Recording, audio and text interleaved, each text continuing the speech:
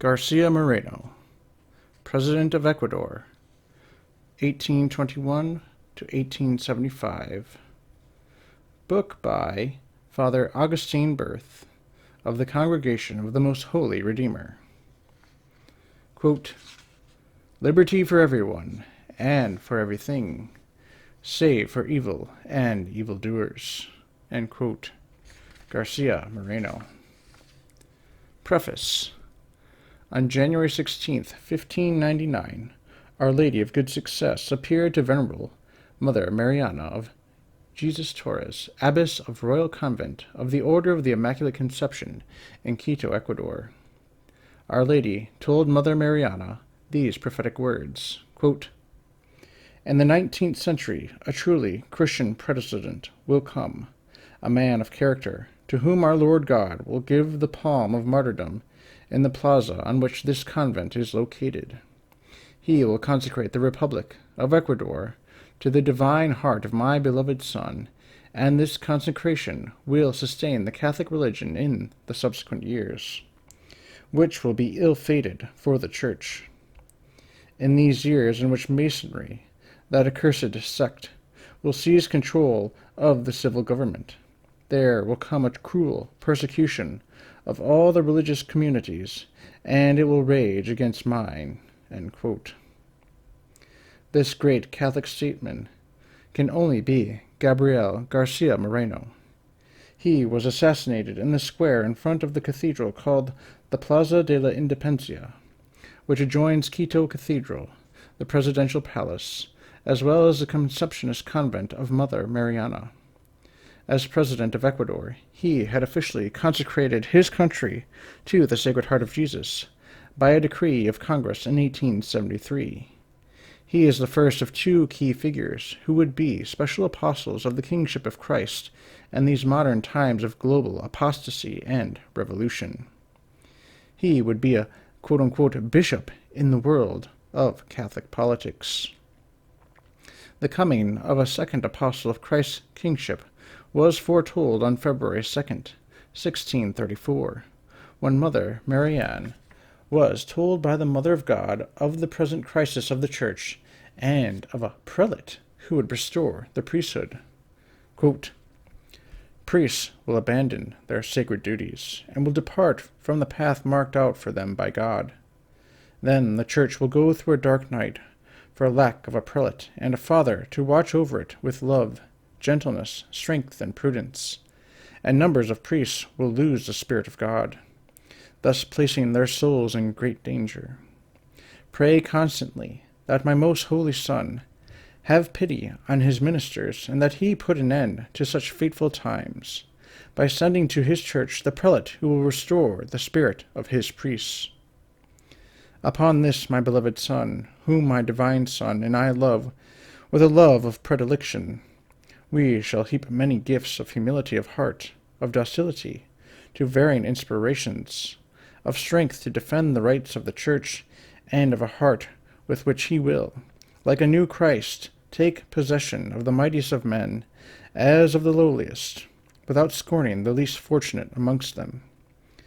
With a holy divine gentleness, he will lead consecrated souls to the service of God in religious houses, without making the Lord's yoke weigh upon them. He will hold in his hand the scales of the sanctuary for everything to be done in orderly fashion, for God to be glorified. This prelate and father will act as a counterweight to the lukewarmness of souls consecrated in the priesthood and in religion." End quote. The late Archbishop Marcel Lefebvre directly referred to this prophecy during her sermon for the consecration of 4 bishops for the Society of St. Pius X on June 30th, 1988. Quote, "Just recently, the priest who takes care of the Society Priory in Bogota, Colombia, brought me a book concerning the apparition of Our Lady of Buen Suceso, of Good Fortune, to whom a large church in Quito, Ecuador, was dedicated. They, the prophetic words of Our Lady, were received by a nun shortly after the Council of Trent, so you see, quite a few centuries ago. This apparition is thoroughly recognized by Rome and the ecclesiastical authorities. A magnificent church was built for the Blessed Virgin Mary, wherein the faithful of Ecuador venerate with great devotion a statue of Our Lady whose face was made miraculously. The artist was in the process of painting it when he found the face of the Holy Virgin miraculously formed. And Our Lady prophesies for the 20th century, saying explicitly that during the 19th century and most of the 20th century, errors would become more and more widespread in Holy Church, placing the Church in catastrophic situation. Morals would become corrupt, and the faith would disappear. It seems impossible not to see it happening today. I excuse myself for continuing this account of the apparition, but she speaks of a prelate who will absolutely oppose this wave of apostasy and impiety, saving the priesthood by forming good priests. I do not say that prophecy refers to me. You may draw your own conclusions. I was stupefied when reading these lines, but I cannot deny them, since they are recorded and deposited in the archives of this apparition." Hence, by Our Lady's prediction of these two great leaders, she especially singled them out as model defenders of her Son's Church in our perilous modern times. In return for their heroic opposition to these errors, Garcia Moreno was assassinated, and Archbishop Lefebvre was excommunicated. They remain, nevertheless, as beacons of the true social doctrine of the Catholic Church and models of heroic virtue in their personal lives. These great men were both ultimately attacked by the same enemies of Christ, the secret societies of Freemasonry. The Catholic Encyclopedia explicitly says this of Garcia Moreno, quote, "It was, on the other hand, notorious that certain Masonic lodges had formally decreed the death of Garcia Moreno, who, in a letter to the Pope, used about this time the following almost prophetic words: 'What riches for me, most Holy Father, to be hated and calumniated for my love for our divine Redeemer! What happiness, if your blessing should obtain for me from heaven the grace of shedding my blood for him, who, being God, was willing to shed his blood for us upon the cross.'" Likewise, in 1978, Archbishop Lefebvre foresaw who would be the motivators of his excommunication 10 years later. Quote, "If one day they shall excommunicate us, because we remain faithful to these theses, we shall consider ourselves excommunicated by Freemasonry. Our consolation will be that we remain in the company of God and of all the martyrs who have given their lives to keep the faith." Just as Archbishop Lefebvre drew the wrath of the fifth column of Freemasonry within the Church by consecrating 4 bishops in 1988 as the necessary means of passing down the Catholic priesthood to future generations, so Garcia Moreno had especially angered the Masons by his exemplary Concordat of 1862. Here are some of its most important articles. Article 1. The Roman Catholic Apostolic religion will continue to be the only religion of the Republic of Ecuador, and the state will always protect all the rights and prerogatives that it ought to enjoy, according to the laws of God and canonical dispositions. Consequently, there will never be permitted in Ecuador a dissident cult or any society condemned by the Church. Article 3. The instructions of the youth in universities, colleges, faculties, and public and private schools will be in all things conform to the doctrine of the Catholic religion, and the bishops will exercise freely the right to prohibit books contrary to religion and good customs. Article 4.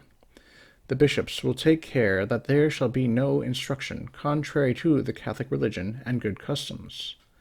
With this aim, no one can instruct in any public or private institution in the subjects of theology, catechism, or religious doctrine without the bishop's permission. Article 6. The ecclesiastical ordinaries of the Republic can govern their dioceses with full liberty, convoke and celebrate provincial and diocesan councils, and exercise the rights which belong to them by virtue of their sacred ministry, without suffering interference in the performance of their sacred duties. Thus the government of Ecuador will assist the bishops when solicited, particularly when they are confronted with the evil works of those people who seek to pervert the spirit of the faithful and corrupt their customs. Article 10. Out of respect for the majesty of God, who is the King of kings and Lord of lords, the immunity of church buildings will be respected insofar as public security permits. Article 19. The Church will enjoy the right to acquire property freely and by any just title, and the properties now in its possession or acquired later will be guaranteed by law. Article 20. The bishops can freely and without exception admit and establish in their respective dioceses new orders of institutes approved by the Church in conformity with the necessity of the people. To facilitate this, the government will lend its aid.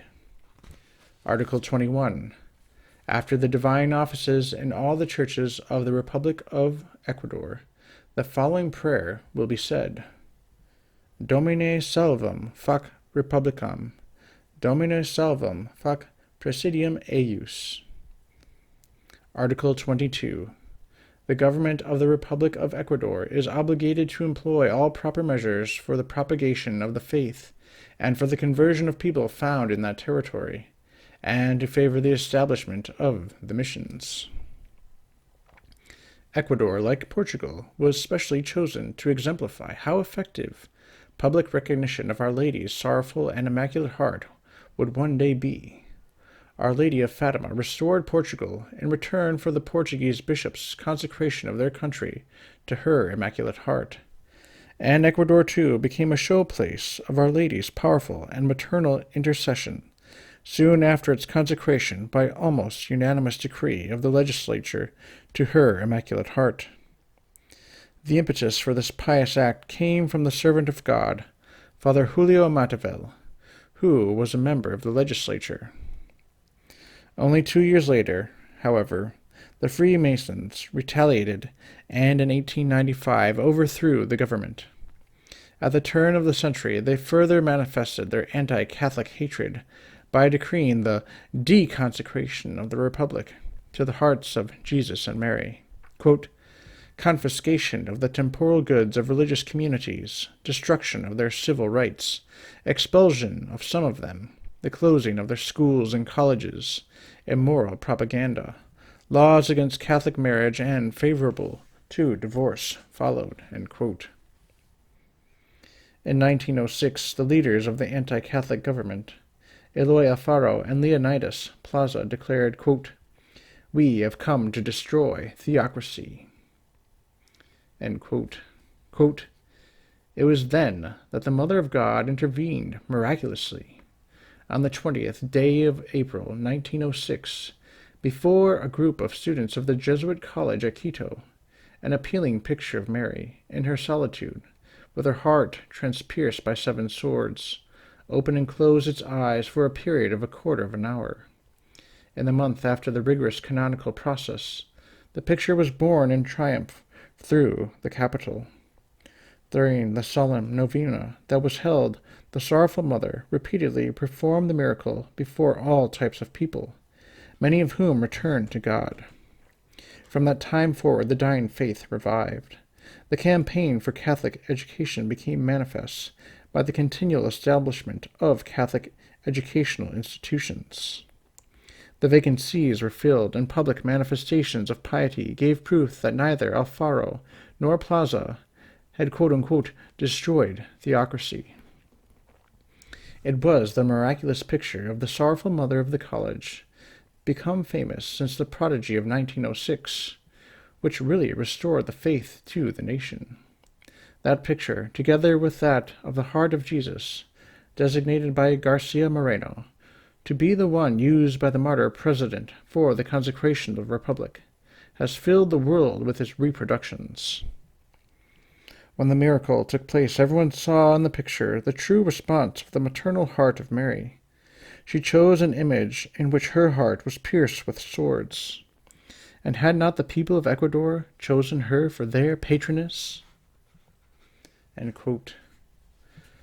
The Jesuit College of San Gabriel, in which these miraculous happenings first took place, had been founded by Gabriel Garcia Moreno himself, and named after him by the Archbishop of Quito during his lifetime. Quote, "The miraculous picture is an oleograph representing our most sorrowful mother, holding in her hands the crown of thorns and 3 nails, while her heart is displayed aflame with love and pierced with 7 swords. The picture is of medium size, very devotional, and especially expressive of the great sorrow which diffuses Our Lady's countenance as she gazes sadly upon the onlooker. 6 weeks after the first prodigy, the miraculous image was transferred in procession from the college to the adjoining Jesuit church, where a Triduum was to be celebrated. At the church the prodigy was repeated several times before the spectators. Many conversions followed. Shortly after the Triduum, a novena was made to implore Our Lady's help for Ecuador. The prodigy was repeated for 3 successive days and witnessed by many. The see of Quito was vacant at the time of the first prodigy. The Most Reverend Frederick Gonzalez Suarez, the Bishop of Ibarra, was named to fill the vacancy. The new archbishop took possession of the see on July 6, when the prodigy was repeated 3 times. The third time it occurred was at 2 in the afternoon, at the very moment that the archbishop was entering the city, and the choir was singing, "Vuele otra vez María, los maternales ojos, a los que aquí de hijinos te piden compasión." The Blessed Virgin in the picture slowly moved her eyes. Then the background of the picture faded and her figure stood out in relief. Her complexion was that of a living person. She opened and shut her eyes. Twice she lifted them towards heaven on high. At times she seemed to make an effort to suppress her tears. Then she became pale, her face waxen, as though she were about to expire. The people in dismay broke out into cries and sobs, imploring pardon and mercy, until finally Our Blessed Lady resumed her serene countenance, and her natural color returned. In Riobamba, the tragedy took place in one of the reproductions of the Holy Image. The members of the leading families of the town, more than 25 in all, including the town president, beheld the eyes open and shut quite distinctly. End quote. To encourage the faithful to pray before this picture of Our Lady of Quito, and to propagate it, His Holiness Pope Pius X, by his own hand, granted on October 12, 1907, to all the faithful who shall recite 3 Hail Marys before it an indulgence of 100 days. Garcia Moreno had commissioned a picture for the consecration of Ecuador to the Sacred Heart on March 25, 1873. In the picture our Lord holds a scepter, while standing next to the globe of the world. On the top of the globe is Ecuador, receiving the rays of light that shine from his heart. 33 years later, in 1906, it became the standard for yet another apostle of the kingship of Christ, Father Mateo Crawley Bovey, the founder of the enthronement of the Sacred Heart Crusade. The picture of the Sacred Heart was installed in the place of honor in the House of Parliament, as an outward sign of Ecuador's consecration to the Sacred Heart. Naturally, this remarkable public act of faith and love, so unusual in this age of skepticism and public revolt from the authority of Christ, infuriated his enemies, of whom the chief were the Freemasons. Following Moreno's death, a revolution broke out. Twice attempts were made to burn the Sacred Heart painting. Providentially, it was saved from the hands of enemies by members of Moreno's family, and was entrusted for safekeeping to a father of the Sacred Hearts from Chile, who was then in Ecuador on vocational work. The picture was then given in trust to the Provincial of the Sacred Heart Fathers in Valparaiso. Years later, Young Father Mateo was helping his provincial to arrange his archives. Going through a trunk, he came upon a rolled-up canvas. He spread it out and was struck by what he saw. The picture seemed to symbolize everything he was working for. The recognition of the sovereign rights of Jesus the King, ruling over every phase of society by the power of his love through his heart. Eagerly he asked his superior where the picture came from. In amazement, and with a feeling that Garcia Moreno was handing over him the standard of the King of Love to carry on the fight for the recognition of his rule over men and nations, he listened to the story. He asked if he might have the picture. The permission was granted on condition that he have it framed, and that it be kept in the possession of the Sacred Heart's fathers.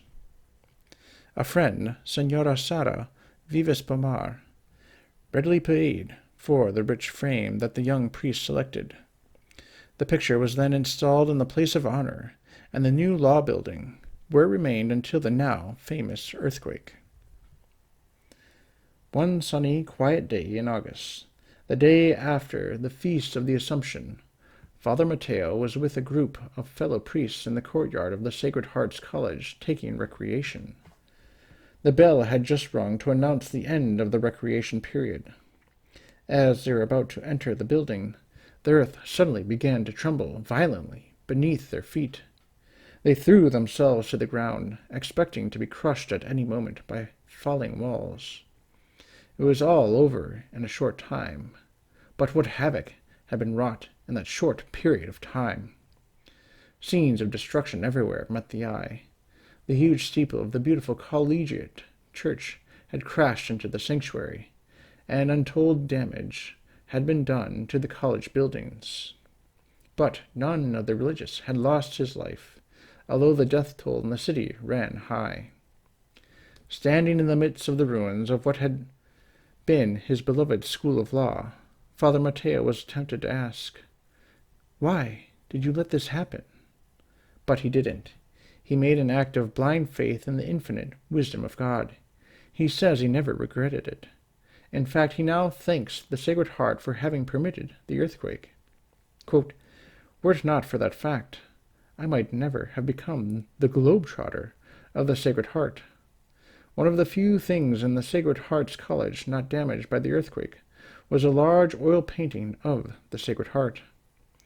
It was found hanging at a crazy angle from a beam, dust-covered but unharmed. This picture had been painted by an outstanding Ecuadorian artist by the order of Gabriel Garcia Moreno, and was used for the solemn consecration of Ecuador to the Sacred Heart in 1873. End quote. This famous picture is now kept in a small private chapel attached to the Basilica of the National Vow of the Oblate Fathers in Quito, and has two guards, two hearts preserved in crystal glass vessels. On the right side of the picture is the heart of Garcia Moreno, and on the left side is that of the servant of God, Archbishop Jose Checa Ibarba. Near the heart of the ex-president is a note written by hand that says, quote, "Don Gabriel, you are closer to God. Pray for us." End quote. Archbishop Checa, born in 1829, was a model prelate, just as he had been a model priest in the first years of his religious life. He braved the political upheavals which followed the assassination of Garcia Moreno, and continued to uphold the Catholic cause by valiantly combating the abuses and persecutions of the Church by the subsequent revolutionary governments of Veintimilla. But then, on the morning of March 30th, 1877, while celebrating the Mass of Good Friday in the Cathedral of Quito, he fell to the ground as though struck by lightning, while drinking the wine from the sacred chalice, which had been poisoned with arsenic. The assassins were never discovered, but there was strong evidence that Veintimilla himself orchestrated the crime through his accomplices. Thus the indignant populace held him responsible. The government brought further disgrace upon itself by accusing a priest named Andrade of the crime.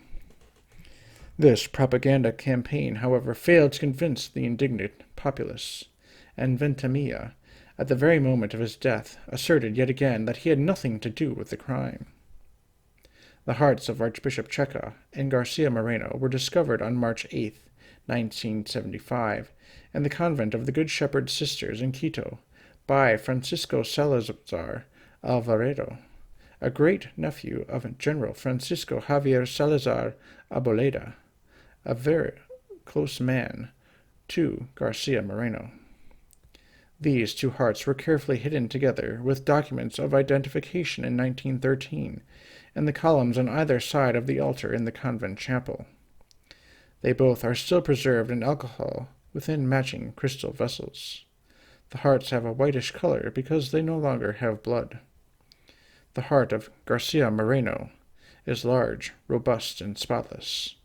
The heart of Bishop Checa has one spot, according to the explanation of doctors, because he was poisoned to death.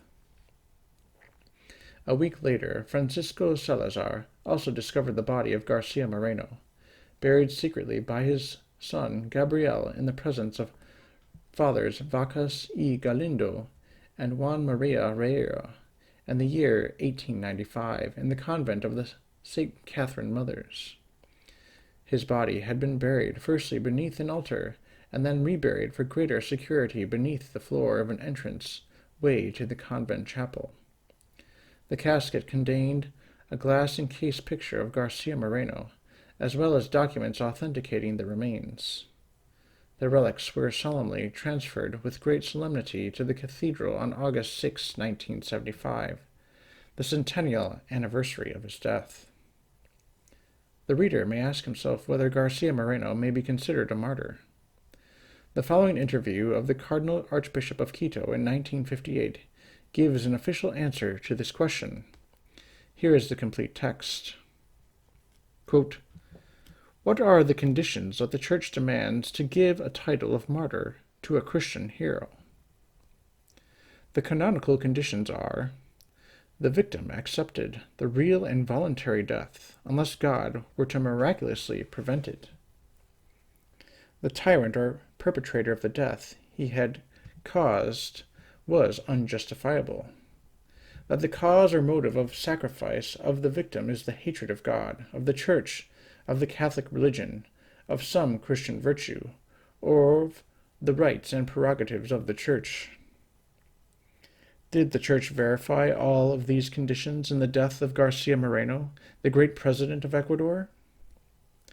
Garcia Moreno knew very well that they, the enemies of the Church, tried to victimize him, and he was preparing for his sacrifice. The enemies of God and the Church can kill me, but God does not die. I am going to be assassinated. I am going to be happy to die for the Holy Faith." Quote of Garcia Moreno. Who killed Garcia Moreno? There is no doubt that the Masonic lodges and the rest of the enemies of the Church are at fault. Why did they assassinate him? They assassinated him because, in him, they saw the model of the Catholic government. How did Pius IX and Leo XIII judge the death of Garcia Moreno? Pius IX said, "Garcia Moreno has fallen under the steel knife of the assassin, victim of his faith and his Christian charity." Leo XIII said, "He fell below the steel of the impious for the Church." Do you mean to say that Garcia Moreno did not have any fault or defect? No, even the great saints had their faults, and for this they did penance. How can the martyr wash away all of their sins? By shedding their blood for the love of God, they are perfectly purified, immediately rising to paradise. Are there many that agree with Garcia Moreno and give reverence to him? All of the Catholic people, the best of Ecuador, and all of the Catholic people outside of Ecuador that hold the true faith give reverence to Garcia Moreno. Can one implore divine favor and ask miracles for the intercession of Garcia Moreno, making devout use of his image or his relics? Yes, but only in private, and in order to obtain favors. One should inform in great detail one's superior or spiritual advisor in the Church. This way one gives glory to God through his servants." End quote. Quote, "In 1924, the ecclesiastical authorities began to juridically examine the question of Garcia Moreno's martyrdom. Monsignor Polit, Archbishop of Quito, prepared the diocesan process." End quote. The canonization process was sent to Rome in the 1950s, but there it stopped. The winds of time had changed. It was now the decade of the Second Vatican Council, when Catholic governments and union of church and state were no longer promoted by the liberal conciliar church. It was just before this time, however, that a prayer for canonization of Garcia Moreno was given an indulgence by the aforementioned cardinal. It is as follows, quote, "O Holy Virgin of Lourdes, remember that thy servant Garcia Moreno promised to defend thy Immaculate Conception. Remember that he belonged to thy sweet arch-confraternity, and that he fervently prayed thy holy rosary. Pope Pius IX, who officially proclaimed thy exemption from original sin, declared that Garcia Moreno died a victim of the faith and Christian charity for his beloved country. O Holy Virgin, obtain for us the canonization of this exemplary ruler, so that powerful men arise in works and words for the cause of the same faith and of our beloved country. Finally, please grant this special intention. Make request, if it is for the good of my soul. Amen. With ecclesiastical approval, 300 days indulgence. C.M. Cardinal de la Torre, Archbishop of Quito, January 21st, 1958." End quote. Finally, heaven has given its special seal of approval to Mother Mariana by the miraculous preservations of her remains. Quote, "On February 8th, 1906, the year of the miracle of maternal love of the sorrowful mother of the college, whose eyes cried owing to the foreboded de-Christianization of the children and Ecuadorian youth, would also be the year of the resurrection of the gratitude and of the love of our people for its guardian angel, for the cornerstone of our life of belief, for the vital nucleus of the worship and devotion to the august Mother of Good Success, the servant of God, Mother Mariana Francisca of Jesus Torres. 207 years after her temporal death, by God's permission, the virginal and incorrupt body of this good fortune spouse of Christ had to leave her original tomb, located in one of the walls of the lower choir of the monastery, to be put, as it is now, in a glass sarcophagus constructed in the small chapel of the Most Holy Virgin of Mount Carmel, at the feet of her Blessed Mother, as daughters used to do at the feet of their mothers." End quote. Regarding the source of this biography, Reverend Father Berthe wrote this book in French and was published in Paris by Ratabre, Librairie Éditeur, in 1887. The first edition was 800 pages long, and its second edition was published in 2 volumes. 2 years later, he condensed the work and published a popular edition in 400 pages.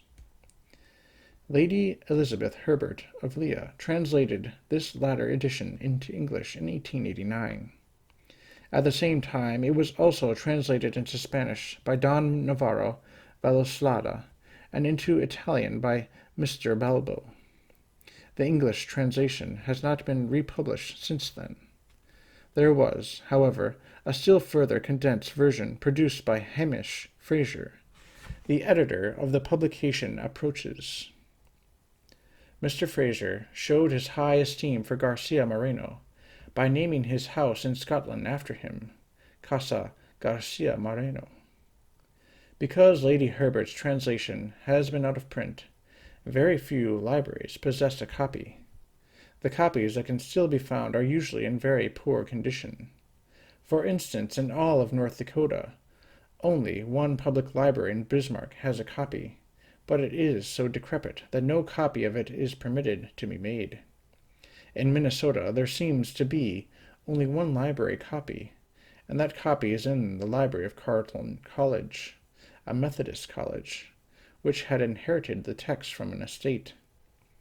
It is in slightly better condition, and the staff graciously copied the text on a special copy machine with rigid glass, so that this new edition could be made.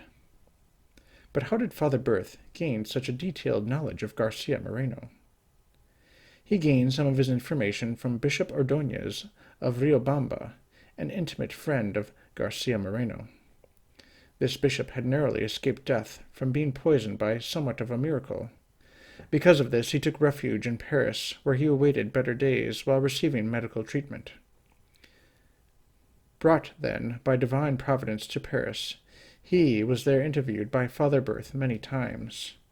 Another source was Father Hengbart, also a French Redemptorist, who went to Ecuador and brought back to Father Berthe collections of newspapers that Garcia Moreno had written at the beginning of his political career. Other sources were Mr. Rafael Borja, one of the devoted friends of the president, and Mr. Sorare, governor of Latacunga, who provided him with invaluable notes and memories. Sadly, however, one of Father Hengbart's shipments of documents was lost in a shipwreck, and it was not the least interesting, because it contained the intimate correspondence of Garcia Moreno. His parents and friends had simply given to Father Hengbart the original letters without retaining a copy of them. Father Berthe must have deeply regretted this loss, for these intimate letters and writings would have shown his hero as an affectionate son and husband, a tender and devoted father, a faithful and delicate friend. The life story of Lady Herbert is also worth of mention. She converted from Anglicanism despite the opposition she received because of her status of English nobility. Her husband, Sidney Herbert, son of the second son of Earl of Pembroke, was made Secretary of the War during the Crimean campaign, and shortly after, being created Baron Herbert of Lee, died, leaving her a widow with 4 sons and 3 daughters. She converted through the influence of Cardinal Manning, but was forbidden by Parliament to bring her children to Mass, lest the heirs to the earldom of Pembroke become Catholic as well. Only one daughter followed her into the Catholic faith. A refutation of Reverend Father Berthe's biography was written in 1889 by the ex-president Borrero, who is the subject of the first chapter of the epilogue below. Borrero was a liberal Catholic who betrayed the trust that Garcia Moreno had showed him. He was soon himself betrayed by the radicals who had half-heartedly supported him long enough to prepare the way for Veintimilla, a fully revolutionary successor. The title of his book is Refutation de Libro de Rivdo Padre Abez Titulado, Garcia Moreno, Presidente del Ecuador, Vengador y Martyr del Derecho Cristiano. First published in 3 volumes in 1889, it has been reprinted many times since then in 1956, 1960, 1968, 1989, and so forth. It feebly endeavors to refute systematically Reverend Father Berthe's definitive biography, chapter by chapter. Is it not a mark of honor that the enemies of the apostles of Christ's kingdom on earth singled this work out as worthy of their attack? Now, if Christ's enemies are so diligent in countering the truth, so much the more is it now necessary that this book be republished and once again made available to all those who wish to proclaim publicly the social kingship of Christ. Special thanks are here given to the Sisters of the Society of St. Pius X in Browerville, Minnesota, for their careful proofreading of the text, to Mr. Graham Harrison for his translation of Father Berthe's original introduction, and also to Brian Salasak for his charitable help in preparing the artwork of this new edition. Father Paul M. Kimball, August 6, 2006. Ecuador before Garcia Moreno. Part 1. The Land of Garcia Moreno.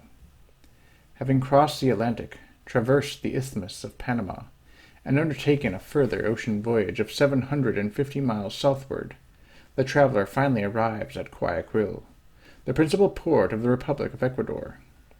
If he then turns to the east, he will have before him, between the United States of Colombia to the north and Peru to the south, the country of the hero whose story we are about to write.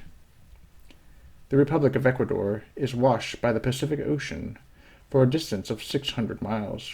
From the extremities of this western frontier, two lines proceed eastwards, joined 900 miles from the coast, thus forming an immense triangle of 330,000 square miles, practically almost as large as the current territory of France. Nonetheless, Ecuador is the smallest of the states of South America, vanishing almost to nothing in comparison with the Empire of Brazil, which bounds it on the east. Thus the New World offers nothing to the eye but immensities, and we feel that we would have to be giants, at least in imagination, in order to come to grips with them. Traversed along its entire length by the double chain of the Andes, the Republic of Ecuador reveals to the astonished tourist three regions that are absolutely distinct: the coastal plain, the high mountain plateau, and the wild region of the east. In order to form an idea of this abundant and grandiose natural environment, we must first examine these three regions. On the magnificent plain that extends for 50 to 60 miles from the coast to the Cordilleras, the sun points forth its torrid rays, but since they irradiate an excellent soil, watered by streams and rivers, coming from the high mountains and moistened by daily rainfall over long months, the vegetation here is luxuriant. Everywhere there are immense forests that have hardly been touched by the axe, gigantic trees compared with which our European oaks would look like miserable dwarfs. Everywhere there are the most varied and most precious species, such as the amarel, mahogany, cedar, pepper plant, fig, orange tree, nopal, and the huge palm tree.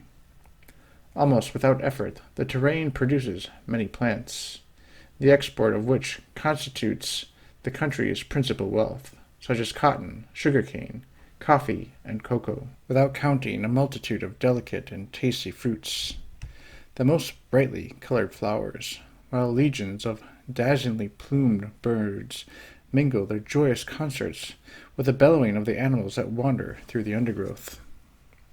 Having crossed this enchanted plain, the traveler arrives at the foot of the Andes.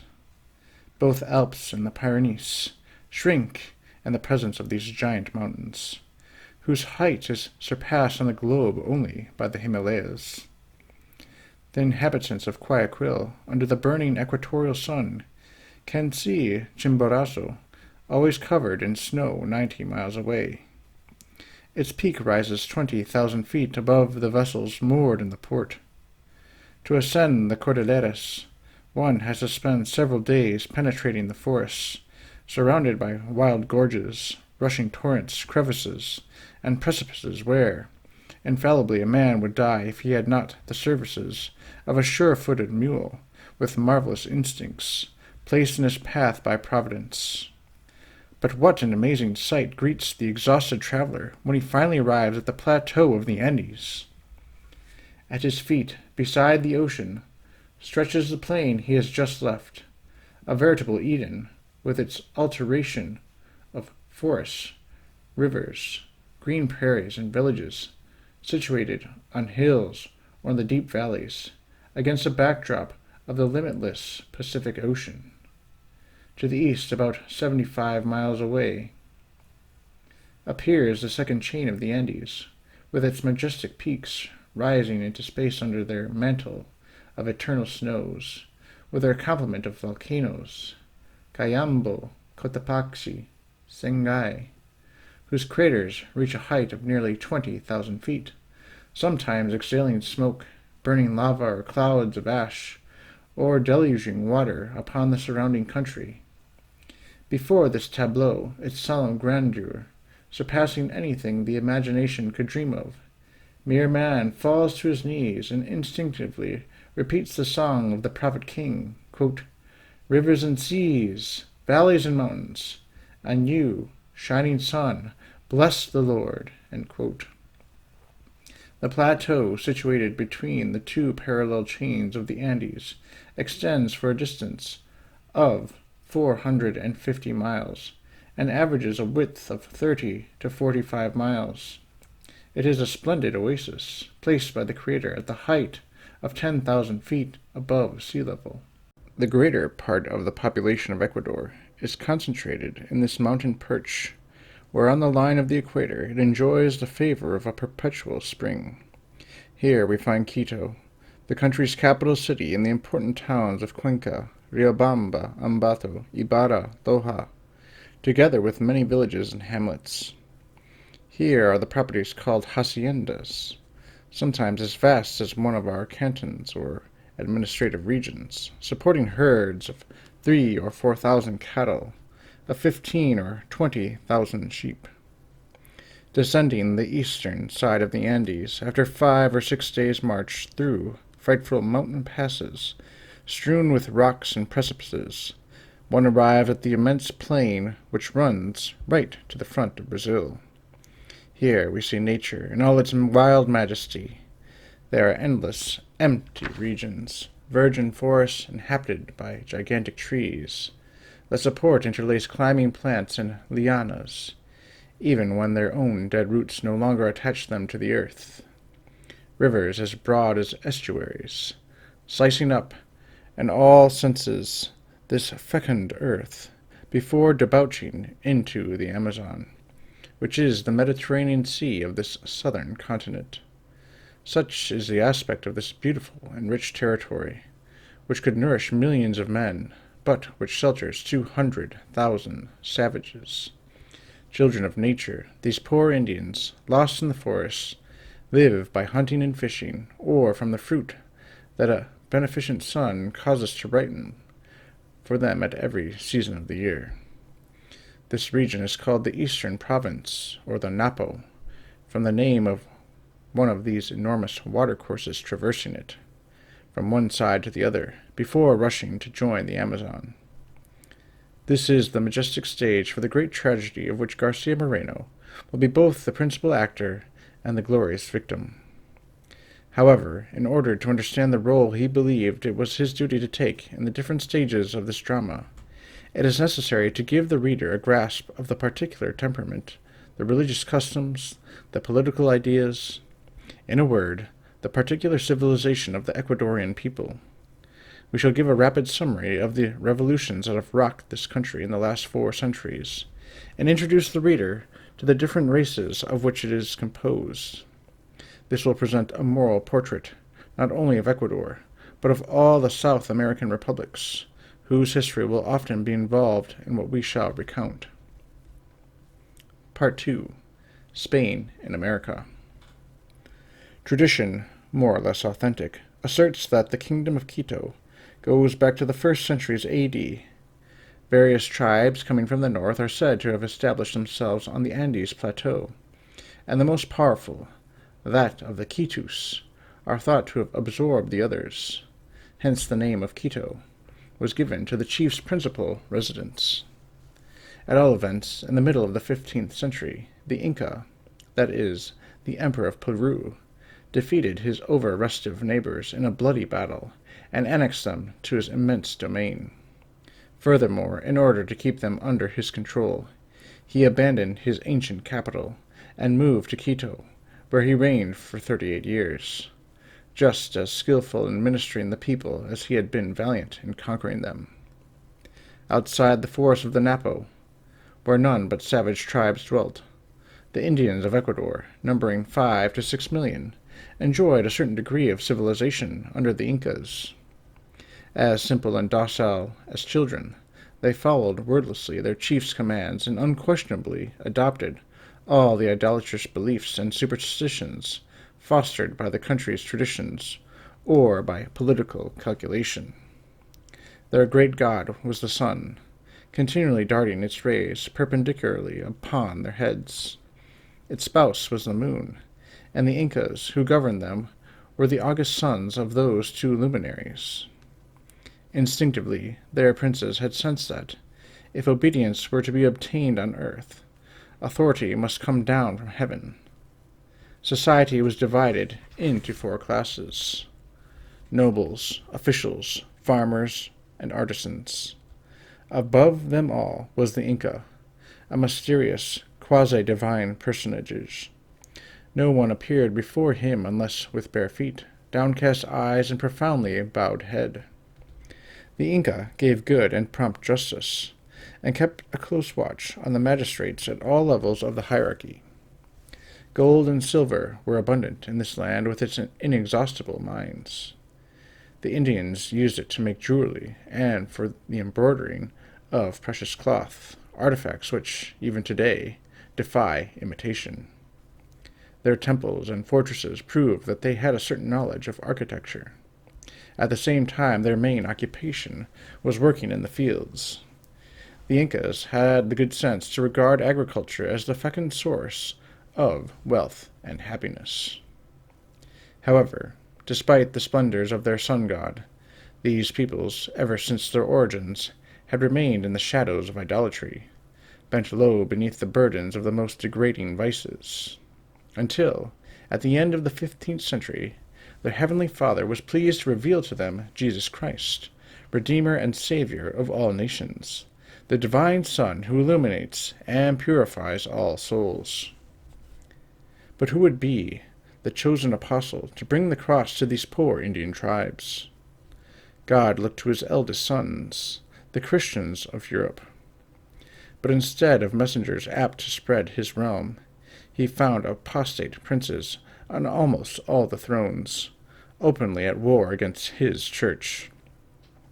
In Germany, the emperors had been persecuting the Roman pontiff for several centuries. In France, the kings had developed only too well the seeds of revolt sown by Philip the Fair, the persecutor of Pope Boniface VIII. England was seeing the rise of Henry VIII. Everywhere the sovereigns were proclaiming absolutism, thus heralding the crimes of Luther and the Antichrist who have come after him. Europe still had one true knight of the cross, the Spanish people, descendants of the Asturias and their king Pelagius. The Spaniards, in a crusade lasting 8 centuries, had reconquered, foot by foot, the land usurped by the Saracens. Saints were counted among their kings, and the Cid Campeador among their glories. The Spaniards passionately loved the Catholic Church, her bishops, her priests, her churches, her sacred ceremonies.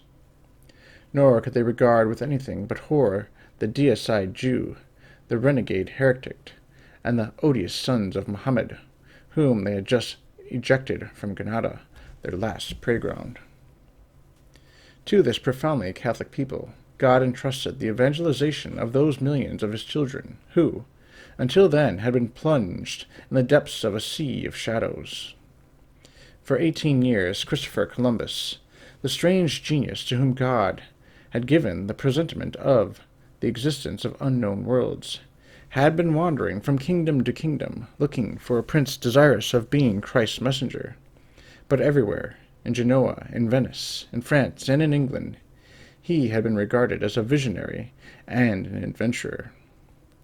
Finally, God led him to the court of Spain, where Catholic Isabella, no less zealous than he for the salvation of souls, looked favorably on his expedition. Subsequently, Columbus discovered America and the sovereign pontiff in the name of Christ, King of all peoples under the sun, gave the kings of Spain entitlement to all the new islands and continents, quote, on condition that they would make Jesus Christ known in these distant lands, and for that purpose send to the aforesaid islands and territories good and God-fearing men, filled with doctrine, wisdom, and experience, to instruct the inhabitants in the Catholic faith, and fashion them in good conduct. End quote. Bull Inter Exterra of 1493. The kings of Spain faithfully carried out the august mission entrusted to them by the Vicar of Jesus Christ. As Christians, their first concern was the salvation of their subjects. As political men, they understood that no colonization was possible without the fusion of the races, and no fusion without a religion that was common to all. Each vessel, therefore, that left the coast of Spain carried with it, alongside the colonizers, new missionaries of the cross, bishops, secular priests, Dominicans, Franciscans, Sisters of Mercy, Jesuits, Augustinians. The bishops established a new pastoral center.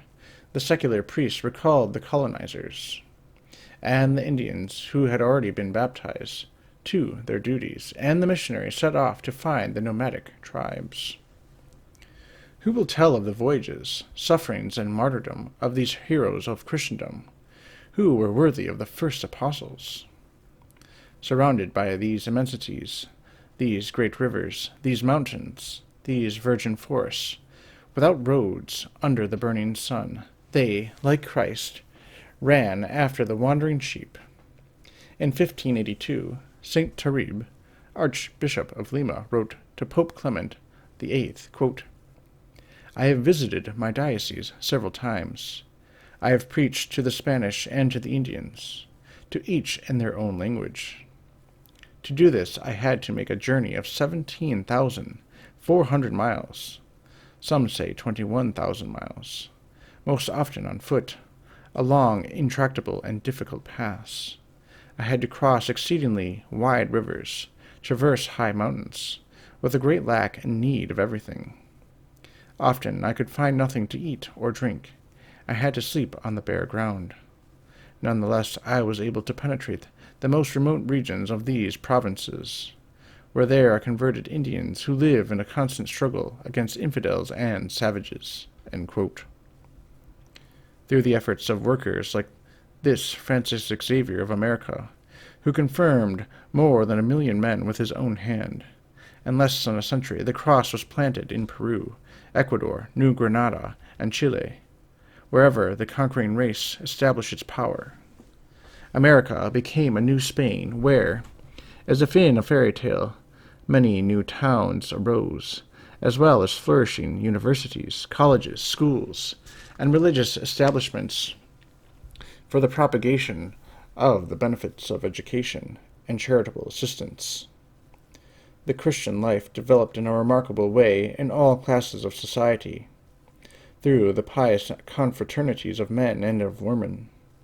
Soon the eye of God could discern, on these mountains, that had been the stage of odious superstitions, truly saintly souls, heroic priests, missionaries, constantly searching for a soul to save, religious like St. Martin de Porres and St. Peter Claver, attending at the bedside of the plague-ridden, virgins who had attained the summit of Christian virtue, like St. Rose of Lima and St. Mariana of Jesus, whom her contemporaries called the Lily of Quito.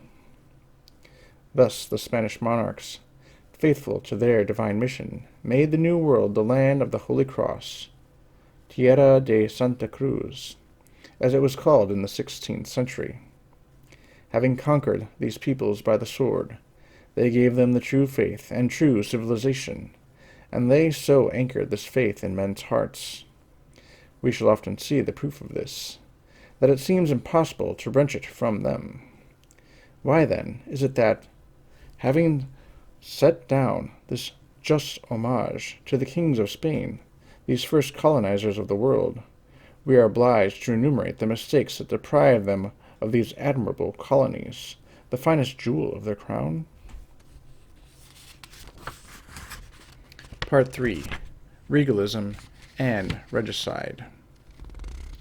It must be said, first of all, that the kings of Spain can be reproached for having failed to realize the gravity of Columbus's warning when he said that, quote, "Your Highness must not permit any Spaniard to go to America unless he is a true Christian, for this enterprise has no other aim but the glory of the Catholic religion." End quote.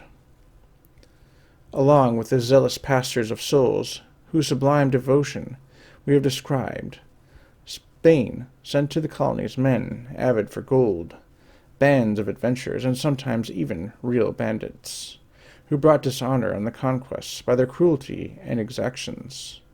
No doubt the kings did not intend the crimes committed in their name, but they were the indirect cause of them by their culpable lack of foresight. The consequence of this defect was more or less disguised enslavement of the Indians. Despite the mortal protestations of the heroic Dominican Bartolomé de las Casas, these unfortunates, without becoming slaves, absolutely were mercilessly condemned to the labor of the mines. The passion for gold drove the colonists to a yet more monstrous crime. As the indigenous population, puny and lazy, was quickly exhausted in this hard toil, the colonists had recourse to the black slave trade. Slave dealers brought them on the coast of Africa by the thousand, crammed them into the holds of vessels, and sold them in the American ports. In vain did the sovereign pontiffs Leo X, Urban VIII, Benedict XIV forbid this infamous trade.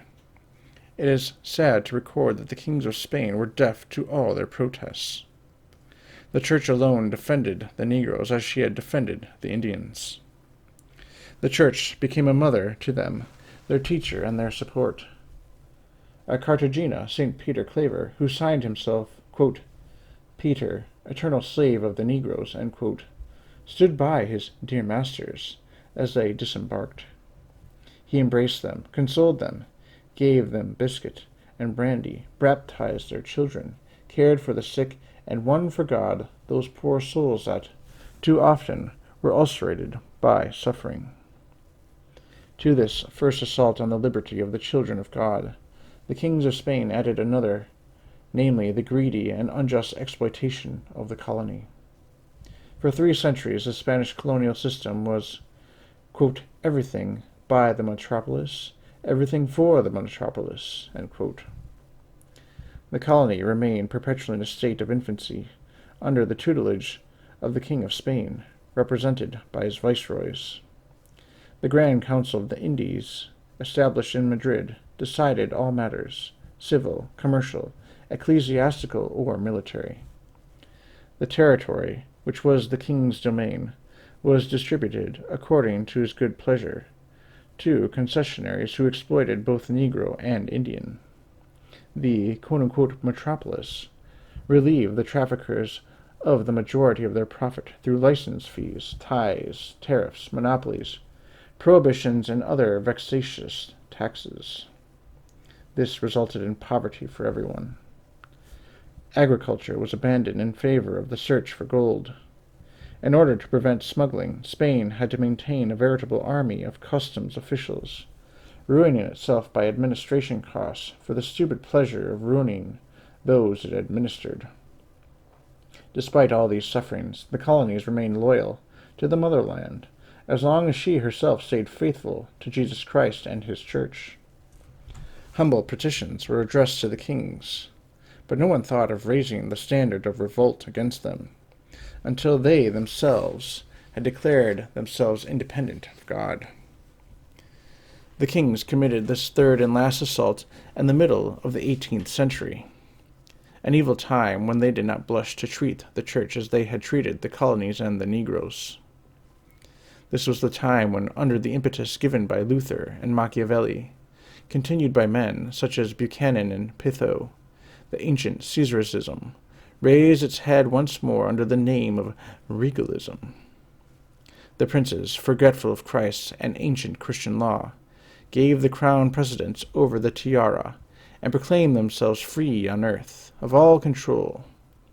Germany, Switzerland, England, Sweden, and Denmark had broken with the Pope, and founded their national churches under the jurisdiction of the king, who was now once again the imperator et pontificatus of the old paganism. The monarch's whims became the laws of the state, according to the execrable formula of absolutist jurisprudence. Quote, what pleases the king has the force of law, Quidquid placuit regi legis abet vigorum.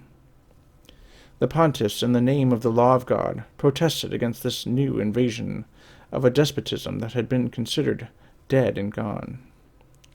Louis XIV, in his 4 Articles of 1682, told them, quote, that the popes have no direct or indirect power on the king's temporal authority, and moreover the council is superior to the pope, whose acts are restricted by the sacred canons, and whose judgments are reformable. End quote.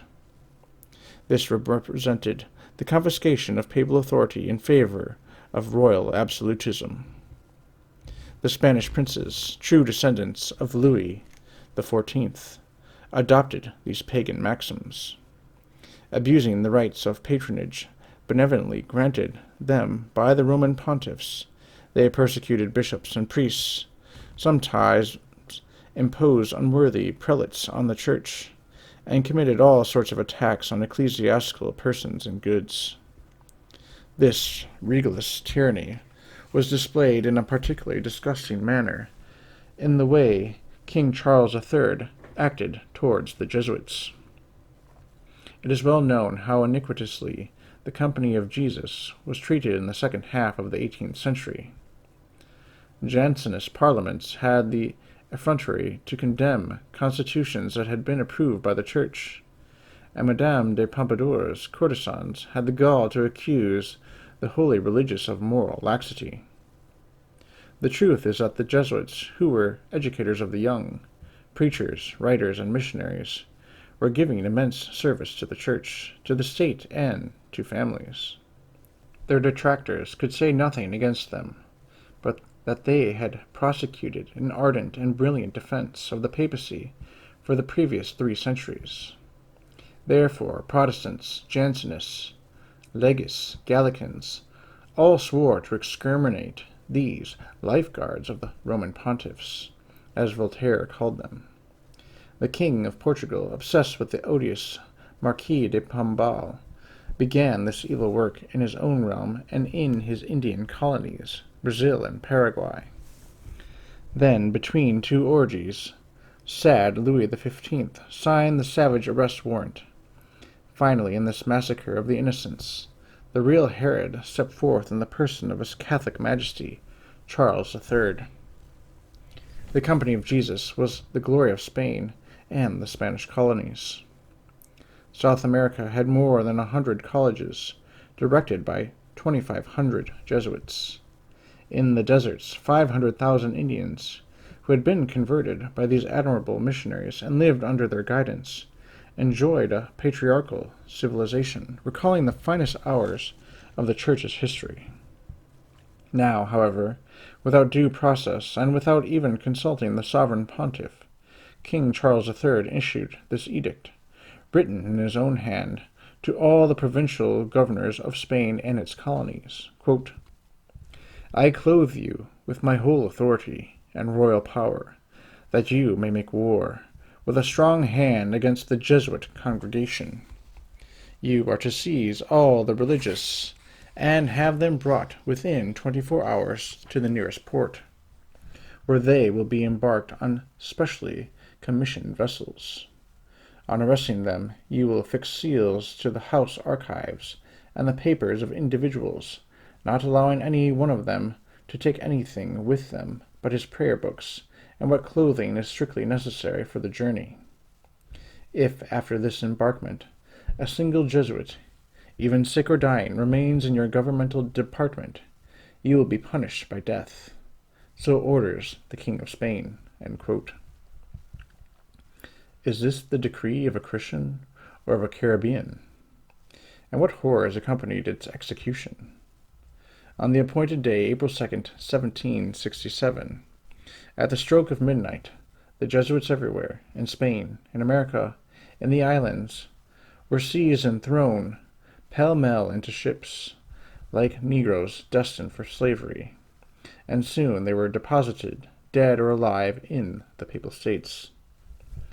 That very day the king signed an edict declaring, quote, that the reasons for this proscription would remain wrapped in his royal heart, end quote, and prohibiting anyone, quote, from speaking or writing in criticism of it, under pain of being treated as guilty of treason, since no man may judge or interpret the sovereign's will."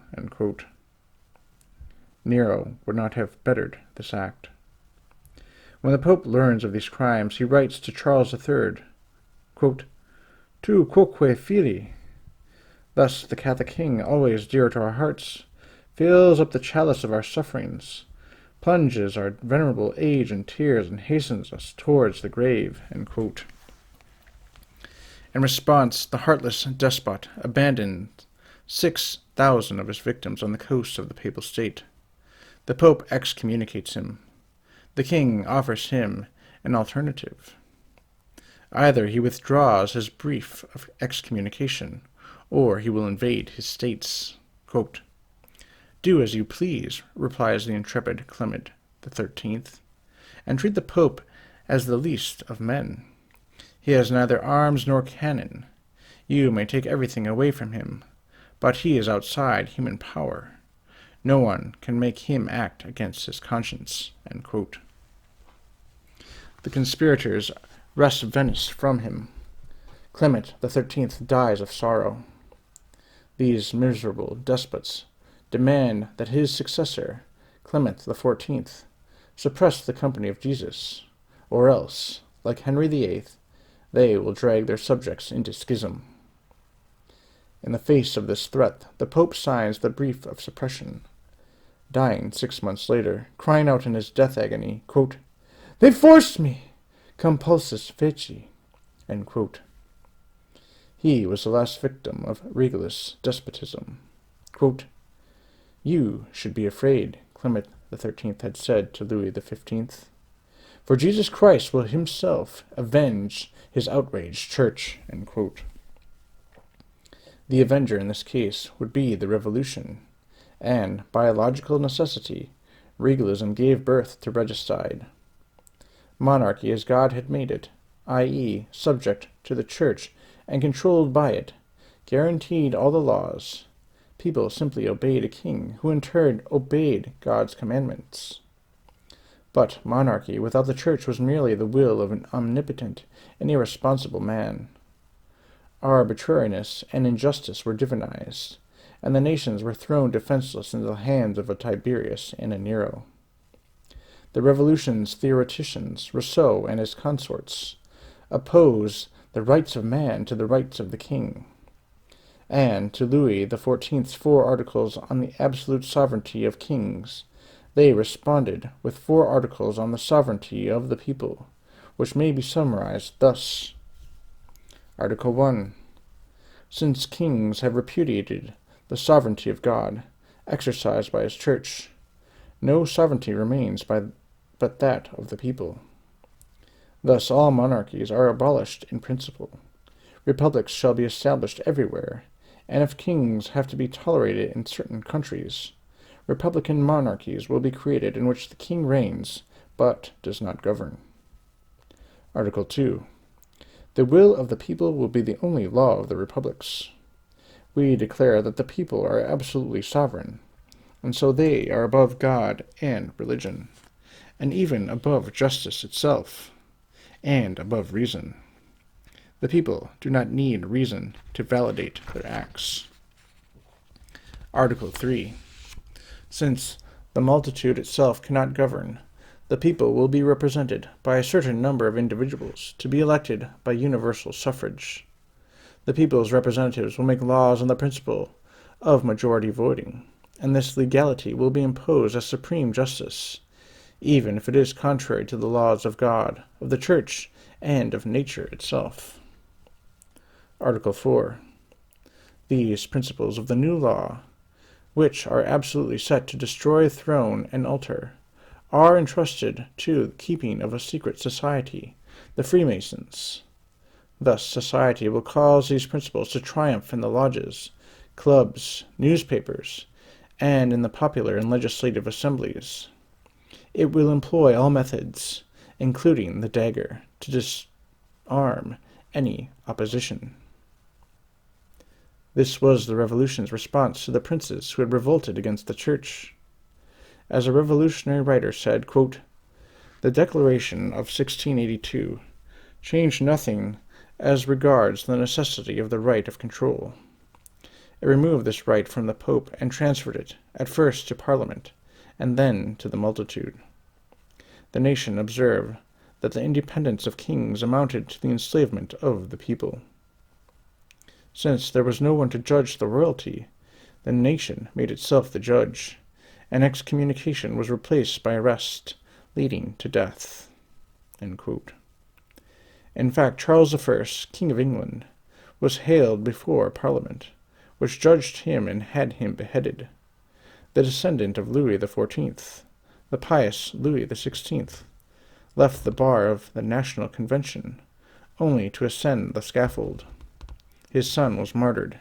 His brothers were exiled. The other kings of Europe, so proud of their omnipotence, were crushed by the, quote, horseback revolution, end quote. Their thrones exploded wherever the emperor passed by, with the banner of liberty in one hand and a naked sword in the other. Nor did the King of Spain escape punishment. The revolutionary tornado inundated his realms like a raging sea, robbing him of his American colonies. At this juncture, we must give a brief sketch of this war of independence and the transformation of royalist America into small republican states. Part 4. Bolivar. At the close of the last century, an extraordinary event had taken place in North America, provoked violent excitement in the Spanish colonies. After a 10-year struggle, the English colonies had triumphed over their mother country and organized the Republic of the United States under Washington's leadership. The idea of emancipation took such strong root in people's minds that the Duranda, the minister of Charles III, on returning from a voyage to the colonies, boldly dared to suggest that his master should preempt the inevitable claims of independence and create 3 autonomous kingdoms for 3 Spanish infantas, with their capitals in Mexico, Bogota, and Lima. However, the persecutor of the Jesuits did not know how to carry out, quote, his royal avocation, end quote, as Joseph II well put it. He was foolish enough to assist the North Americans to expel the English from their colonies, not foreseeing that the South Americans, inspired by this example, could soon move to expel the Spaniards. The French Revolution stirred people's minds in a unique way, by substituting the will of a blind multitude for the laws of Christ and his Church. Popular sovereignty raised despotism to the apogee of its power. At the same time, people adorned this despotism with the beautiful name of liberty, exalted the rights of man and the rights of the citizen, declaimed against the tyranny of the Spaniards and against the colonial system. Finally, various activists organized leagues of patriots with the mission of preparing the country for an insurrection. There were several attempted insurrections at the beginning of this century, all unsuccessful. To liberate a world by vanquishing the Spanish armies, a man of the stature of Alexander or Napoleon was required. For this role, God raised up the incomparable Bolivar. Simon Bolivar was born in Caracas, the capital of Venezuela, on July 24, 1783, into a rich Christian family. Since childhood, he had been an orphan.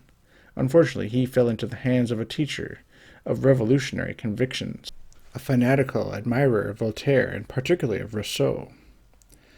Simon Rodriguez was the name of this patriot, and he made the child into a Republican and a bitter enemy of Spain.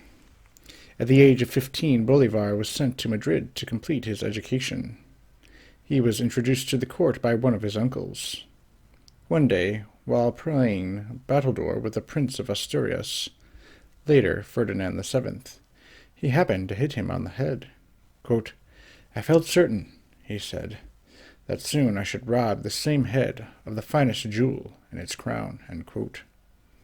In 1801, on a visit to Paris, he admired Bonaparte, the Republican, quote, the conqueror of kings and liberator of nations, end quote. But some years later, when the Republican had become emperor, Bolivar repudiated his former idol, whose glory now seemed to him, quote, like a conflagration from hell or the sinister glow of a volcano, end quote. In 1805, he journeyed to Rome, and on the Aventine, exhilarated by the relics of antiquity, he took an oath to deliver his country from the Spanish tyrants. Having toured the United States, he returned to Caracas at the precise moment to draw his sword and fulfill his oath. Napoleon had just dethroned Ferdinand VII and installed his brother Joseph as King of Spain.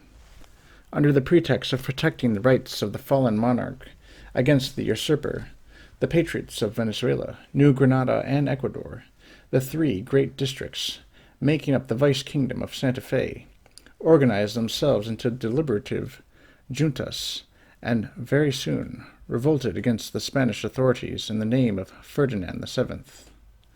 Quito gave the example on August 10, 1809. Santa Fe de Bogota had just followed this example when Bolivar came on the scene and placed himself at the head of the movement. On April 19, 1810, having arrested the governor of Venezuela, Bolivar declared that Spanish authority was at an end and proclaimed a supreme junta, free and independent. Its authority would run until Ferdinand VII was released from captivity. This latter clause was intended to conceal the revolution's aims from the largely royalist people. 1 year later, their Congress put the question of absolute independence up for debate. Certain deputies were hesitating to cross the Rubicon, when the young Bolivar, at a patriot club, raised the cry, quote, failure to act is treason, our desire is to be free. What is it to us if Spain sells her slaves to Bonaparte, or keeps them for herself? Some people say that a project of this kind needs calm reflection to mature. Are not 300 years of calm reflection enough for you? Do you need another 3 centuries to make a decision? Let us, today, lay the first stone of the edifice, knowing that to hesitate is to perish. End quote. Fired by these stirring words, the Congress voted for the Act of Independence and hurried through a Republican Constitution, with the rights of man as its preface and the abolition of the Inquisition as a kind of proscript. From that moment, the nation, which later would include Venezuela, New Granada, and Ecuador, took the name Colombia, in honor of the immortal discoverer of the New World. Public acts were dated according to the Colombian era, the ever-glorious era of independence. This was to throw down the gauntlet to Spain. General Monteverde, at the head of loyalist troops, soon reoccupied the positions and insurgents had taken. He had even set forth to attack Caracas when, on Holy Thursday, March 26, 1812, an earthquake buried that city under its ruins. Standing amid the debris, surrounded by a population frightened out of its wits, Bolivar uttered his cry, quote, nature fights against us, but we shall fight against her and conquer her. End quote. Some days later, fighting in the forward positions, he learned that his general-in-chief, Miranda, having delivered Caracas to Monteverde, had just signed a shameful capitulation. Furious, he ran to the port, resolved to flee the country. Suddenly he saw the wretched Miranda, who had also decided to take flight. Bolivar and his friends seized him and kept him prisoner until the next day, with the intention, fortunately frustrated, of making him retract his capitulation, or shooting him as a traitor. Relations between them were eased by the unexpected arrival of Monteverde. One group was condemned to the galleys, the others to exile or death. Miranda died in 1816 on the Cadiz prison ships. As for Bolivar, protected by a friend of Monteverde, he obtained an exit passport. Quote, I am giving you this, the Spaniard said, as a recompense for the service you did the king in imprisoning Miranda, end quote. Quote, I did it proudly, said the American, to punish a traitor and not to serve the king, end quote. Monteverde frowned as the stubborn rebel went his way. How many times was he to regret not having had him shot? So vanished the young and brilliant Colombia, after a precarious existence of 2 years, with its Congress, its Constitution, its army, and its fine dreams of independence. This reverse, however, did not discourage its indomitable champion. Defeated in Venezuela, he hastened to offer his sword to New Granada, which at the time was in open insurrection against Spain. Quote, What other hope remains? Cried Bolivar. War, and nothing but war. What American worthy of the name will not cry, Death, when he sees the innumerable victims whose blood had reddened the plains of Venezuela? Forward, then, and let us revenge the death of our brothers, end quote. At the head of 500 determined men, he took the fort of Tenerife, which commanded the Magdalena, swept the banks of this river down to Ocagna, and sent his troops to cross the mountains and charge the 1,200 miles that separated him from Caracas, intending to eject Monteverde. He ran into enemy detachments hidden in the Cordillera and won a brilliant victory at St. Joseph de Cacuta, on the other side of the mountains. Now on his native soil he made the stirring proclamation to his soldiers, quote, My friends, Venezuela will breathe again under the shadow of your banners. In less than 2 months you have won 2 campaigns. The third will end in the city of my birth. Faithful Republicans, you will march to liberate this cradle of Colombian unity. As in former times the Crusaders hastened to the conquest of Jerusalem, the cradle of Christendom, end quote. He flew like a thunderbolt, taking Merida, Trujillo, Barinas, San Carlos, and Victoria on the way, and marched on Caracas, having beaten all Monteverde's generals. The latter, incapable of defending his capital, requested an honorable capitulation. Quote, The victorious Americans, replied Bolivar, will act with moderation even towards enemies whose treachery includes the violation of human rights and the most solemn treaties. Capitulation, religiously observed, will cover the American name with glory and the name of Monteverde with shame, end quote. Monteverde did not wait. He embarked with 6,000 men and went to Porto Caballo, his final refuge. Bolivar made his entry into Caracas on August 6, 1813. 30,000 men welcomed him, crying, quote, Long live the Libertador, end quote. By acclamation, the municipality accorded him the beautiful name of Liberator, by which he is known in history. However, to preserve his conquests, Bolivar had to fight against the Spanish army, against the people who had remained loyal to the monarchy, and above all against his own generals, who were jealous of his glory. As a result of these different factors, in 1814 he lost all he had won in 1813. By stubbornly following their own personal ideals, his generals resisted him all the way. In vain did he multiply the prodigies of valor at the Battle of Carabobo, where, with 5,000 men, he literally crushed the enemy battalions. Surrounded on all sides by the Spaniards, betrayed by his own men, he had to leave his beloved Caracas once more. On the deck of the ship carrying him to Cargentina, he said to his companions, quote, Against liberty there can be no lasting triumph.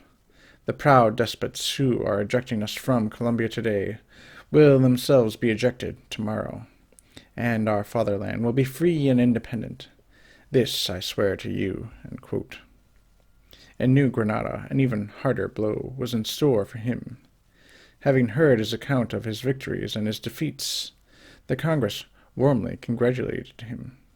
Quote, General, the President told him, your native land will not perish as long as it has your sword. Fate has betrayed Bolivar, but Bolivar is a great man." End quote. He was entrusted with the glorious mission of retaking the city of Santa Marta, the only place on the coast still occupied by the Spaniards. But the governor of Cargentina, jealous of this foreigner whose name had already eclipsed all others, stubbornly refused to give him the forces he needed. Not wishing to provoke discord in this young republic, the only hope for the future, Bolivar took the generous decision to retreat to Jamaica and await better days. Quote, "Soldiers," he said to his comrade-in-arms, "I am voluntarily going into exile to avoid having you fight your compatriots. I am sacrificing fortune and glory, but if this is the price of your good, I have no hesitation." End quote. On May 19, 1815, he left the port of Cartagena, accompanied by a number of loyal officers. The Spaniards clapped their hands, thinking the lion dead. Soon, aghast, they would experience his terrible awakening. Like its hero, Colombia was eclipsed during 1815 and 1816. Napoleon's demise brought Ferdinand VII back to the throne of his fathers. He sent his field marshal, Murillo, with 10,000 good troops to pacify America. Murillo did indeed pacify it, but, like death, crushing Venezuela and New Granada. Cartagena resisted for 4 months, then iron and fire destroyed all that the horrors of the siege had left. Bogota surrendered in its turn. 600 Americans paid with their heads for the welcome of the pacifying Spaniard. Colombia was succumbing in blood and ruins, when suddenly the news came that Bolivar, with a few officers and a handful of men, had left his island and invaded Venezuela once again, determined this time to win or die. Indeed, on January 1, 1817, he entered Barcelona at the head of his little band. Quote, "As soon as we have weapons," he declared, "we shall muster 10,000 men and march on New Granada and Peru. We shall deliver the whole of America from the tyrant's yoke." End quote. This prophecy was fulfilled to the letter. In order to set up a base for operations, he traversed vast forests with a few hundred men, crossed the Orinoco, and established himself at Angostura, the chief town of Guyana, deep in Venezuela, where he created a council of state as a prelude to the republican institutions he so dreamed of. At the start of 1818, he made 900 miles from left to right, and, as luck would have it, came across Murillo. On finding that he was obliged to cross a substantial river, he asked his guide Paez, the terror of the plain, quote, "Where are your canoes?" "There they are," said Paez, pointing to the enemy boats on the far side. Then, plunging into the water with his warriors, the heroic Paez killed the Spanish guards and returned with the boats. Bolivar crossed the river, attacked Murillo, and won the famous victory of Calabozo. Murillo, hotly pursued, owed his life only to the speed of his horse. On January 1, 1819, having returned to Angostura, Bolivar presided over the Congress he had charged with the task of organizing the state.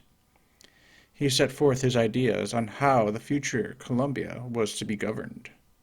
There was to be a centralized, not a federal, republic, an elected chamber, a hereditary senate, and a life president. Under these conditions, Bolivar was convinced the republic could go forward in an ordered liberty. He had exalted the rights of man and citizen too highly. However, the Congress was not receptive to his conservative ideas. Avid for positions, these Republicans wanted eye-catching changes, continual elections, armchairs to sit in, and a constitution like that of the United States. Bolivar submitted to the will of the sovereign people and letting them organize the machine of government as they saw fit, marched for another 900 miles to do battle with Murillo, who had just crossed the Apure with 6,000 men. At this point an odyssey begins that far surpasses the imagination of the most inventive storytellers. Bolivar at first adopted a defensive strategy, keeping his adversary amused until the rainy seasons, when military operations were regarded as impossible. At the moment when he should have terminated his 1819 campaign, he left Paez to keep an eye on Murillo, who was already settling into winter quarters, and told his troops that he was going to invade New Granada, retake Bogota, and once more display the independence colors in Colombia's capital. They had covered 900 miles under a burning sun, and now had to complete another 300 in the heart of winter, in the rains, crossing flooded rivers. Then they would have to scale the Cordilleras' snowy peaks. Bolivar, however, spoke with such enthusiasm that all these warriors, inflamed with ardor, believed themselves in Bogota already. "Forward!" cried one of them. "We will follow you to Cape Horn." On the 25th of May, the troops began to move. On the 10th of June, having crossed the Arauca, they arrived at the foothills of the mountains. They had to drag their baggage, cannon, and munitions up these giant mountains, through forests and along narrow mountain passes, surrounded by precipices and freezing rain. What they accomplished was the equal of Hannibal's crossing of the Alps. On the 5th of July, Bolivar learned that General Borrero was coming to engage him with 5,000 fresh and hardened troops. He fought him at Guaruaza on the 15th, crushed him at Vargas on the 25th, throwing him back to the capital. On the 10th of August he won the immortal victory of Boyaca over the united troops of Borrero and the Viceroy, enclosing them in a circle of fire, and forcing them to surrender, with their arms and baggage. He entered Bogota that same day, surrounded by a people drunk with joy, to the thousandfold acclamations of "Long live Bolivar, the liberator of Colombia, and the father of the nation!" This campaign of military madness, as the Congress of Angostura justly described it, had lasted for a mere 65 days. Bolivar could say, with more justice than the Roman general, "Veni, vidi, vici." Would this titanic spirit now seek repose? Never! Not as long as one Spaniard encumbered American soil. The years 1820 and 1821 were dedicated to consolidating his conquests by founding the Colombian Union. The Congress of Angostura decreed that Venezuela and New Granada were to form a single nation. So Bolivar convoked a new Congress to elaborate Colombia's constitution. He was appointed President of the Republic, but handed over power to Vice President Santander in order to begin work of liberation immediately. Turning his eyes to the south, where there were still 20,000 Spaniards, he brandished his sword and summoned his soldiers. "Forward! Let us carry the standard of independence to Ecuador, to Peru, and to the mountains of Potosi." In January 1822 he set forth. In order to reach Ecuador via the Andes Plateau, it was necessary to traverse the province of Pasto, which could be regarded with some justice as a kind of Vendee. This brave mountain people, men, women, and children, laity and clergy, concealed among rocks, protected by torrents, rivers, and crevasses, had resolved to vanquish the revolutionaries or die for their king and their God. General Garcia, the province's commandant, had even sworn to the governor of Quito that he would bring him the traitor Bolivar in chains. Having crossed obstacles that would have been insurmountable to anyone else, the Libertador and his troops came close to the Pasto volcano, locally called Bombona. Quote, "The enemy's position is formidable," he told his soldiers. "But we cannot stay here nor go back. We must go forward or die." End quote. To advance, it would be necessary to dislodge the troops ranged on a neighboring hill. Quote, "General Torres," he cried, Take possession of that hill! Torres, who had not understood the order in the midst of the noise of battle, made an indecisive movement, at which a furious Bolivar ordered him to hand over command to Colonel Berthe. He will acquit himself better than you! Torres dismounted and seized a rifle. Libertador, he said, if I am not worthy to command as a general, I will at least serve as a grenadier. Bolivar embraced him and restored his command. Torres tore like a wounded tiger to the assault of the hill. He fell, with 10 more after him nailed to the ground. Viva Colombia! Cried the assailants as they ran like demons through the hail of bullets and shot. Having taken the position, Bolivar made his triumphal entrance into Pasto. The bishop, an unswerving royalist, asked him for a safe conduct back to Spain. Never, Bolivar replied. The heroism of Cato should be no example for the pastors of our holy religion. Far from carrying out a duty, you would be guilty of abandoning the post entrusted to you by the church. So the bishop remained among his flock. In Pasto, Bolivar was overjoyed to learn the news that General Sucre, whom he had sent on ahead to Ecuador to prepare the rout, had just gained a brilliant victory over General Americ, governor of Quito. The battle that took place on Mount Pichincha, which dominates Quito, ended the campaign. Colombia is free, Bolivar exulted. As we have seen, his idea was to annex the provinces of Ecuador to a greater Colombian republic. Therefore he went to Quito, where he was welcomed as a conqueror. In order to perpetuate the memory of May 24th, the date of victory of Pichincha, the new municipality decided to erect a pyramid inscribed with the words, To Simon Bolivar, the angel of peace and liberty. Guayaquil seemed strongly tempted to accept incorporation into Peru, but Bolivar did not want to let go of this jewel of the Pacific.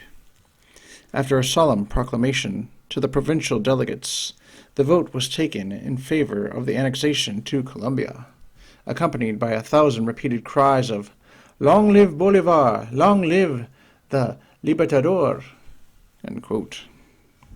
Now that Colombia had been liberated, the Spaniards still possessed the fair realm of Peru.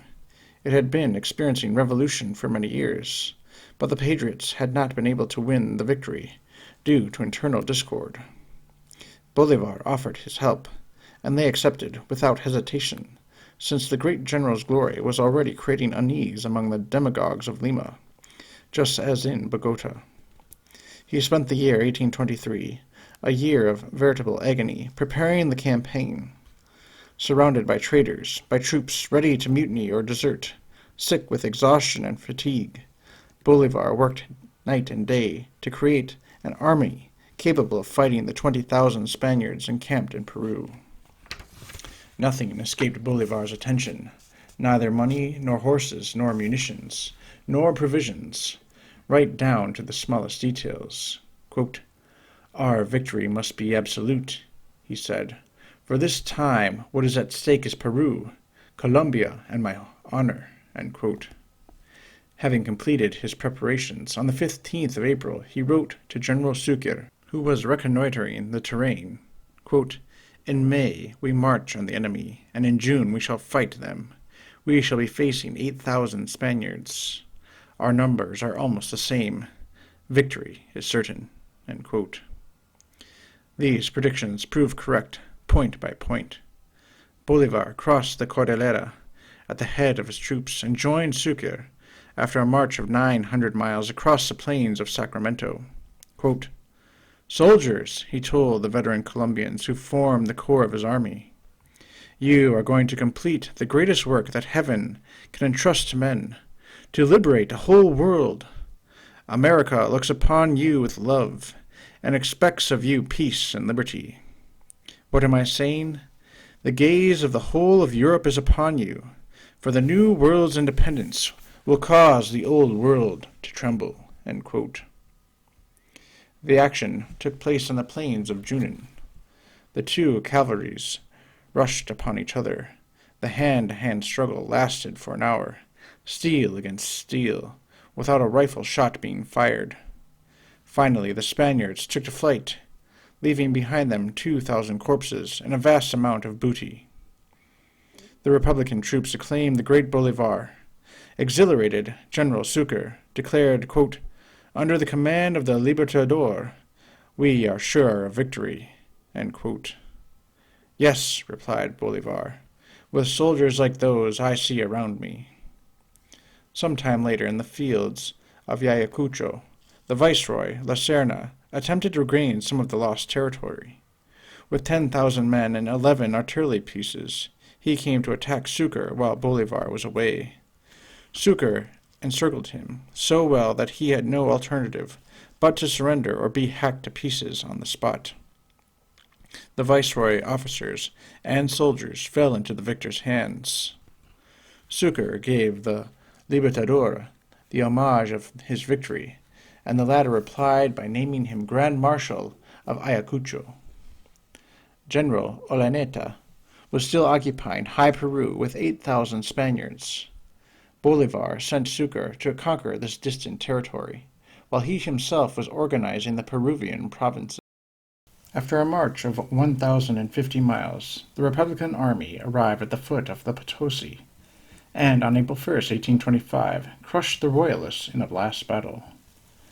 Bolivar visited the cities of Peru, Arequipa, Cusco, Pasco, and finally came down to La Paz, the capital of High Peru, where he rejoined his triumphant army.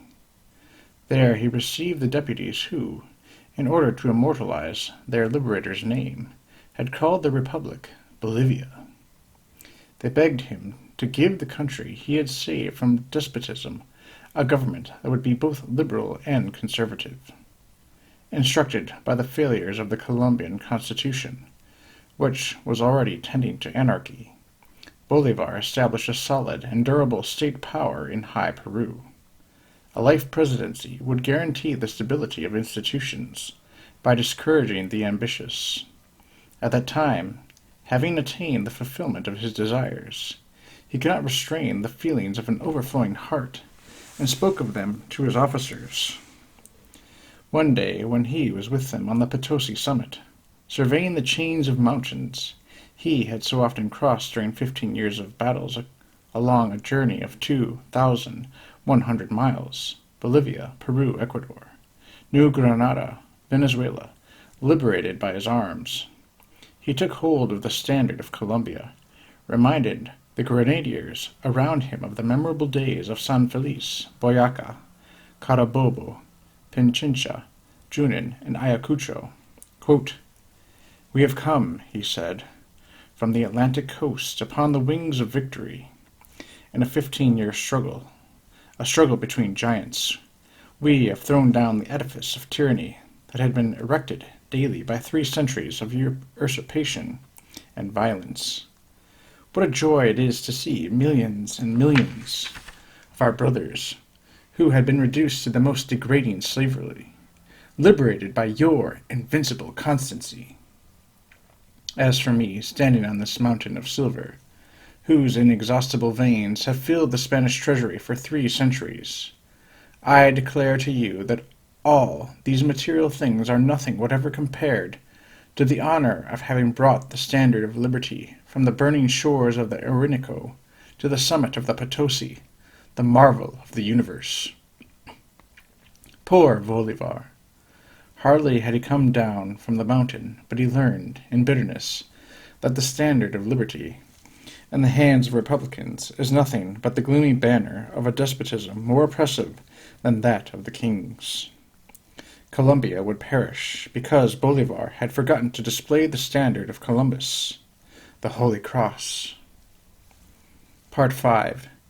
Revolutionary Tyranny. Bolivar had liberated America from Spain, but had he liberated from tyranny, as he affirmed in all his proclamations? No. He replaced the Spanish yoke with the even more crushing yoke of the Revolution. Nothing is more true that This inscription, found in 1822 on the walls of Quito: Ultimo dia del despotismo y el primero de lo mismo. The last day of despotism and the first day of the same. The Libertador and his beloved Colombia would have to learn this hard lesson. A great warrior and a great orator, Bolivar was a short-sighted politician.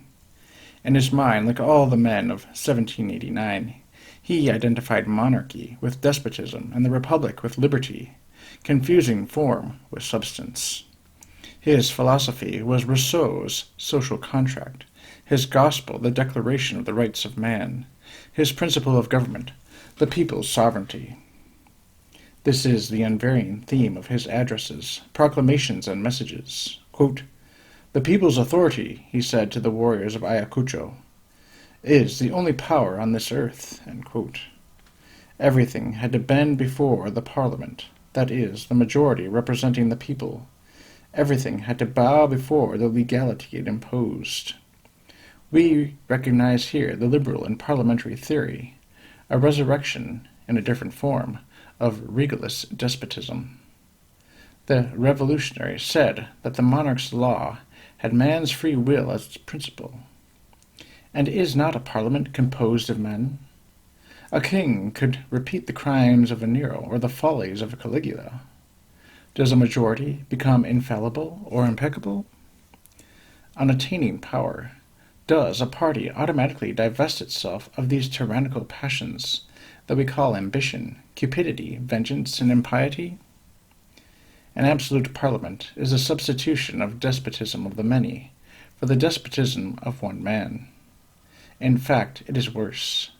A crowned tyrant may always fear the dagger or insurrection, whereas the uncrowned petty tyrants of our assemblies, impersonal cogs of the legislative machine, have absolutely no responsibility. How could Bolivar be unaware of this truth? For it was Bolivar who had impressed this bloody stigmata on the forehead of the French Republic. Quote, "The government of the French Republic has dug an abyss of execration beneath it. The monsters who led this country were as cruel as they were inept." End quote. Well and good, but in that case it is a mistake to make the Republic synonymous with liberty. Is it better to be involved with the Convention of 1793 than with Diocletian or Nero? A moot point. To establish a free government, it is essential to find a moral bridle that will curb human will, whether it is the will of an emperor, a king, or a parliament, when this human will, borne along by the passions, becomes tyrannical. This bridle of justice is nothing other than the law of God, interpreted by the Church, his official organ. God alone, in commanding, does not become a despot, because he is sovereign truth and sovereign justice. One can debate the various merits of the respective forms of government, and the way they are suited to a particular state. But power, in the end, whether the power of an individual or of an assembly, will always degenerate into tyranny if it is emancipated from divine laws, and proclaimed to be absolute.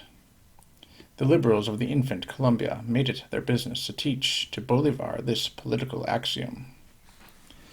While he was fighting for independence, a man who owed everything to him, including his military and civilian titles, was administering Colombia as vice president of the Republic.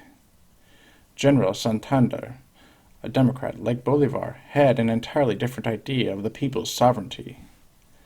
Bolivar would have been quite content to allow the Church to live freely in a free state, but his lieutenant, a thorough-going sectarian, thought that, if the state were sovereign, it should dominate the Church, and even break it, if it should dare to resist the edicts of parliamentary majorities. The result was logical. Revolution, based on the satanic principle of man's absolute sovereignty, was fatally bound to persecute the Church, and the Church would never abdicate the sovereignty she held from God. But how, in the midst of an essentially Catholic populace, could a majority hostile to the Church be created in the parliamentary chambers? In this connection, Santander was not ignorant of any of the maneuvers employed by the Europeans. First, in Bogota, he established a lodge of Freemasons, giving it the splendid name of the Society of Enlightenment, so as not to frighten the people. There, the unsuspecting were given lessons in English and French, and subsequently they were enrolled in the sect, which was very fashionable at the time.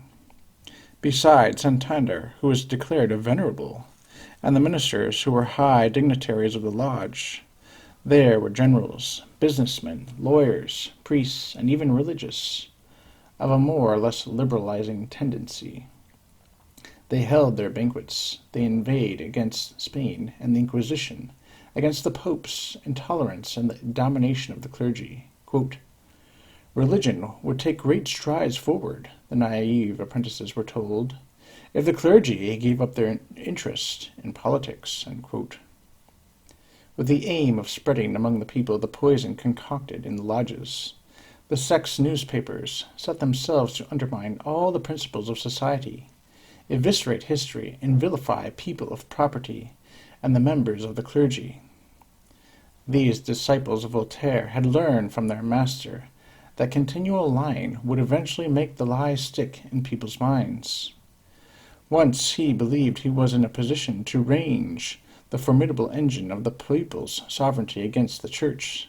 Santander insinuated that if Colombia was to be given a genuinely liberal code that would emancipate it forever from too long slavery, the electors would have to remove from Congress the reactionaries, fanatics, and occult partisans of the fallen regime. These treacherous speeches, supported by clever electoral maneuvering, produced such an effect that this Catholic nation voted for an impressive majority of Freemasons to frame its constitution. This was in 1821, when Bolivar was starting his great expedition to Ecuador and Peru, more concerned with fighting the Spanish than with legislating. The constituents assembled at Cucuta under Santander's direction.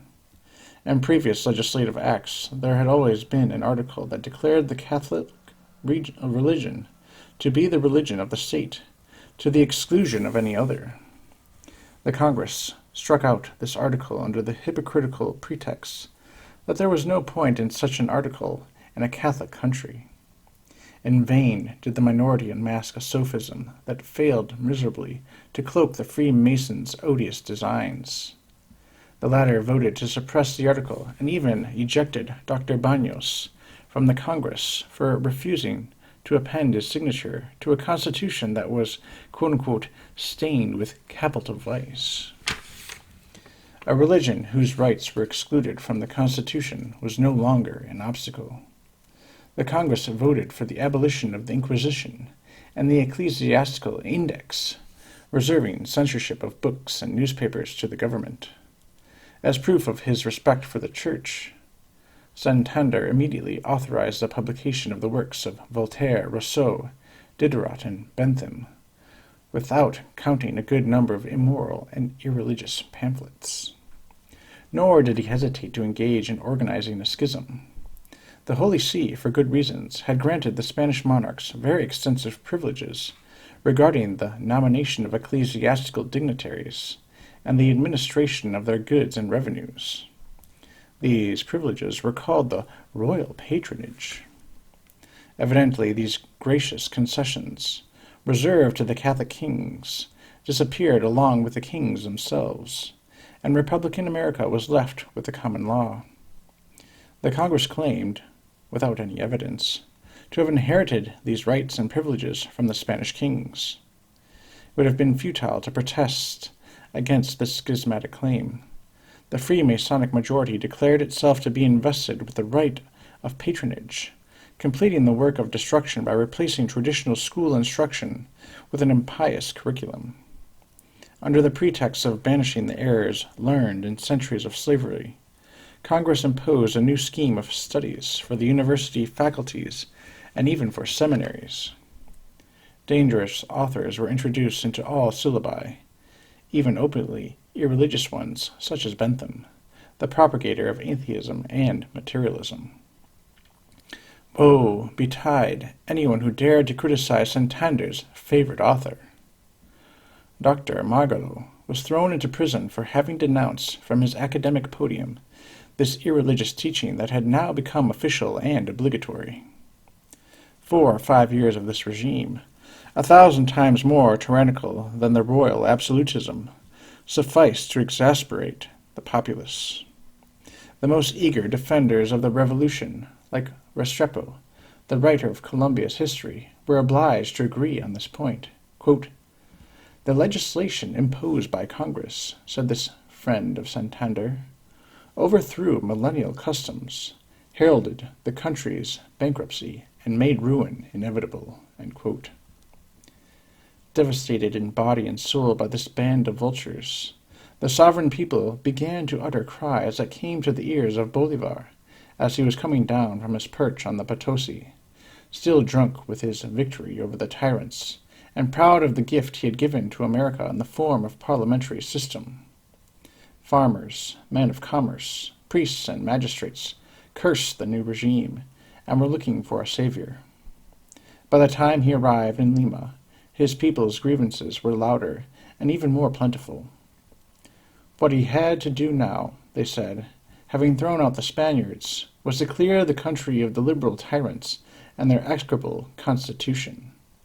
Some counseled him to restore the monarchy. Others urged him to take the crown himself and the title of Emperor of the Andes.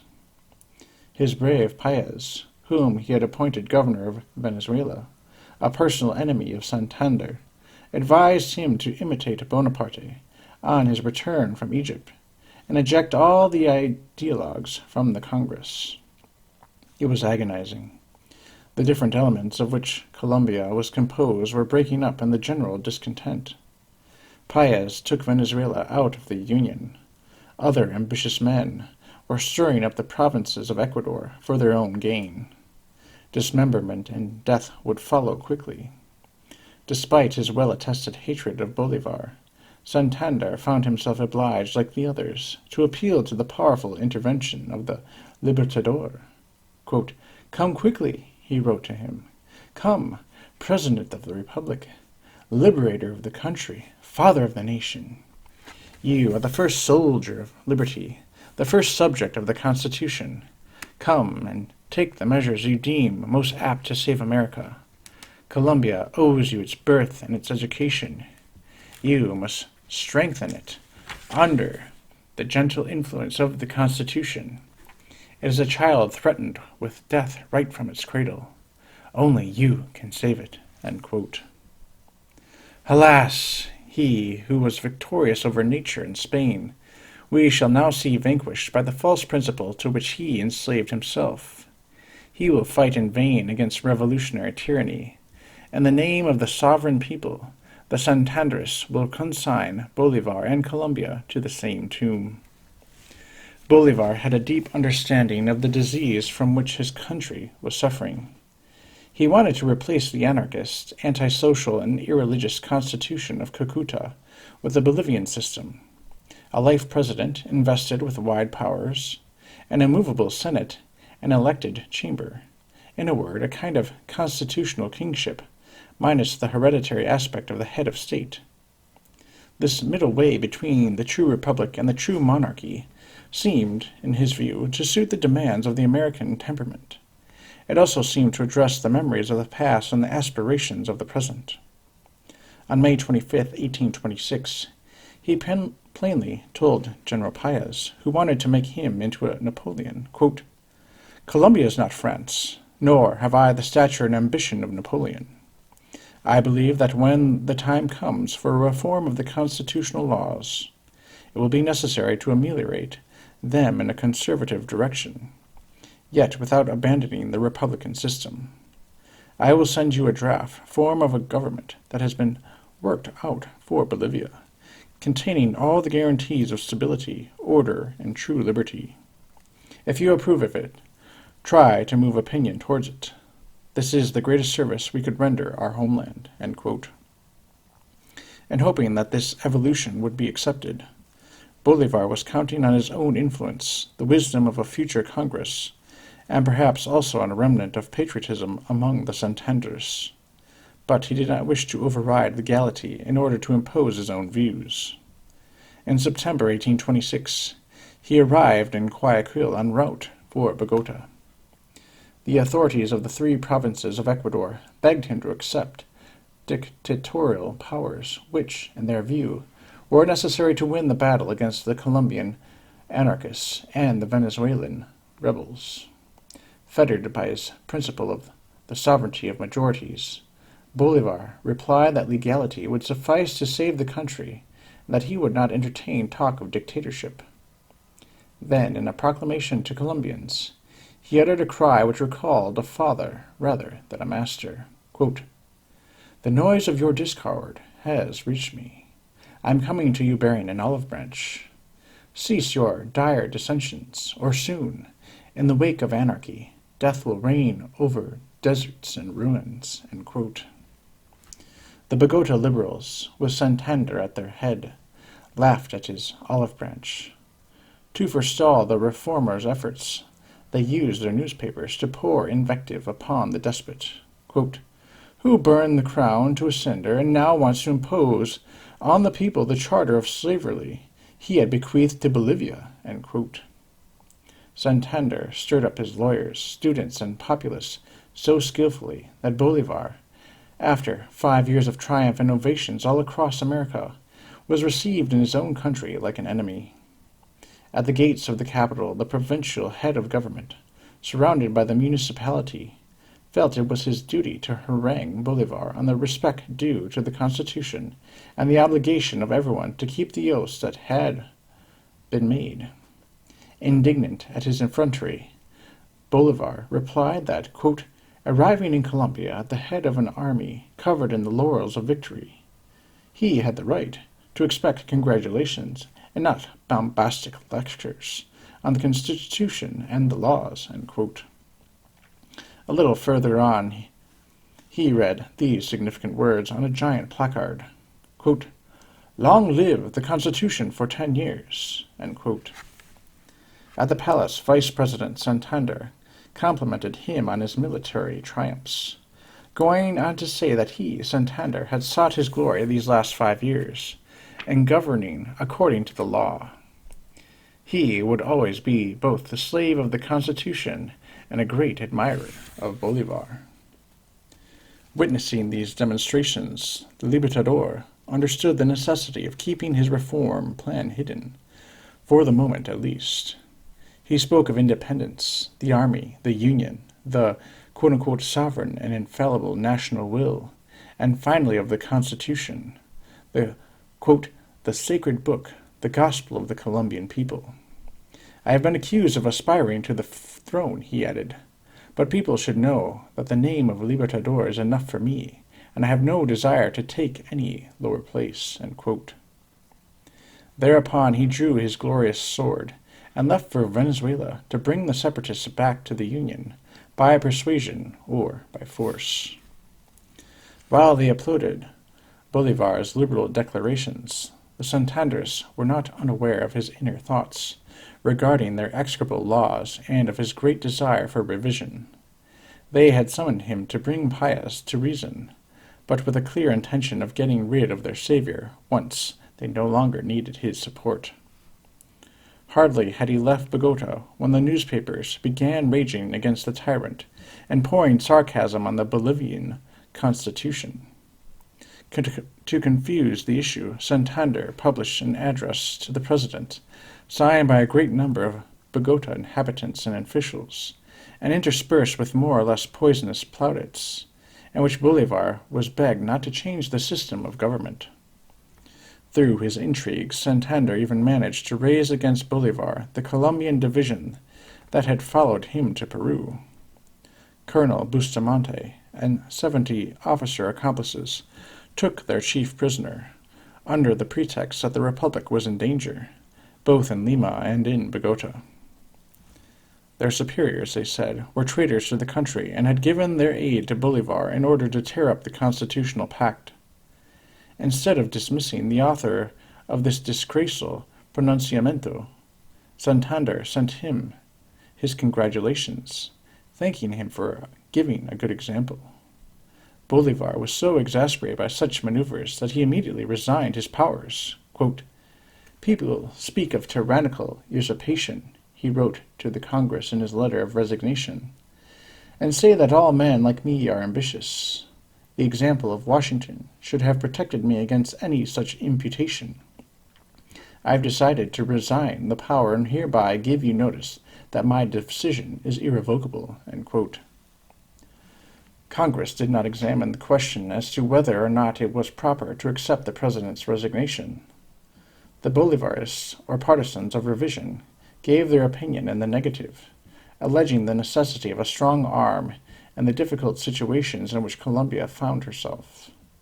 The enraged Santanderists were in favor of accepting the resignation. Quote, "Colombians," they said, "regard slavery as repugnant.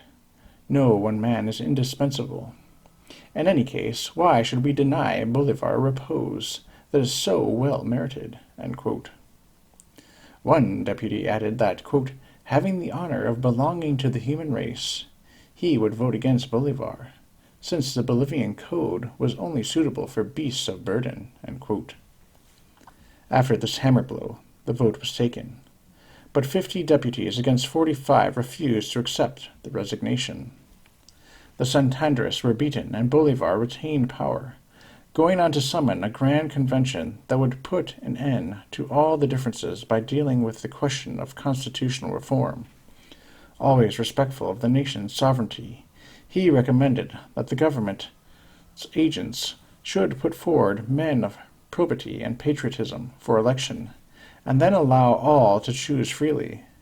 At this the officials did nothing, while a legion of Santanderists went to the towns and villages, denouncing the tyrant, the usurper, the enemy of the country. As usual, the deluded people followed the most active and daring party, and at the convention voted for a strong majority of Santanderists. The assembly met at Ocana on April 9, 1828. Still campaigning against the insurgents, Bolivar sent the deputies a stirring message on the need to strengthen the executive power. Listing the reforms he regarded as indispensable, he concluded, quote, "The country calls for a just and strong government. The 50,000 men who died for its deliverance are imploring you, from their tombs and from the ruins where they fell, that their blood shall not have been shed in vain. As for me, having dedicated myself to the cult of the fatherland and liberty, I urge you most solemnly to constitute a power that will be able to make the law observed, authority respected, and the people free. Do not forget that the vigor of public power is a safeguard of individual weakness, enabling the good to hope and causing the wicked to fear." End quote. The assembly listened to this message in profound silence, but soon the Santanderists vomited a flood of insults against the dictator, loudly demanding his dismissal. In fact, Santander had affirmed that he would sooner become a subject of the Grand Turk than obey Bolivar. Faced with such bias, the minority refused to attend the sessions, which resulted in the Assembly's dissolution for lack of quorum. In vain did the Santanderists quote their favorite Bentham, quote, "The majority cannot be resisted in any issue, even if it legislates against religion and natural law, even if it were to command children to kill their fathers." End quote. People left them alone to pay for their extravagances, and went off to consider how the country was to be saved. The situation was becoming very serious. The liberals were talking of exiling Bolivar, or even strangling him. In a similar extremity, Colonel Herran, departmental chief, summoned a popular junta, as he said, quote, "to save the republic, which has been insulted by Peru, threatened by Spain, and betrayed by an assembly that denied the Libertador the powers necessary to fulfill his mission." End quote. The people immediately decreed the fall of Congress and the temporary dictatorship of the president. The Council of State, the civil and military authorities, rallied to the junta, and Bolivar entered his capital once more, surrounded by a populace drunk with joy. He consented to assume power until January 2, 1830, the date fixed for the convocation of a new Congress. The revolution, however, never lays down its arms. Those it cannot vanquish, it assassinates. 1 month after they had been stopped in their tracks, a band of insurgents and mutineers stormed the presidential palace towards midnight on September 25, 1828, hurling insults against the tyrant. They had already forced the door and, dagger in hand, were closing in on Bolivar's room, when he, awakened by the noise, escaped by a secret exit. Having failed in their attempt, the assassins were seized by the guards and thrown into prison. Those chiefly responsible were shot, and Santander himself, convicted of having a hand in the assassination attempt, was condemned to exile. Now Bolivar understood what revolutionary tyranny was. He understood the sorry plight of a people delivered up, defenseless to exploiters, whether ambitious or scoundrels.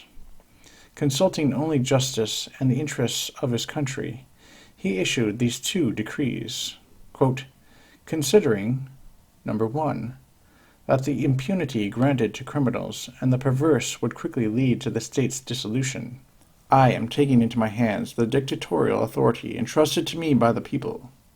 Considering, number 2, that the principal aim of the secret societies is to plan political revolutions, and that the air of mystery they assume adequately shows their noxious character, I ordered the dissolution of these societies and the closure of the lodges." End quote.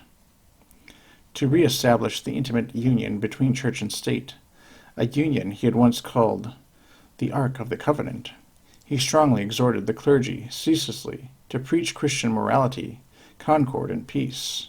Quote, "It is because people have forsaken true principles," he said, "that the spirit of vertigo has taken possession of the country. To neutralize the criminal doctrines with which the people have become imbued, the pastors must preach to everyone the virtues of obedience and respect." End quote. Finally, convinced that university education was poisoning the nation's youth, he ordered a complete reform of it, expelled dangerous authors from the schools, and introduced a more profound study of religion, quote, "in order to give young people weapons with which to defend themselves against the attacks of godlessness and to control their own passions." End quote. Bolivar had reason on his side, but not logic. The man of 1789 had spent too much time caressing, exalting, divinizing the revolution. It would not allow itself to be muzzled now by him. The mad woman uttered the most furious screams. By her efforts, the Colombian edifice was cracking apart everywhere, and Peru was even threatening to invade. In vain did Bolivar redouble his efforts to repair the breaches, in person pacifying rebellious Cauca and triumphing over Peru by his generals, Sucre and Flores. The solemn date, January 2nd, 1830, would bring him face to face with the sovereign people. For a whole year his enemies had used the most ignoble methods to discredit him in the eyes of the electorate. Since they had heard it said that the dictatorship was but the threshold of the throne, people imagined that if they voted for Bolivar's supporters, they would be voting for the re-establishment of the monarchy. Thus the Santanderists won right down the line. Disgusted by such ingratitude, broken by fatigue and sickness, Bolivar succumbed under the weight of discouragement and sorrow. No longer able to see any legal way to resist his country's oppressors, he let people say and do whatever they wanted. To a friend who suggested that he should draw up a plan for a constitution, he replied that he had already fabricated too many constitutions, and that he would leave the Congress to its own inspiration. In a proclamation to the people, he announced that they would all remain perfectly free to express their ideas regarding the form and personnel of the future government. As for him, his decision to return to private life was irrevocable.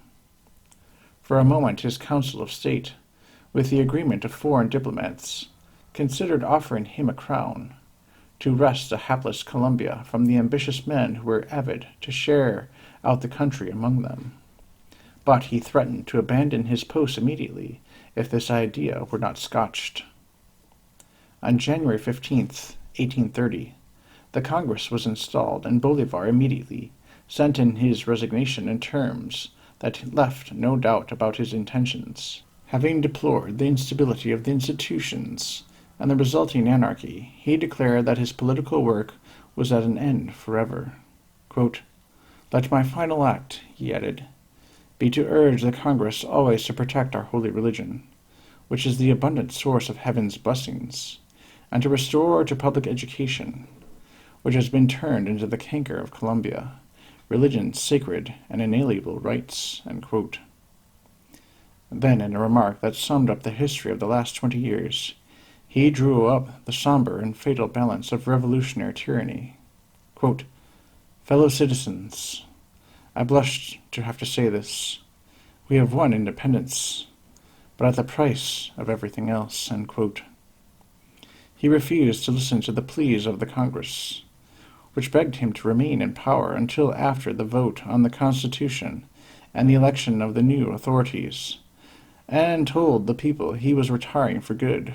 Quote, "I have served for 20 years, he said, as a soldier and magistrate. During this long period we have won back our country, liberated 3 republics, and stopped many civil wars. 4 times I have handed back to the people, in the person of the constituent congresses, the supreme power which I have been entrusted. Today I fear that I am an obstacle to your happiness, and for the last time I am divesting myself of the magistracy I hold through your benevolence. I have found myself the target of the most unworthy suspicions, without being able to defend myself. Men who dream of wielding the supreme power themselves have had the gall to attribute to me thoughts of a crown. They have offered it to me more than once, and I have always refused it with the indignation of a true republican. I swear to you that my soul has never been sullied with the ambition of a throne. Colombians, do not listen to the infamous lies of my detractors. In the name of Colombia, I adjure you to hear my last wish. Stay united, and do not become your country's assassins." End quote. On the 8th of May, Bolivar left for Cartagena, intending to go to Europe. From the coast where he was staying to restore his undermined health, he watched the edifice he had built crumble. Venezuela organized itself as an independent republic under the presidency of General Paez. In turn, the 3 provinces of Ecuador, namely Quito, Cuenca, and Guayaquil, broke the link with Colombia and declared themselves autonomous under the command of General Flores. Less happy than Alexander, Bolivar was left alive to witness the dismemberment of his great republic, while his officers, jealous of each other, fought over the ruins. Soon he learned that Marshal Sucre, his best friend and the victor of Ayacucho, had perished in the dreary passes of the Cauca, assassinated by his cowardly rivals. Moved in the very depths of his soul, the Libertador cried, quote, "The blood they have shed is the blood of Abel." End quote. Furthermore, these descendants of Cain committed no less revolting infamies in Bogota. Students amused themselves by firing at Bolivar's portrait. Liberal soldiers insulted his friends, calling them servile. The disorder grew to such proportions that General Urdaneta, who had made himself master of the city by force of arms, instituted a provisional government, whose first act was to send a commission to Bolivar, entreating him to resume control. He replied, quote, "A barrier of bronze stands between me and the power, legality. I cannot arrogate to myself a power that is invested in another." End quote. His friends insisted in the name of their country, in mortal danger, but his reply was, quote, "The country cannot now be saved. I am convinced of this, and it makes me despair. All is lost, lost forever. What can a man do against a whole world? In any case, I no longer have a country. The tyrants have hounded me from it." End quote. They had not only hounded him, they had killed him. A few months of this moral agony sufficed to bring him to the gates of the tomb. On December 8th, in the city of Santa Marta, whither his friends had brought him to recover his strength prior to his sea voyage, he felt himself getting weaker. Notified by the bishop that death was approaching, he received the last sacraments in the most edifying manner, then dictated his last farewell to the Colombian people. Quote, "You have been witnesses of my efforts to implant liberty where tyranny once reigned. I sought neither rest nor fortune, and I laid down the power as soon as I believed I no longer enjoyed your confidence. My enemies have abused your credulity to destroy my reputation and my liberalism, two things that are dearer to me than life itself.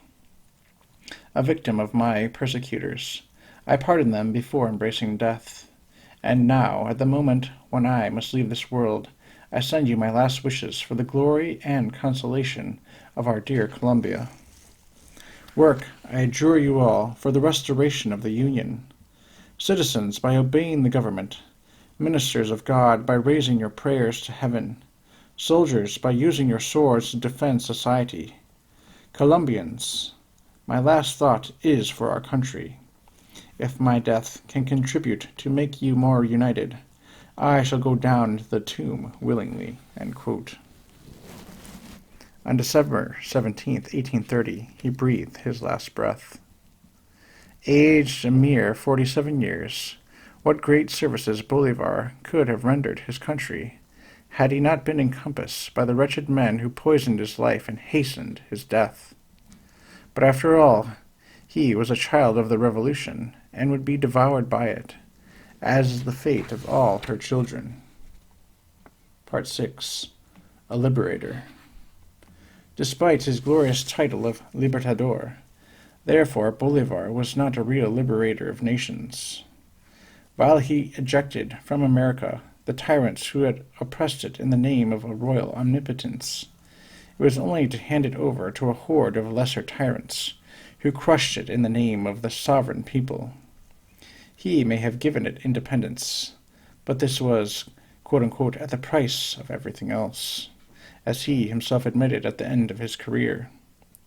If America were to be saved, it would require a different Bolivar, strong enough to deal with the revolutionaries and Christian enough to replace the people's sovereignty with the sovereignty of Christ, and the rights of man with the rights of God.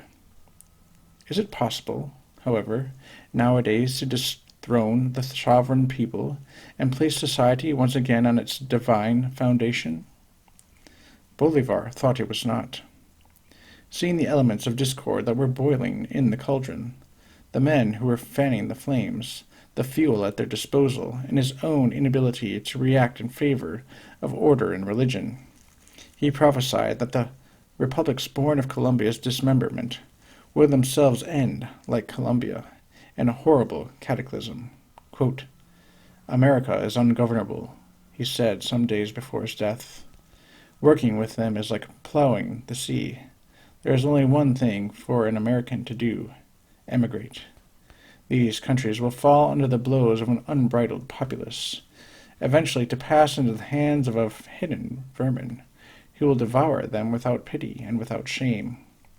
If one part of the globe could fall back into primitive chaos, it would be this, the final phase of the American revolutions. All is lost, lost forever. What can a man do against the whole world?" End quote. In fact, the entire American continent, from the Pacific to the Atlantic, from the plains of La Plata to the forests of northern Canada, exalted the revolution. Venezuela, New Granada, Ecuador, Peru, Bolivia, Chile, the Argentine Republic, erected as independent states, had adopted the broad lines of the famous Constitution of Cucuta, based on the sovereignty of the people and the Church's subordination to the state. As for Brazil, with its parliamentary monarchy, all too often under the sway of a Freemasonic majority, and, beyond the Antilles, the great federation of the United States, with its charter of the rights of man and the rights of citizen, they were in perfect accord with the sister republics of the Pacific. Woe betide anyone on the continent of Columbus who dared impugn the sovereign people, the great idol of two Americas, or who dare to say that the Church is above the state, and the law of the gospel above the decrees of the Parliament. The Old World, more infatuated than the New with the conquest of 1789, held out its hands to the revolutionaries from across the sea, under the barbarous names of secularization and laicization, euphemisms that mean repudiation. Have not all the European peoples, like the Americans, broken the ties that united them to Jesus Christ and his Church? There are still princes who are Christian in their private conduct, but you will not find one who, as a legislature and head of a state, accepts the Church's direction. God in 3 persons has been replaced by this divinity with 700 or 800 heads, called a Parliament. Sinai is less to be respected than a tribune of deputies, and the eternal Decalogue has been abrogated and its place taken by the Bulletin of Laws. The whole of Europe is in this situation, monarchies as well as republics, in London as in Paris, in Rome as in Madrid. If certain emperors refuse to abdicate in face of the sovereign people, it is not because they attribute precedence to the Church's sovereignty, but to their own omnipotence. In any case, democracy knows how to make them all bow at its feet, living or dead. Parliamentarism or annihilation, the Constitution or dynamite. Choose, your Majesty. If a man were bold enough to attempt to restore a nation to its condition of normality, that is, to set it on its knees before God, he would find himself confronted, not with a world, as Bolivar says, but 2 worlds. Parties of different opinions would join forces into a consolidated army to rescue the sacrosanct principle of the sovereignty of the people, the palladium of modern societies. Liberals and radicals war against each other, no doubt, over the question who will govern the state, but they agree wondrously when it comes to proclaiming the state's absolute supremacy and its divorce from the Church. The only difference between these brothers and friends is that the radicals, for the love of the state, want to kill the Church and shake off its claims forever, whereas the liberals are agreed to let her live, so as long as they can throw her in prison whenever she seeks to assert the divine laws in opposition to the edicts of the sovereign people. There is more, however. These rationalistic principles have so penetrated public opinion that one can see a good number of Catholics rallying to this standard. They are Christian, and the Church is their mother, so they consent to obey her. But as citizens, they regard her as something foreign, whose supremacy they cannot accept. They want the Catholic Church to be free, like Protestantism, Judaism, and Mohammedanism. But they want the state to be free too, and absolutely independent. Political men see this modern rite as constituting a signal progress in civilization, so much so that those who work to restore the ancient rite are now regarded as reactionaries and retrogrades. How, then, can one hope to reverse the revolutionary current in a world that is besotted with 1789? Though the solution to this problem, of which Bolivar despaired, appears even more difficult if one considers the inanity of the efforts made in the last 100 years to tear the blindfold from the eyes of princes and peoples. The premier authority in this world, the Church, has unfailingly exercised all her power to oppose the revolution's encroachments. Each successive pontiff has anathematized this great heresy, which is no less antisocial than anti-Christian. Pius VI in 1791 castigated the spurious rights of man, the notion of absolute liberty, the right to profess any religious opinion whatsoever, the power to think, write, and even publish as one wishes in religious matters. Pius VII reproached Napoleon for breaking the union of church and state by submitting the Church to the slavery of the Organic Articles. In 1814, at the dawn of the Restoration, he expressed his disapproval of a draft constitution which, instead of recognizing the Church's exclusive rights to the protection of the law, recognize the authority of conscience, promising support and protection for the ministers of the so-called cults, i.e., putting the Immaculate Spouse of Christ on the same level as the heretical sects and the Jewish unbelievers. As Leo XII exclaimed, quote, "Princes and powers are established by God to defend the faith, protect the Church, and assure, by all suitable means, submission to the apostolic constitutions." End quote.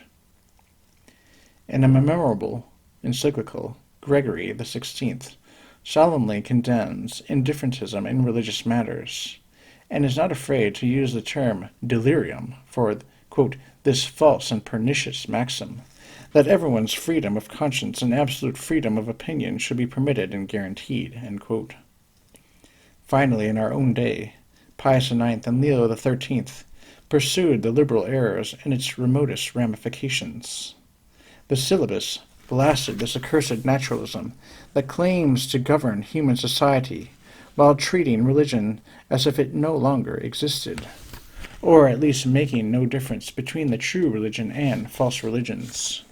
Quote, "Today, as in centuries past," we read in this famous document, "it is expedient to declare the Catholic religion to be the religion of the state, to the exclusion of the other cults. Granting civil liberty to all cults and giving each of them the power to exhibit their ideas and opinions in public is something that corrupts morals, perverts the mind, and propagates the scourge of indifferentism. Furthermore, the Roman pontiff cannot and should not reconcile himself with or come to terms with progress, liberalism, and modern civilization." End quote. That is, with the principles of the Revolution, resuming the decisions of his predecessor, the doctor of the 19th century, Leo XIII, exhibits their harmony and causes them to shine forth in his magisterial encyclical on the Christian Constitution of States, where, with one voice, philosophy, canon law, and history preach the necessity, if we to avert dreadful catastrophes, of re-establishing the union between the priesthood and the empire, a union that created Europe. This, then, is the state liberalism reproved by the popes as something that encroaches upon the rights of Jesus Christ and his Church. Did the Revolution retreat in the face of the pontifical anathemas? No.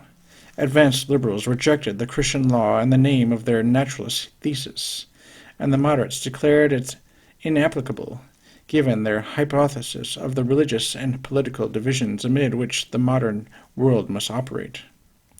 Doubtless one finds Catholics who are not minded to lament the passing of the Christian Constitution of States, and there are still politicians who, while they distinguish facts from what is right, bend all their efforts towards the restoration of true social principles.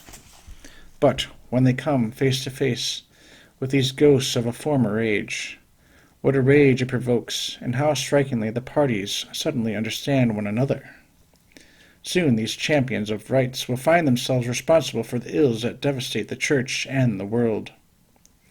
I shall perhaps astonish my readers by stating that the revolutionary instinct has won the victory in the governing classes, not only over the Catholic spirit that the pontiffs in vain attempt to stir up, but even over the natural instinct of self-preservation. Good prophets, as always, the popes depicted the revolution as the abyss, whence, in frightful convulsions, impure lava spews forth, obscuring the sun. There were such convulsions in 1789 and 1793, in 1800 and 1815, in 1830 and 1848, in 1852 and 1870. There were internal rents, pillages, burning, the Paris Commune. There were military catastrophes such as Waterloo and Sedan. France was cavorting about like a disheveled Bacchante, or perhaps more like the lunatic in the Gospel. She too fell victim to the disease latent in her since childhood, that is, since the origin of revolutionary principles. She is aware of it, she sees her exhausted state, and from time to time she utters a cry, as if to call the man who could save her from her own fury. Then, once the crisis is past, she stupefies herself once more by emitting frenetic hurrahs in honor of progress and liberty. Two facts equally strange, shown to what point princes and peoples have submitted to the fascination of the revolutionary serpent. In 1852, a finger's breadth away from her ruination, an infatuated France threw herself into the arms of Napoleon III. Acclaimed by 8 million voters, Napoleon could do anything he wanted, because he dared to restore the empire. However, he stepped back from a Christian restoration of society. He did not feel he had the strength to struggle against the university, the secret societies, and a public opinion that had been worked on by these two formidable forces. The Bishop of Poitiers endeavored to encourage him, quote, "Neither the Restoration nor you," he told him one day, "have done for God what should have been done, because neither has reinstated the throne, neither has renounced the principles of the revolution, and because the social gospel that inspires the state is the same declaration of the rights of man, that is nothing other than a denial of the rights of God. Our Constitution is not that of a Christian and Catholic state. Our public law does not state, indeed, that the Catholic religion is the religion of most Frenchmen, but it adds that the other forms of worship have the right to equal protection. Does not this amount to saying that the Constitution protects truth and error equally?" End quote. The emperor replied with the argument of the weak, quote, "Do you think that the times in which we live will allow such a state of affairs? Do you think that the moment has come to establish the exclusively religious reign you are asking for? Will not such a course of action unleash evil passions?" End quote. The bishop had other ideas, and one day he would write them down, quote, "I shall never accept that France must adopt absolutely and definitively the so-called hypothesis that is implacably opposed to the Christian thesis. I have too high a regard for my country to believe her irremediably fixed in error. France will not be forever apostate. One can only speak thus of a dying man or an incorrigible criminal." End quote. Not wanting to get further entangled in controversy, however, the bishop contented himself with the following prophetic reply, quote, "Sire, the moment has not come for Jesus Christ to reign. It follows that neither has the moment come for governments to endure." End quote. The second fact is even more characteristic. In 1870, the revolution threw out the man who had trembled in its presence. Napoleon shared the fate of Bolivar, and France fell into the terrible anarchy known as the Commune. On the point of expiring, she looked around for a savior. For half a century, at moments of great peril, the noble descendant of the kings of France, exiled by the Revolution, had extended his hand across the frontier. Now again he offered to take the reins, but as the quote-unquote most Christian king. The worthy son of St. Louis, quote, "The future belongs to men of faith," he wrote, "provided they dare to tell the triumphant revolution what it really is in its essence and its spirit, and what the counter-revolution must be in its work of reparation and bringing peace. I want to save France, but God must enter France as her master, if I am to reign there as king." End quote. France's representatives, however, preferred a bourgeoisie revolutionary. When Thiers had brought his country to the edge of the abyss, the king once more cried out, quote, "Open to me, I am the savior." End quote. Quote, "Abdicate your rights," people urged him from all sides, "and take up the standard of 1789. "Never," he replied. "I will never be the revolution's legitimate king." Stay in exile, then. And France preferred to fall back into primitive chaos rather than be governed by St. Louis. What conclusion seems to follow inescapably from this condition of people's minds? Is it not the same conclusion that Bolivar drew, i.e., peoples must perish because there is no man in the world strong enough to wrest them from the revolution's claws? I am writing this book to protest against such a conclusion. That is so desperate and yet apparently so logical. No, the revolution has not totally subjugated and debased the nations. A Christian Hercules could not wrench them from its yoke and present them to Jesus Christ and his church. It was precisely for the purpose of reviving our wilting courage that in the second half of the 19th century God raised up the political phenomenon known as Garcia Moreno. 10 years ago, the newspapers reported the death of a strange personage. He was the president of a republic, Ecuador, one of the revolutionary states that were born, as we have seen, from the dismemberment of Colombia. Only 30 years after Bolivar, showing no respect for immortal principles, this man had, by force, swept away the wretches who were growing fat at the expense of the sovereign people, installed in his country a government that was as Catholic as that of St. Louis, and extricated the nation from the chaos in which it was about to expire. In 1862, despite the liberals and the insurgents, he signed a Concordat that restored the Church's entire liberty, and in 1867, a constitution destined to make his people, surrounded by godless nations, the true people of Christ. In 1870, he dared to be the only voice of protest against the invasion of the Papal States at a time when, according to the official findings of the usurping power, kings were making themselves the accomplices of the Italian brigandage. In 1873, he even obtained a national subsidy from Congress for the benefit of the captive and destitute pontiff. At the same time, he consecrated the Republic to the Sacred Heart of Jesus, and ordered a stone commemorating this great event to be placed in all the cathedrals at the state's expense.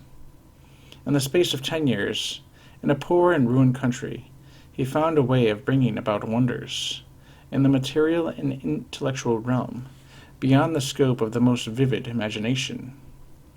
Of course, the Democrats he had removed from the government, and even the theoreticians of the quote-unquote free church and a free state, raged against him. But his rod of iron crushed them each time they opened their talons to seize their prey. At last, when the grateful people had just conferred on their benefactor the supreme magistracy for a third time, his death was decreed in the Masonic lodges. He learned of it and wrote these sublime words to the Pope, quote, "May I be judged worthy to shed my blood for the cause of the Church and of society." End quote. God did indeed judge him worthy. On August 6, 1875, he fell under the Revolution's dagger. His last word was the cry of a martyr, quote, "Dios no muere," God does not die. End quote. In Ecuador, days of mourning and despair followed the hideous assassination. The ever-memorable name of Garcia Moreno resounded in Europe too, as in America. Pius IX erected a statue to the new Charlemagne in the Rome, whose rights he had so nobly defended, and Ecuador's Congress addressed this solemn homage to him, quote, "Considering that the most excellent Lord, Don Gabriel Garcia Moreno, by his powerful intellect and lofty virtues, has merited to occupy the first place among all the children of Ecuador, that he dedicated his life and his genius to the regeneration and greatness of the Republic, basing the political institutions on the solid foundation of Catholic principle, that with the magnanimity found in truly great men, he fearlessly faced defamation, calumny, and impious sarcasm, thus giving the world a unique example of unshakable fortitude in the accomplishment of duty. That he so loved religion and his country as to suffer martyrdom for them, bequeathing to posterity a radiant memory of the immortal halo which heaven bestows on heroic virtue. that he heaped immense and imperishable benefits under the nation and the material, intellectual, moral, and religious orders, and that, finally, the nation owes a debt of gratitude, honor, and glory to those citizens who thus, under the inspiration of the purest patriotism, ennoble and serve it. Ecuador, through the voice of its legislators, accords to Garcia Moreno the title of Regenerator of the Fatherland and Martyr for Civilization.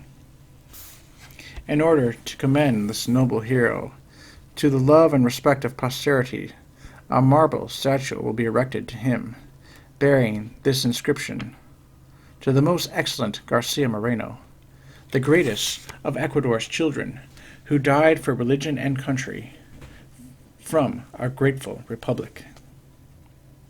So we see that it is possible to vanquish the revolution and wrest nations from its mortal embrace.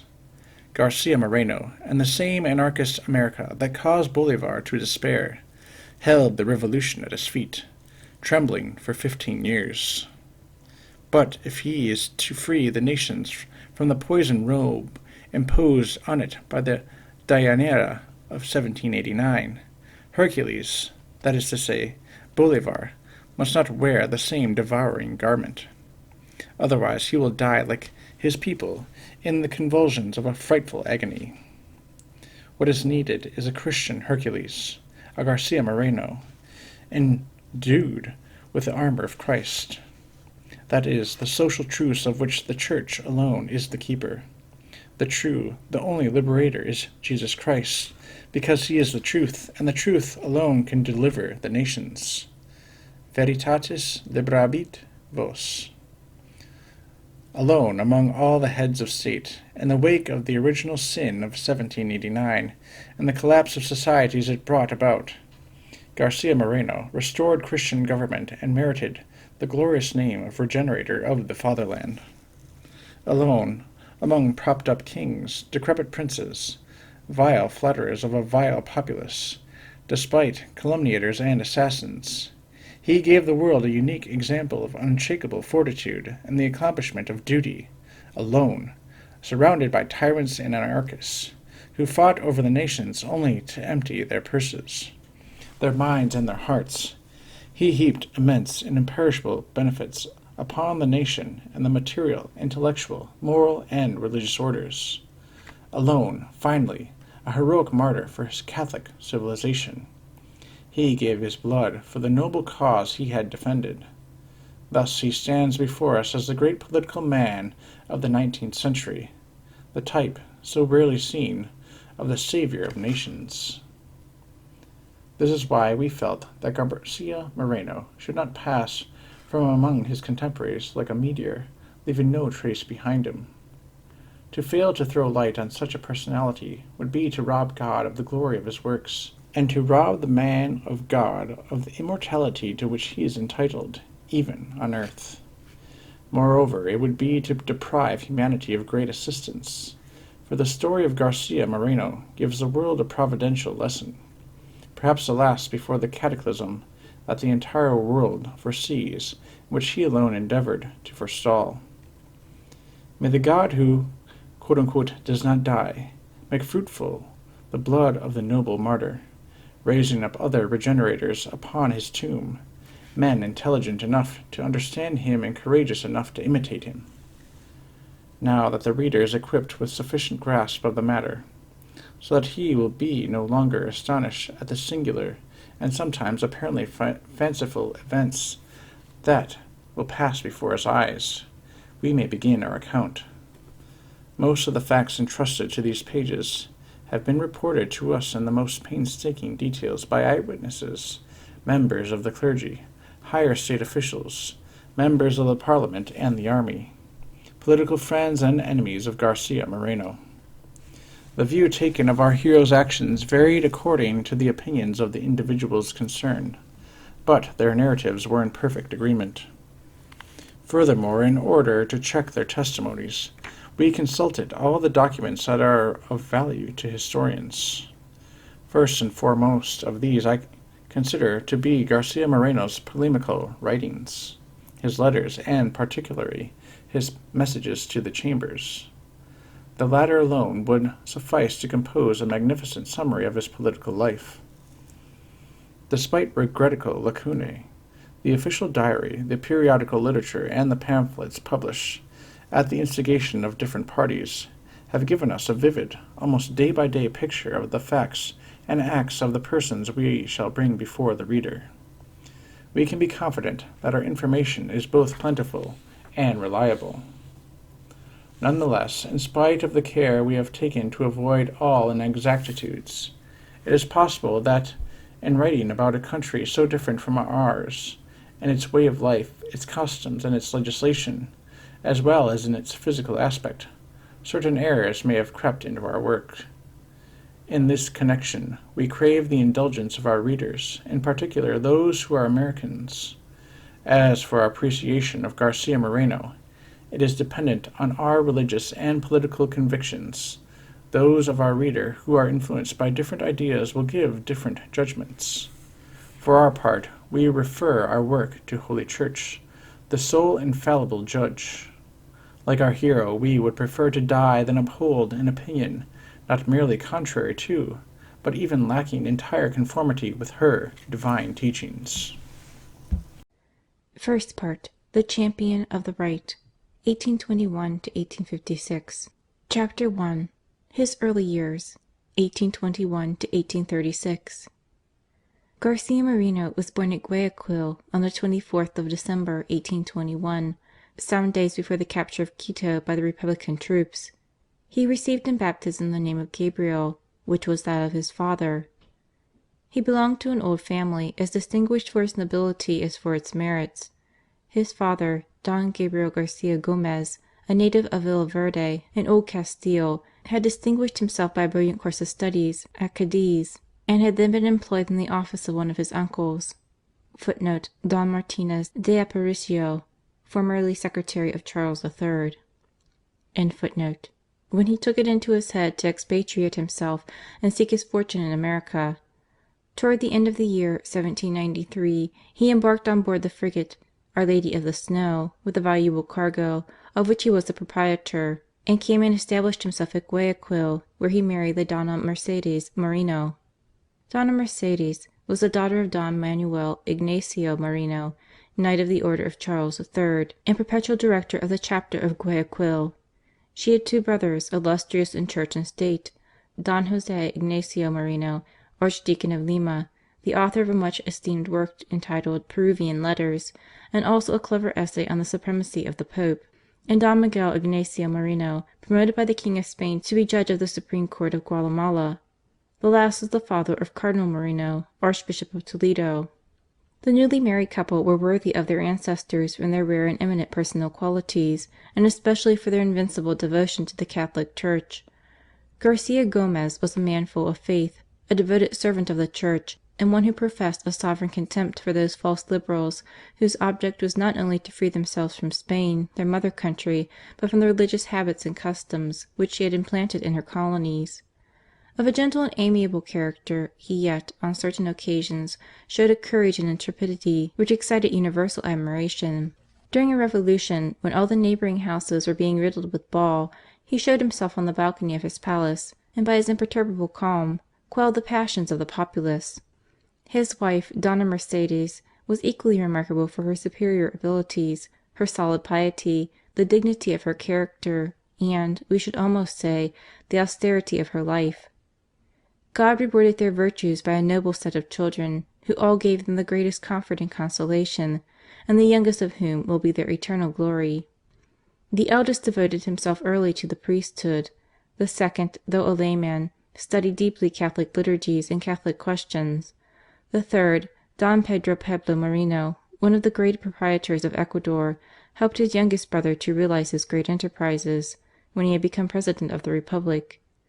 Later on, when a witness of the ingratitude of his fellow citizens, he often said to him: "Leave this country for another, no matter where, and draw as much as you will from my purse." But Don Gabriel invariably replied: "God did not send me into the world to do good anywhere but in Ecuador." The fourth son was Miguel Garcia Moreno, whom the President proposed, later on, as administrator of the salt works of the state. He was a man of great ability and integrity, and instead of having a perpetual deficit in his accounts, according to the habit of his predecessors, he brought about an extraordinary surplus, which increased yearly. Don Gabriel had also 3 sisters, Rosaria, Mercedes, and Carmen. All 3 were the joy and honour of their family, and each left this world after having edified it by a holy and irreproachable life.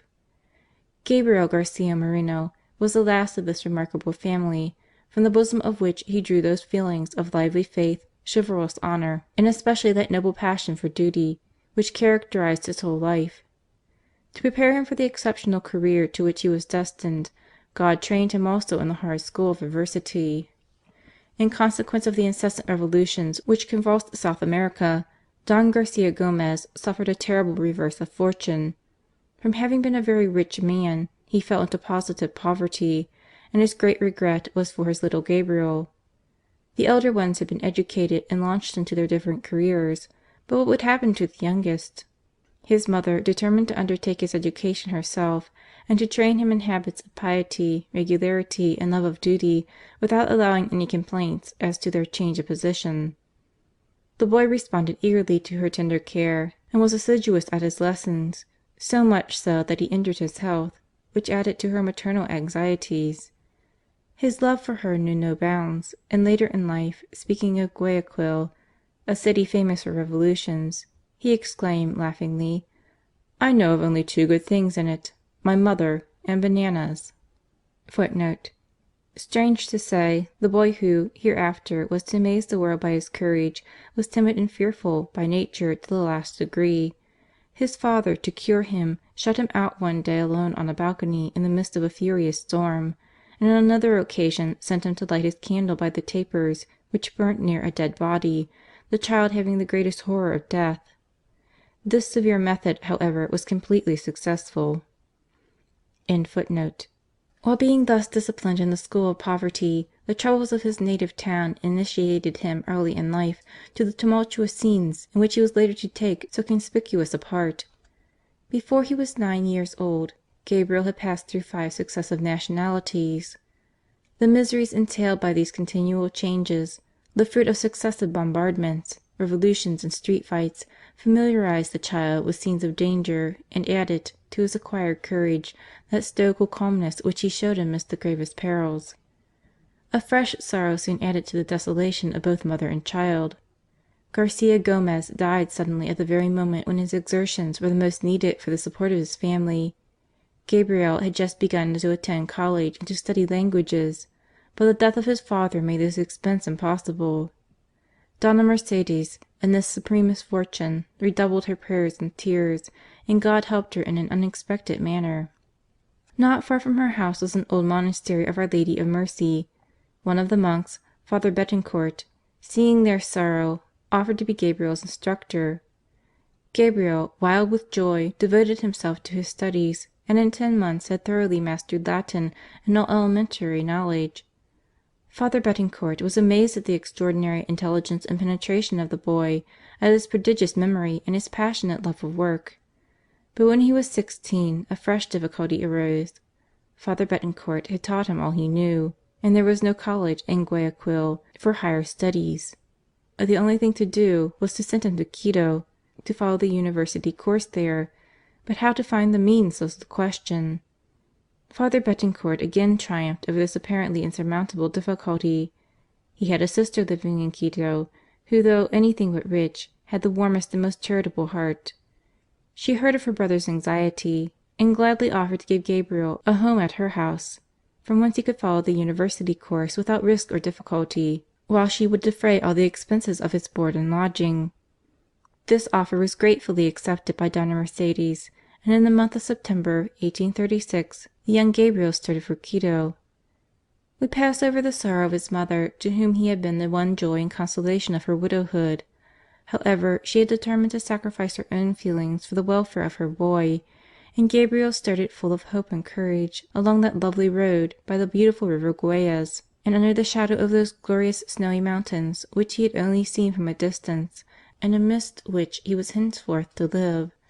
And so he arrived at Quito, where he was received with open arms by by the good Senora Josefa, who was delighted to act as a mother to this charming boy, of whom she had heard such glowing accounts from her brother.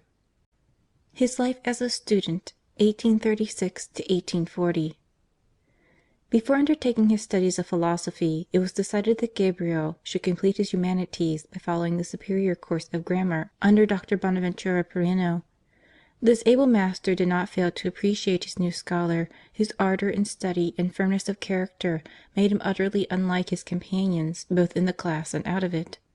He very soon confided to him the superintendence of the transitos, as the study galleries were called, and the idle and incorrigible among the students soon found that they could not escape his vigilant eye.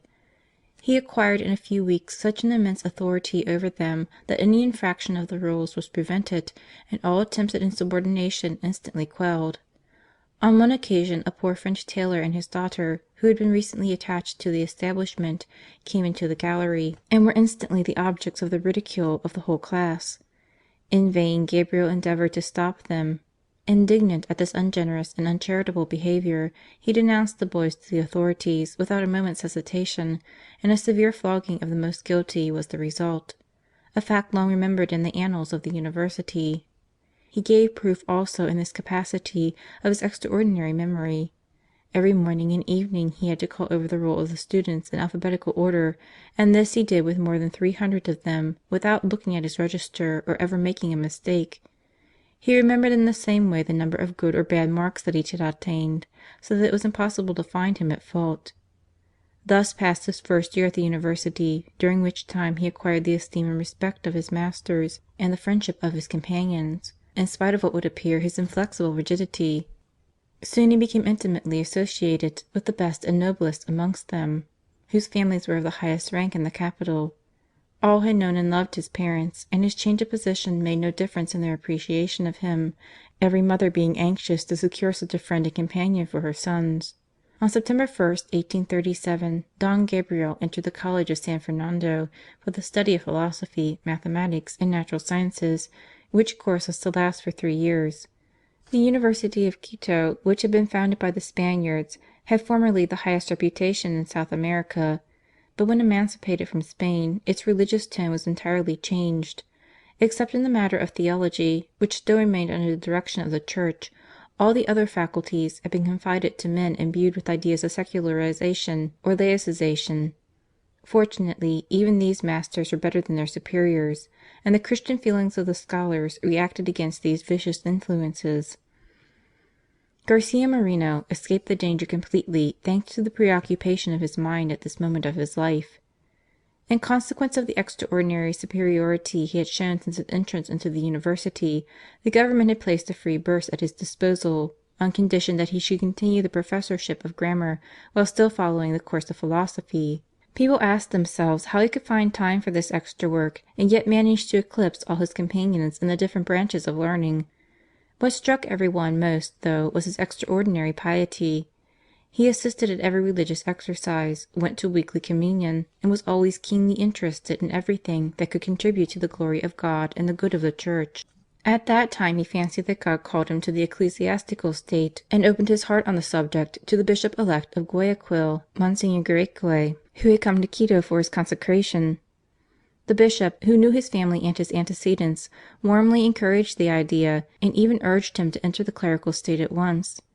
In consequence, a few days after the bishop's consecration, Don Gabriel received the tonsure and minor orders at his hands. From that moment his great pride was to wear the distinctive clerical collar, and he even secretly bought himself a cassock which he kept in his room to remind himself continually of the excellence and obligations of the ecclesiastical state.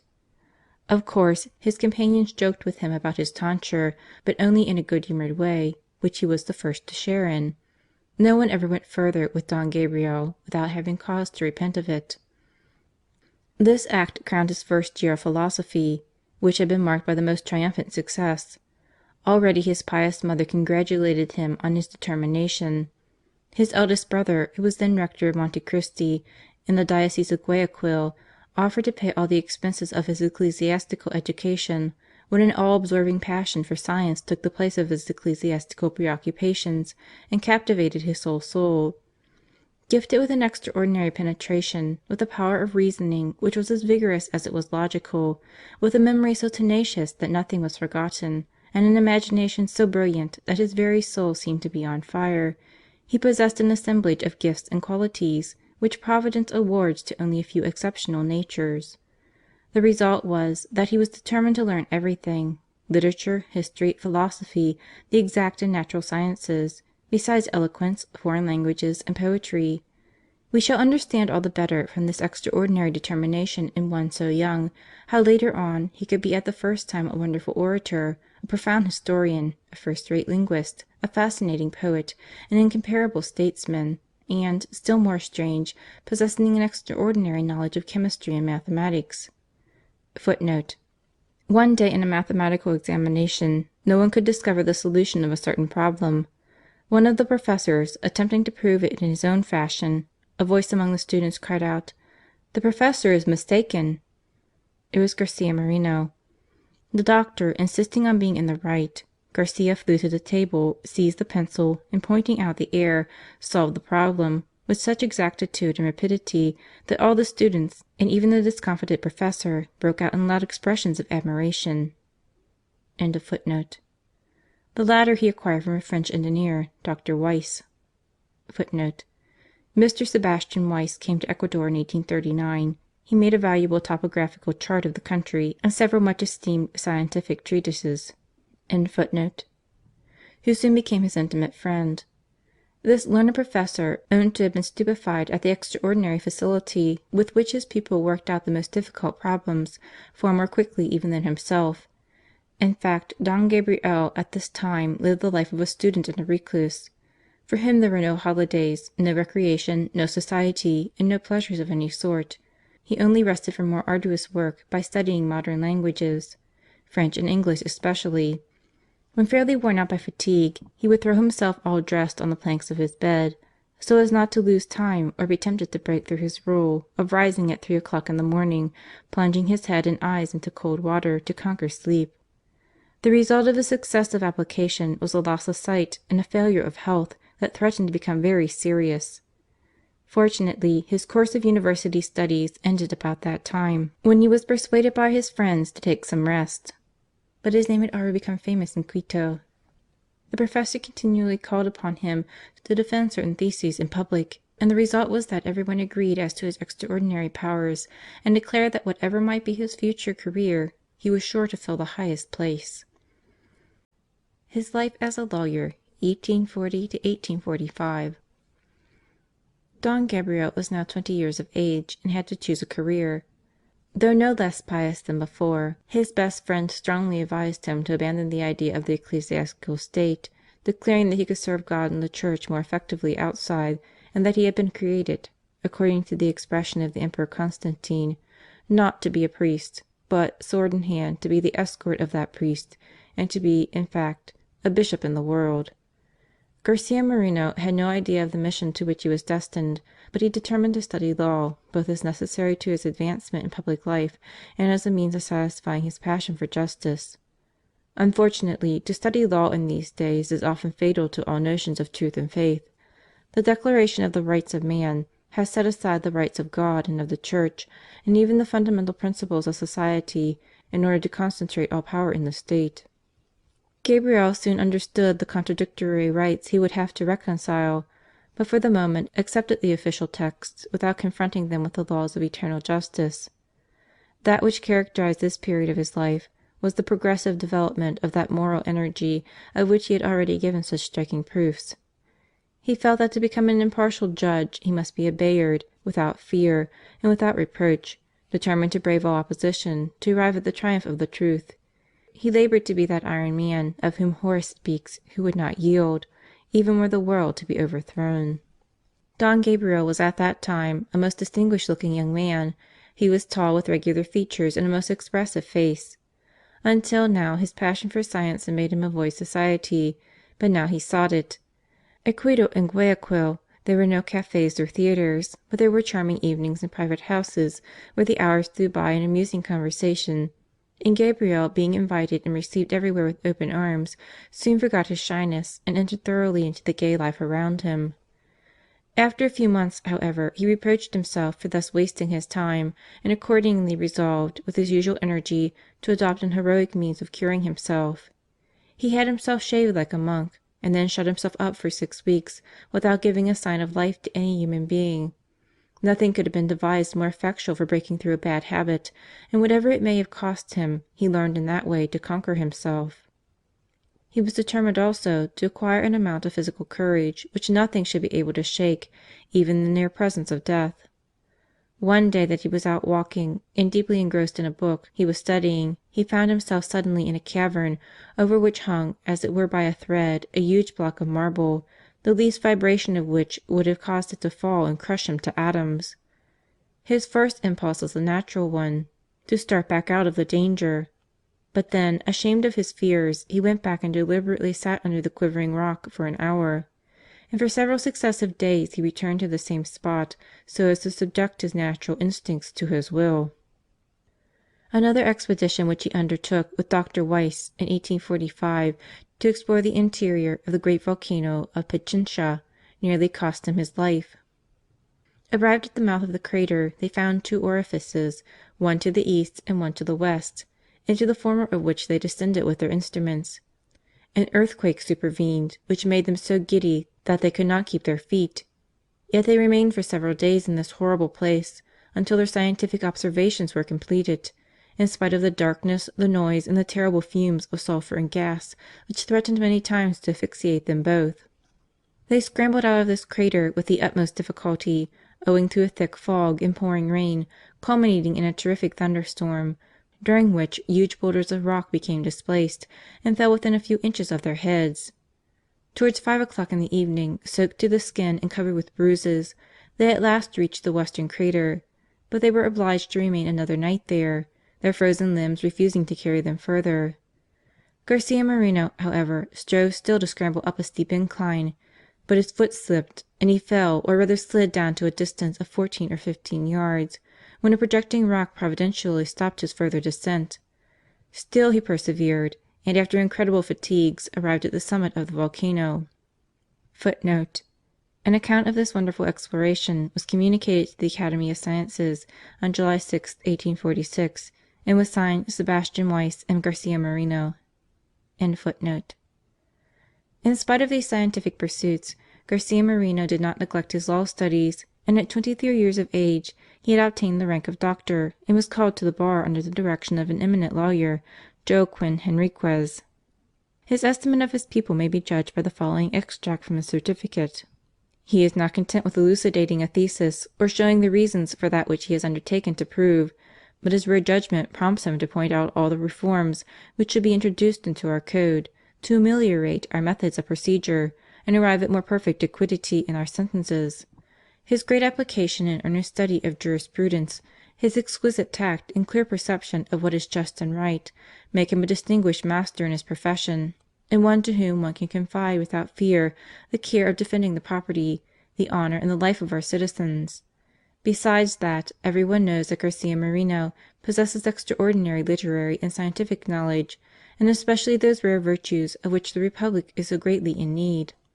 The public good and the progress and glory of Ecuador are the idols of this noble heart, and to these great objects he already consecrates his labours and his life.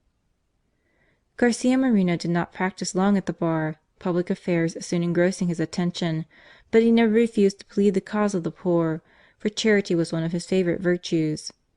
His pleading was remarkable for its clearness and brevity. He never would undertake a bad or suspicious case. On one occasion, the presiding judge having asked him to undertake the defence of a notorious assassin, he refused point blank, with the exclamation, "It would be easier for me to become a murderer than to defend one." He behaved in the same way to a Spaniard in high position, who, knowing his great talent, wanted him to take charge of a doubtful and delicate case. Don Gabriel read the brief, and then returned it to him, in spite of the entreaties and large pecuniary offers of his client, who lost his cause, and exclaimed wrathfully to Garcia Moreno, "If I have not won, it's your fault." "You have lost, because your cause was a bad one," quietly replied the young lawyer. "Never mind," retorted the Spaniard. "You would have made it good if you would only have consented to defend it." On one occasion, however, his prudence was at fault. An unworthy priest had insinuated himself into his intimacy, whom the Archbishop of Quito had suspended. Instead of submitting, the priest availed himself of the existing laws to appeal against the Archbishop's sentence, and Garcia Moreno, fancying he was the victim of injustice and calumny, warmly defended his cause. It was not until he had received undeniable proofs of the unworthiness of his client that he desisted from his efforts on his behalf. Providence allowed him to make this mistake in order to open his eyes as to the iniquitous laws then in force against the authority of the Church, whereby the highest ecclesiastical personage might be dragged before a civil court to give account for an act resting solely on his spiritual authority. He always deplored this event in his life and attributed it to the anti-Christian liberalism with which his official position had inoculated him. Before we come to his political career, we must say a few words on an event that had great influence on his future life.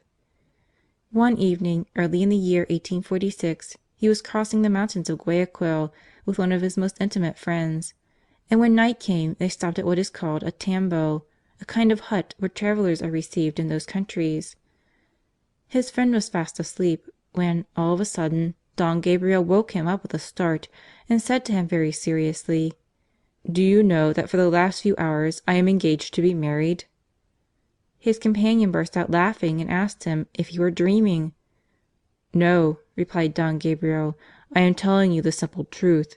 Before leaving the town I settled it all, and 2 hours ago the contract was signed."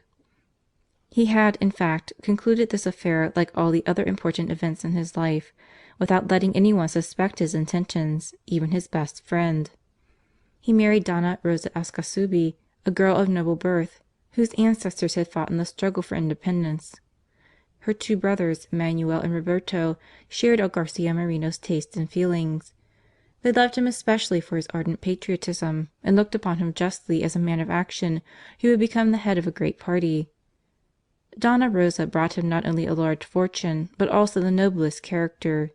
She was a woman full of talent, sweetness, and dignity, and of a nature in entire conformity with the ideas and character of her husband.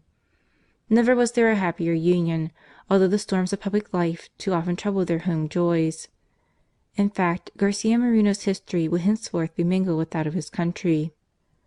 When asked one day by an intimate friend to write a history of Ecuador, he replied, smiling: "It would be better to make one."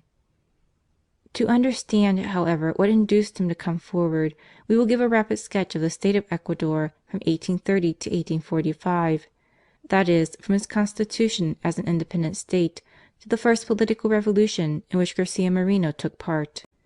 Flores, 1830 to 1845. We have described in our preface the birth of the Republic of Ecuador out of the dismemberment of Bolivar's ephemeral creation of the State of Colombia.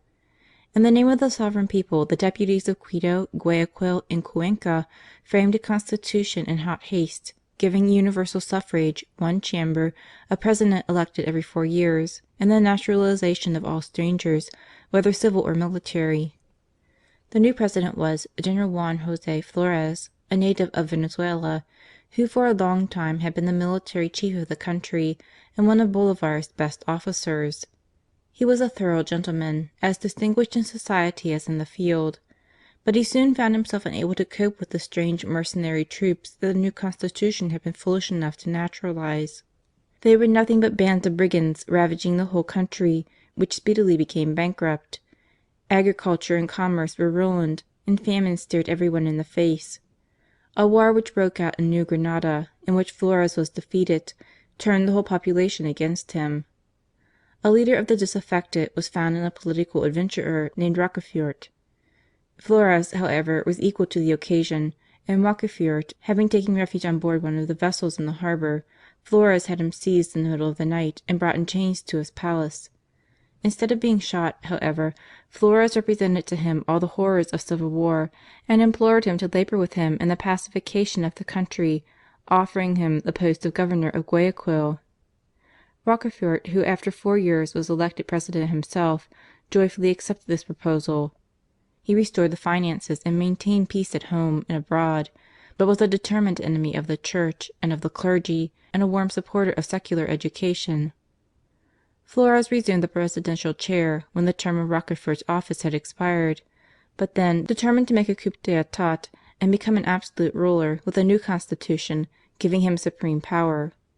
Even this the people might have accepted if Flores, hating the supremacy of the Church and in league with the Freemasons, had not shown a marked intolerance against the Catholic clergy and opened the doors to every species of heresy. The people of Ecuador loved their Church, their priests, their religious, and their holy worship and ceremonies. In vain did Flores praise the beauties of toleration. The people rose in a body and protested solemnly against the new constitution. Patriotic societies were formed in every town and village to organize resistance against the new laws. All the most respectable portion of the community joined them, officers, lawyers, landed proprietors, commercial men, all in fact who had any weight in the country, and among them Garcia Moreno, as we may imagine, was not the last. He was then only 23, but by his eloquence, ability, and high character he quickly gathered around him a group of young men of the best families and prepared them for active resistance. The campaign was opened by a protest of the clergy against their exclusion from the legislative chambers. To this the Convention replied that they had acted in accordance with their rights and that no one could interfere with the will of the sovereign people.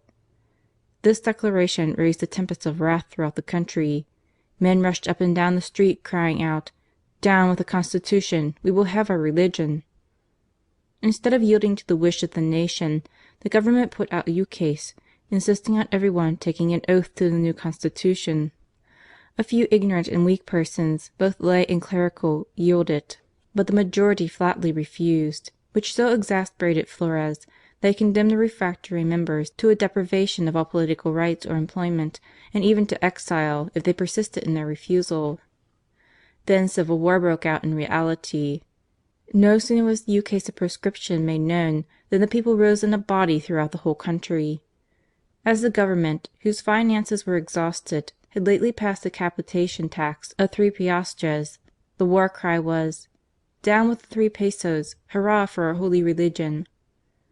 To make a successful stand against Flores, disciplined troops, money, arms, and above all, good officers were needed, and these wants the Patriotic League determined to supply as soon as possible. One day their scouts found out that Flores was going to send a large quantity of guns to the Governor of Napo, and that Indian troops were in charge of this convoy. Garcia Moreno, with a handful of his young comrades, hid himself in the mountains and patiently awaited the arrival of the escort. Very soon the natives arrived and halted close to the spot where they were lying in ambuscade.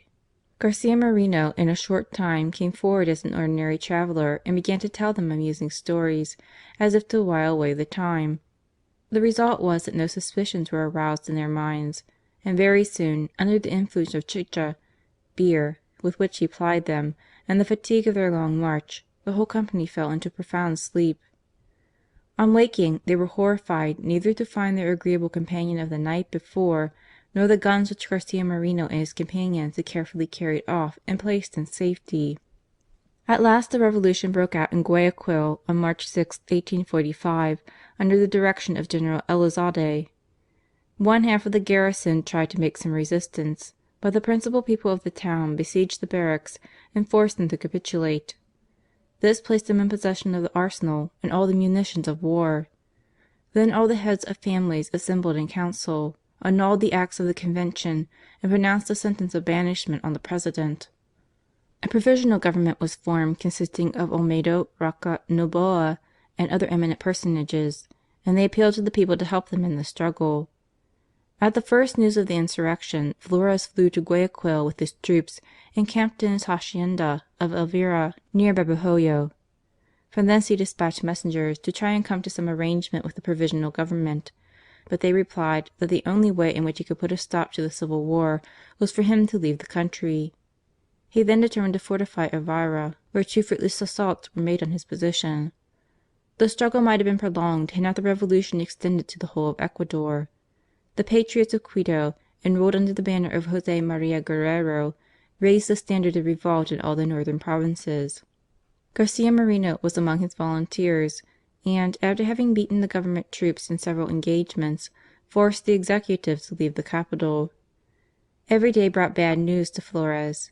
Communications interrupted, troops in revolt, letters intercepted by the people, so that not being able to struggle against both the army and the nation, he determined to capitulate.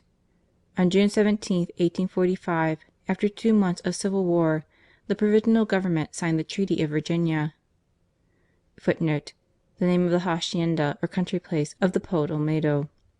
with General Flores. It was settled that the new government should at once convoke a convention to settle the affairs of Ecuador, and that in the meantime Flores, the ex-president, should pass 2 years on foreign soil, so that in his absence there should be no interference in their labours for the reform of the constitution. On this condition they would allow him to retain his title of General in Chief, his dignities, his property, and the high consideration in which his family was held. On the 24th of June Flores accordingly sailed in the Ciez de Marzo for Panama, and had the mortification of hearing the cries of joy mingled with the salvos of artillery which greeted the triumph of right over despotism and tyranny. Garcia Moreno had been one of the principal actors in this religious and political drama. Struck with the ascendancy which he exercised over all with whom he came in contact, the government confided in him a difficult and delicate mission. It was absolutely necessary to give the troops their long arrears of pay, and as the treasury was entirely empty, an extraordinary tax had to be levied. The country, however, crushed by the extravagances of the late administration and already overwhelmed with burdens, positively refused to pay, and the government charged Garcia Moreno with the disagreeable task of enforcing the levying of this tax. He undertook the onerous duty, and by his persuasions, his coolness, his tenacity, and his inimitable energy, triumphed over all opposition and disarmed all the opponents to the measure. He showed his disinterestedness in this matter in the most remarkable way, refusing all payment for his service, and counting all personal sacrifices as nothing provided his country could be rescued from the apparently inextricable difficulties into which the despotism of her late rulers had plunged her. El Zuriago, 1846 to 1847. The joy of the people of Ecuador when the happy result of the revolution of the 6th of March became known may be easily imagined, but they were not yet out of their troubles. The Convention had first to decide between 2 candidates for the vacant presidentship, one the poet Olmedo, and the other a merchant named Roca. The latter was a cunning and vindictive man of an unscrupulous character and with mulatto blood. The Patriotic League unanimously chose Olmedo, a statesman of incorruptible character and the great national poet. But Roca, who knew the nature of the deputies best, was confident of success, and by dint of bribes and promises of office he obtained the requisite majority of votes. A cry of indignation arose throughout the country at this election, but no one felt it more bitterly than Garcia Moreno. He was warned not to incur the enmity of the new government, but he could not resist the temptation to expose the corruption and rascality of the ministers, and so started a humorous paper called El Zuriago, the Whip, of which the first number appeared in the month of April, 1846. After having been devoured in the capital, this little sheet was sent to every province in the country, and all were enchanted with its original and powerful satires, and delighted to find any one saying out loud what every one was whispering under their breath. We will give a specimen of his style. It was the eve of the great day when the problem was to be solved. Shall Ecuador at last have a just and good government, or will it remain a hotbed of intrigues and corruption? The Convention resembled a Theban sphinx, with the voice of a man, the head of a woman, the claws of a lion, the wings of a vulture, and the tail of an ass. Still the alarm was great in the camp of the place hunters. Exasperated at the idea of defeat, they could not find curses enough for patriots, whom neither menaces nor promises could bend. At last they determined to go to a certain personage, who could give them some sort of insight into their prospects, and where they all met as if by appointment. B arrived first. His face was pale, his lips white, his eyes inflamed, but before his host he was metamorphosed in a moment. Gravely seated in an armchair, wrapped in an ample purple dressing gown, with spectacles on his nose, this great personage had the look of Marius, the heart of Sylla, and bowels of mercy as tender as a rock. [Footnote: A play of words on the name of the President.] "Have you spoken to C?" he asked, addressing the newcomer. "I have done all I could to win him over," replied the poor devil, "but he resists all my efforts. He says he would rather remain a poor curate all his life than stain his name with what he calls an infamy." "So much the worse for him. He will live to repent of it," oracularly replied the great man. At that moment, with a contrite and cringing manner, entered the Reverend A. [Footnote: The lay rector of the university, effecting airs of sanctity.] A living image of the hermit cat. "Blessed be God and His merciful Mother. X has sworn to vote for you, provided certain places be secured to different members of his family. He will work zealously so that your Excellency may be elected tomorrow President of the Republic." "Deo gratias!" exclaimed on the threshold of the door a greasy, ragged cleric. This was the famous V. "I have laboured only to fail. What is to be done with idiots who covet neither prefectures nor places in the ministry, nor prebendal stalls? Ite missa est. I told them we can do very well without you, gentlemen. Will you believe it? They laughed in my face." "It seems to me we can reckon on 27 votes," gravely replied the sly old fox. "Where shall we find the 28th?" Brother A., his eyes cast down, humbly answered: "My Lord, Providence, who watches over even the worms of the earth, will know how to remove one or other of our enemies to a better life, or will inspire them with the holy thought of accepting some little sinecure to help them to live more comfortably without offending God or their neighbour." R. interrupted the last speaker, while stifling a laugh, with the words: "Nothing is easier than to gain a vote if one only knows how to set about it. When a general wants to take a fortress, he begins by finding out the weak point in the walls. Do the same in this electoral campaign. Discover the weak side of your adversary, and you will win. If he leans to the other party, give him a stick to lean on, of gold. Give him a pen to sign, likewise tipped with gold, and you will see his honour will go very cheaply." A murmur of applause greeted this prophetic speech, while the thick lips of the would-be President curled in a soft smile. To encourage his creatures, he placed before them the number of comfortable places which would be assigned to each should success crown their efforts. So far from blushing at this ignoble traffic, a good many asked to pick and choose what would suit them best, as at a buffet you would select the dish you preferred, and then, full of joy, they flew to the fight, their eyes fixed on the enchanting future opened out before them, and with the prospect of enjoying rich stipends and no work. It is thus that our country has been insolently mocked, while in their degrading and crapulous sloth these miserable men encourage one another daily in fresh jobberies and crimes. We can easily imagine the rage of the Government at being thus shown up week by week to the ridicule and indignation of the public. Garcia Moreno had determined to scourge those vampires who sucked the blood of his countrymen while pretending to look after their interests, and whose only delight was to gamble on the Stock Exchange and to use their ministerial knowledge to fill their coffers and drain the unhappy merchants and peasant proprietors whose bankruptcy had become universal. No, he added ironically, Ecuador is not stationary, as people imagine. On the contrary, it is marching towards entire demoralization. Generations to come will have no villainy to commit. Such are the fruits of the tree of liberty, not true liberty, but that of which these wretches prostitute the name to satisfy their own cupidity. The Government at last took the offensive and threatened a public prosecution of the editor. This only roused Garcia Moreno to more violent language. "You call this newspaper mean, immoral, revolutionary. Mean! The criminal is mean who is condemned to the lash, not he who wields the whip with which to punish the wrongdoer. Immoral! A writer is not more immoral because he reveals immorality than the judge is immoral because he chastises vice. Revolutionary! The revolutionists are yourself. It is you who encourage crime and disorder, you who are traitors to your country, deputies without conscience and without shame, grovelling like reptiles to obtain places. How long is it since the poor clerks and workingmen have received their wages? They have waited in silence, deceived by your promises, while you are speculating with their bread, and quietly pocketing all the revenues of the Republic. It is all very fine of you to abuse Flores. In brigandage and rapacity the disciples have long surpassed their master. But the gravest complaint against us is that El Zurriago is anonymous. You ask the name of the editors. I will gladly give them up to your vengeance.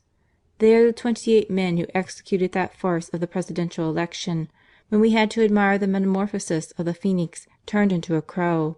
For what does this paper contain? The revelation of the criminal acts of these 28 men, and the expression of the public contempt which is attached to their name. Who then are the editors? Those who committed the crime, or those who have exposed it. You are without doubt the only responsible persons, and it is you whom the police should prosecute. As to ourselves, you ought to thank us for having published your history without exacting any salary." This vigorous denunciation brought the new President Roca into universal contempt. He was detested for his hard and haughty character, and after this polemic every one fought shy of him. The nobility would have nothing to say to the mulatto. The partisans of Flores hated the man who had supplanted their master. The true patriots loathed one who had sacrificed their country to his greed for gold. The discontent hourly increased, when a sudden reapparition of Flores gave Garcia Moreno an opportunity to undertake a fresh political campaign. The Avenger, 1847 1849. General Flores had quitted Ecuador, humiliated but not resigned. After a time he determined to equip a body of mercenary troops and try and reconquer the country. It was in the year 1846. He was at the Spanish court, where his noble presence and his clever conversation captivated not only the princes, but Queen Christina herself. After a review where he was an honoured guest, she offered to cooperate in this adventurous expedition. 10 millions were borrowed to equip the fleet and recruit a body of volunteers, on condition that a Spanish prince should be appointed, whose prime minister Flores undertook to be. In spite of all the trouble taken to prevent these preparations being known in Ecuador, Roca heard of them. The papers also announced that Flores had equipped 4 men of war, had enrolled 500 men in Ireland, besides a large number of Spanish officers and men, and that he was about to set sail for Guayaquil. This intelligence alarmed not only the people of Ecuador, but the whole of the South American continent, which had only so lately thrown off the Spanish yoke. Whilst men were lamenting, however, Garcia Moreno felt that the thing to do was to act promptly and resolutely, to sacrifice all party spirit or difference of opinion, and unite as one man in defence of the country. He even had the generosity to offer his services to President Roca, who was only too thankful to accept them. As it would have been impossible to resist so formidable a foreign invasion without a levy en masse of the whole population, Garcia Moreno started a new paper which he called The Avenger, in which he reproached the people for their lethargy, and pointed out the double danger they had to face: the invasion from without and the traitors within their gates. For Flores had a number of partisans among the shopkeepers and the public functionaries whom he had enriched, and who only waited for his return to indulge once more in nefarious speculations and to fatten themselves on the ruin of the people. The Government did not seem to realize this last danger, and wished to appoint generals who were all more or less devoted to the ex-president. Garcia Moreno exposed their treachery without mercy, and determined to enlist all the American republics in the struggle. "There is no doubt," he wrote, "that we must fortify Guayaquil, which is the key of our position. But Peru is equally obliged to fortify Callao and to equip an army to defend Lima. A squadron composed of vessels belonging to the 4 great republics of the Pacific, stationed in the waters of Guayaquil, will be able to defeat the whole expeditionary force. Let us close our ports to all Spanish vessels, and persuade all the American states to join us in these preventive measures. Then our victory will be secured." This patriotic appeal was met by a corresponding enthusiasm. All the republics united to repulse the common enemy. Peru armed her ships, Chile suspended all commercial relations with Spain, and negotiated an offensive and defensive treaty with Ecuador. The President of New Granada, Tommaso Mosquera, addressed an energetic protest to his people against the "sacrilegious profaners of American soil." This patriotic league became so strong and warlike that European diplomatists found themselves compelled to interfere with an expedition which threatened to destroy all commercial relations, not only with Spain, but with England and all the other countries from whence Flores had recruited his soldiers. At the very moment when the hostile fleet was about to leave the shores of Great Britain, the leading merchants of the city presented a memorial to Lord Palmerston, imploring him to lay an embargo on its departure, and representing to him the ruin which would ensue from Flores' expedition to the whole of the South American trade. Lord Palmerston at once understood the delicacy of the position, stopped the departure of the ships, and compelled Flores to disband his English and Irish troops, so that the ex-president found himself compelled to postpone, if not relinquish, his undertaking. This unexpected news filled Ecuador with joy, but Garcia Moreno was not so easily reassured. "Do not imagine," he exclaimed, "that Flores, in spite of this check, will give up the idea. If he had only 20 men at his disposal he would persevere. for he knows that his great strength lies in the bands of traitors which fill our own cities. If the Government really wishes to annihilate Flores's forces, let it begin by destroying the enemies within our gates." The event proved the truth of his remarks. Before the year was out, a plot was discovered among the Florianos to upset the Government in favour of their old master. The principal conspirators were seized and thrown into prison, but the town was in such a state of excitement that Garcia Moreno was entreated by the President to go and restore order. He found the whole population up in arms, and the patriots furious with the Florianos, giving way to the most savage acts of cruelty. Colonel Soler, one of the leaders of the insurrection, had been stabbed by the soldiers who had been left to guard him, while the other prisoners were in hourly expectation of a like fate. Garcia Moreno had no sooner appeared among them than he instantly enforced respect for the law. Resolute and energetic, yet calm as a marble statue, he issued his order in a tone which admitted of no reply, and every man felt he must obey. In 8 days peace was re-established, and the conspiracy was annihilated. Garcia Moreno returned to Quito, thankful to have been able to render so essential a service to his country, by refusing all recompense, either in the shape of honours or money.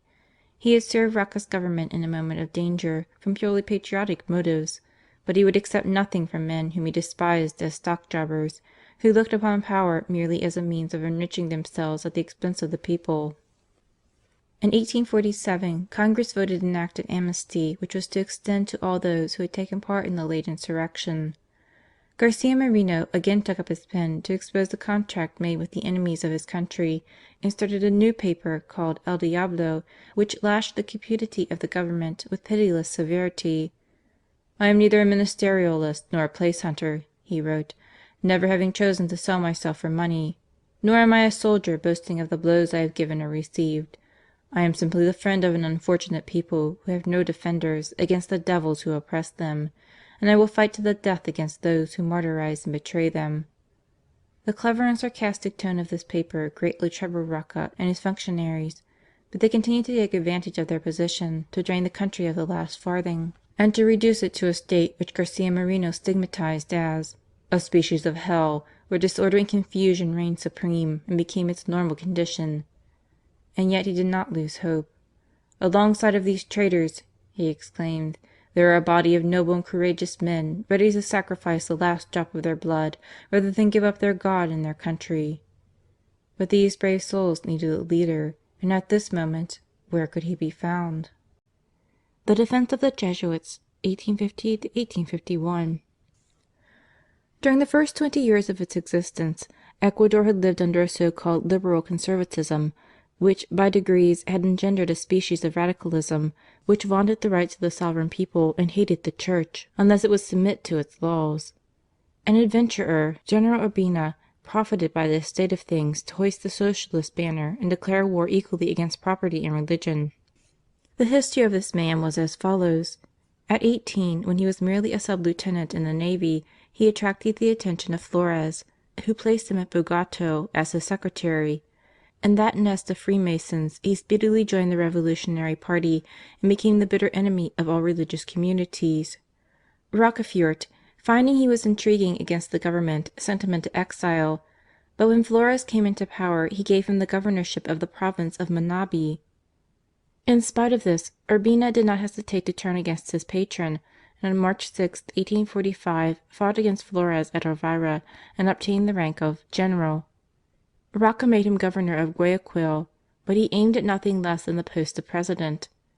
To mask his designs for the moment, however, he threw all his influence on the side of Diego Noboa, an old conservative, whom he thought he could lead. His plan only failed from the impossibility of securing the required number of votes, so that the Government fell into the hands of Robert Ascasubi, an honest and intelligent man, who was the brother-in-law of Garcia Moreno. Urbina was furious, and at his instigation the garrison of Guayaquil rose against Ascasubi and proclaimed Urbina governor. The people, however, were so indignant that he had once more to shelter himself under the man of straw, Noboa, who in his simplicity accepted his patronage and was elected on March 20th, 1850. Garcia Moreno had no share in any of these proceedings, for wearied by the political strife of his country, he had left Ecuador at the end of the year 1849, and sailed for Europe. Perhaps he had some idea of following his brother Pablo's career, but hardly had he set foot in Europe than he went back in heart to the country he had so long made his own. He travelled through England, France, and Germany, studying attentively the political state of these countries, which were all more or less revolutionized by the cataclysm of 1848. But what struck him most in France at that time was her return to religious ideas as the only possible means of safety. Even the Radical press was prepared to make peace with the Church and to protect the religious orders which they had so often scouted. An instinct of self-preservation more than faith prompted this metamorphosis, but this very fact made it more striking to an impartial observer. After passing 6 months in the old country, Garcia Moreno determined to return to Ecuador, more and more convinced that Jesus Christ is the sole Saviour of nations, and that a country without religion is inevitably the prey of either autocrats or anarchists. On arriving at Panama, an event happened which threw him again into the struggle, in spite of all his previous resolutions to avoid it. Just as he was embarking for Guayaquil, he perceived a certain number of religious grouped round an English ship. They were a body of Jesuits whom the Freemason government of Granada had expelled from sheer hatred of the Catholic Church. Their only crime was having founded several colleges in the towns and various missions in the savage districts of the country. These victims of charity were about to seek refuge in England when Garcia Moreno made them an unexpected proposal. He offered them a refuge at Quito, where for a long time the most respectable families had earnestly desired the foundation of a Jesuit college for their boys. Following the precept of their Divine Master, "If you are driven from one city, fly to another," the Jesuits were quite willing to accept Garcia Moreno's proposal. But was he sure that his countrymen would not oppose their landing? Garcia Moreno thought he could contrive it, knowing Don Diego Noboa, and hoping to obtain his placet before Urbina could interfere. On the voyage, however, he remarked one of the passengers watching him, and discovered that it was General Obando, the principal mover in the expulsion of the Jesuits, who was following them as a spy, in order to obstruct their landing at Guayaquil. But difficulties only stimulated Garcia Moreno's courage. When they arrived at the port, he hastened to disembark before any of the other passengers, and took an ostensible leave of the Jesuit fathers, as if they were about to continue their voyage. Then he rushed off to Noboa, spoke to him of his happy meeting with these holy religious, and asked for his authorization to establish them in Quito, assuring him that the whole Republic would rejoice at their arrival. The good old man, anxious to do an act of justice as well as to gain the goodwill of the city on the eve of the presidential election, gladly acceded to Garcia Moreno's request. When Obando arrived, a few hours later, to claim the interdiction of the Jesuits, he was told it was too late, and that Ecuador had neither the intention nor the wish to mix itself up with the religious or political quarrels of New Granada. From that moment the Jesuit question became the one topic of the day. When the Chambers reassembled, the question was put as follows: were the members to confirm the decree of banishment pronounced by Charles III, or should it be repealed? The discussion was long, the opposition violent, but at last the majority, yielding to the popular wish expressed in innumerable petitions, solemnly voted the repeal of the decree. The people received the news with extraordinary enthusiasm. The church which the Jesuits had built before their suppression was given back to them. They were also presented with a spacious monastery and a house for a college. A clause of the decree also provided that they should come into possession of all their former property. The day of the reopening of the Jesuit church, which had been closed for 83 years, was one of a triumphant ovation. The streets of the capital were hung with draperies, and the crowd joyfully followed in procession. For the first time for nearly a century these men of God, these heroic missioners, whose devotion and science were known to all the world, were seen at the altar, and the emotion and thankfulness of the people were such that it seemed as if each family had suddenly found long-lost fathers and friends. To Garcia Moreno the joy was unmixed, but even he had not reckoned on the furious hostility of the sects against the Church and against God. They immediately began a campaign against the Jesuits, and their plan was to turn Noboa out of the presidency, so as once more to bring about their expulsion. Noboa was represented as a dupe and slave of the Jesuits, and the provoker of a serious quarrel between two neighbouring states. Encouraged by Urbina, the government of New Granada sent a formal demand for the banishment of the Fathers from Ecuador, which, however, was indignantly refused. The Freemasons then published a furious pamphlet against the society, accusing them of the grossest crimes, a pamphlet so ably and cleverly written that many weak and timid people were impressed by it. Garcia Moreno indignantly replied in a rival pamphlet entitled Defensa de los Jesuitas, (Footnote: A pamphlet of 60 pages in octavo, published at Quito, 1851.) One of the best apologies which has ever been written on behalf of the Jesuits. "They call me a fanatic," he wrote in concluding his preface, "because I have employed my leisure hours in writing this defence, but that matters very little. I am a Catholic and proud of being one, although I fear I may not be one of the most fervent. I also passionately love my country and esteem it a duty to labour to ensure its prosperity, both as a Christian and a patriot. I cannot keep silence on a question so vital to religion and to my country. My nature, besides, prompts me naturally to take the side of the weak and oppressed. Tyranny revolts me. Let me meet with it where I will, and I detest the cowardice of those men who remain neuter between the victims and the executioner." After this he exposed the character of the writer of the obnoxious pamphlet, and then continued: "You pretend to exterminate the Jesuits out of love and for the greater glory of the Catholic Church. Falsehood and lies! You only strike at the Jesuits to attack Catholicism. It is an historical fact that all the enemies of the Church abhor the Society of Jesus. You say with Calvin, 'The Jesuits are our most powerful adversaries. We must either kill or banish them, or annihilate them by lies and calumnies.' With D'Alembert you exclaim, 'The ruin of the Church will quickly follow the destruction of the Jesuits.' Or with Manuel de Roda, 'We have killed the daughter, and have nothing more to do than to destroy the mother, the Roman Church.' You wish to pull down the columns to wreck the Temple, and disarm the Church before you make the last assault upon her." In answer to the accusation of their political interference in state matters, Garcia Moreno indignantly replied: "How dare you publish so gross an imposture, when it is a well-known fact that in New Granada and everywhere else the Jesuits have only preached the Gospel law, respect to authority, and even submission to the unjust legislation which sent them into exile? You pretend that they have fostered political passions.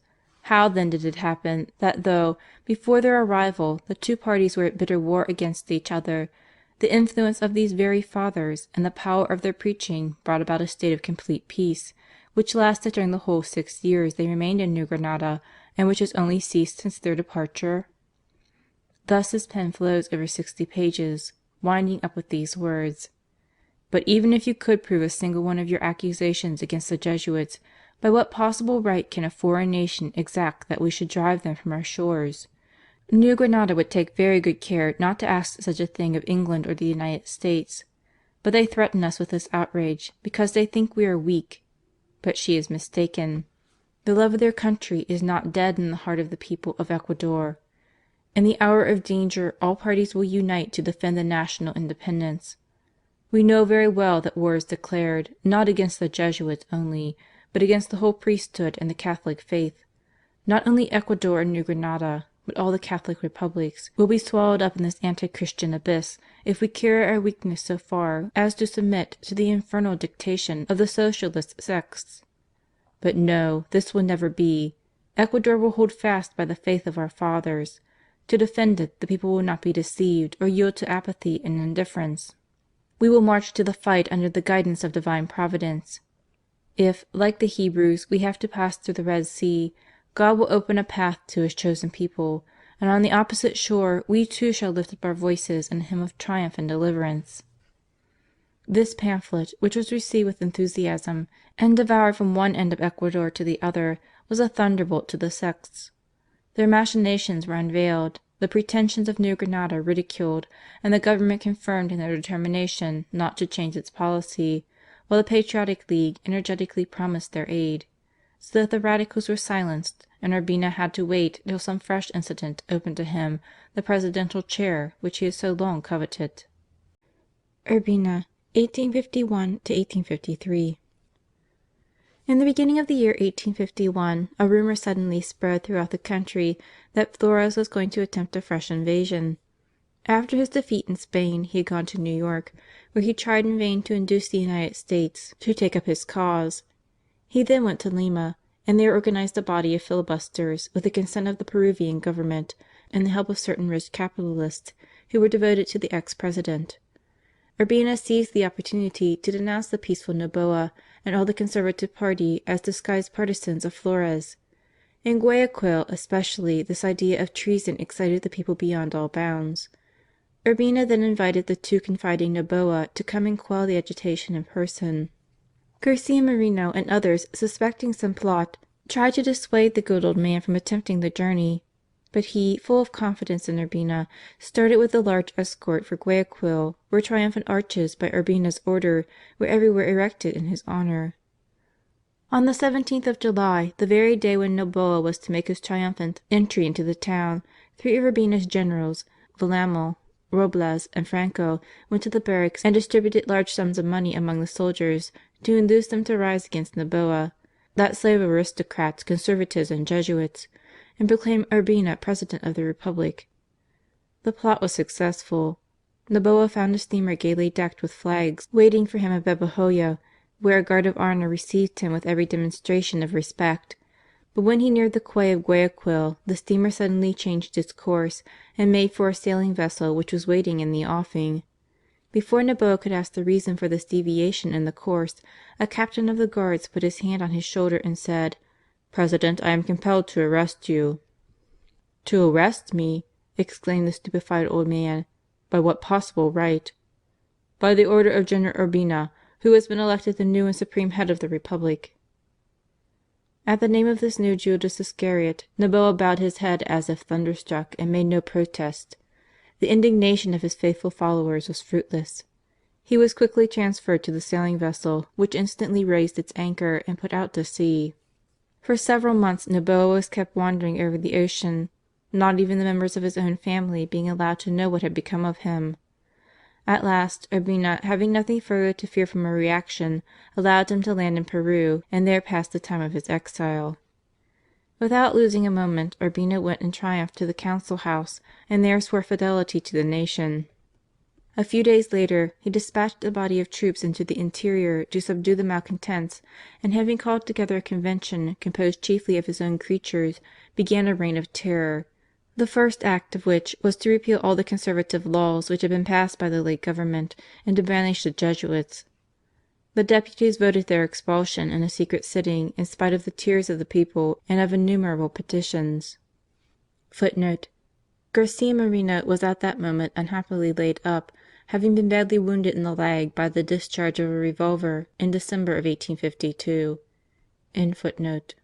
To prevent any public manifestations of sympathy, Urbina ordered them to quit their houses immediately. The police would not even let them take the things which were necessary for their journey. To avoid an explosion of indignation which would have been difficult to quell, the poor Fathers were not allowed to pass through the town, but were dragged by desert paths towards the little port of Naranjal, where they were thrown into a wretched ship bound for Panama. From that moment Ecuador was treated as a conquered country. Thefts, pillage, sacrilege, murders became the order of the day. The Tauras, a guard of Mamelukes, whom Urbina called his canons, armed with daggers, went up and down the country, attacking inoffensive men, insulting women, and assassinating all who would not be robbed without a struggle. Urbina in the meanwhile gave himself up to every sort of excess, exhausted the public treasury, and then exacted fabulous sums from private individuals. The smallest opposition or even remonstrance was met by imprisonment, exile, or death.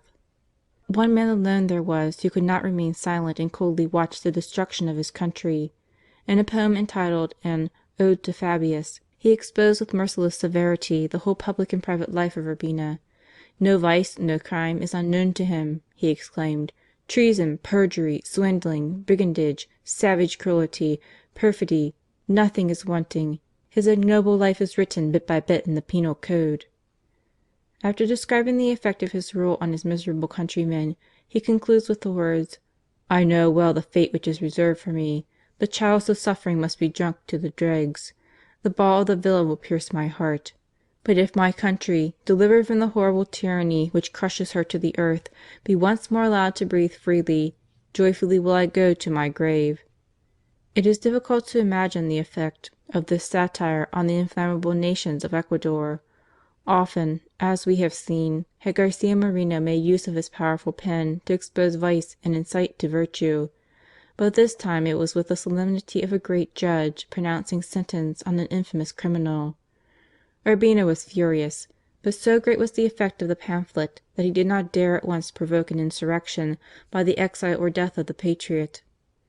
A month later Garcia Moreno started a weekly paper called La Nacion, the first number of which appeared on March 8, 1853. "It is time," he declared, "to tear down the veil and to show the people that under this radical government the Constitution is a lure, the sovereignty of the people a chimera, and all legal guarantees ridiculous fictions. You talk of progress and civilization. Where is the social progress, when misery devours the whole population, and revolutionary cunning alone enriches the few? What kind of civilization is that which tramples underfoot all moral law and extinguishes the light of divine revelation?" Urbina felt at once that La Nacion would become a powerful weapon against his government. He consequently informed Garcia Moreno that if he ventured to publish a second number of this paper, he and his accomplices would be exiled, which meant to be sent among the savages of Napo or shot on the way by the Tauras. The commandant of Quito was ordered to convey this ukase to Garcia Moreno. He replied: "Tell your master that among the numberless reasons for continuing this paper will be added now the determination not to dishonour myself by yielding to his menaces." The whole town was in a ferment on this subject. On the appointed day appeared the second number of the Nation, more aggressive than the first. As its life was to be short, it was necessary to speak out plainly in an article entitled "The Political Views of the Cabinet." Every act of this nefarious government was criticised and exposed, from the ruin of the people and the exhaustion of the treasury down to the brutal expulsion of the Jesuits and the reign of terror which everywhere prevailed. Garcia Moreno had no illusions as to the results to himself of this proceeding. With a devotion worthy of an ancient Roman, he sacrificed his life and his happiness for the love of his country.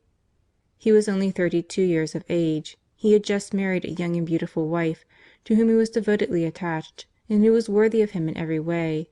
The most brilliant future seemed to open itself before him, yet he published the paper without a moment's hesitation and patiently awaited the consequence. The Nation appeared on March 15, 1853. 2 hours later Urbina signed the order for the arrest of Garcia Moreno. The President's irritation was at its height, but the people were equally excited. Warned by a friend of the order given to the police, Garcia Moreno took leave of his wife, left his house with the two friends who, like himself, were condemned to exile, and went into the public square of the city, so as to force the police to arrest them publicly in the face of the whole population. This was done accordingly, and the three prisoners, who offered no resistance, mounted their horses and left Quito with their guards. By the deathlike silence which followed the scene, by the indignation depicted on every face, and the tears which fell from all eyes, Urbina realized how much he was feared, but also how much he was detested. The hearts of all the people followed the great exile and simply waited for his return as their liberator. A Voice from Exile, 1853-1854. A true hero is one who carries out the noble task set before him as fully in adversity as in prosperity. Garcia Moreno carried out this chivalrous character so completely that instead of lamenting over his own miseries, he thought of nothing but of the best means of still helping his unfortunate countrymen. His escort led him to Pasto, the first port on the territory of New Granada, and there the Governor threw him and his companions into prison. From such men the worst was to be expected. Garcia Moreno took advantage of a moment when he was not watched, and favoured by the darkness of the night, escaped from prison into the country. After having wandered about for some time without knowing which way to take, he asked a peasant whom he met on the mountains to act as his guide towards the capital of Ecuador. Unhappily this poor fellow was bitten by a viper and could not go on, so that Garcia Moreno, exhausted with fatigue and almost dying with hunger, only arrived in the middle of the night at one of the solitary tambos or huts in the midst of the forest.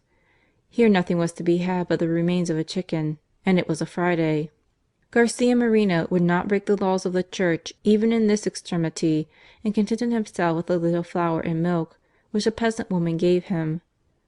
A few days later he re-entered Quito secretly, and took counsel with some of his friends. but they told him that though the public indignation against Urbina was very great, there was as yet no open resistance. Then he went on to Guayaquil, where he found the same state of things, so that feeling it was useless to remain in the midst of his enemies, he determined to wait for better times and set sail for Peru. He soon had a consoling proof, however, of the effect of his protest on public opinion.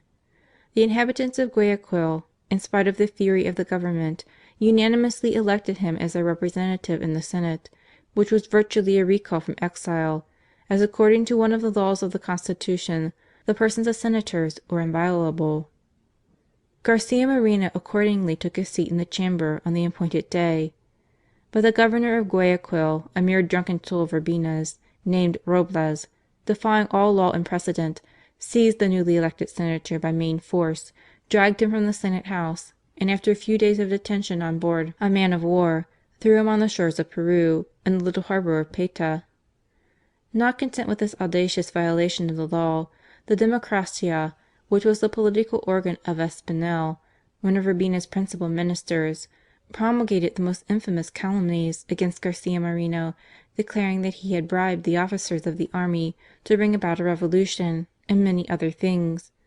But although their victim had been cast on a sandy desert plain, where there seemed no resource but despair, they forgot he still had his pen.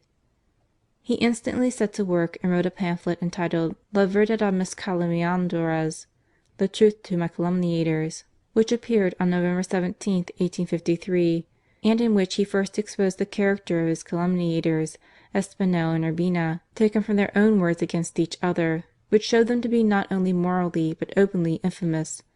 And then, answering one by one the accusations against himself, and proving them to be gratuitous lies, he gave the real reasons for his expulsion, and exposed a number of secret and nefarious money transactions of which he had become cognizant, without either sparing names or persons.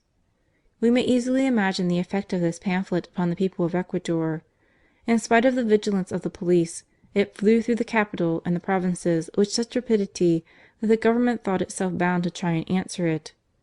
But on March 15, 1854, came another number of the Verdad, more overwhelming even than the first. The pretended explanations were dissected and proved to be false. A formal denial again given to the accusation of bribery. Espinel showed up as a liar and an impostor, and the shameful expenditure of public money exposed by fact which could not be denied.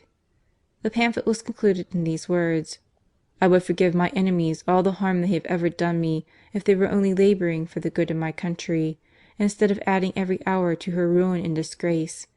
They seem to imagine that Divine Providence will sanction for ever the prostitution of our altars, the destruction of our children's faith.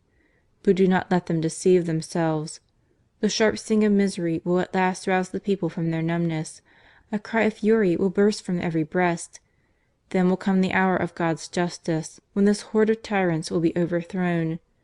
Before long, he who would find Urbina will have to look for his tomb in the field reserved for parricides and infamous criminals."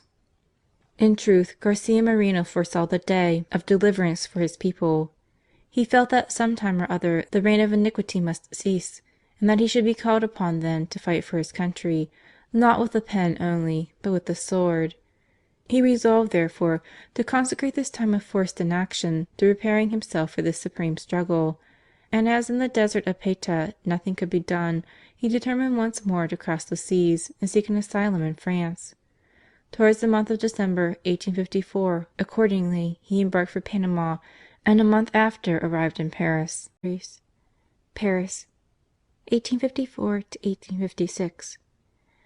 Paris is for all nationalities a place of amusement and of dolce far niente, but it was not for such a purpose that the exile from Quito had established himself in that gay and brilliant capital.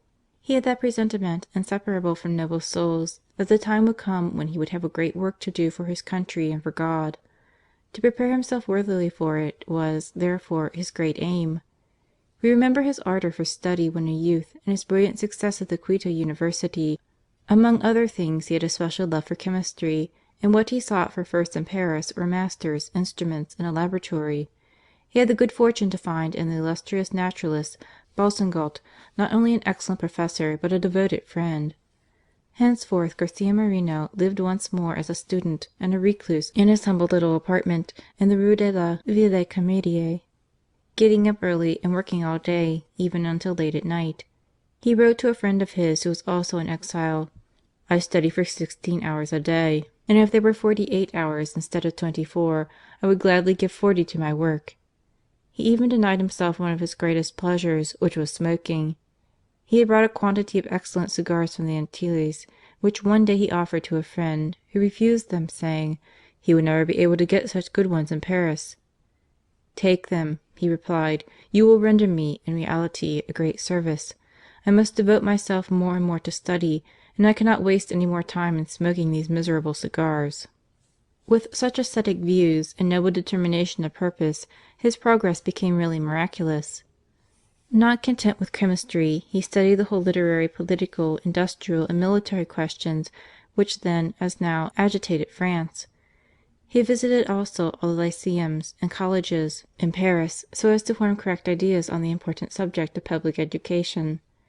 Paris was, in fact, to Garcia Moreno a great school for the highest sciences, but, by the grace of God, who was about to employ this man as an instrument of salvation to his people, it became also the focus of his true Christian life. For several years his early piety had been chilled. The tremendous political struggles in which he had been engaged had absorbed him so completely as to dry up his supernatural life. A singular incident brought back this noble soul to its previous fervour. He had been walking one day with some fellow exiles in the Luxembourg Gardens, when the conversation turned on a man who had died refusing the last sacraments. Some of the party admired this act, saying the man had chosen his own line and had kept it to the last. Garcia Moreno, on the contrary, argued that if a man had unhappily been irreligious in life from the stress of business or other causes, it was monstrous to die in an impious condition.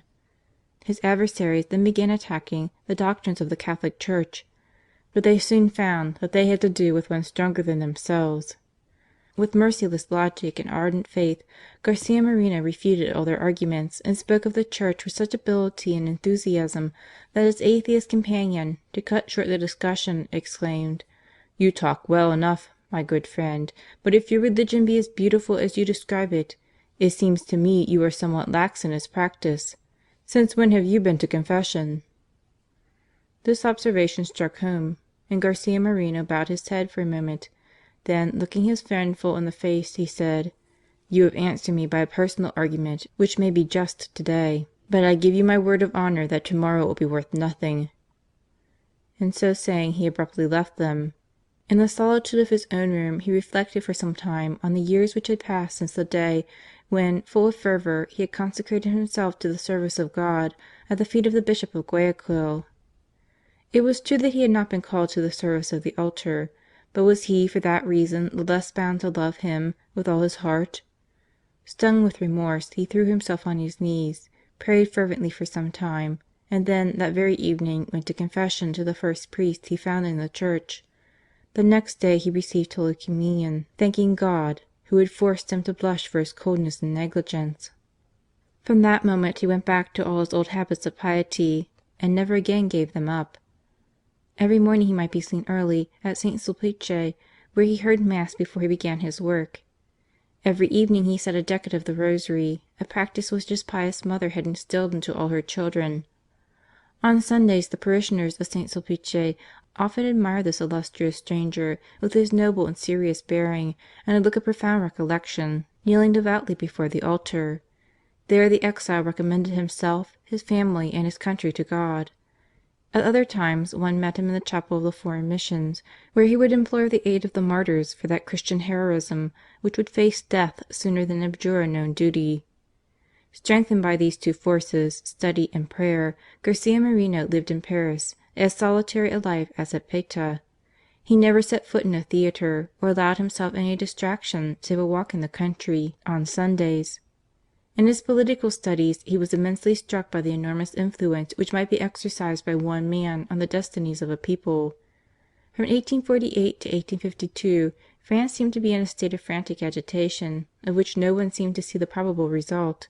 But Napoleon had come, the coup d'état had been accomplished, and the country was rejoiced at having been saved from suicide. With this experience before his eyes, Garcia Moreno concluded that, with help from on high, a strong and wise man might save his people in spite of themselves, and he asked God to give him sense and energy enough to deliver his own country from the revolutionary elements which threatened to destroy it.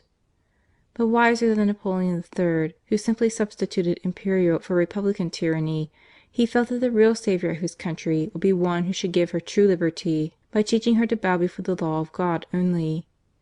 In these views he was immensely helped and encouraged by a book published in the middle of the 19th century (1842 1849) by the Abbé Rohrbacher, entitled U Historique Universelle de l'Église catholique.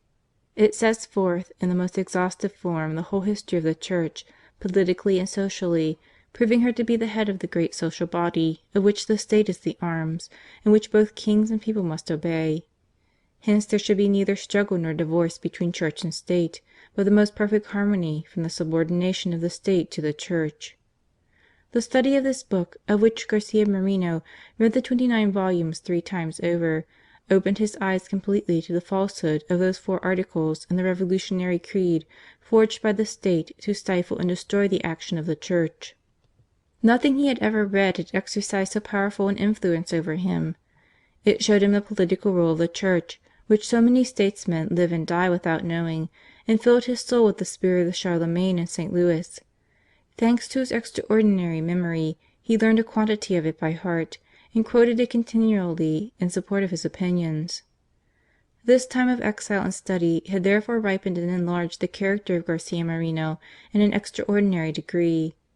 Strong enough to fight against revolution, he was yet humble enough to kneel before the Church, and as a true liberator, God was about to open to him once more the gates of his country.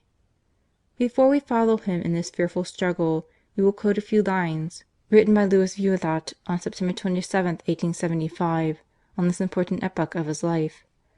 On a foreign soil, alone, unknown, but sustained by the faith and love of his great heart, Garcia Moreno prepared himself to reign if such were the will of God. With this view alone he prayed and studied.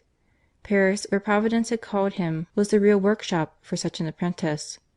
Paris, Christian on the one hand and savage on the other, gives the world the spectacle of a fight between 2 opposing elements. It has schools for priests and martyrs, and others for antichrists, idols, and executioners. The future President and Missioner of Ecuador had before his eyes good and evil. When he returned to his distant home, his choice was made. He knew where to find true glory, true strength, and how to become the true workman of God. If we wish to point out the last spot to which he bid adieu, the last link in his heart with France, it would be his dear church of St. Sulpice, or the humble chapel of the Foreign Missionary College, where he constantly came to pray for his country. Second part. The Anti-Revolutionary Crusade, 1857 to 1869. Chapter 1. The Reawakening of the Nation. 1857. Whilst Garcia Moreno was preparing himself in exile for the great work which God had destined he should accomplish, his unhappy country was being daily more and more ruined and degraded. Urbina looked upon the Church as his greatest enemy, and began by expelling the holy Bishop of Guayaquil and substituting one of his own creatures. Naturally the Holy See refused to confirm this appointment, and Urbina, thinking that the time was not yet come for an open schism, contented himself with brutally recalling the Marquis de Lorenzana, who was his charge d'affaires at Rome. Then began a regular war against priests and clergy, both regular and secular. The convents were turned into barracks. The most frightful scenes took place in the colleges and seminaries. All ecclesiastical establishments were secularized. The primary schools abolished. The university ruined by the fact that the students were allowed to take their degrees without study or examination, according to a new law passed by Urbina. In fact, he governed the people of Ecuador as slaves or helots. Whilst the provinces of the interior groaned under his iron rule, his 2 satraps, Robles and Franco, terrorized the seacoast. There were daily assassinations of officers, judges, and even priests. The brave General Campos fell under their blows. Robberies, murders, and crimes of all sorts were the order of the day. To fill his empty coffers, Urbina had invented a new crime which he called Florianism. Whenever he wanted more money, his organs pretended that a fresh revolutionary movement had been organized by the partisans of Flores, and forced contributions were exacted from the people, nominally to pay for an increase in the army, which, it is needless to add, was never carried out. If any one resisted he was thrown into prison and his goods sold by auction. Lord and master of the country, he tried to sell a portion of it, the islands of Galapagos, to the United States, under the plea of their possessing large depots of guano. Fortunately the islands themselves protested that no guano was to be found there. The contract was broken, and 3,000,000 piastres lost to Urbina, whose nefarious project was thus made public. People will ask perhaps how such a state of things could exist with a constitutional and parliamentary government. It was because both chambers were created by Urbina himself. When the electors ventured to bring forward some honest and conscientious deputy, Urbina instantly invalidated his election, and if any resistance were offered, the autocrat exiled his opponents to Peru, to New Granada, and even to the savage plains of Napo. Neither sex, age, nor rank were spared. Ladies of high birth and even young girls were thrown into prison or confined in convents for political reasons. As for the press, their mission consisted in offering incense to their master, who paid them well. The Democratic declared open war against priests, nobles, and the rich, while the Joven Liberal endeavoured to sap the foundations of all social and religious order. When Urbina's presidency was on the point of expiring, some of the more courageous of the citizens started a new paper called El Espectador, in the hopes of vindicating the rights of religion in their country. This brought down upon them the rage of Urbina and of his satellites, and a decree of expulsion against them was instantly decided upon. Old men, soldiers, even generals were dragged out of their beds in the middle of the night and transported to Panama or to the deserts of Napo. Once more silence reigned in Quito, but it was the silence of despair. This razzia of conservatives took place just before the presidential election, which was accordingly carried in favour of Urbina's favourite general, Robles. In order to secure it, the prisons were momentarily opened and the unhappy victims restored to liberty. But there was no change in the policy of the government. There was the same persecution of the Church, the same profanation of her temples, the same universal bankruptcy, in fact, the reign of evil in all its horrors. At the end of 1856 the friends of Garcia Moreno asked for a safe conduct pass for one who had been so long exiled from his family and country. Robles granted it, thinking therefore to gain the hearts of the people of Quito, and little thinking of the effect of his return. Hardly had Garcia Moreno set foot once more in his native country than every possible honour was heaped upon him. The municipality of Quito appointed him alcaide or supreme judge. Then the rectorship of the university having fallen vacant, he was nominated to this important post, so as to raise public education, which had fallen to the lowest levels. The Faculty of Sciences existed only in name. It had neither professors nor laboratory nor instruments of any sort. Garcia Moreno presented the university with a magnificent chemical laboratory, which he had brought from Paris for himself, and undertook to teach that almost unknown science. His pupils were amazed at the extent of his knowledge, and in addition to private lessons he gave public lectures, in which he showed the application of this science to agriculture and commerce. But he never lost sight of the great object he had at heart, namely the deliverance of his people, and in May 1857 a fresh election was to be held for the members of Congress. He resolved to re-enter the Senate with some of his old political friends and to reorganize once more the Conservative Party. For this purpose he started a new paper, the Union National, in which he pointed out the scandals of the government and called upon the people at the electoral urns to decide the future of the Republic. The people at last, roused by his impassioned harangues, woke from their long lethargy. The young men especially prepared to struggle with energy for the good cause and for the heroic leader. On the other hand, there was no species of infamy to which the government did not resort to intimidate and coerce the electors. These proceedings were, one by one, mercilessly exposed by the Union National, and at last the day of battle arrived. Government spies were placed at every voting place to watch the electors. Soldiers lined the streets, insulting the citizens and threatening them with the wrath of a certain Colonel Patrick Vivero, who was the terror of the country. At last some of the young men of the best families of Quito determined to place themselves in squadrons before the soldiers and protect the electors by force of arms. There was sharp fighting on both sides, but in the end the government was beaten, and Garcia Moreno, with a considerable number of his political friends, were triumphantly elected. Urbina understood that this defeat was a mortal blow. Henceforth he would have to reckon not only with the powerful opposition in the Chambers, but with a people whose patience was exhausted and who had found out that their strength lay in union. 4 years ago he had laid violent hands on the Senator of Guayaquil and exiled him to Peru. But who would dare arrest the Senator of Quito? On September 15, 1857, amidst the frantic cheers of the whole population, Garcia Moreno took his seat, surrounded by his colleagues, each and all determined to free their country from its tyrants. Parliamentary Opposition, 1857 1859. The legislative session was opened by one of those official messages which would have excited nothing but derision had not the people become used to similar effusions. Robles allowed himself to be deceived by the assurances of some of his creatures among the deputies, and believed that, once the electoral excitement was over, the people would remain passive under the yoke. But that was not Garcia Moreno's intention. All the ministerial proposals, which, under the name of constitutional reforms, were only intended to satisfy the vengeance of the executive, were pitilessly rejected. In the debate on the budget he insisted on an account being rendered of the expenditure, and expressed himself with such indignation against the squanderers of the public treasury that the report of his speech was suppressed in the official papers. He intervened also in 3 matters of capital importance. The first concerned the capitation tax of 3 piastres a head on the Indians, which had been frequently denounced as iniquitous by the legislature, but which had never been abolished, on the plea of the bankruptcy of the treasury. The Radicals pleaded, as usual, for its continuance, while shedding crocodile tears over the misery of the poor Indians. But Garcia Moreno indignantly replied: "Why so much discussion on a question of simple justice and humanity? If this tax be manifestly contrary to law and equity, why defer its abolition? I will tolerate no delay in this matter."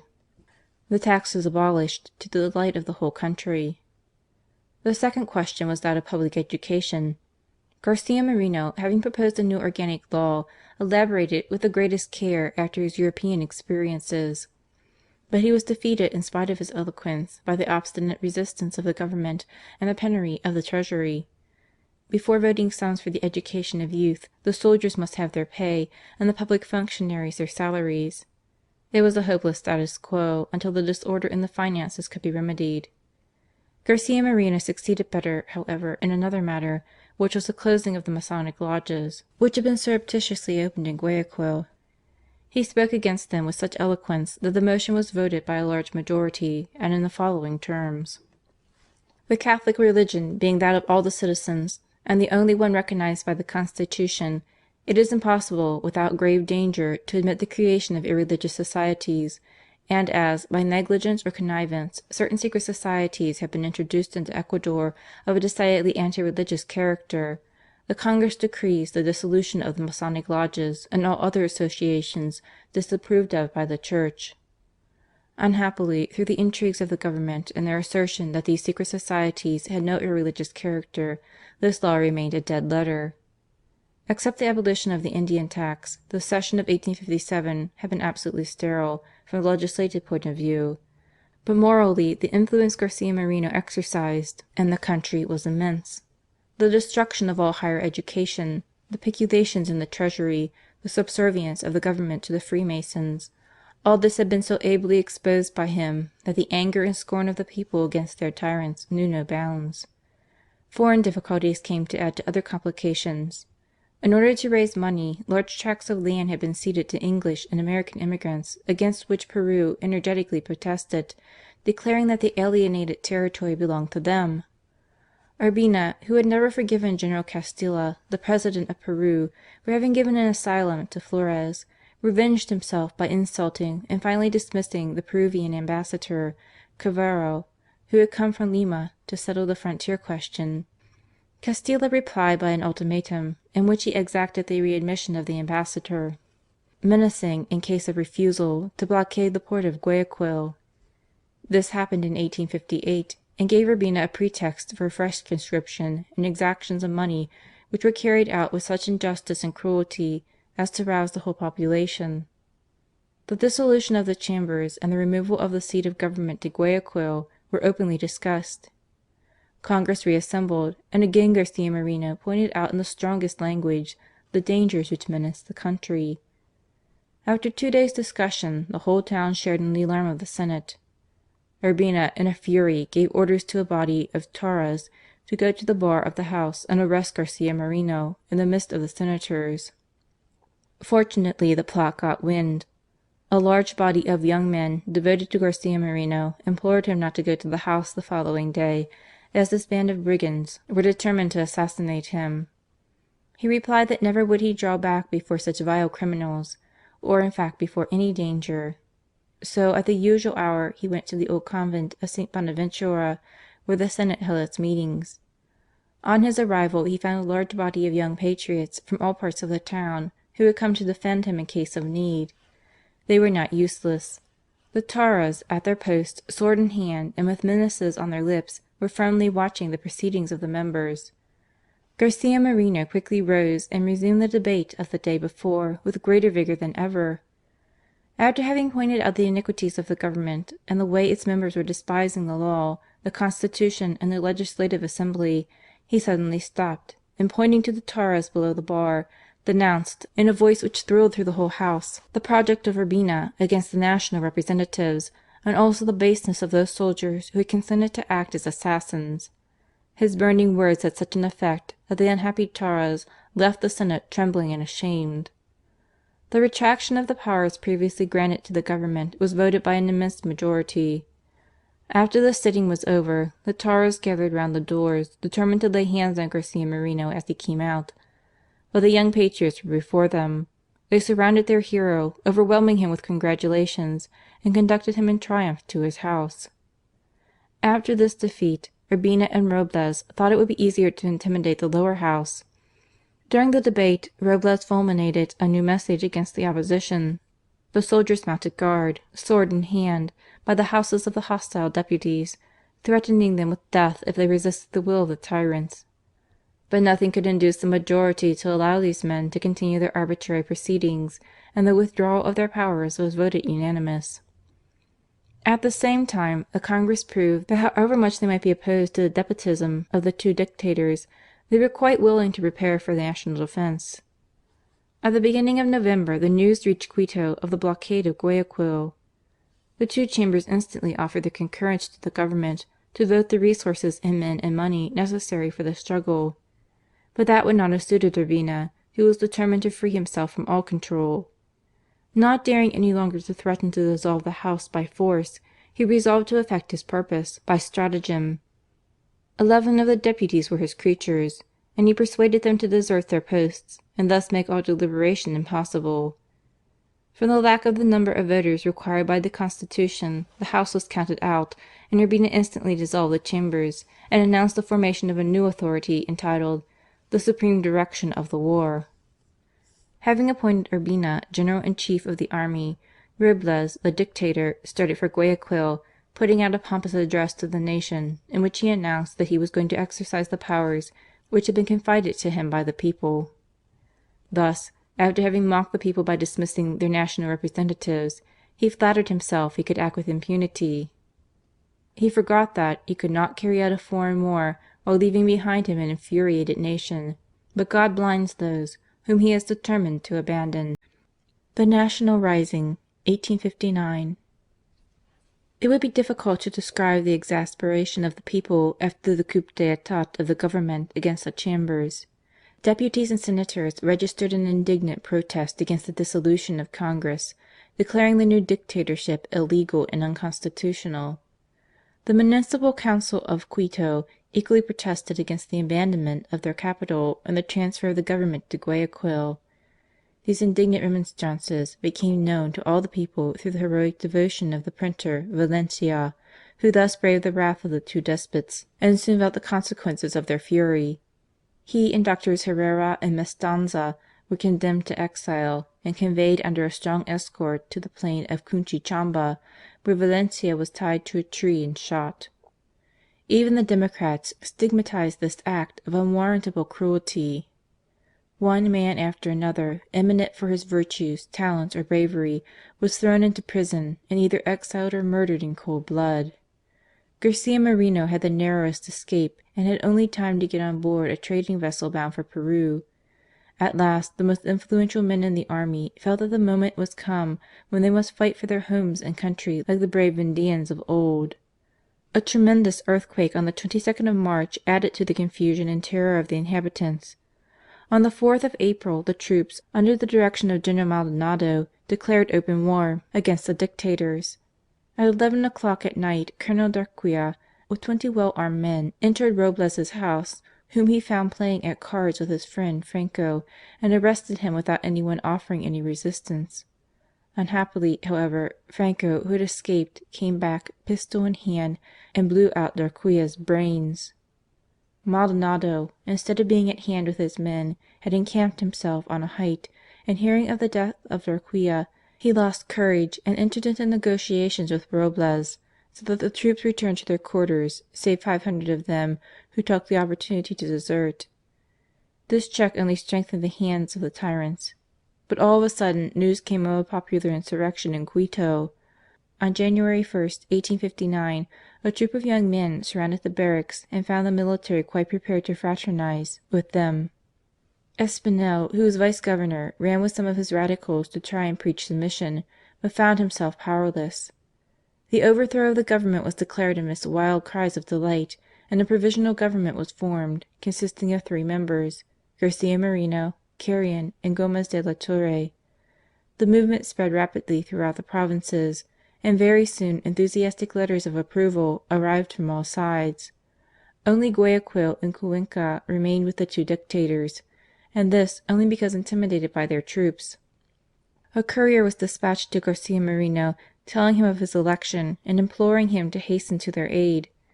With incredible difficulties he managed to escape the ambuscades of his enemies, and arrived at Quito on the 1st of May, where he was received as a saviour, and instantly set to work to organize the revolt and to influence the ardour of the patriots by the following thrilling words: "Down with the tyrants! Wherever they reign human intelligence is enchained, the laws violated, the nation martyred, and the Republic on the brink of an abyss." A few days later Garcia Moreno exchanged his pen for a sword. Robles was advancing with 12 or 1500 men towards the capital, and a small band of volunteers hurried to meet him, who clamoured for Garcia Moreno to lead them. He was not a soldier, but had been initiated into all the details of military service. Still it required a courage like his own to go and meet disciplined troops with a handful of men badly armed and utterly undisciplined, who had been gathered together hastily to repel the enemy. On the 3rd of June he found Urbina encamped at Tambuco in an admirable position with a strong natural defence, while his poor recruits were in the open and exposed to every shot. The battle began at 10 o'clock in the morning and lasted till 4 in the evening. Garcia Moreno and his men showed prodigies of valour, but in vain. Their defeat was complete. The greater part of them were left dead on the battlefield. The survivors fled to the mountains, where they were tracked and hunted down by the enemy without mercy. In this terrible fight Garcia Moreno showed a tenderness of heart equal to his bravery.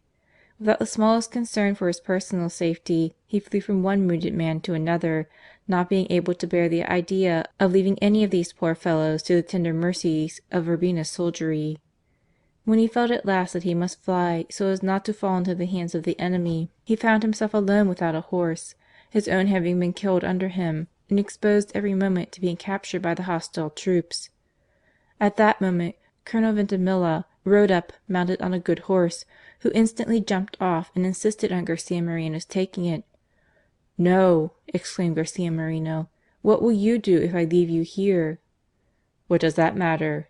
nobly replied the Colonel. "There are plenty of Veintimillas, and only one Garcia Moreno." After which, with a gesture which admitted of no reply, he forced Garcia Moreno to mount and to gallop from the spot.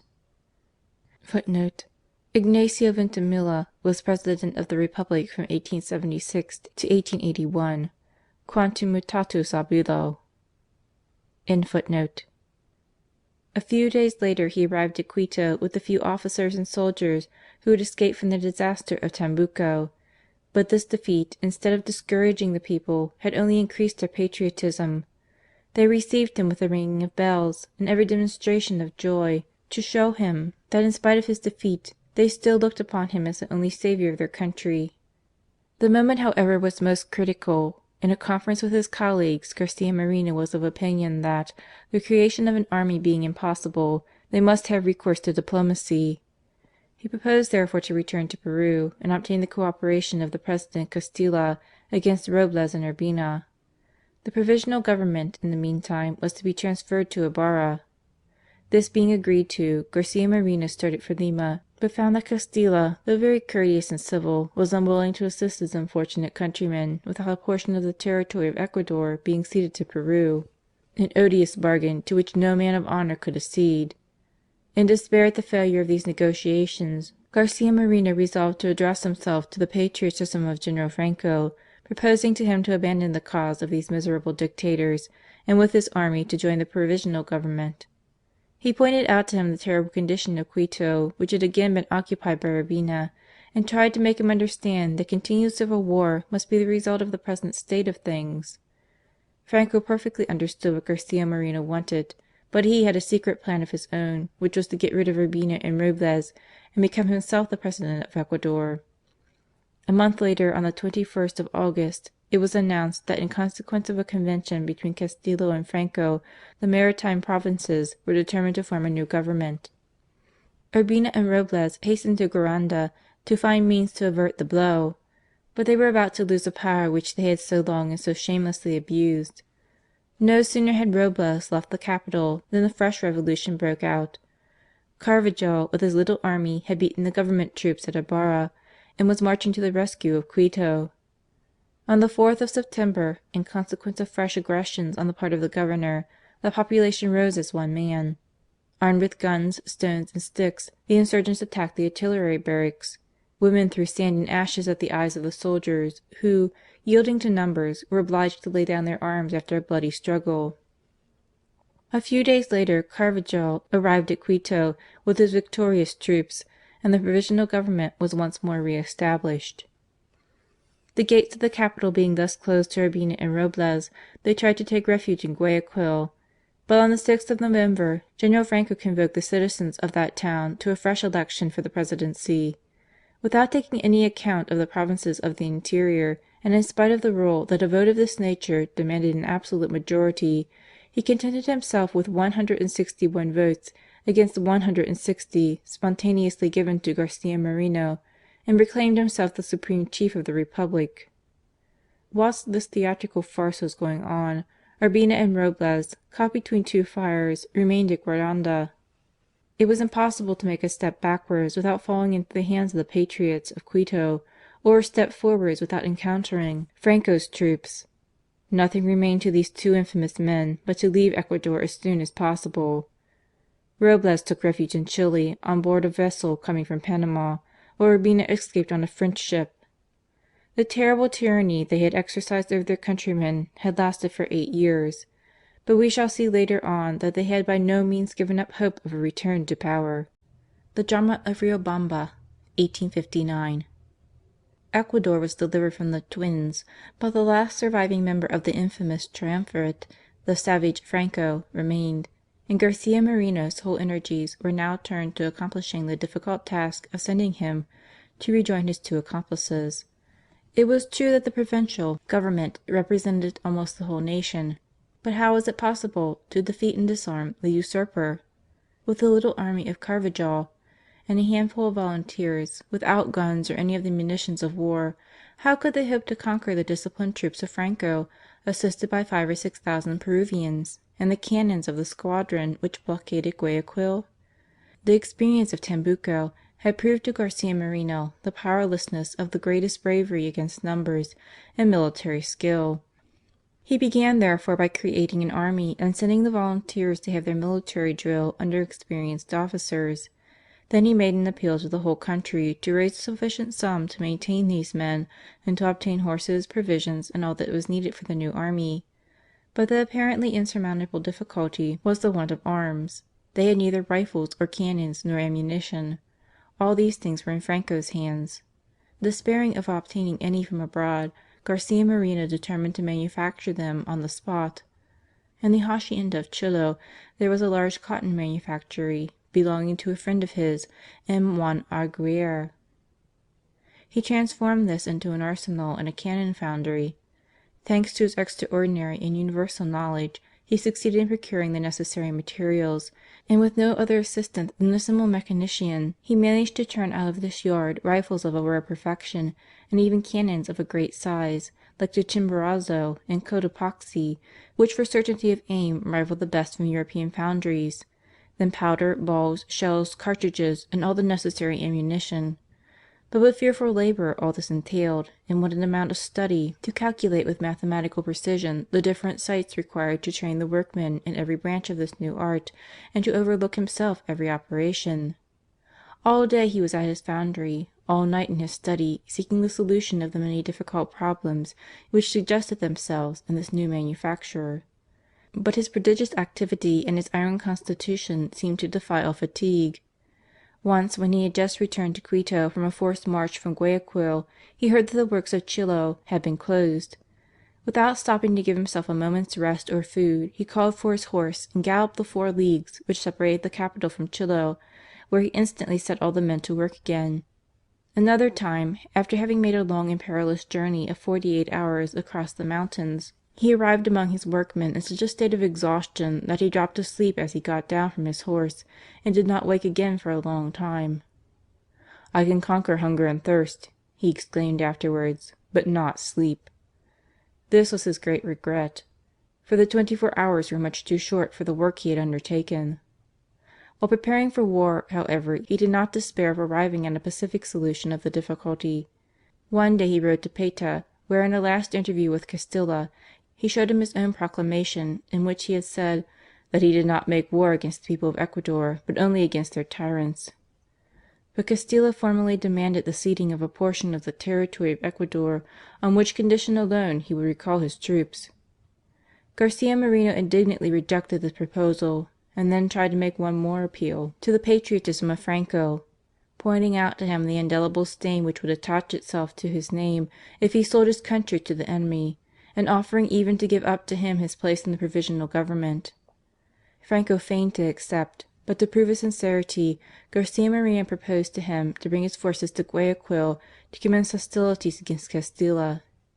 Caught in his own net, Franco positively refused, and broke off the conference. Having thus exhausted all pacific means, Garcia Moreno started again for Quito to review the troops stationed on the road. Hardly had he quitted Guayaquil than a troop of villains armed with poignards and revolvers set off to follow him, but he managed to elude them by the extraordinary celerity of his movements. At each station the assassins found he was ahead of them, but after escaping from this danger he fell into another which threatened to be still more perilous. After Urbina's flight some of his troops had remained at Riobamba, and Franco, who knew their faithless and indisciplined character, determined to bribe them to revolt and betray their chief. Garcia Moreno, after having visited the troops at Concordat, arrived on the 7th of November at Riobamba, intending to rest there for a few days. But in the middle of the night his frightened servants rushed up to him to say that the soldiers had revolted and their generals had declared against the Provisional Government, and especially against its chief. Calm and silent, Garcia Moreno was reflecting on what measures to take when the Commandant Cavero presented himself with all the insolence of a rebel and ordered him to give up his position. "Never," replied Garcia Moreno, and as Cavero proceeded to threaten him, "Enough," he cried, "you may take my life, but you will never conquer my will."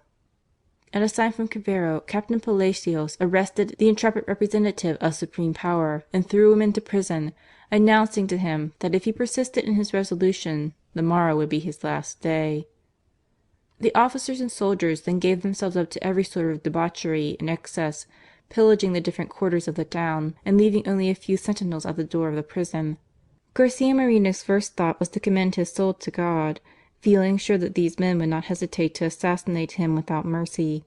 But then, with great calmness, he began to think what he could do to prolong a life which was not, he felt, useless to his country. From a garret window looking on the street he saw his guards enviously watching their more fortunate companions, and he justly presumed that their love of drink and hope of plunder would induce them before long to desert their posts and disobey their orders, in order to share in the spoils. At this moment a servant of one of his faithful friends managed to get near him for a moment and to whisper to him that if he could only unscrew one of the bars of the window he could easily scale the low wall of the prison, while at the gate of the city a horse ready saddled was prepared for his flight. "Tell your master," replied Garcia, "that I will leave this prison not by the window, but by the door through which I entered it." His previsions were realized. The guards dispersed one after the other, leaving him to be watched by one sentinel only within the walls. After a few moments of prayer and reflection, Garcia Moreno drew near to this man and asked him in the tone of a master, or rather of a judge: "To whom did you take an oath of fidelity?" "To the chief of the state," replied the soldier, trembling. "The only legitimate chief of the state is myself," replied Garcia Moreno. "You owe, therefore, to me alone obedience and fidelity. Your officers are rebels and perjurers. Are you not ashamed to help them to these acts of violence and to betray thus your God and your country?" The soldier, struck with compunction, threw himself on his knees and asked his pardon. "I will forgive you," he replied, "if you will obey me and do your duty." A few minutes later, with the aid of this man, he had left the prison, and accompanied by a faithful general, had escaped from Riobamba and galloped on to Calpe, where he had already summoned some of his best men to meet him. An hour later he found himself at Calpe with 14 brave men determined to follow him to the death. Without giving them an instant to think, he retraced his steps to Riobamba, determined to capture the rebels and resume the command of the troops. When they returned to the town, amidst the universal pillage and destruction of the houses, a dead silence reigned after the orgies of the night. Some of the chiefs had gone off with their booty; the rest, including Palacios, the leader of the revolt, were sunk in a drunken sleep. Without a moment's hesitation, Garcia Moreno seized him with the principal bandits, and dragging them into the square, held a council of war. Palacios appeared at first too drunk to realize his position. Condemned to death, he answered with insolence, but the severe voice of Garcia Moreno recalled the reality to him. "You have half an hour to prepare yourself for death," he exclaimed, "and not a moment more." He sent for a priest to reconcile these guilty men with God, but Palacios refused his ministry, and at the time appointed the rebel fell under the balls of the soldiers. Several other officers shared the same fate. One captain only was spared.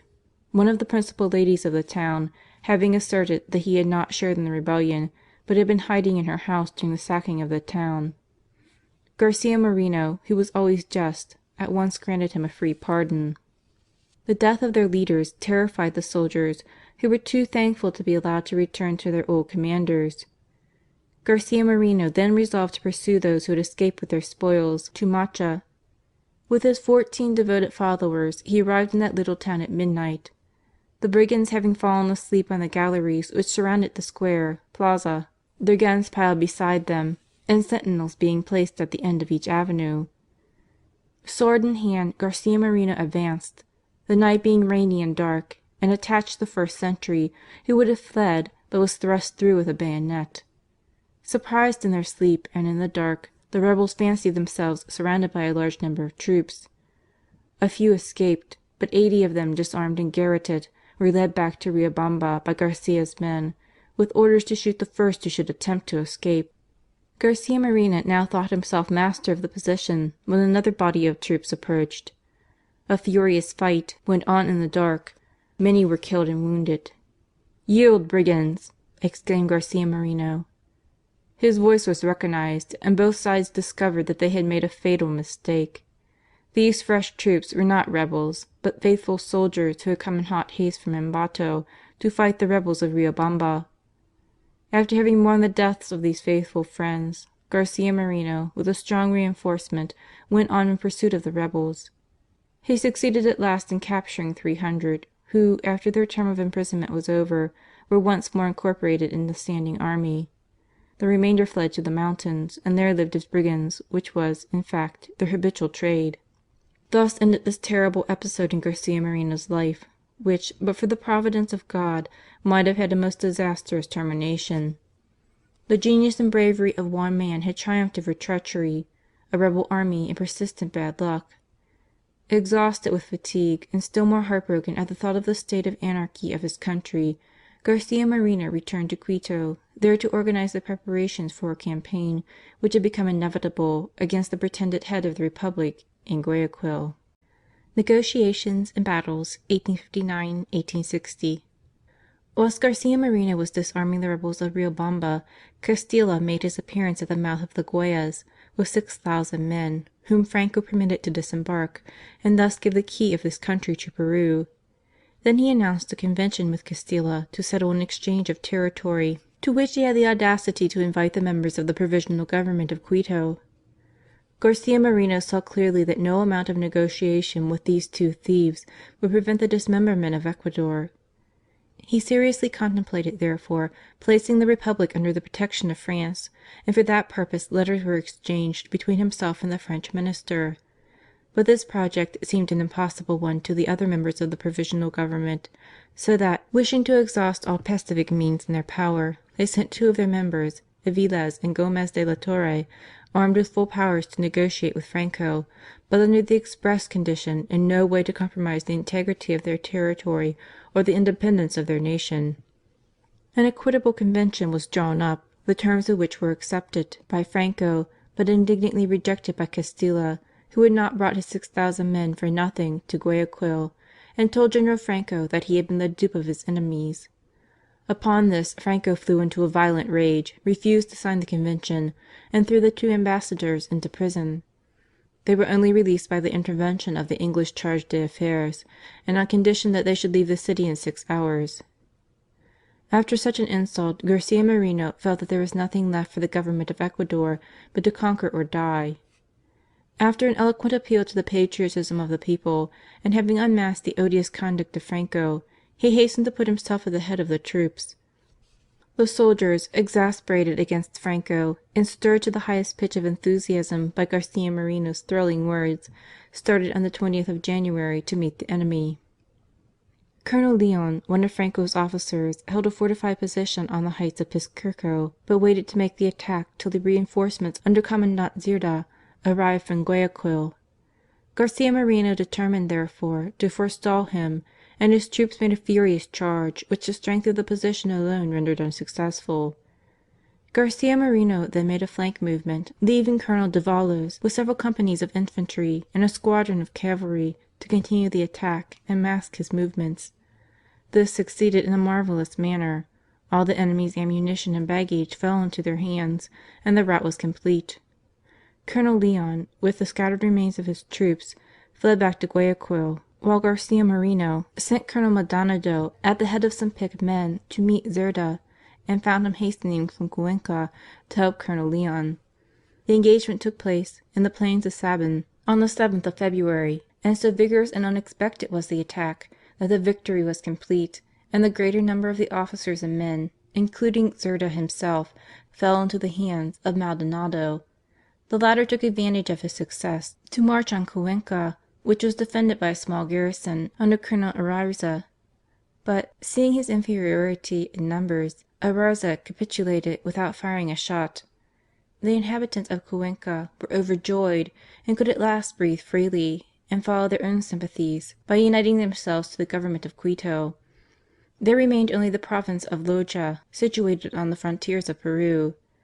The town of Loja had, with much hesitation, joined the party of Franco, but now, seeing Garcia Moreno's extraordinary success, were inclined to return to their old allegiance.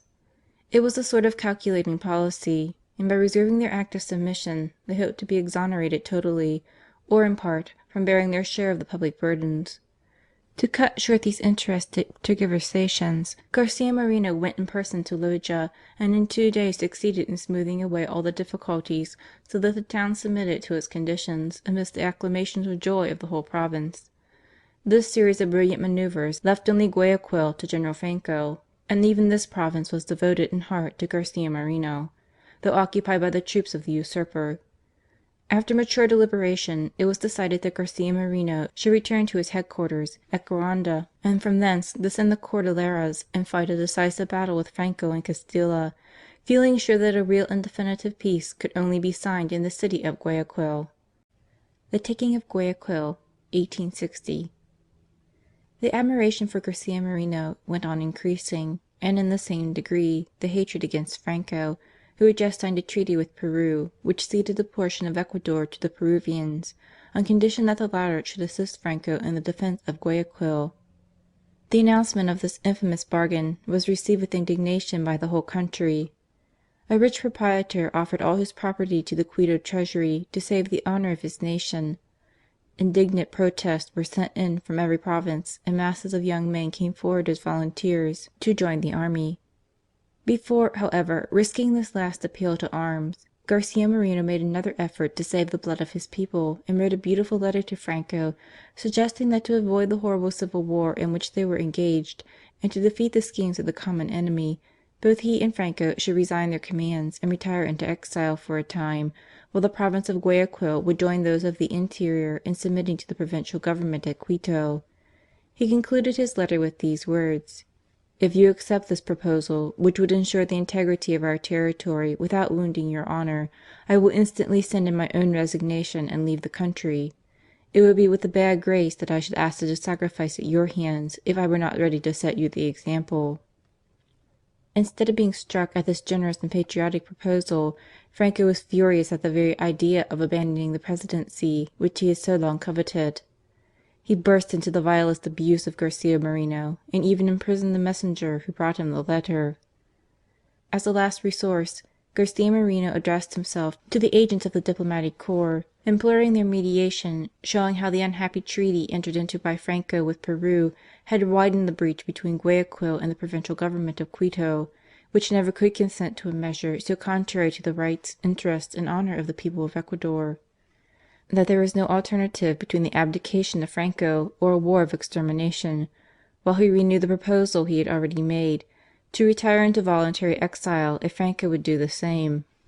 He proposed also the election of a new chief of the state, chosen by both governments, adding: "The country does not need any particular man, and the provincial government should be above the interests of party or of personal ambition."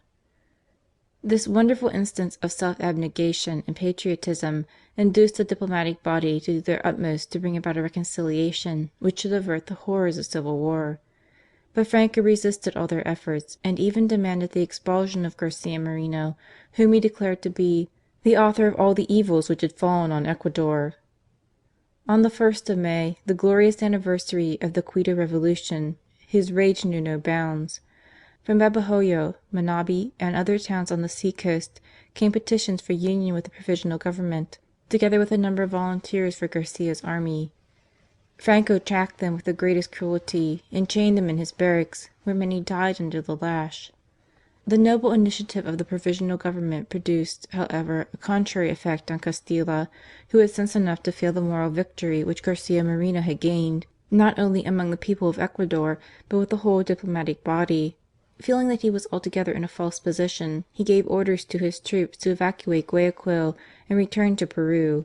He himself remained with a small portion of the squadron to watch the course of events, and intervene with his cannons, if needful, to save the treaty of the 25th of January.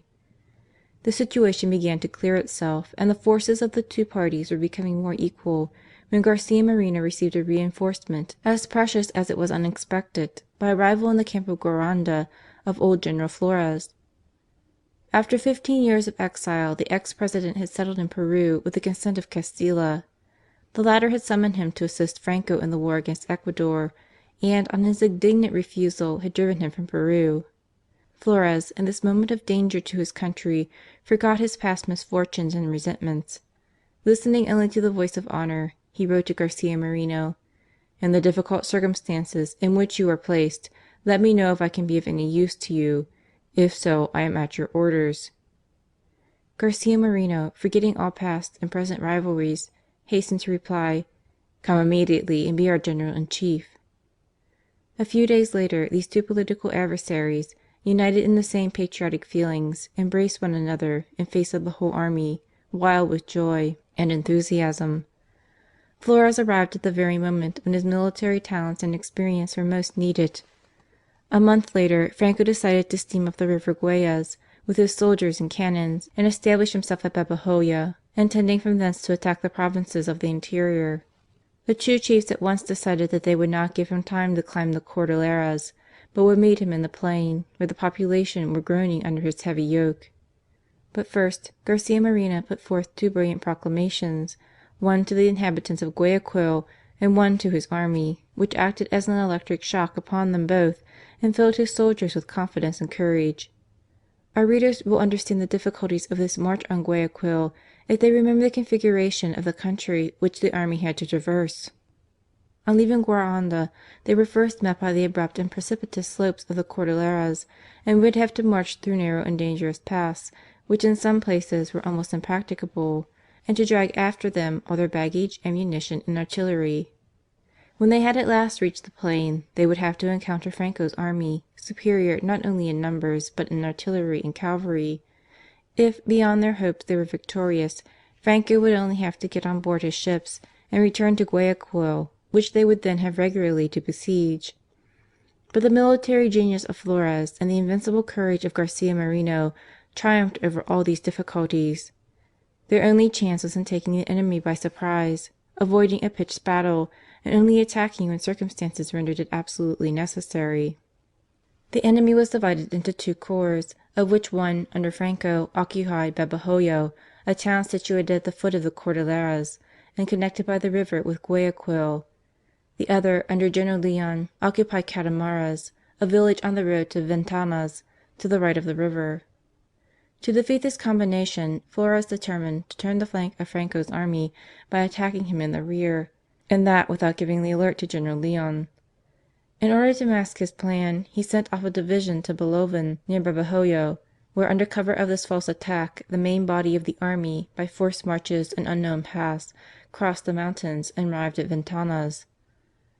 On the 5th of August at 6 o'clock in the evening the greater portion had arrived safely, but in spite of incredible fatigues they were obliged to go on at dead of night and in complete silence, so as not to be detected by General Leon, whose camp was close by. Luckily, all the peasantry were devoted to Garcia Moreno and gave him the most minute and accurate information as to the movements of the enemy. As guides and even as sappers, they opened fresh paths across the forest with their axes when the ordinary road became dangerous. The troops marched in that way for 16 mortal hours before reaching Babahoyo. Their movements were, however, so rapid and so secret that they arrived without having fired off a single cartridge. At 9 o'clock they attacked the town.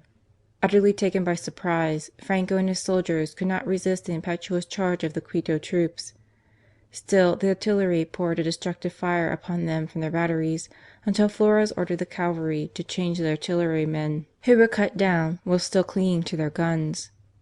After that, the rout became general, and Franco, wounded in the shoulder, escaped with difficulty on board a ship to hide his defeat at Guayaquil.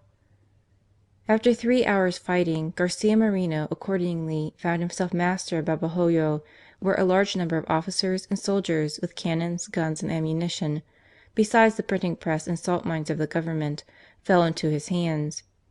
He wrote after this victory to the Provisional Government: "I have kept my word, and hope soon to be able to announce to you the end of this campaign, which has been visibly blessed by God." Then, with that forgetfulness of self of which only great men are capable, he added: "We owe these triumphs mainly to the genius of our General in Chief, and to the extraordinary military virtues and endurance of our officers and soldiers." The taking of Babahoyo had placed General Leon in a most critical position.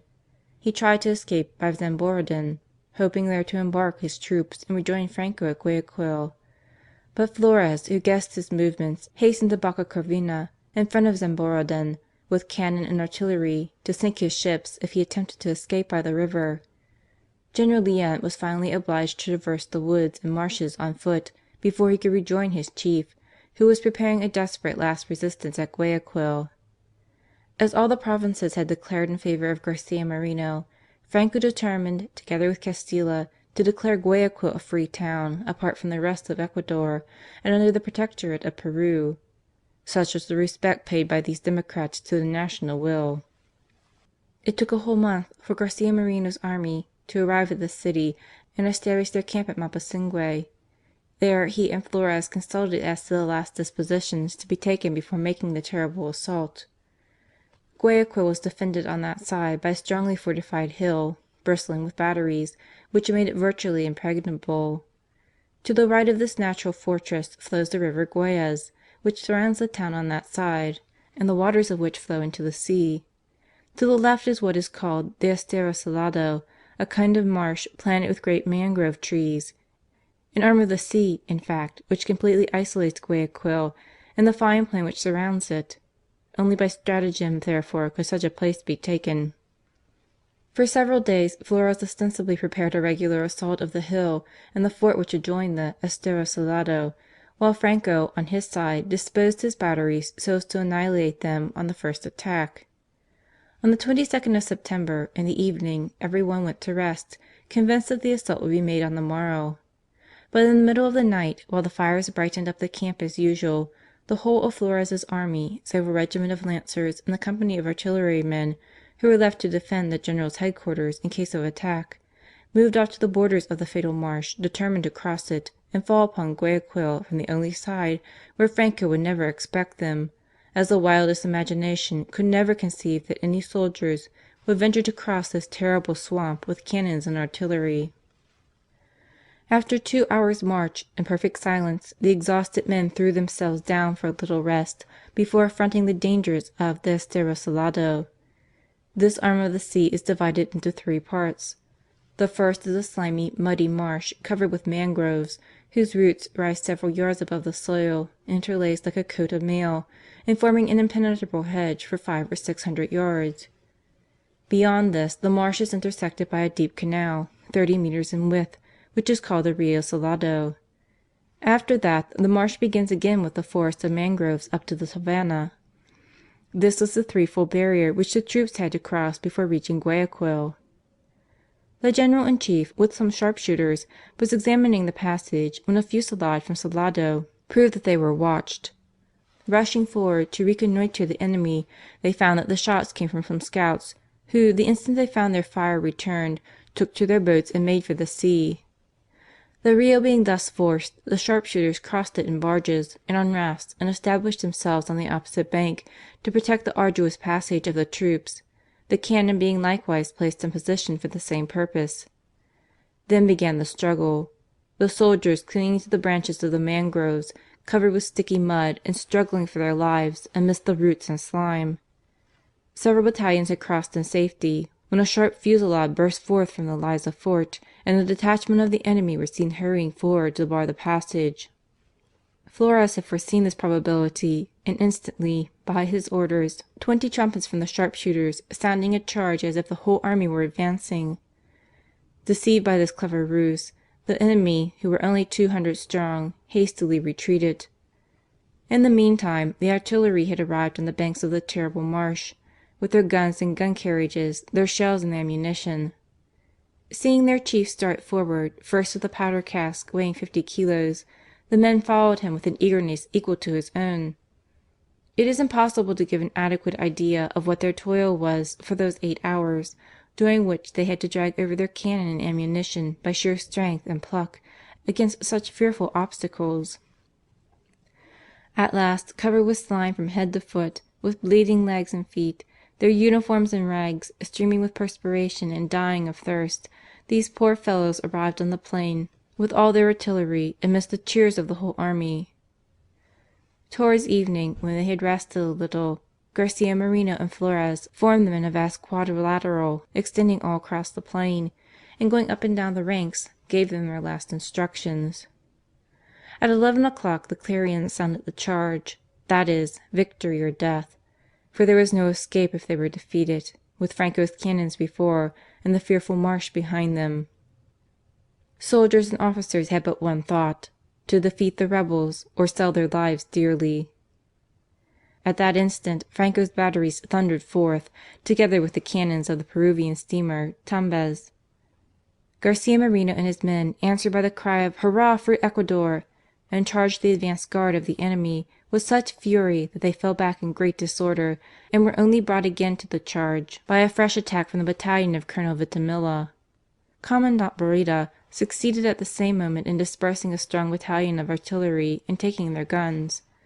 In the meantime, Flores's cannon swept across the plain, and with such effect that the Guayaquil troops, who never imagined that any cannon could cross the Salado, retired in disorder behind the batteries on the hill, abandoning their barrack and their park of artillery. The forts on the heights still held out. Garcia Moreno and Flores gave the signal of a general attack at 4 o'clock. Colonel Veintimilla, under a terrible fire, carried the fortifications of Ligua by assault and took possession of the batteries. Towards 6 o'clock the General-in-Chief, surrounded by a feeble escort, approached the Cerro entrenchments to entreat the enemy not to prolong a useless resistance, when a furious mulatto, brandishing his lance, threw himself on the speaker. Flores had barely a second in which to turn and fly, being followed by a shower of balls from which he only escaped by miracle. A few minutes after he came back at the head of the Avengers of Quito, as his picked band were called, who dashed up the parapet, killed the artillerymen and spiked their guns, so that they became masters not only of Cerro, but of all the batteries from Legua to the military hospital.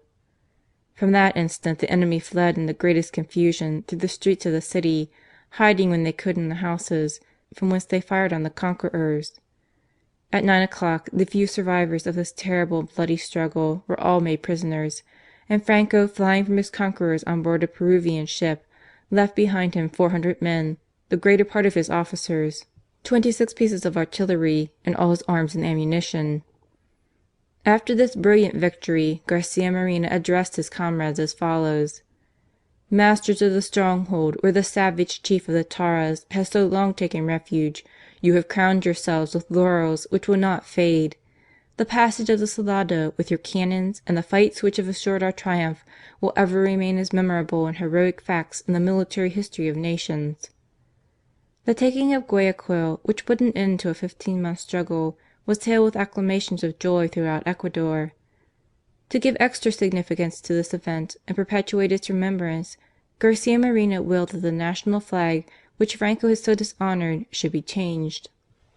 "This flag," he wrote in a solemn decree, "which has been stained by a chief unworthy of the name, must give place to the old one, dyed with the blood of our bravest men, the glory of which is immaculate.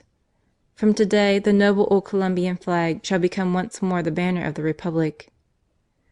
But as an earnest and devout Christian, Garcia Moreno did not forget that victory must be attributed less to man's genius than to the intervention of God's providence.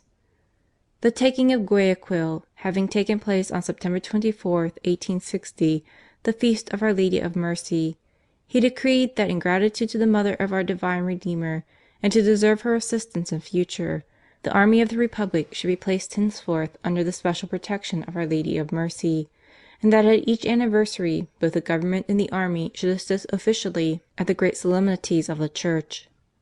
In truth, Our Lady of Mercy, the Redemptress of captives, had helped him to deliver his people from men more to be feared than the Saracens, that is, the agents of socialism and revolution. Garcia Moreno, President, 1860-1861.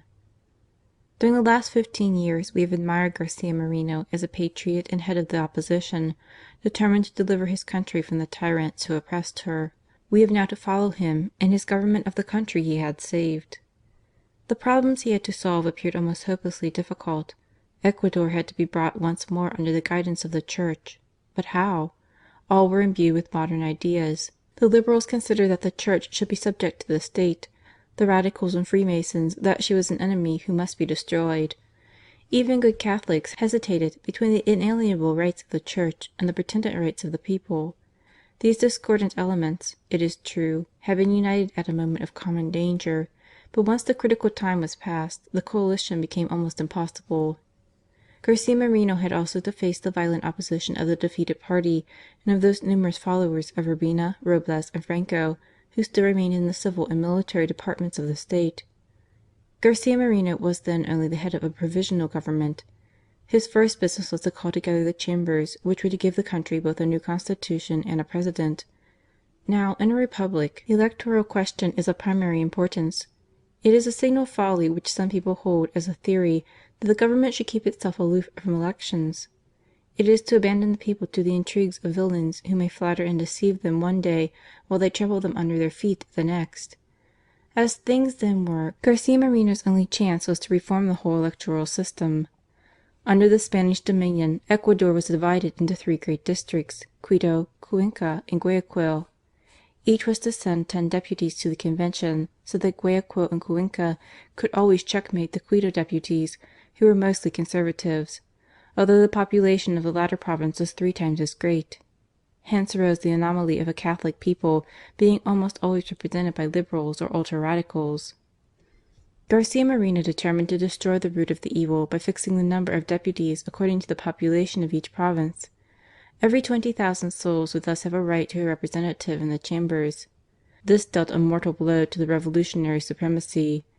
The Radicals understood this so well that they organized a formidable opposition to the new electoral law under the direction of Pedro Carbo, who had been created governor of Guayaquil. Garcia Moreno answered him by a magnificent letter, in which he exposed the fallacy of the old system and the absolute necessity for its revision. But he went further still. In order to destroy the oligarchy of the great towns, where a certain number of rich men and radicals influenced all the electors, he issued the following decree: "The election will be based on the numbers of the population. Each fraction of 20,000 inhabitants will elect a deputy. The election will be direct and the suffrage universal. Every citizen of 21 years of age who can read and write will be qualified to vote." The rage of the Radicals knew no bounds, but the people flocked joyfully to the urns, too happy to give worthy colleagues to the man who had saved them, so that the Conservative victory was complete. The Radicals resorted to their usual methods of revenge, sedition and the dagger. 3 days later an odious conspiracy was discovered to assassinate Garcia Moreno and proclaim Pedro Carbo as President, and it was only by being unexpectedly summoned to Quito that Garcia Moreno escaped. The Convention met, and never was it composed of more heterogeneous elements. First appeared General Flores, whose noble conduct in the last struggle had effaced the recollection of the past. Garcia Moreno, his old enemy, would only see in him the brave soldier who had conquered the enemies of his country, and he was named President of the Congress. Around him were grouped certain notabilities of the Conservative and Catholic party, and even some members of the clergy. But there are different shades both of Conservative and Catholics in these days, and many of these very men had their heads riled with utopian notions as to the separation of Church and State, the federative system, and other theories which were popular in New Granada and elsewhere. After the opening sitting on January 10, 1861, the Provisional Government gave a succinct account of their proceedings during the last 15 months, and resigned their powers. The report of their proceedings during that time was received with tremendous cheers and applause. It was at once decreed that the members of the Provisional Government had deserved well of their country, and that the bust of these 3 great citizens should be placed in the Government Palace to perpetuate the remembrance of their glorious services. Garcia Moreno was the most warmly congratulated and appointed President ad interim. His decree declaring the Blessed Virgin the special protectress of the Republic was confirmed, and special thanks were voted to the army, which by its bravery had saved the Republic. But this touching unanimity ceased when it became a question of the revision of the Constitution. Garcia Moreno earnestly desired that to Ecuador should be granted a purely Catholic constitution, but finding it impossible to develop his whole plan at once, he contented himself with setting aside for the moment all that paralysed the action of the Church. The first proposition declared that the Holy, Roman, Apostolic and Catholic Church was the religion of the State to the exclusion of all others. This was no innovation, as it had been always admitted in the Republic. But the wind blew from another quarter at that moment. Every one was in favour of liberty of worship, liberty of conscience, modern progress, and the like. A noted ecclesiastic even ventured to make a speech of Mirabeau's, declaring that God being as visible as the sun, an official recognition of His power was a superfluity. Fortunately, these ridiculous declarations roused the whole country against the speaker. Garcia Moreno used all his influence to bring back the younger deputies to more healthy ideas, and in the end the article was maintained. Another burning question was the federal system. Should Ecuador preserve her unity, or be divided into small independent states like Switzerland? Garcia Moreno vigorously opposed the division, proving that it would result in a bitter antagonism which would end in a civil war and destroy the resources of a country which had a small population, though an immense extent of territory. After a very stormy debate he carried this point also by a large majority. The only remaining subject of discussion was as to the extent of the executive power. Garcia Moreno contented himself with asking, first, for the ratification of his electoral reform, and then the division of the province of Guayaquil into 2, so as to withdraw the plain from the disastrous influence of the city. These two measures were agreed to, and the Constitution was voted. The election of a President then became the order of the day.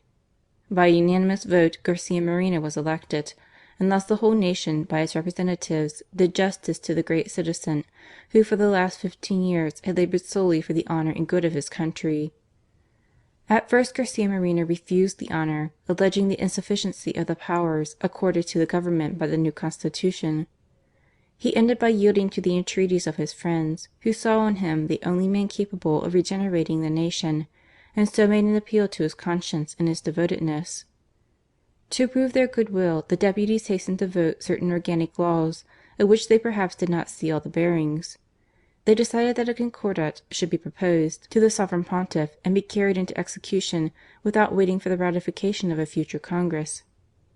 By this door the new President hoped by degrees to pass all the measures necessary for the liberty of the Church. They also decreed the reorganization of the finances, of the army and of public education, besides the construction of a carriage road between Quito and Guayaquil. Garcia Moreno, whose extraordinary activity and genius were well known, received the mission to carry out this magnificent programme. They were, in fact, his own plans, and in passing them the deputies were only following out his inspirations. But no one guessed at the colossal proportions he was about to give them. In fact, in spite of the hostile elements of which the chambers were composed, Garcia Moreno had contrived to set aside all laws contrary to the interests of the Church or the State, and obtain carte blanche to carry out his much wished for reforms. This was, at starting, a wonderful success. Reforms, 1861. Garcia Moreno set to work immediately to clear out this Augean stable in a country where revolution had reigned supreme for a quarter of a century. The specialty of all revolutionary governments is to consume without producing, not to help the people to live, but to live at their expense. The first thing they do is to lay hold of the property of the Church and to drive away every honest man from the administration. Then their followers fill all the vacant places and fatten themselves upon the ruin of the nation, which wakes up, after a time, to find itself without religion, without honour or credit, without money, and with bankruptcy at its gates. To console the people they talk of progress and liberty. Such was the miserable state to which the revolutionary party had brought Ecuador when Garcia Moreno took the reins of power. His first care was to make an entire change in the public functionaries and to take in only men of proved honesty who were capable of carrying out his great designs. He insisted also on strict regularity in laborious work in all those under him, of which he was the first to set an example. The financial state of the country was deplorable. Money had been recklessly borrowed until no more could be raised, while the people were crushed under the weight of an exorbitant taxation.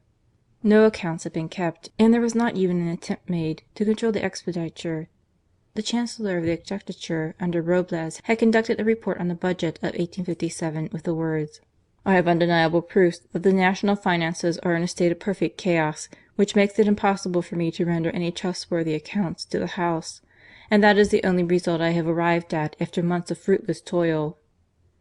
Garcia Moreno, however, was determined to sift the whole matter to the bottom, and devoted himself to the terrible task of verifying all the debts contracted by the Republic during the last 20 years, the forced loans which had been raised again and again without any record being kept, and all the iniquitous fiscal proceedings which had resulted in a debt of 4 millions of piastres. Having at last mastered this part of the subject, he introduced the French system of bookkeeping, with a clear account of the exports and imports, and with a board of control to check any frauds in the executive body. Next came the turn of the stock jobbers and gamblers in the funds, many of whom were made to disgorge their ill-gotten gains, while the public functionaries who were convicted of sharing in this nefarious traffic were indignantly dismissed. Garcia Moreno gave himself a noble example of disinterestedness. Though he had little or no private fortune, he never would touch the 12,000 piastres, which was the annual salary voted for the President. He remitted one half of it to the Exchequer, and the other half to the public charities. A still more urgent reform was that of the army. Since the revolutionary party had been in power, the soldiers virtually disposed of everything, as each President owed his power to the bayonets of these men, without shame or honour, who affected a supreme contempt for the civil power. No sooner was Garcia Moreno elected President than he determined to put a stop to this state of things. An army thus constituted, he exclaimed, "is a cancer which eats out the very heart of a people. Either I will reform or I will destroy it." He set to work at once, issuing stringent regulations against the nightly sorties, the immorality, and the brigandage of the troops, and throwing into prison all who disobeyed them, whether officers or men. General Ayarza, who after the capitulation of Cuenca had retired to Quito, organized a kind of mutiny against the new military regulations. Garcia had him seized, carried off to the barracks, and punished as a private soldier. This severity had the desired effect. Army discipline was once more restored, and the troops became a protection instead of a terror to the whole country. Once in possession of this triple element of action, a body of devoted and honourable officials as his colleagues, the finances of the country placed on a sound basis, and a military force sufficiently disciplined to maintain peace at home and abroad, he determined to establish that Christian civilization which he coveted for his country, and which he rightly considered to be the essential condition of true progress, whether material, intellectual, or moral. The foundation of all regeneration rests on public education, which, by moulding the hearts and minds of children, prepares the future of society. The Revolutionists and Freemasons know this so well that the first thing they do in every country as soon as they get into power is to laicise the schools, that is, to deprive them of all moral and religious instruction. This diabolical idea which pervades all Europe at this moment had its origin in America.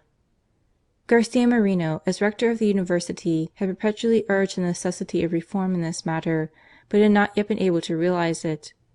Now the moment was come to lay the first stone, at any rate, of this great work. He made his first appeal, in 1861, to the devotion of the French congregations, among whom workmen and workwomen are always to be found ready to labour in Christ's vineyard, whether under tropical suns or Arctic snows. Bands of Christian brothers, sisters of charity, and religious of the Sacred Heart hastened, in answer to his appeal, to open primary schools and educational establishments in all the great centres of Ecuador. The Jesuits, whom he had defended with such courage, were instantly recalled and installed in their old house of St. Louis in Quito, and then in a second establishment, from whence other professors were sent to found new colleges in Guayaquil and Cuenca. The rage of the Liberals knew no bounds, and reached its height when Garcia Moreno entrusted the hospitals and prisons to Sisters and Brothers of Charity, dismissing the lay nurses and warders whom the Revolution had placed there, while the administration of these establishments was entrusted to men animated with a like spirit to his own. At the same time he began a work which no one had as yet thought of attempting, namely, the creation of carriage roads all across Ecuador, so as to open up communications between the towns and the ports of the Pacific. Everyone declared the idea to be utopian and impossible of realization. Garcia Moreno, without listening to any of the grumblers, drew out a plan for the high road from Quito to Guayaquil, and carried it out, in spite of all the obstacles which ignorance, idleness, and cupidity threw in his way. He undertook similar works from this time till his death, and the enormous commercial, industrial, and agricultural benefits thus conferred on Ecuador would be enough to immortalize him as President, even had he no other claim on the gratitude of his countrymen. The Concordat, 1862. Our readers will not have forgotten what we have before said as to the origin of ecclesiastical patronage in Ecuador. The kings of Spain had obtained numberless privileges from the sovereign pontiffs, relating to ecclesiastical questions and the appointment of bishops. This was all very well as long as these privileges were exerted by Catholic princes who had at heart the good of the people and the maintenance of the Church. But it was quite another thing when such powers fell into the hands of the Revolutionists, who were determined to form a national Church and to substitute the civil power for that of the Pope, to establish in fact the supremacy of the State over the Church. This Masonic dogma was detestable to Garcia Moreno, and feeling with St. Anselm that "God loves nothing better than the liberty of His Church," he resolved to snap asunder the chains which had so long bound her. To do this he had obtained from Congress authority to conclude a Concordat with the Holy See. His first care now was to choose a man who could undertake this difficult and delicate mission, for not long before the minister Buenos Aires, having insisted on inserting in his Concordat a clause in favour of liberty of worship, Pius IX had broken off the negotiations. Garcia Moreno chose a priest still young, but whose ideas and intentions harmonized with his own, D. Ignacio Ordonez, then Archdeacon of Cuenca. D. Ignazio was always honoured by Garcia Moreno's affection and confidence, which both his talents and virtues well deserved. As senator he warmly defended the Church in the Congress. As Bishop of Riobamba he spent all his revenues in the works necessary for his new diocese. When exiled by the revolutionists who put Garcia Moreno to death, he passed several years in France and gave up his see with wonderful disinterestedness. When peace was once more re-established, Leo XIII promoted him to the archiepiscopal see of Quito and insisted upon his acceptance of the dignity, which the humble prelate considered to be a burden far beyond his strength. May God grant that, for the interest of the Church in Ecuador, a long life may be granted to this holy and excellent man, who was the constant friend and faithful auxiliary of Garcia Moreno. Having been sent to France towards the end of the year 1861 with a commission to bring back the brothers and sisters for the primary schools, D. Ignazio pushed on to Rome. There he received from his government, to his great surprise, an official missive appointing him minister plenipotentiary from Ecuador to the Holy See, so as to arrange the proposed Concordat. His first idea was to refuse the honour, for which he thought himself insufficient, but Pius IX reassured him by these words full of goodness and wisdom: "As a priest you must know the rights of the Church, as an inhabitant of Ecuador the needs of your country. Besides, you are furnished with minute instructions from your President. What do you wish for more?" And he added with his fine smile: "Must a man be a Metternich to treat with Pius IX?" One may add that it was still less difficult to treat with Garcia Moreno. This great statesman gave the following simple but sublime instruction to his envoy: "I wish for the complete liberty of the Church and the complete reform also of the secular and regular clergy. I entreat the Sovereign Pontiff to send us a nuncio invested with supreme power to enforce these reforms upon all." After 6 months' discussion, the plan of the Concordat ad referendum was signed on September 26, 1862, by Cardinal Antonelli, Prime Minister, and by D. Ignazio Ordonez, Plenipotentiary of Ecuador. This is its substance: "The Catholic, Apostolic, and Roman religion is the religion of the State, to the exclusion of all other form of worship and of all societies condemned by the Church. It will be preserved perpetually in its integrity, with all its rights and prerogatives, conformably to the order established by God and to canon law. Education in every branch will be modelled on the principles of the Catholic Church. The bishops alone will have the right to decide on the books which shall be made use of by the students for the teaching of ecclesiastical science, and of those which regard faith or morals. Further than this, they will exercise their right with full liberty to prescribe and prohibit all books contrary to religion or morals. The government also will take all the necessary measures to prevent the introduction of such books into the Republic. As to the university, the colleges and the primary schools, the bishops, who are invested by God with the right to watch over all matters of doctrine and morals, will have the authoritative inspection of them all. The Sovereign Pontiff, having jurisdiction over the whole Church, both the bishops and faithful may communicate freely with him without either his letters or the pontifical rescripts being submitted to the exequatur of the civil powers. The bishops will have full liberty in the administration of their respective dioceses, as also in convocation or in the holding of provincial or diocesan synods. The Church will exercise without let or hindrance full power to possess and administer her property. Ecclesiastical tribunals will be re-established in their integrity. The cases of clerics will be dealt with by ecclesiastical authority without any appeal to secular tribunals. Appeals are abuses, which are and must remain suppressed. The Church grants to the President of the Republic the right of presentation to vacant bishoprics. The bishops will select and submit 3 candidates to the President, out of whom he must make his choice, and that within 3 months. After that time, the nomination will lapse to the Holy See. [Footnote: See the text of the Concordat in El Nacional of April 22, 1863.]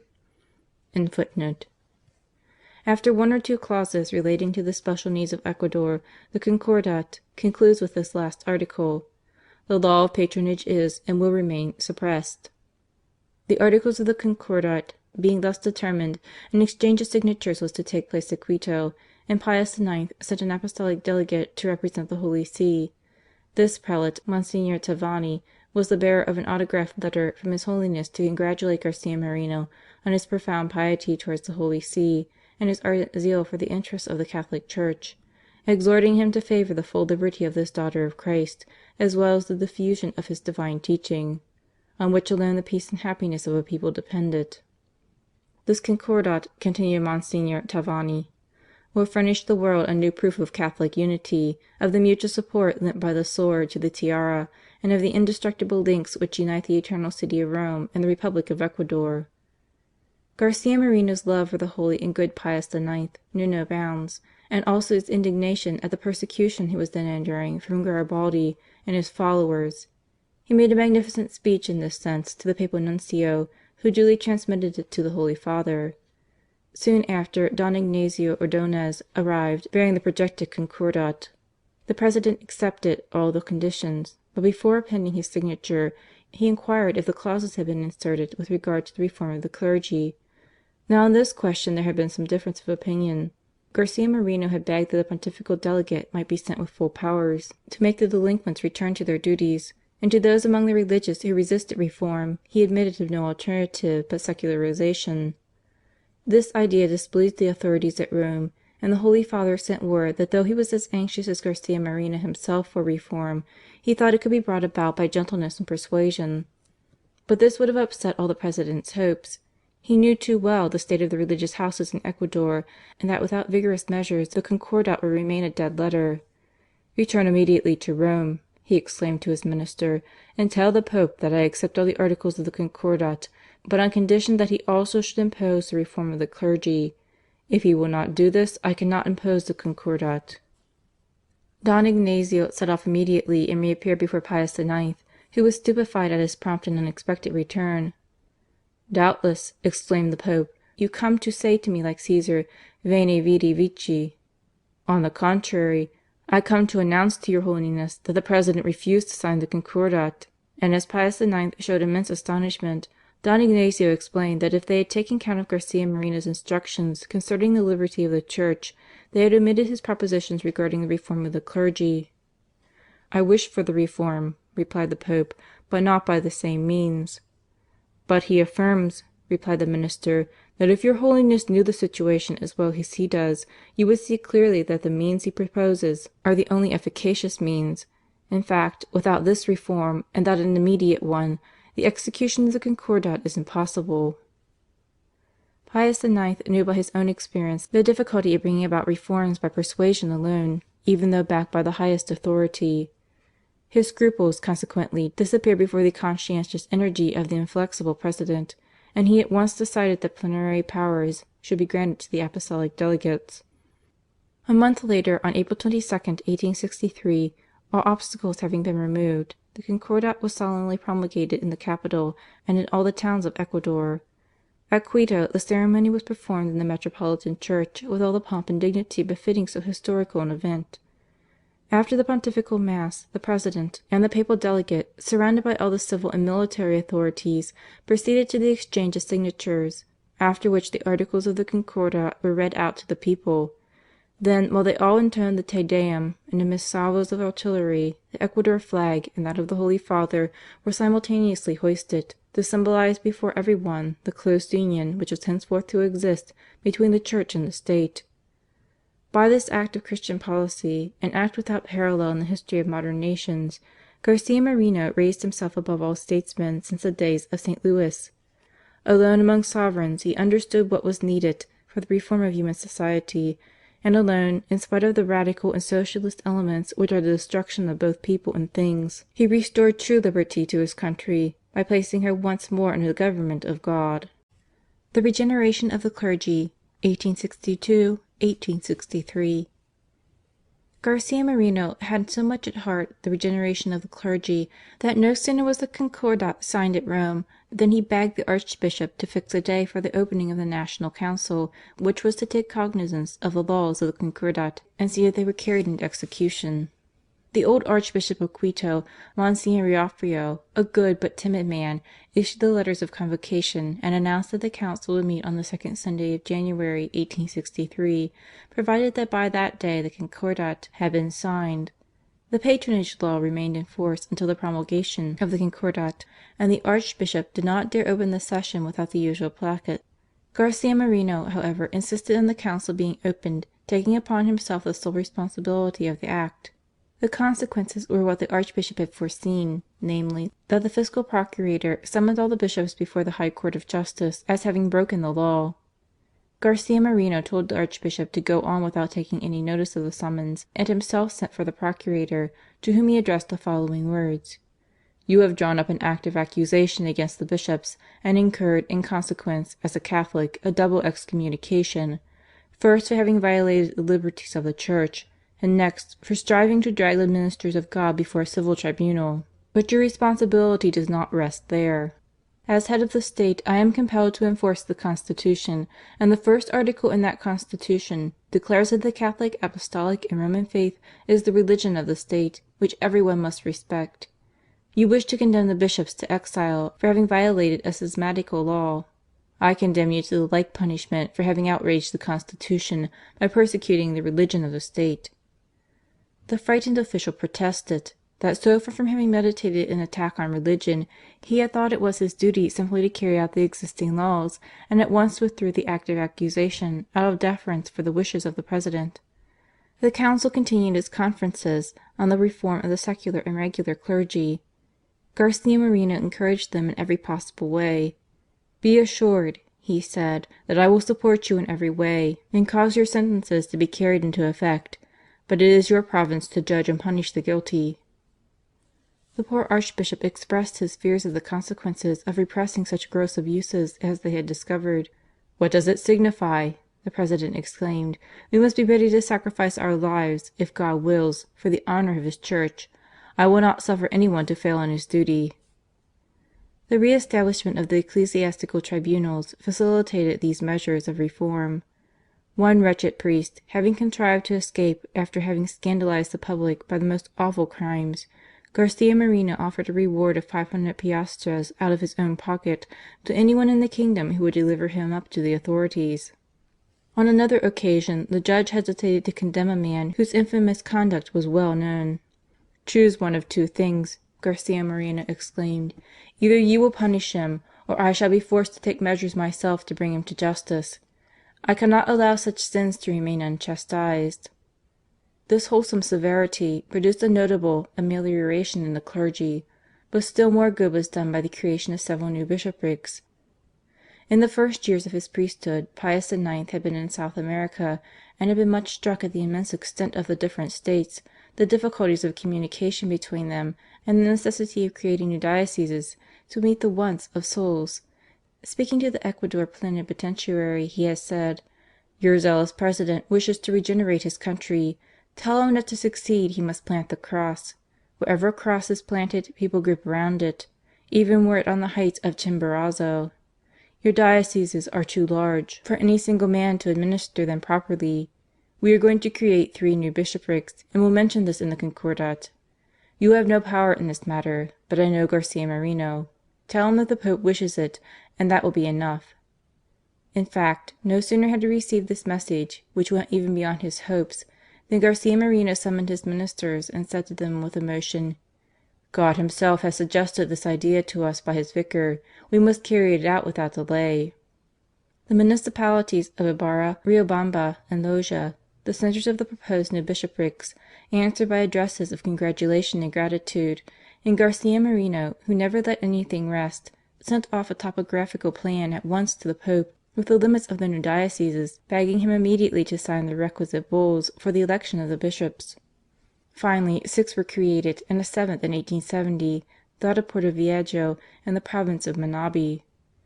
To these great benefits the Concordat added another, which was the foundation of seminaries in each diocese, and the power of nominating to cures and benefices without the interference of the civil power.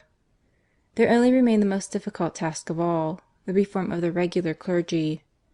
The Revolution had forced the monasteries to receive superiors chosen by the government, had turned their convents into barracks, and driven the monks out of their cells to live in the world, in defiance of all rules and of all the habits and safeguards of the religious life.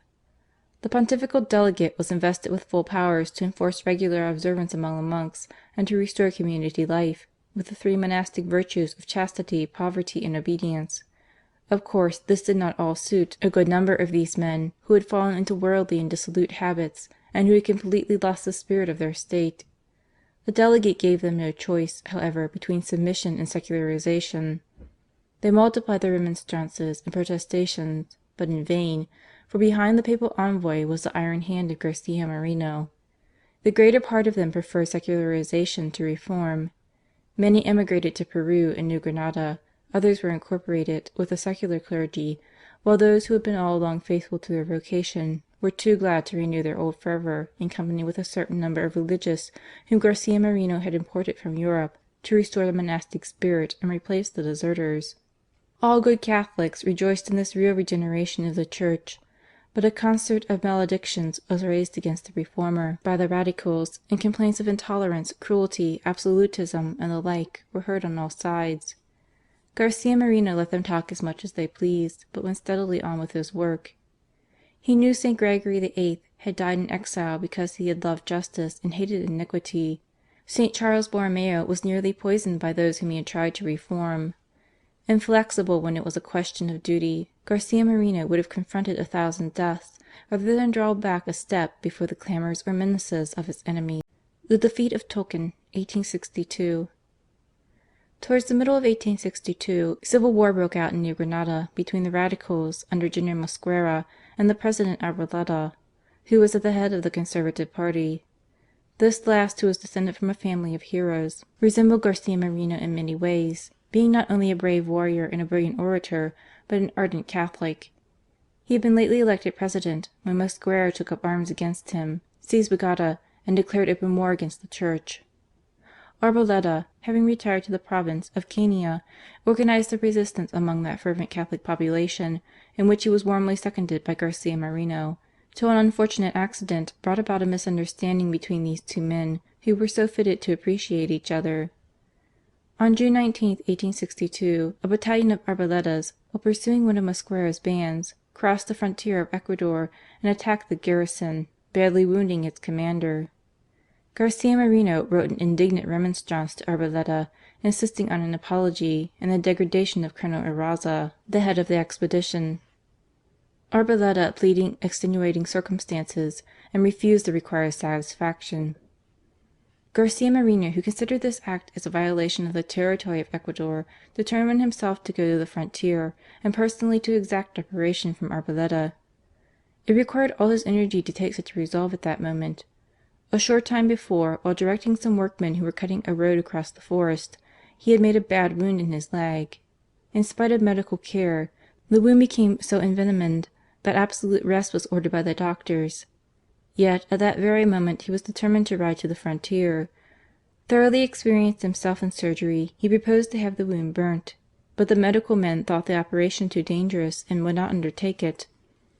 Then Garcia Moreno, impatient of delay, seized a blade of iron, heated it to a white heat, and put it on the open wound with as much calmness as if he had been operating on a bit of wood.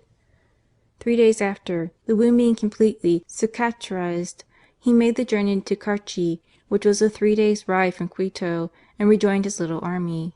He had no intention of fighting, however, but solely of forcing Arboleda to consent to an interview, which he thought would settle the matter amicably. He sent therefore a messenger to arrange the meeting, to which Arboleda seemed anxious to agree, but in the meanwhile, by a ruse unworthy of a brave and loyal man, he crossed the frontier with 3,500 well-armed men, and surprised Garcia Moreno with his 800 recruits in a disadvantageous position near Tulcan.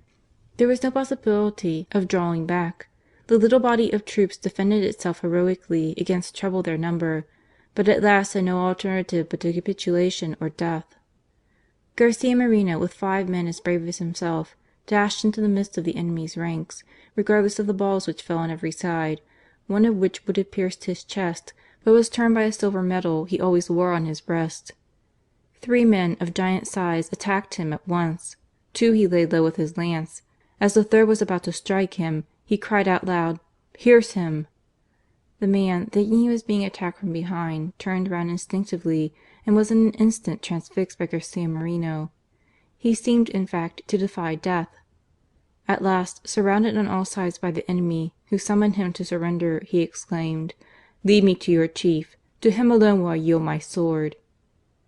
Ashamed of his easy victory, Arboleda was thoroughly disconcerted in presence of his prisoner, whose magnanimous conduct condemned his own duplicity. He could only help declaring in presence of all his officers that such a defeat was honourable to Ecuador, and that its noble head had covered himself with glory. He treated Garcia Moreno with the greatest respect, restored to him both his sword and his liberty, and was only anxious to treat at once the conditions of peace. Sincerely reconciled from the moment they met, these two great Catholic chiefs only deplored the circumstances which had led them into the fratricidal combat, instead of uniting to turn their army against the common enemy. That tyrannical revolution which ravaged New Granada and never ceased intriguing in Ecuador to try and get back the power it had usurped. Forgetting their mutual griefs, they concluded a treaty of close alliance, and then Garcia Moreno returned to his capital. At Quito, in the meanwhile, there was nothing but trouble and agitation. The news of the defeat and captivity of Garcia Moreno was in everyone's mouth.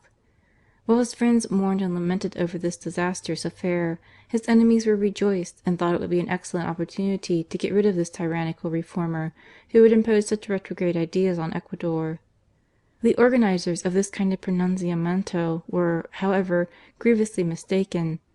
Just as they were beginning to organize themselves, they heard that the President, so far from being a prisoner, was in his palace as usual, and that he had concluded an admirable treaty with Arboleda, as an addition to the one of 1837, by which the inviolability of the territory of both states was assured, together with a refusal to allow refugees to trouble the peace of either country, while great regret was expressed on both sides for the circumstances which had caused the temporary rupture. Arboleda, in fact, did his best to make amends for his treacherous attack by taking no advantage of his victory, but he could not repair his imprudence, and having yielded his position against Mosquera for the satisfaction of his vanity, beaten by his own rival and betrayed by his own people, he was finally assassinated a few months later in the Denais of Berricos, on the same spot as the unfortunate Marshal Sucre. As to Garcia Moreno, his enemies did not fail to take advantage of his defeat at Tulcan, without however succeeding in eclipsing his glory in the unequal struggle. The want of success was forgotten in the heroism of the President. There was no dishonour, people exclaimed, in losing a battle under such conditions, and the defeat of Dumerplier did not tarnish the fame of either Sparta or Leonidas. Violent reaction, 1863. After 2 years of power exercised solely for the good of his country, Garcia Moreno could boast of having all good and Catholic people on his side, but among the Freemasons, revolutionists and radicals he was the object of undying hatred and execration. The league which had long been formed to upset him chose for its head the miserable Urbina, who had been ignominiously driven from the country 3 years before. Pedro Carbo and Dr. P. Moncayo, two violent Freemasons and declared enemies of Garcia Moreno, became the most active instruments in the plot. As, however, no one liked to embark in any revolution which might compromise his safety, Urbina determined to appeal to the assistance of Peru through the intervention of Castilla. A new pretext for attacking Garcia Moreno was found in an old proposal of his to place Ecuador under the protection of the French government. This was construed into an act of high treason, and Garcia Moreno was openly accused of wishing to sell his country to France. A letter written by him and sold to Castilla became the text of this false assertion, although it was simply a proposal to be submitted, if necessary, to the representatives of the people. Gomez de la Torre and Aviles, although official enemies of the President, entirely exculpated him from the charge. But what could their protestations avail in face of the 1,000 voices of the press, instigated by all the Freemason lodges? The mass of the people became persuaded that Garcia Moreno had conceived the idea of delivering up Ecuador to the French government, which had already taken possession of Mexico. Fortunately, the clamours of the press did not intimidate Garcia Moreno. He sent a temperate answer to Castilla, who threatened war, fortified Guayaquil, and began the necessary preparations for defence. The intervention of Great Britain prevented the breaking out of hostilities, an intervention which was accepted by Garcia Moreno as a manner of settling the dispute in conformity with the national honour, while Castilla was too glad to find an excuse for escaping a conflict for which he was unprepared. To revenge himself, however, Castilla broke off diplomatic relations with Ecuador and opened his gates to all conspirators against her. Under his authority, in October 1862, Urbina equipped a vessel in the port of Callao to attempt a descent on any point of the Ecuador coast, so as to organize a rebellion. It seemed a good moment. Flores was very ill at Guayaquil, Garcia Moreno beaten at Tulcan. Any number of disaffected people would be ready to hail Urbina as a liberator. Hardly, however, had he arrived at the little port of Payta, in a vessel baptized under a false name and under a Chilean flag, than Garcia Moreno had detected the plot and signalised them as pirates deserving the worst punishment. Whilst a body of troops were prepared to obstruct their landing, a circular from Garcia Moreno to all the diplomatic body appealed to the rights of nations so shamefully violated by the government of Peru. At the same time he denounced to Castilla the act of brigandage committed under his auspices, and summoned him, if he wished for war, to do it openly and loyally. Thus exposed by the Ecuador government and the indignant representations of the diplomatic corps, Castilla found himself compelled to stop his friends and place an embargo on their vessel. Fortunately this happened at the very moment when his nomination as President expired. He was replaced by the brave General St. Roman, who disavowed the disgraceful treaty concluded with France on the 25th of January and hastened to enter into amicable and pacific relations with Ecuador. Finding that nothing was to be gained in that quarter, the revolutionists turned towards Mosquera, the new President of Granada, who hated the Church with all his heart, and Garcia Moreno as its warmest supporter. His idea was to engulf the three republics, New Granada, Venezuela, and Ecuador into one, like the United States, and which under Bolivar had formed the province of Colombia.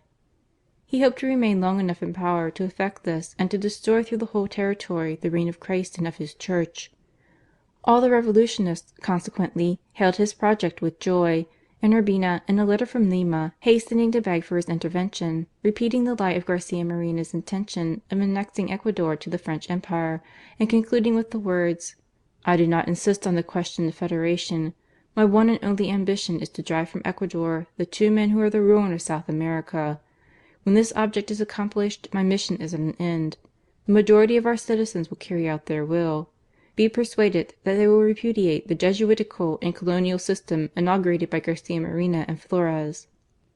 Mosquera knew perfectly well the falsehood of the allusion to the French protectorate, but as Urbina's views as to Ecuador tallied with his own, he pretended that they had indubitable proof of the intention to crush the Republic under the double yoke of monarchism and fanaticism, and that the only hope was to the resurrection of Colombia under the federative form. He ended with the words: "If Garcia Moreno and Flores will not submit to the popular will, their fall is certain, in spite of all the protectorates under which they may strive to shelter themselves."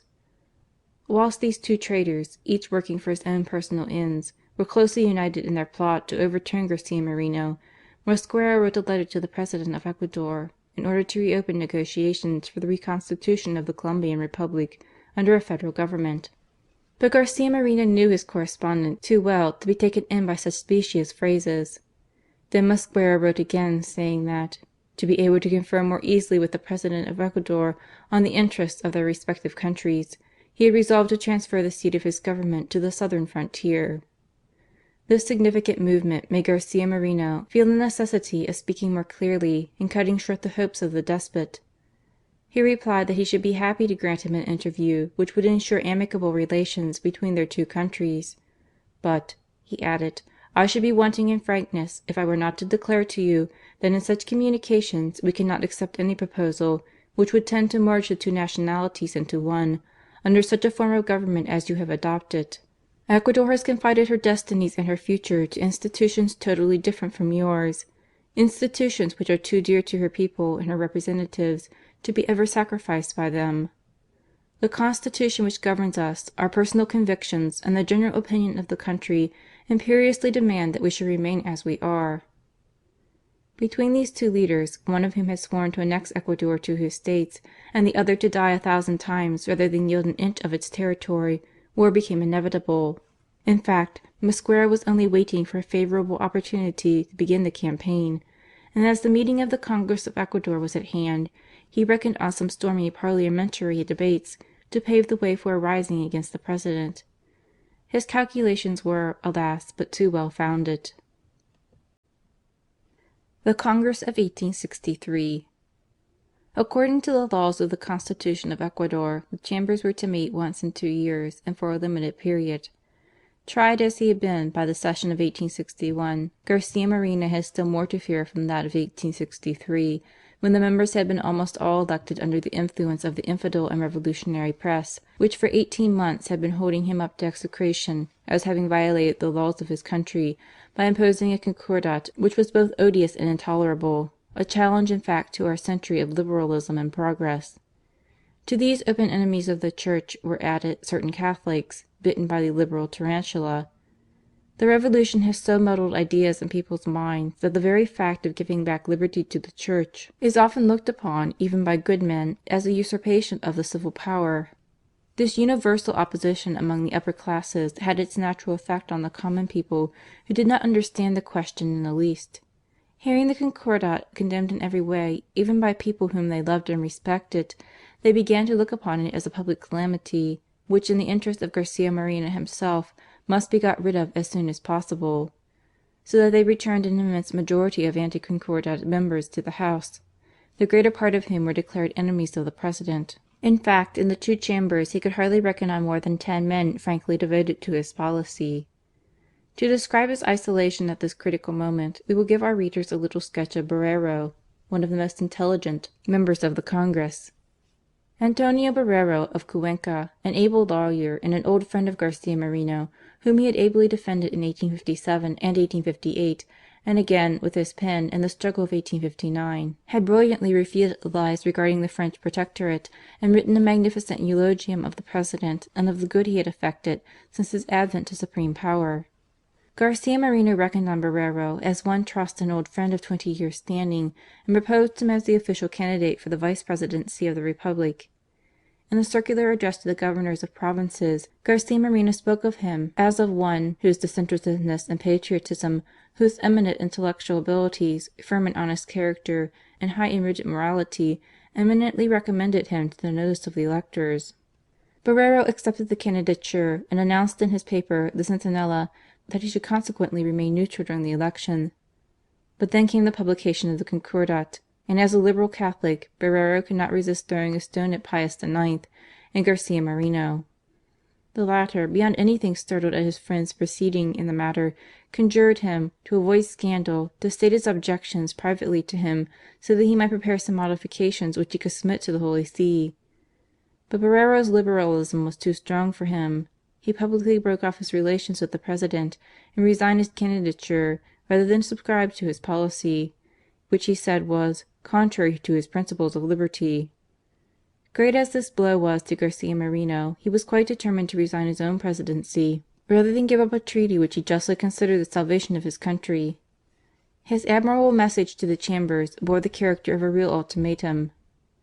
In it he enumerated the different works he had undertaken and successfully carried out during the previous 2 years, and then, having fully justified the necessity of the Concordat to repress the disorders in the Church and restore her to her full liberty, he wound up his speech with the words: "If the majority of the House should censure the acts of my administration, I will immediately resign my powers, praying Divine Providence to replace me by a magistrate fortunate enough to ensure the repose and the future well-being of the Republic." This message was received coldly by both Houses. Garcia Moreno's resignation, which evidently would be the immediate result of his defeat, would not have displeased the great majority had it not been for the storm brewing in New Granada. To get rid of their President would be to throw the country into the hands of Mosquera, who would arrive, like Mahomet, with the Koran in one hand and the sword in the other.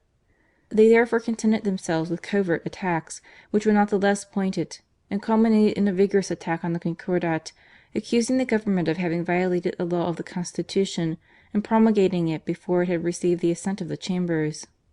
For 6 weeks the debate continued, till a declaration of war from Mosquera turned the attention of the whole country to the necessity of providing means of defence. Garcia Moreno now found himself in a very difficult position. Between his determination not to sacrifice the Concordat and the impossibility of resigning his presidency in the face of the new danger which threatened his country, he called together the heads of the opposition and told them to prepare the reforms which they desired in the treaty with the Pope, and that he would consider their feasibility, reserving to himself a veto should they infringe the rights of the Church. The deputies did as they were told, and simply tore the Concordat in pieces by the proposed reforms. Garcia Moreno kept the document, while in the meanwhile the Chambers devoted themselves to facing the dangers threatened by Mosquera. 6 months later, when men's passions had calmed down, the President announced that he refused the Exequatur to the proposed law of reform as being absolutely contrary to the imprescriptible rights of the Church. He then explained himself as to this refusal as follows: "It was impossible for me to carry out your wishes, because to propose to the Pope the re-establishment of civil appeals and other matters which he adjudged to be abuses would make all negotiations impossible. If it were a question of the most insignificant of governments, you would not permit Ecuador to dishonour herself by violating stipulations already accepted, still less by imposing obligations which, by the very nature of the contract, can only result from free and reciprocal engagements. And should we break our word to the great detriment of the national honour towards the highest authority in the world?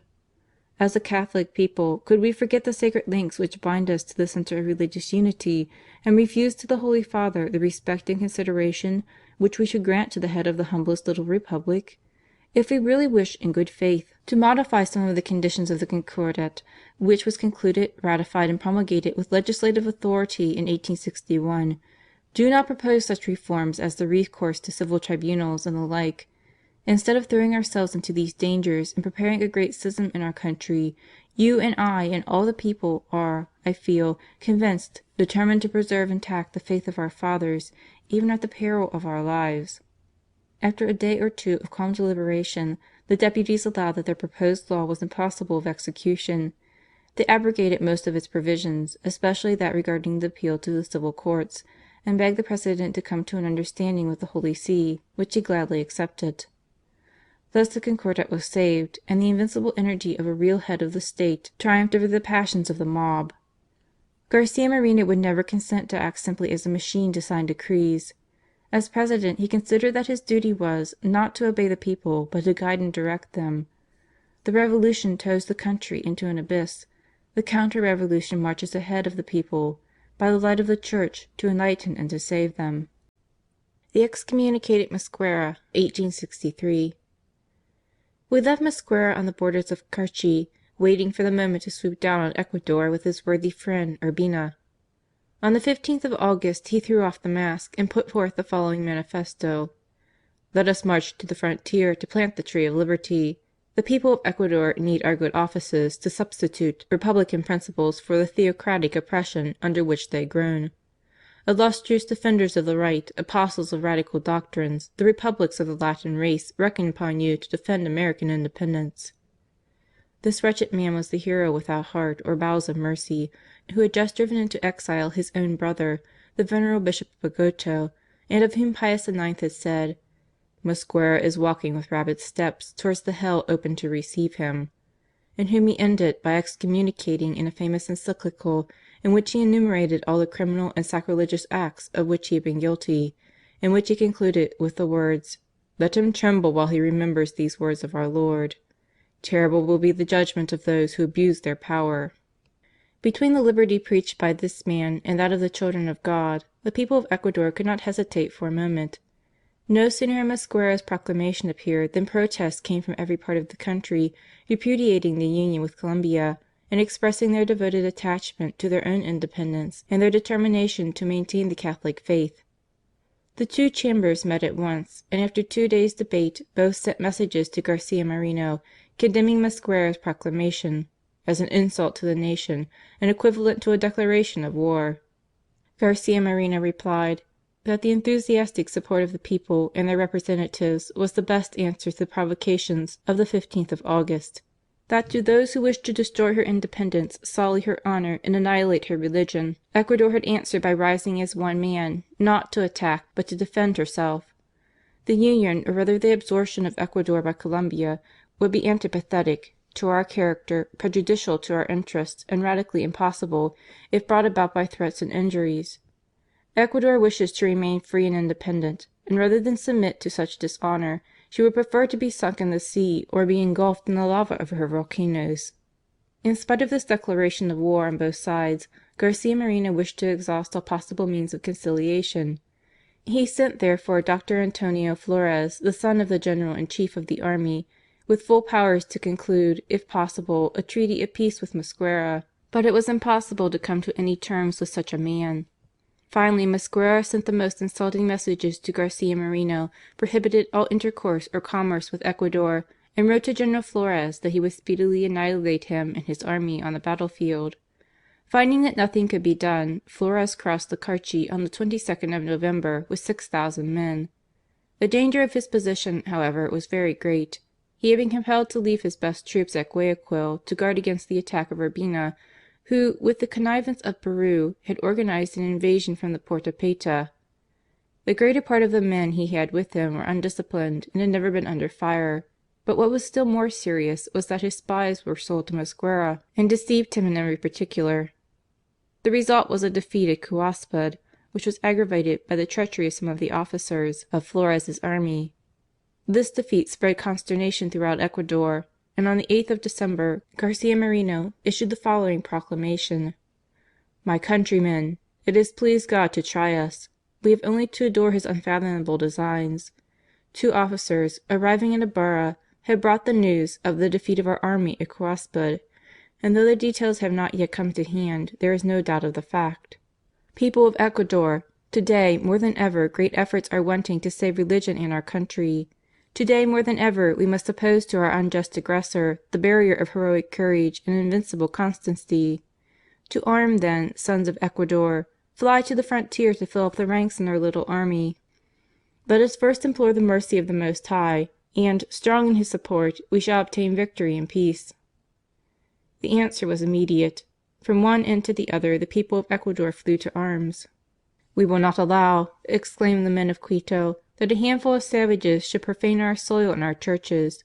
We are not going to wait with our arms folded till the barbarian Mosquera, whose hands are red with the blood of our brothers, comes to break in pieces our holy images, shut up our churches, and banish our priests.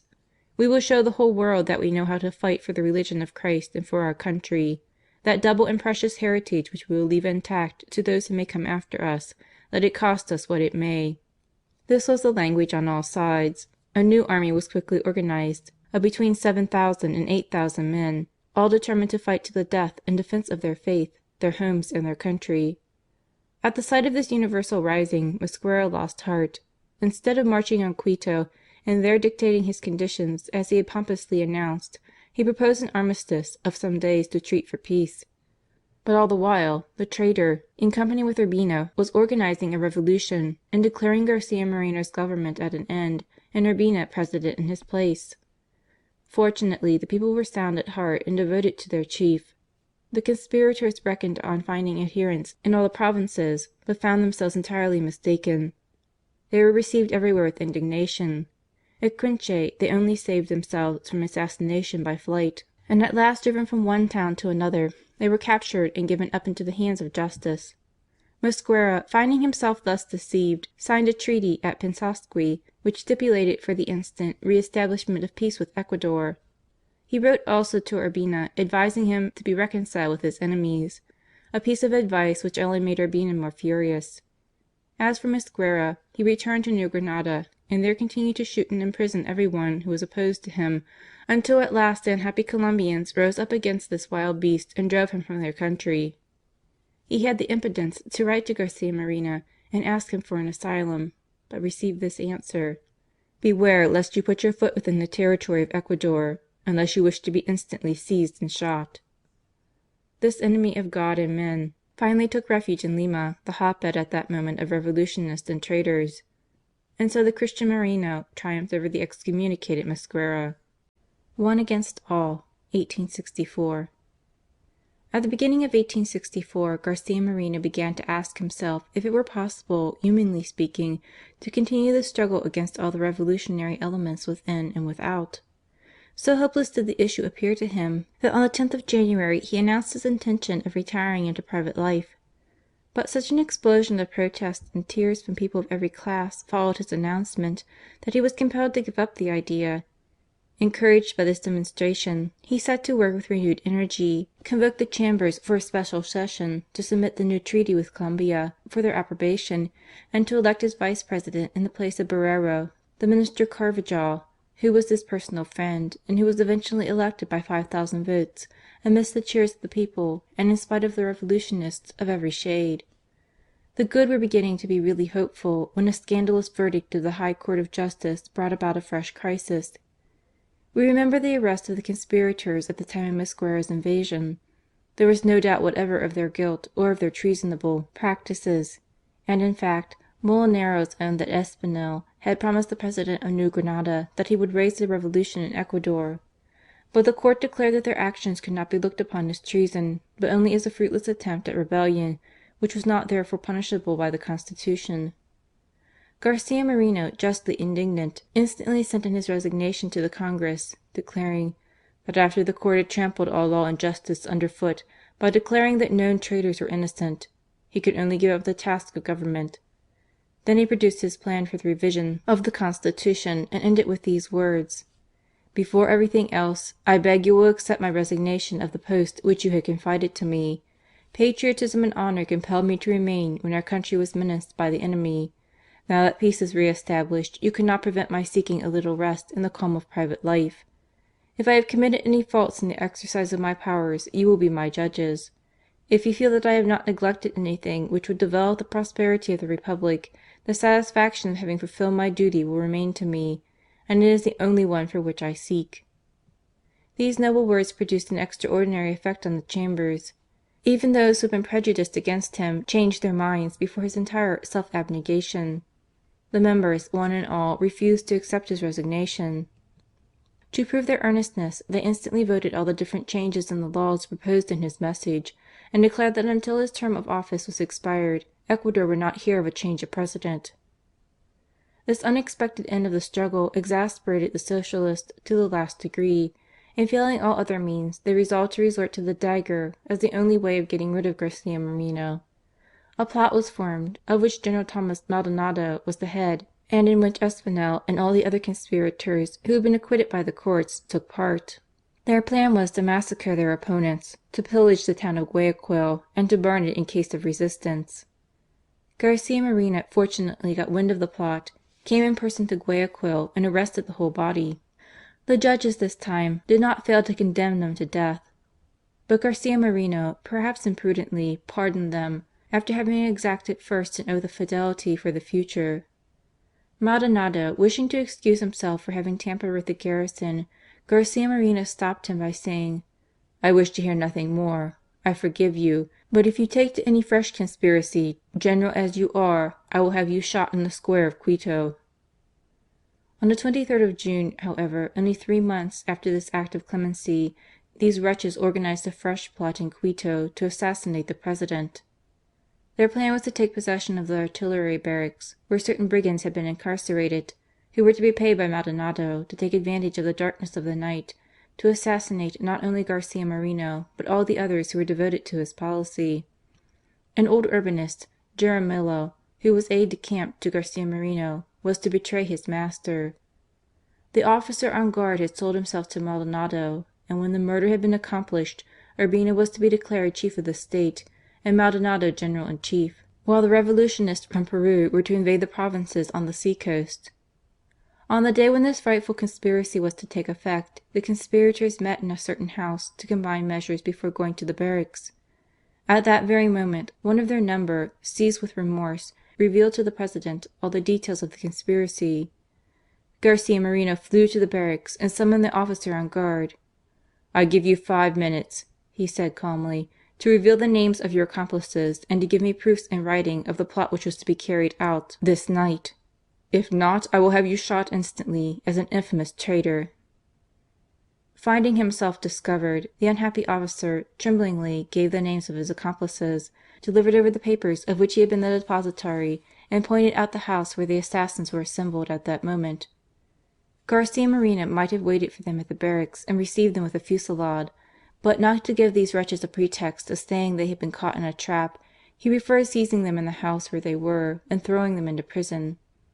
Unfortunately, the arrest took place before the arrival of Maldonado, who, the moment he got wind of the failure of the plot, disappeared from the city and took refuge in the forest. Garcia Moreno, feeling the imminence of the danger, was determined this time to punish the leader of these crimes. "Maldonado must expiate his sin," he exclaimed. "I will stifle the revolution in his blood." He ordered Colonel Veintimilla to scour the whole country, till he had found the culprit, while he contented himself with sending his accomplices in exile to Brazil. The revolutionists, more enraged than ever, now poured into the country from every side. A band of pirates, equipped by Urbina, threw themselves into the province of Manabi, destroying everything with fire and sword. The Governor Salazar, however, met them with a body of volunteers, massacred the greater portion of the brigands, and shot their leaders. The exiles from Brazil crossed the Napo, seized the governor, and tortured the Jesuits, and issued a proclamation deposing Garcia Moreno and putting Urbina in his place. Another attack was made on Ibarra, while Urbina with some Peruvian vassals landed at Paita and ravaged the seacoast. In the midst of this fearful storm, Garcia Moreno remained as calm as a rock beaten by the waves, raising troops, organizing defences, and determined rather to die with his people than to yield to the anti-Christian and revolutionary horde. At last, on the 24th of August, Maldonado was captured and brought in chains to Quito. Garcia Moreno did not hesitate this time, and decreed that he should be shot on the 30th of August in the square of St. Dominic.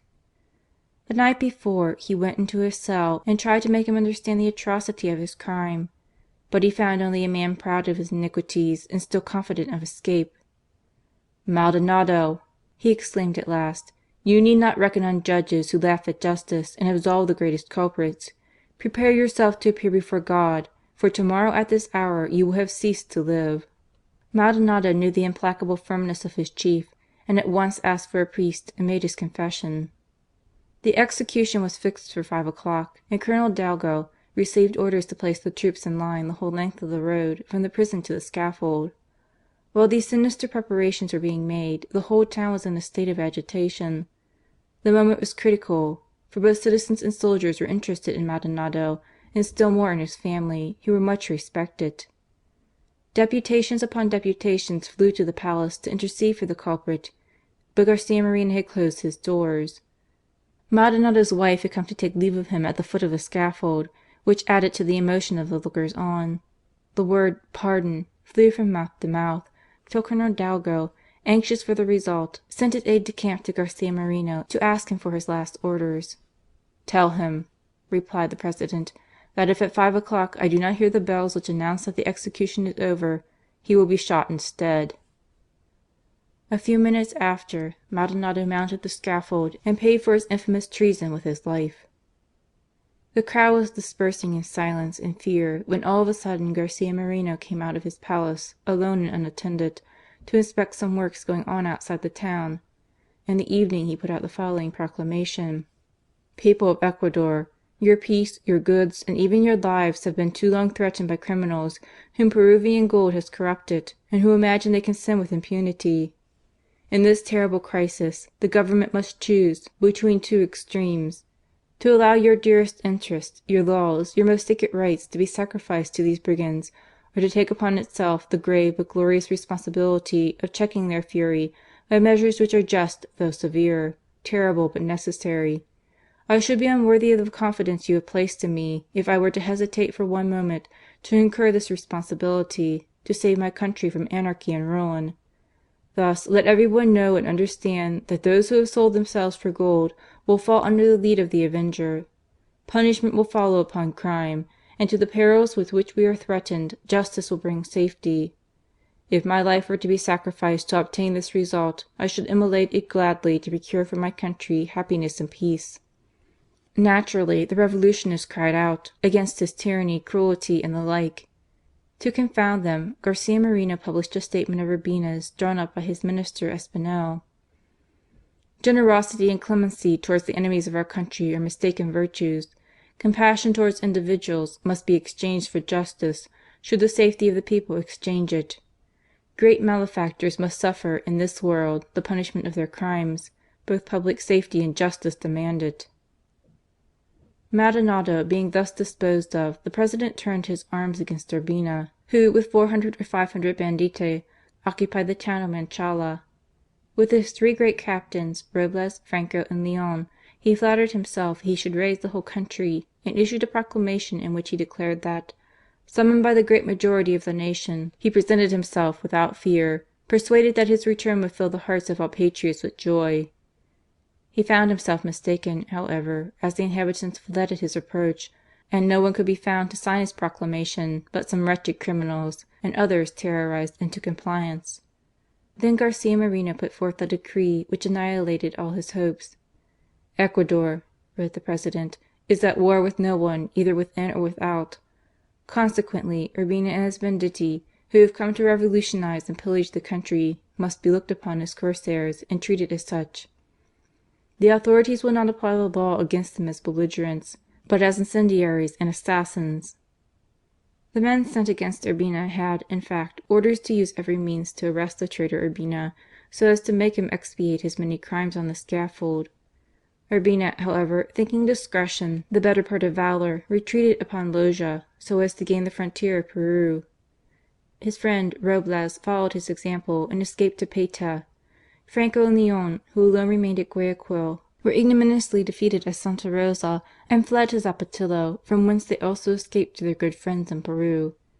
Thus this revolution, so carefully prepared, came to nothing, and the Urbinists, although assisted by two governments and by all the villains in the country, had been conquered by the energy of one man. Garcia Moreno then made a tour of all the provinces, distributing rewards to those who had been faithful, but punishing severely the accomplices of Urbina. One of them, Verde, had attacked the unarmed town of Cuenca, but the inhabitants rose en masse and after a bloody fight succeeded in seizing him. Condemned to death, Garcia Moreno was entreated to pardon him, the Bishop even pleading his cause. "If you ask of me in the name of justice," replied the President, "show me that this man is not guilty. If it be from charity, have pity on the innocent people whom you will condemn to perish, for if I spare him, a fresh revolution will break out tomorrow." Verde was accordingly executed. Garcia Moreno showed the same invincible firmness in dealing with Colombia and Peru, both of which states had armed and equipped bands of rebels to attack Ecuador, with whom they pretended to be at peace. Both had the humiliation of seeing their conduct exposed by all the diplomatic powers, and by finding their policy overthrown by the honourable and straightforward proceedings of Garcia Moreno, who had suspended all relations with the government of Peru. Thus this horrible 4-year struggle was, at last, ended by the courage of one man, against all the efforts of the Freemasons and Socialists, not only in his own country, but throughout the republics of South America. The Concordat was established, social reforms had been carried out, material progress was in full development, religious education ensured, the army restored to a state of discipline, and all this in spite of the treason of Maldonado, the invasions of Urbina, the treachery of Castilla, and the fury of Mosquera. Seeking only for God and His justice, Garcia Moreno had triumphed over all. Nothing remained to the revolutionists but the hope of replacing, when his term of office had expired, the Colossus whom they had tried in vain to overturn. The Fight of Jambeli, 1865. The year 1865 was to be that of the election of a fresh President. By this stupid republican arrangement, supreme power could only be held for 4 years without power of re-election, even should the President be a Charlemagne. Garcia Moreno wrote at that time to an intimate friend: "Even if the Constitution would allow of my re-election, I could not consent to it. The unhappy nature of the Constitution of 1861 provokes every species of disorder without giving the Government the means of repressing it. I foresaw this in 1861, and always repent of having taken office under these conditions. Because I have confidence in God, I believe the country will some day escape from these fearful dangers. But it will be after a time more or less long, of bloodshed and ruin, when legislatures will at last be compelled to take reason as their guide. The logic of evil is inexorable. All crimes engender expiation. We are expiating now the faults of those who framed the Constitution in 1861. He felt now that he had only one more duty to fulfil towards his country, which was to labour with all his might to give her a successor to himself, who should be Catholic enough to understand the regenerating effect of the Concordat, and energetic enough to prevent the revolution from ruining her. Garcia Moreno never thought that government should remain with folded hands during an electoral struggle, while their enemies by lies and calumnies strive to defeat every honest candidate. The license of the press at such moments, far from guaranteeing the liberty of the people, becomes the most terrible engine of deceit and oppression which can be imagined. He, therefore, proposed as his successor Don Jose Maria Caamano of Guayaquil, who possessed, as he affirmed, all the essential qualities of a statesman, one whose honour was without a stain, with good sense and a strong religious spirit, being among the number of those who at Guayaquil had never hesitated to practise his duties as a Christian, and thereby incurred the hatred of the Freemasons, who were so numerous in that city. Unfortunately, a misunderstanding about a club formed of the partisans of Urbina, and which had been closed by order of the Government, made Caamano declare publicly that he would refuse a candidature which, it was asserted, had been based on violence and coercion. Then Garcia Moreno chose D. Geronimo Carrion of Cuenca, a straightforward and religious man, a friend of order and of work, an irreconcilable enemy of the anarchists, and firm enough to defend the country against their attacks. The Conservatives, in consequence, all rallied round this candidate. The opposition was divided between Pedro Carbo, a violent radical, and Gomez de la Torre, a liberal. Pedro Carbo had little or no chance, for though a friend of Urbina's, every one knew his poor abilities. Seeing him one day walking with his friend in Dara, Garcia Moreno exclaimed to a man who was walking with him, "You see before you nullity in 2 volumes." Finding he had no chance, Carbo returned to Lima to plot a fresh invasion of Ecuador with Urbina, and Gomez de la Torre remained the sole Liberal candidate. He was supported by Borrero in his newspaper, the Centinela, who did not hesitate to declare that the liberty of election had been suppressed, that the oppression was greater than in the days of Urbina, and that people had no choice but to vote according to the ukase of the President. Garcia Moreno let the paper pass for some weeks, then finding that its odious calumnies daily increased, he summoned Borrero and Arizaga to appear before him. Instead of appearing at Quito, however, Borrero concealed himself while still striking his adversary in the dark. The election of the new President took place on May 15, 1865. The Government candidate received 23,000 votes, while Gomez de la Torre only obtained 8,000. This was a great triumph for Garcia Moreno, and proved that the people were only anxious to find in his successor one who should continue his work and exterminate the Revolution.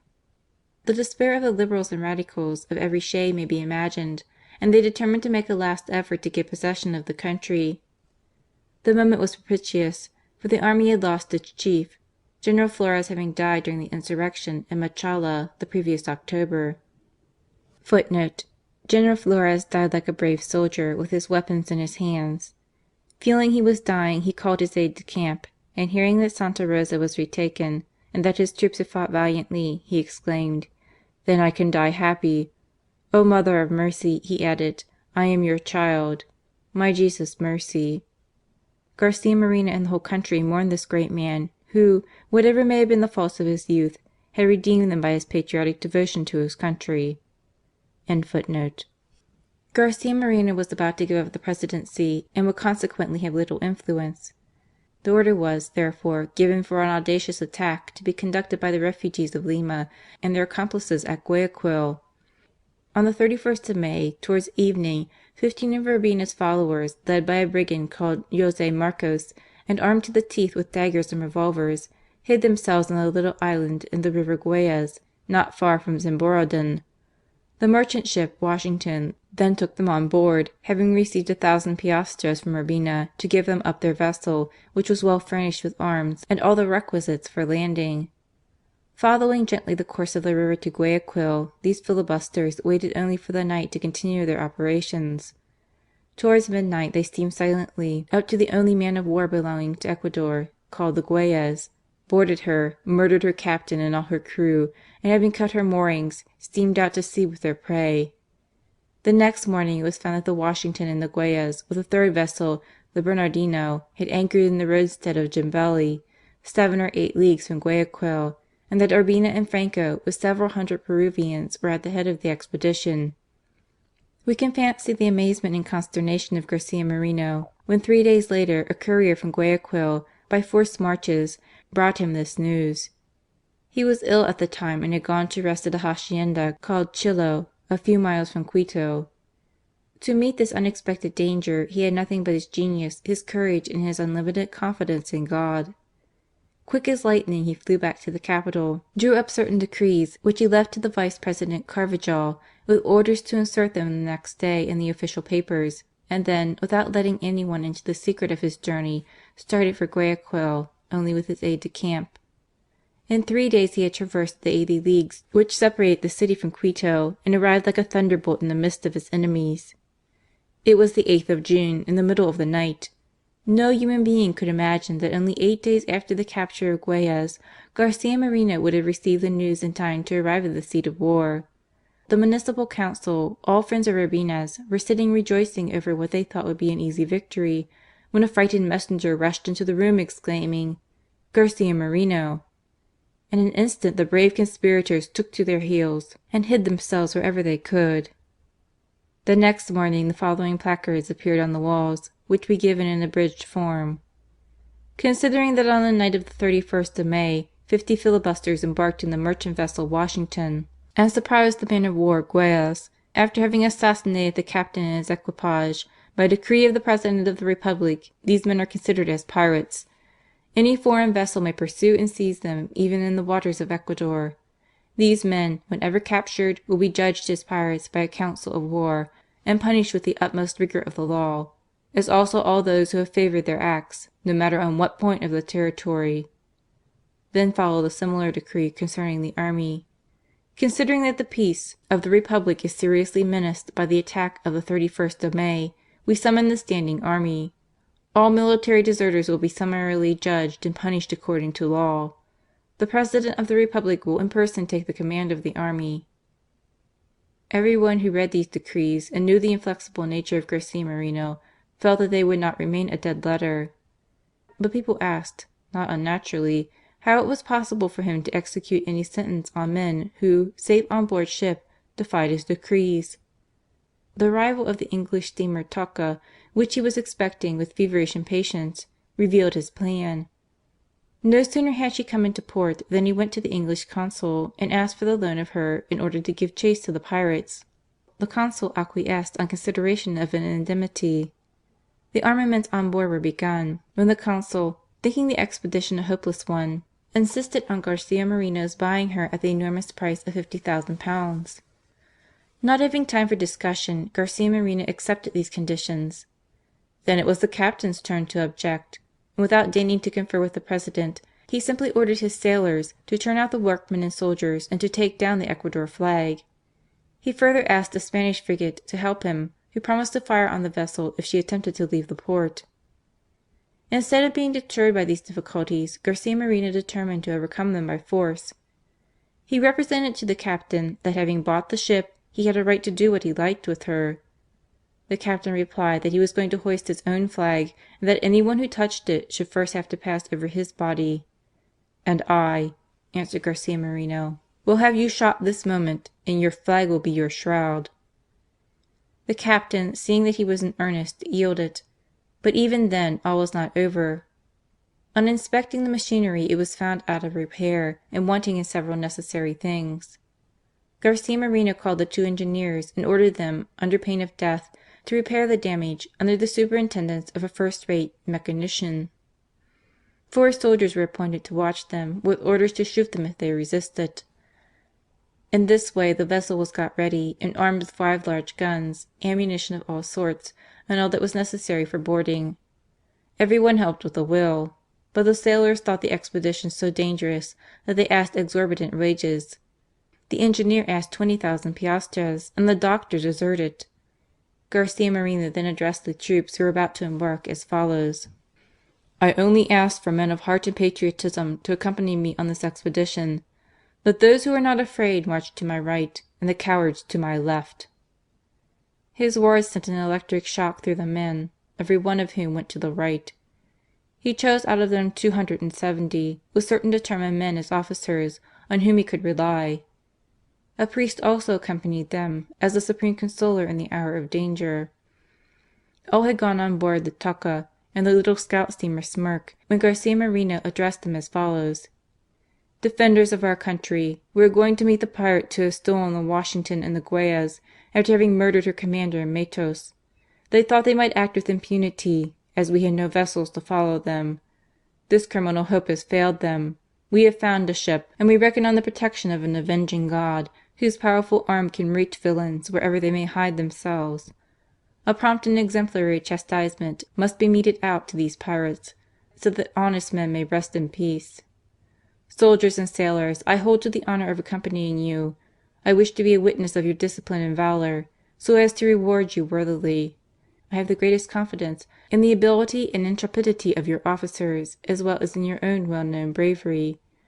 I only regret to lead you against foes who are unworthy of your steel, pirates, assassins, and rascals of the worst sort. But the safety of the country exacts this duty, and to save her in this critical moment is not, I feel, a sacrifice beyond your courage. Forward then, for God and your country, and let every one do his duty as a man who has his heart in the work." Filled with enthusiasm at these noble words, the soldiers left the port crying, "Cheers for Garcia Moreno!" The Conservatives on the shore echoed the cry, while the Liberals sneered at what they considered the madness of the expedition. The truth is, no one could fail to be alarmed when they reflected on the inequality of the approaching struggle. Besides their 3 armed vessels, the enemy had a schooner which acted as a guide. Peru had furnished them also with a large number of soldiers who had attacked Santa Rosa, and after a bloody fight had occupied the town with 300 filibusters. Urbina and Robles, on board the Washington, were about to return to Jambeli, having in tow another vessel filled with prisoners taken at Santa Rosa, who were all to be shot the next morning. Garcia Moreno quitted the port of Guayaquil on the 25th at 6 o'clock in the evening. On the 26th, at 8 o'clock in the morning, the ship's boats had reconnoitred the position of the enemy's vessels. The Guayas and the Bernardino with the schooner were in front, but the Washington remained at anchor in a bay at some distance off. The moment was solemn and decisive. Hardly had the insurgents recognized their assailants than they ranged themselves in order of battle, and opened upon them a tremendous fire from all their guns. The brave little band on board the Tulcan were at first dismayed at the discharge, but Garcia Moreno cried out, "No useless firing, take your cutlasses and board the Guayas." Encouraged by the calmness of their chief, the soldiers did as they were bid. "Put on all steam and go right at her, the prow in the flank of the Guayas," was the next order. The vessel flew on, in the midst of the balls which passed over her, but did not touch her. When close to the enemy, Garcia Moreno gave the signal of attack. His cannon belched forth, and one well-directed ball made a huge breach in the Guayas below the watermark, which threw the whole crew into disorder. Like lightning, the Tulcan dashed into her at the same moment, and Moreno's soldiers quickly boarded her, massacred or shot all the filibusters save 45, who were made prisoner, and safely secured on board the Tulcan. The Bernardino and the schooner, seeing the fate of the Guayas, yielded without much resistance, being seriously damaged by the Tulcan's guns. There remained the Washington, with Urbina and Robles, who, with their officers and men, were all in a semi-drunken state, rejoicing over the capture of Santa Rosa, when their ship was rudely disturbed by the cannon of the Guayas and Tulcan. The Washington was at anchor, and nearly high and dry, owing to the lowness of the tide, was so great that they one and all dashed on shore, headed by the valiant Urbina, and took refuge in the woods. When the Smirk, Moreno's little scout steamer, came alongside of her, they found her completely abandoned. In their haste, the filibusters had left all their money and the correspondence of Urbina with his friends and traitors in Guayaquil, which fell into the hands of Garcia Moreno. 3 days later, the remainder of this band of brigands, including the garrison of Santa Rosa, had all fled across the frontier to Peru, determined to avoid for some time to come any further fights by land or sea. The conqueror could then calmly examine the result of the day's work. Except the Guayas, which had foundered a few minutes after the fight, they had the whole of Urbina's fleet, the Bernardino, the Washington, the schooner, and another sailing ship, on board of which they luckily found all the prisoners from Santa Rosa, whom Urbina had meant to shoot that day for their fidelity to the President. The Tulcan had suffered very little, and the Smirk was untouched. They had lost very few men, and Garcia Moreno's only regret was the escape of Urbina. They then determined to make a triumphant entry into Guayaquil, but first justice had to be carried out. The trial of the prisoners brooked no delay. When brought before the Council of War, 18 were found to have been enrolled by force, and Garcia Moreno pardoned them at once. The 27 others were condemned to death as pirates, including José Marcos, who had seized the Guayas, and Colonel Vallejo, Gabriel Viteri, and José Robles. Each of these men went to the priest to prepare for death, and then were taken to be shot. The priest begged pardon for the 27th, and Garcia Moreno was about to grant it, when looking at the man, he perceived he had on the clothes of the unhappy Captain Matos. "You assassinated the commander of the Guayas," he exclaimed in a voice of thunder. "The filibuster owned the crime. I cannot pardon a murderer," replied the President. "Let justice have its course." The fleet was now approaching Guayaquil. About 5 o'clock the Smyrk pushed on ahead to give the good news. The whole town was gathered on the quays in the most intense anxiety. All of a sudden Garcia Moreno appeared on the deck of the Talca. Then a cry of joy rose from every breast, while the bells of the town began to ring, and even the Spanish soldiers, who had despaired of the expedition, joined in the enthusiasm and welcomed the conqueror by a salvo from all their batteries. In the evening Garcia Moreno described the heroic struggle to a group of friends, but showed them also the proofs of the complicity of so many of Urbina's friends in Guayaquil, which had been revealed to him by the correspondence found on board the Washington. "We must have peace," he exclaimed, "and you will see with what cement I shall establish it." The next morning at 8 o'clock he summoned before him a certain lawyer, Dr. Viola, a native of Buenos Aires, the principal agent of Urbina in Guayaquil. Viola appeared before the President and his council with an air of pride and indifference, as if he had nothing to fear. Garcia Moreno spoke. "Dr. Viola, in your position as a lawyer, you know well the punishment due to a traitor?" "Yes, I know it." "What is the punishment?" "Death." Then he presented the letters found on board the Washington, written by Viola himself, giving the most minute details as to the conspiracy in Guayaquil, down to the sum paid for the Washington, and an earnest advice to Urbina to come at once to the city. "Dr. Viola, are you the author of these letters?" "I cannot deny it." "Then prepare to receive the punishment of a traitor. You will be shot this evening at 5 o'clock." In vain were intercessions made for the criminal. The Consul of Buenos Aires pleaded his position as a stranger, but Garcia Moreno affirmed that he was subject to the laws of his adopted country. Another eminent personage who had known of the plot and had maintained a guilty silence came also to beg for Dr. Viola's life, but found Garcia Moreno inflexible. "You will answer for this bloodshed before God," he angrily exclaimed. "I shall not do so," replied Garcia Moreno calmly, "but he who could have prevented these hideous crimes and did not do so." "I know why you speak to me like this." "And I am glad that you understand what I mean without any further explanations," replied Garcia Moreno. It is said that even his mother, who was then 80 years old, and whom he loved with the greatest tenderness, tried to induce him to pardon Viola. "My mother!" he exclaimed with the deepest emotion, "ask of me what you will, but not an act of weakness which would lose the country." At 5 o'clock, as he had decreed, Viola was taken to the plain of Guayaquil and shot. Garcia Moreno, on leaving Guayaquil, addressed his comrades as follows: "Your courage has saved the Republic. The pirates have had to leave our shores, and the filibusters of Santa Rosa have not even dared wait for you. Some have escaped the sword of justice by hiding in the woods. But before they continue their infamous trade, let them remember these words: the scaffold set up for the criminal will be the guarantee for the peace and security of all honest men." Urbina and his accomplices profited by the advice. Jambeli was their last crusade during the lifetime of Moreno. They could congratulate themselves certainly on their prowess.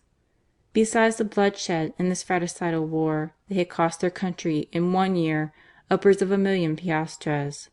The One Necessary Man, 1865.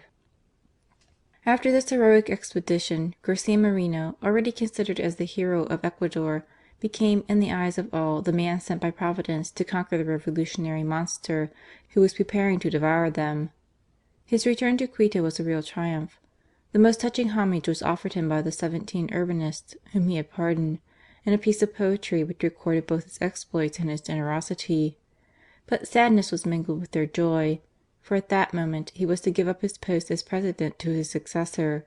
A magnificent address was presented to him by all the inhabitants of Quito, which recorded the enormous benefits he had conferred on his country. They offered him at the same time a gold medal set in diamonds, on which was inscribed: "To Garcia Moreno, a model of virtue, in remembrance of all the services he has rendered to his country." They sent a petition also to the Congress that he might be created General-in-Chief of the army.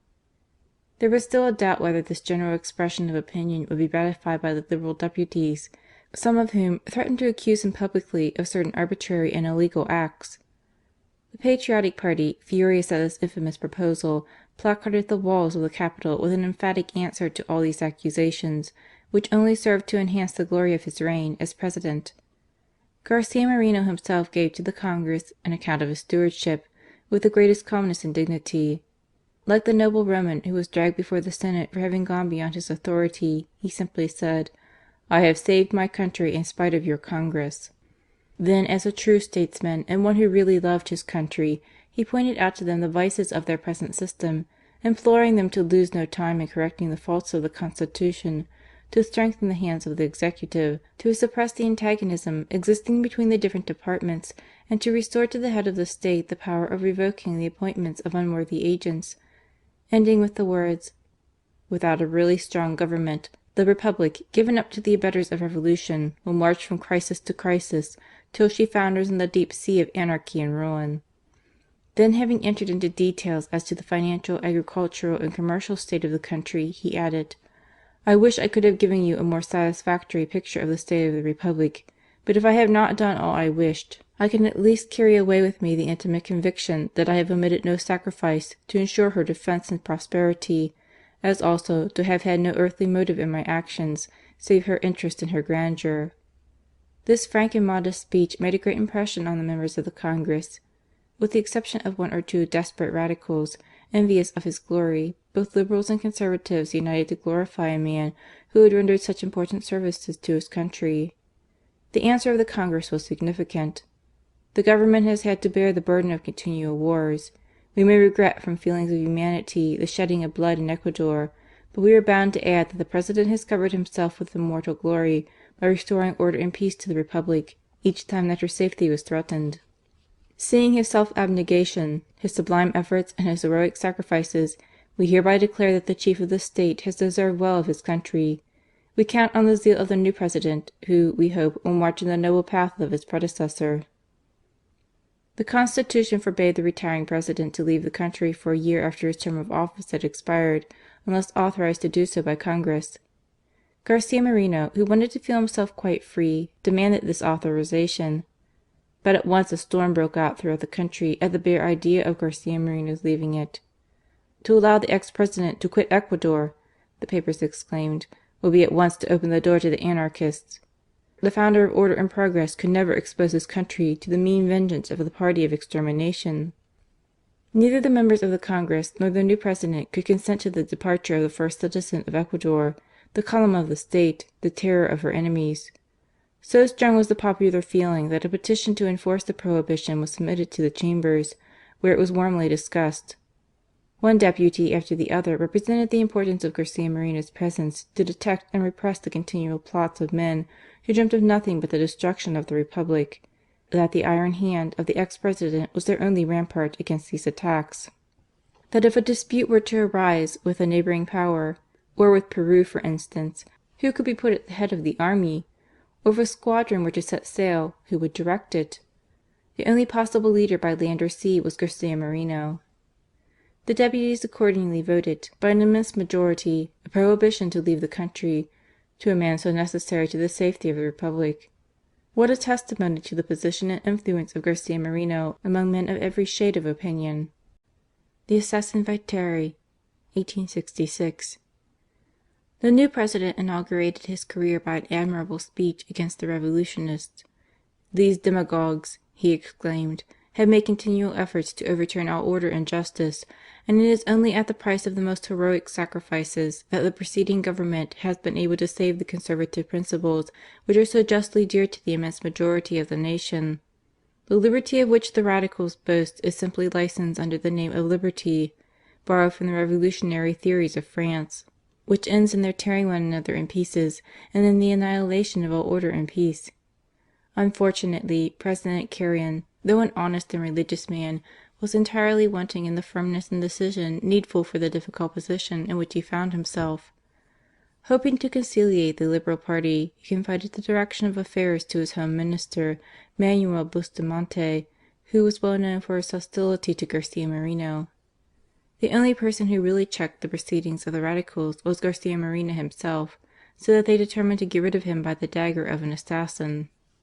At the beginning of 1866 all eyes were turned towards Chile, which country was at that moment at war with Spain, who had blocked the port of Valparaiso and bombarded the town. All the republics of South America rose up at this news, and Garcia Moreno at the head of the patriots declared that the moment was come when the peril of one becomes a menace to the existence of all. A treaty was accordingly concluded between Ecuador, Peru, Chile, and Bolivia, which stipulated that each would arm in defence of their rights. Every preparation was made for war, for Spain was blocking Callao and menaced Guayaquil. General Darquea undertook the defence of the latter city, and Garcia Moreno was implored to take the command of the army. This idea exasperated the Radicals to such a degree that Carrion, always hoping to steer a middle course between the two opposing parties, decided to send him as minister to Chile, in order to conclude a commercial treaty with that country, but in reality in hopes of appeasing the revolutionary camp. The revolutionists were rejoiced. Not only the government lost its firmest supporter, but this voyage to Chile would give them an opportunity of getting rid of their mortal enemy. Already they had tried to assassinate him at Carolina, a country house near Quito, to which he had retired, but the remorse of one of the conspirators had obliged them to postpone their design. Garcia Moreno was to embark at Guayaquil on the 27th of June and stop a few hours at Lima to confer with the President Prado. The week before his departure he was warned that he would be assassinated on the road, and that at Lima he would only be welcomed by revolvers and daggers. He knew well what he had to expect from these masters in crime, but he belonged to a race of brave men who trust in God and never draw back before any danger. He left Guayaquil accordingly, accompanied only by his secretary, D. Pablo Herrera, and Don Ignacio de Alcazar, a member of the legation. Herrera had his son with him, a boy of 14, and Garcia Moreno, a little niece of 8 years old, who was bound for Valparaiso. That was all his escort. The steamer reached Callao on the 2nd of July. Garcia Moreno instantly took the train, which arrived at Lima at noon. Ignacio de Alcazar was the first to leave the carriage to speak to the attaché of the embassy, who was come to receive them. Garcia Moreno followed him, and then turned round to help his little niece to get down to the platform. At that moment a man named Viteri, a relation of Urbina's, dashed up to him calling him a robber and assassin, and fired 2 balls at his head. The balls pierced through his hat, and quick as lightning Garcia Moreno seized the arm of the assassin, and thus turned away the 3rd ball. A friend of his, D. Felix Luque, rushed forward to help him, but was himself wounded in the hand by an accomplice of Viteri's. Ignacio de Alcazar then dashed upon the assassin and battered his head with the barrel of his revolver. This horrible scene lasted only an instant. The police came too late, as usual, but Ignacio pointed Viteri out to them, who was again aiming a pistol at the head of Garcia Moreno. The murderer was seized, and Garcia Moreno gave up his revolver to the prefect fully loaded, he having had the magnanimity not to blow out the brains of his enemy, but only to turn away the weapon which menaced his life. The news of this horrible attempt flew through the town. The President of the Republic hastened to send his own carriage with orders to bring Garcia Moreno to the palace, for he had been wounded both in the forehead and the hand. He traversed the capital amidst a crowd of sympathizers. At the palace he was received with every demonstration of respect by the President Prado, who did not know how to express his regret sufficiently for what had happened. He threw the assassin into prison and ordered him to be brought before the judges without delay. Then was shown the infamous character of the infernal band which governs the world. The attempt at assassination was made in public. A host of witnesses gave evidence of the facts, but it was an assassination ordered by the Freemasons. The judges were all members of the lodges and friends of Urbina's, the consequence of which was that they delayed the trial till the public excitement was over and the ocular witnesses dispersed. Then Viteri, with the most barefaced audacity, declared that the attack had been made by Garcia Moreno himself. To make a long story short, the assassin was acquitted amidst the cheers of the sects and to the everlasting disgrace of the judges. This shameful mockery of justice excited the utmost indignation in Quito. The President Carrion wrote a letter of sympathy to Garcia Moreno, which was seconded by Bustamante, but no effort was made to insist on reparation or on the punishment of the murderer.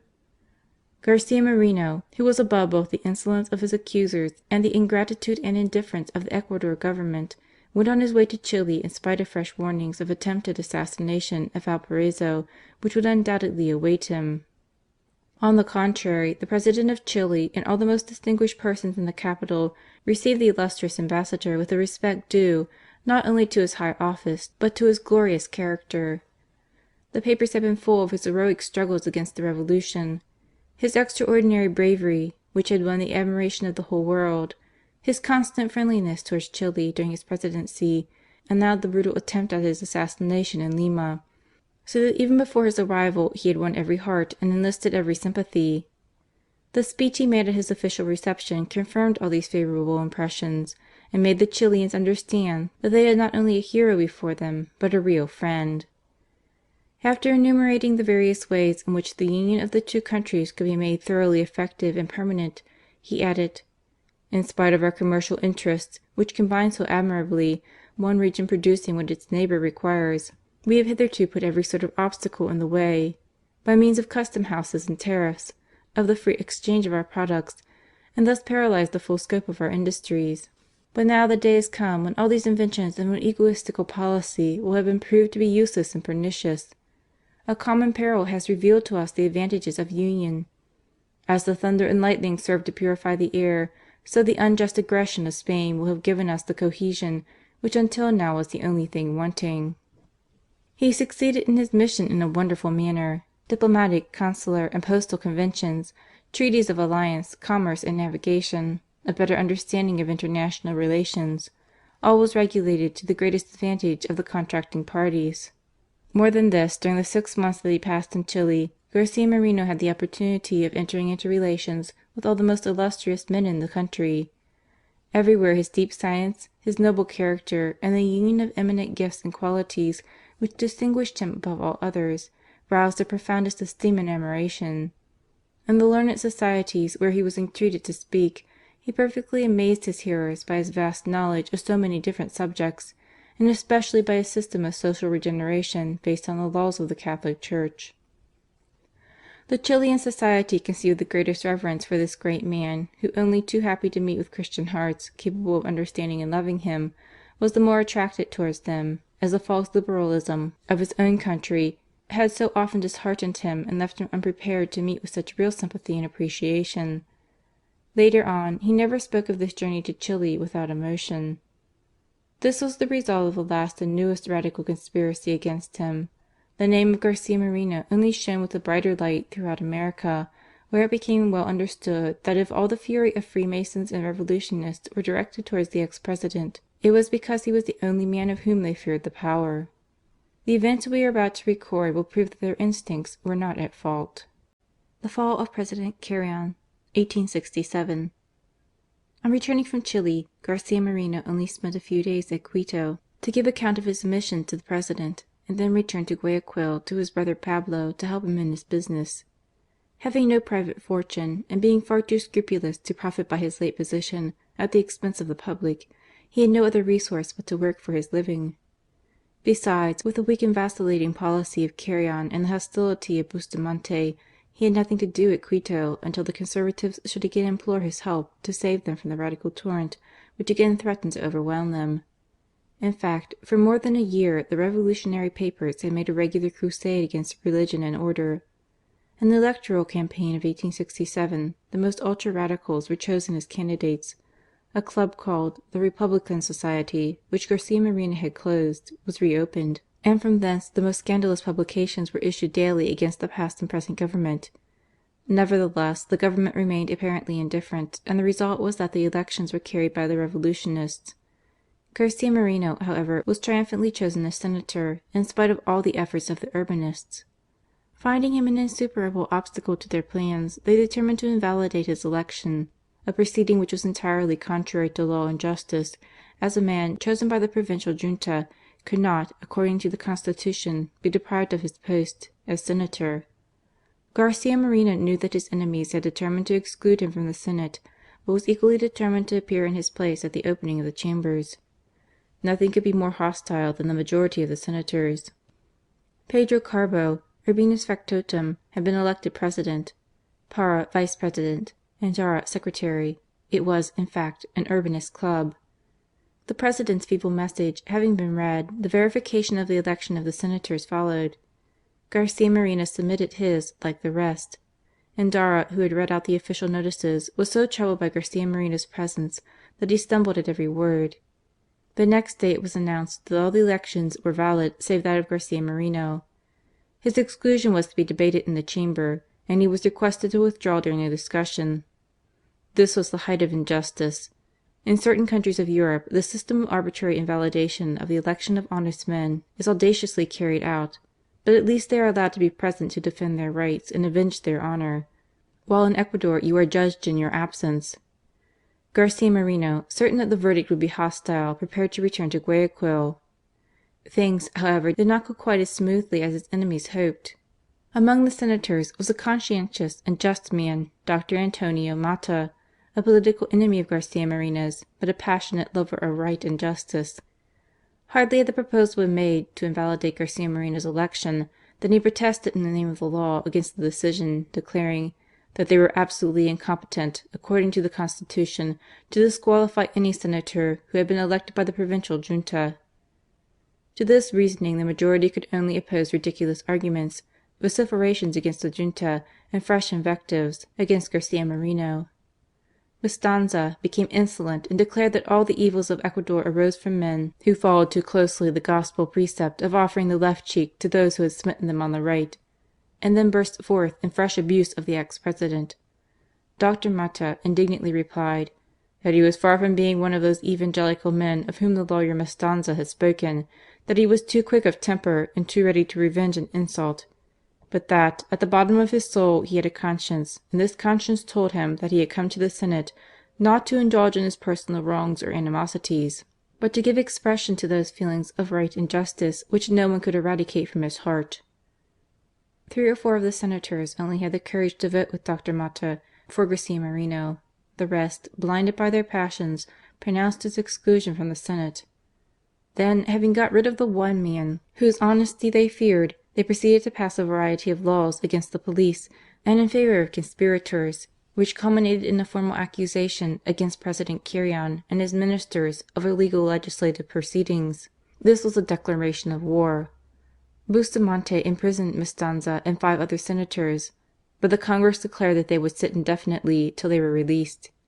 Carrion then decreed the dissolution of the Congress and sent a battalion to disperse the members in case of resistance. But in consequence of the new law, not a single officer could be found who would notify to the Congress the decree of dissolution. The members, furious at seeing themselves surrounded by soldiers, burst forth in invectives against Carrion and Bustamante. But instead of arrest or punishment, Bustamante sent in his resignation. Then Carrion, to save himself from the radical horde which his weakness had encouraged, chose a new ministry composed entirely of Garcia Moreno's friends, and offered him the command of the army. But Garcia Moreno replied that though quite ready to meet the wishes of the government, he thought that the position should be reserved for military men. He was perfectly right to refuse any share in the weak administration of President Carrion, for only a fortnight later, in order to save Bustamante, he offered to dismiss the conservative ministers and appoint Liberals in their stead. The Senate replied by a verdict of censure upon the President, who, they declared, had rendered himself unworthy of the dignity to which he had been raised. Carrion was obliged in consequence to resign his presidency. By the laws of the Constitution, the Vice President, Arteta, was to occupy the place till a fresh President was elected. But this did not suit the Radicals. Arteta was both a Conservative and a Catholic, so they quickly dismissed him on some pretended plea of illegality, and Pedro Carbo, President of the Council, was appointed in his place, and determined to recall Urbina and re-establish a Radical Republic. Before, however, this coup d'état could be fully carried out, the sudden arrival of Garcia Moreno was announced. He had returned from Guayaquil owing to the unexpected and serious illness of his little girl. Greatly disconcerted at this news, the Radicals hesitated. The Conservatives flew to Garcia Moreno as to one sent by God to save them from ruin. People and deputies implored him to take once more the reins of government to save the country from a relapse into utter anarchy. He found himself, in fact, absolute master of the position, and had only to say one word to determine a universal pronunciamento in his favour. But he would not. Only he promised them to bar the way of the revolution, and by one of those able and rapid actions which were so familiar to him, to foil all the plans of the Socialists. Convoking a council of his political friends, he made them understand that a complete change of government, if carried out with promptitude and resolution, would at once restore order and peace. President Carrion must resign and be replaced by the Vice President Arteta, who would proceed immediately with the election of a new head of the state. Garcia Moreno proposed Don Xavier Espinoza for the vacant president's chair, a lawyer esteemed by all for his love of justice, and besides an excellent Catholic. He was a moderate Liberal in politics, and such a choice would rally both Conservatives and Liberals, so that the Urbinists would lose all power and influence. With his habitual energy, Garcia Moreno set himself to carry out this programme, which had received the universal approval of his friends. He first intimated to Carrion the necessity for his resignation, which he agreed to, having first ascertained that the army would not support him. Then Arteta, in his position as Vice President, instantly issued a decree convoking the electors to choose a fresh President. The name of Espinoza was received with such enthusiasm by the people that the Radicals did not dare propose an opponent.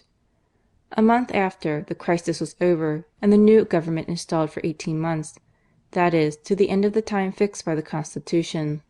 On the 25th of December, Garcia Moreno wrote to a friend from Guayaquil: "I have just come back from Quito, where I went solely to see my little girl, who was dying.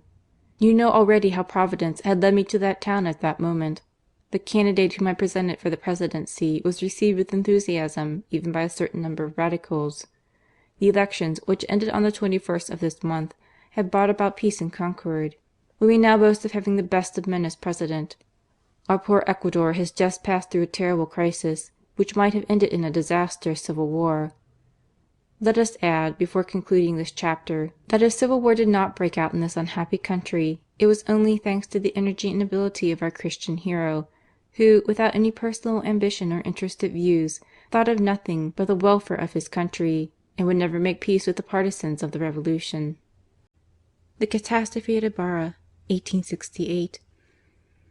Is there a more fatal heresy than Catholic liberalism in honest men? We shall have full proofs of the result of thus striving to reconcile impossible theories in the short but sad career of President Espinoza. Undoubtedly, by permitting the successive failures of Carrion and Espinoza, two honest and good men, God wished to prove to all that the policy of Garcia Moreno, based upon Christian principles alone, is the only one which is both truly stable and conservative. Don Xavier Espinoza, the best of men, would have made also the best of presidents if he had not fallen into the Liberal snares. Well versed in all legal and parliamentary fictions, and utterly unsuspicious of intrigues, which he refused to believe in unless materially proved, he quickly became a plaything in the hands of the revolutionists. He thought to conciliate all parties by choosing ministers of different and contradictory views. Garcia Moreno's ideas were represented as monstrous and tyrannical, and the calumnies daily reproduced in the papers did not fail to produce a bad effect on the mind of a liberal government. Then began the usual Masonic intrigues, which we have had so often to record. The sects worked very quietly and underground, so as not to arouse the suspicions of the virtuous Espinoza. Under pretence of avenging the liberty of the press, all social and religious questions were again brought forward. In vain Garcia Moreno tried to open the eyes of the government. Espinoza would not believe in the danger, and waited for facts to prove his assertions. Ecuador, in fact, was about to assist at a second representation of the piece played the year before under President Carrion. Unable to bear this state of things any longer, Garcia Moreno made up his mind to retire to the country. He took a hacienda called Guachala in the north, not far from Ibarra, with the intention of cultivating it himself. It was to be the means of restoring his health, which had been greatly broken by the tremendous agitations and fatigues of his political life, and also by the domestic sorrows and trials which he had endured during the last few years. His charming and admirable wife, Rosa Arcasubi, had died, and he had married a second time, Donna Mariana de Alcazar, a niece of the Arcasubi. When he first proposed this alliance to the mother of the young lady, that noble woman replied, weeping, that she could not give him her child, that she dreaded too much the anxious days and nights full of anguish which had shortened the life of his first wife. She could not bear to think of such an existence for her daughter, who would have to wonder, day by day, if they would not bring her back her husband with a ball in his head or the thrust of a dagger in his heart. But Mariana loved him, and as it was impossible to dispute Garcia Moreno's will, he married her, and they were intensely happy. She had on her side youth, love, and a courage which did not fear to meet the dangers which her mother so greatly dreaded for her. It was true that from that moment her anxieties never ceased. The attempt at assassination at Lima, the odious and infamous invalidation of his election as senator, and finally the illness and death of their little girl, the first fruits of their love, had initiated the poor young wife into her long martyrdom. He now brought his loving and gentle Marianita, as she was called in her family, to this country home, surrounded with beautiful woods and meadows, quite determined to pitch his tent there and to procure, with his flocks and herds, not only the calm joys of home, but also the ease and comfort which his agricultural knowledge would easily afford him. But it seemed as if God would not permit this man, the visible instrument of His providence, to have a moment's peace.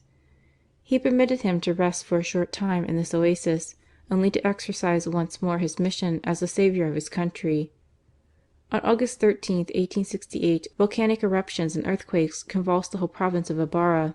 During the night of the 15th and 16th, towards 1 o'clock in the morning, a tremendous shock woke the inhabitants of the capital of Ibarra. Houses and churches fell, men, women, and children were buried under the ruins. Of the 10,000 men of whom the population of Ibarra was composed, more than half were killed, and the rest were lying under the fallen masonry, wounded, half suffocated, and utterly in despair. To make the position worse, bands of brigands flocked into the town like vultures after their prey, who instead of helping the sick and dying, simply stripped them of everything they had left. Seeing this, the savage Indians of the neighbouring districts, uttering their war cry, came down from the mountains to try and take possession once more of the ancient kingdom of the Incas. Like demons from hell they made the ruins echo with the words, "Viva the great Atahualpa!" The unhappy inhabitants of Ibarra, flying from one set of enemies, only encountered others, and everywhere met with theft, pillage, and death. When these terrible events became known, the Government instantly turned to Garcia Moreno, imploring him to save the remnant of these unhappy people, and appointing him civil and military governor of the province of Ibarra. Garcia Moreno did not hesitate to sacrifice his quiet and happiness at Guachala to this imperative call of duty. He took with him several battalions of chosen troops to restore order and direct the works for the rescue of the people. They were stopped at a short distance from Ibarra by the river Ambi, which had flooded the whole country. Even the bravest of the soldiers shrank from attempting to cross the torrent without boats or rafts. But Garcia Moreno dashed on horseback into the stream, and his companions, after having almost despaired of his safety, to their great relief saw him land safely on the opposite bank. Encouraged by his example, they faced the terrible passage, which was only a prelude to the heroic acts they had yet to accomplish. As soon as they arrived at Ibarra, Garcia Moreno hastened to organize the work of rescuing the half-buried people, for any delay would entail the death of a number of victims. Other bodies of soldiers attacked the banditti and the Indians and succeeded in driving them back to the mountains. So as to restore justice and the rights of property, a tribunal was appointed to condemn and punish those who were found guilty of theft and other crimes. A band of grave diggers was also selected, not only to bury the dead, but to rescue the living, many of whom still breathed, though buried for so many hours beneath the ruins. Garcia Moreno rescued thus his old enemy, Gomez de la Torre, and also the sister of the Colombian charge d'affaires, a virtuous Carmelite, who had taken refuge in Ibarra when the Masonic persecution had closed the convents in her own country.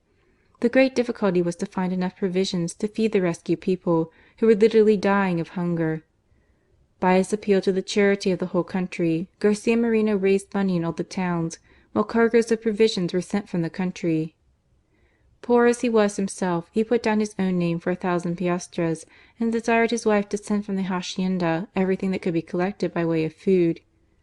He superintended the distribution himself, so as to prevent any frauds or abuses.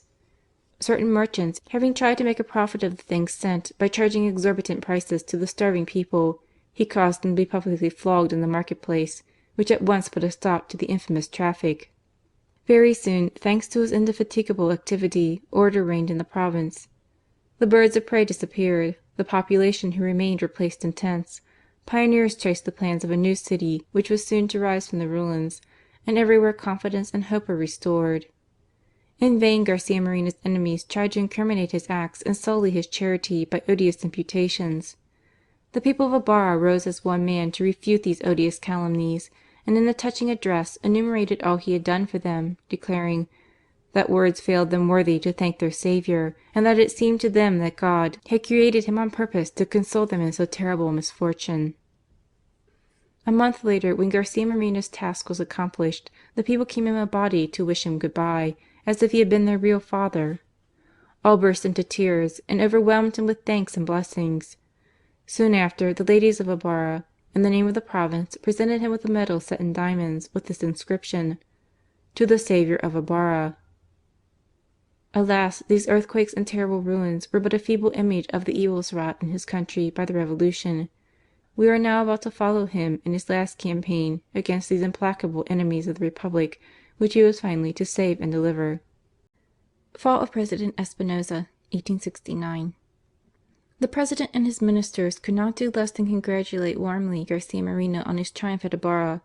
He himself took the opportunity to warn Espinosa of the rising of the radical waves which would soon engulf the vessel of the state, if vigorous measures of repression were not immediately adopted.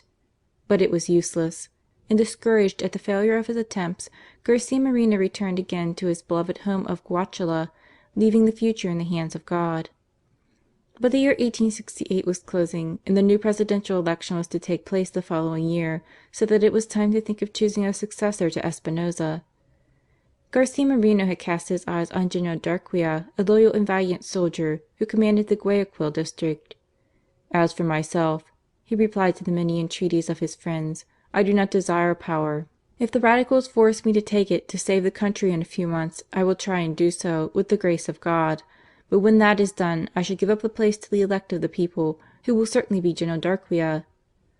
But the Conservatives were not of his opinion, and the majority of the electors published a manifesto dated November 28, 1868, which affirmed that having consulted men of every class throughout the country, they were unanimous in proposing Garcia Moreno as the only candidate fitted, under present circumstances, to fill the office of President.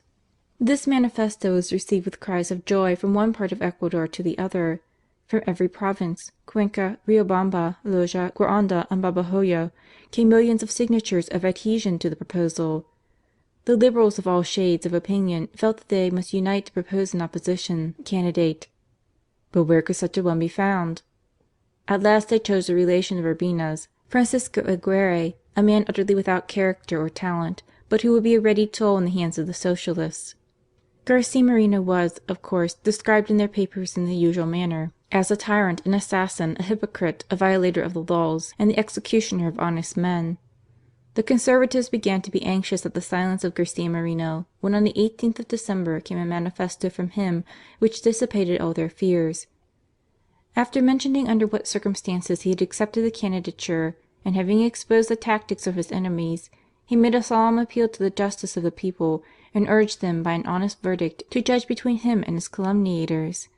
Then he gave a summary of the principles on which, if elected, he meant to govern: respect and protection for the Catholic Church, firm adhesion to the Holy See, education based on faith and morals, diffusion of teaching among every class, the completion of the public roads, to open out communications throughout the country, guarantees for persons, properties, commerce, agriculture, and every species of industry, liberty for all and for everything except for crime and criminals, a just, prompt, and energetic repression of anarchy and rebellion, the maintenance of peaceful relations with all our allies, promotion to good appointments for all honest men according to their merits and abilities.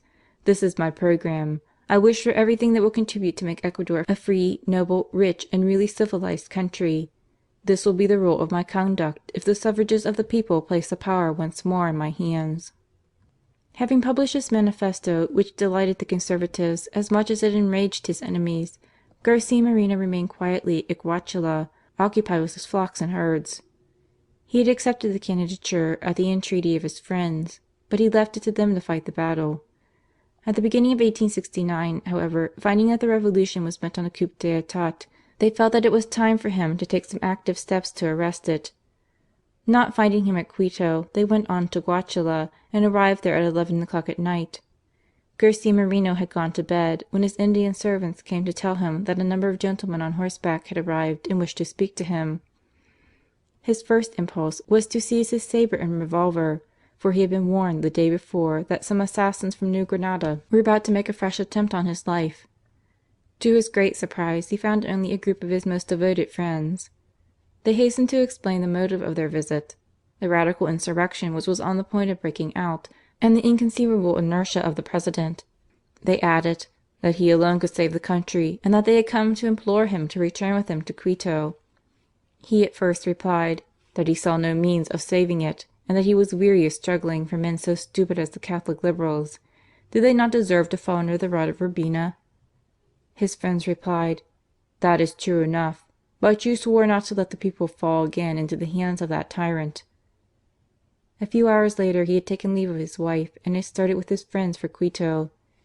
He found himself immediately surrounded by conservatives from the provinces, bringing every detail of the plans of the conspirators. Urbina had arrived at Tumbez with Rios and Franco. The revolution was to break out without delay at Guayaquil. After having assassinated General Darquea, they were to open the prisons and corrupt the garrison. At Cuenca, 3 famous Urbinists had arranged matters so well that all were to rise at once. They announced that they should walk over the bodies of their enemies, and that the 15th of January would inaugurate a new era. A treaty had been made between Urbina and Mosquera, by which the country was to be divided, while Garcia Moreno was to be seized at Guachala. These alarming rumours were in every mouth, yet the government refused to take any measure to ensure the public safety. Espinosa continued wilfully blind. His faithful Home Minister, Camilo Ponce, in despair at his apathy, sent in his resignation. Garcia Moreno went himself to Espinosa, imploring him to save the Republic. Espinosa refused to move. At last, Garcia Moreno and his friends held a secret council to decide on what was to be done. Active resistance had become imperative, if they were not to be crushed by Urbina and Mosquera. Garcia Moreno ordered all his friends from the provinces to return to their posts and to inform the well-disposed of the effort which was going to be made in the capital, so as to encourage them to resist. In the meantime, the Radicals had observed with some anxiety the movement among the leading Catholics, and resolved to anticipate the execution of their plot and to upset Espinosa on Monday, the 18th of January. On Saturday evening all their most influential men met in a house in the quarter called St. Juan to settle the final details of the proposed rising. Garcia Moreno found this out from one of his spies, and instantly summoned his friends. "If you wish to save the country," he exclaimed, "you must not act tomorrow, but this very night. It is now 10 o'clock. At midnight I will go to the barracks and try and gain the army on our side. You will follow me, but singly, so as not to attract attention. If I am killed, you can then retire without being compromised in any way. If, as I hope, I succeed, you will join me in the barracks, and I will give you each a certain number of soldiers to assist the President and seize the revolutionists in the midst of their council." Garcia Moreno accordingly went to the barracks a little before midnight. Seeing a stranger draw near to the barrack gates, the sentinel on guard made the usual demand. "Who goes there?" "Garcia Moreno." In presence of the chief whom all loved and respected, the soldier was troubled and asked him what he was thinking of doing at such an hour. "I wish to save religion and the country. You know me well. Let me pass." "Viva Garcia Moreno," replied the soldier. Arrived at the guard house, he went straight to the officer on duty with his men, and announced to them that the infamous Urbina, having again undertaken to revolutionize the country, he had once more come to appeal to the army to defend their native land. "Viva Garcia Moreno!" they all cried. At the noise made by their comrades, the rest of the garrison woke up and came down to know what was the matter. Garcia Moreno, in a few energetic words, made them understand the danger they were in. His speech carried conviction to them all. Even the generals who would not take the initiative in the pronunciamiento were equally delighted to place themselves under the orders of Garcia Moreno. He at once took command of the troops, sent one body to assist Espinosa and another to seize the revolutionists in the club of St. Juan. But the latter had already got wind of the event of the night and had made their escape in different directions.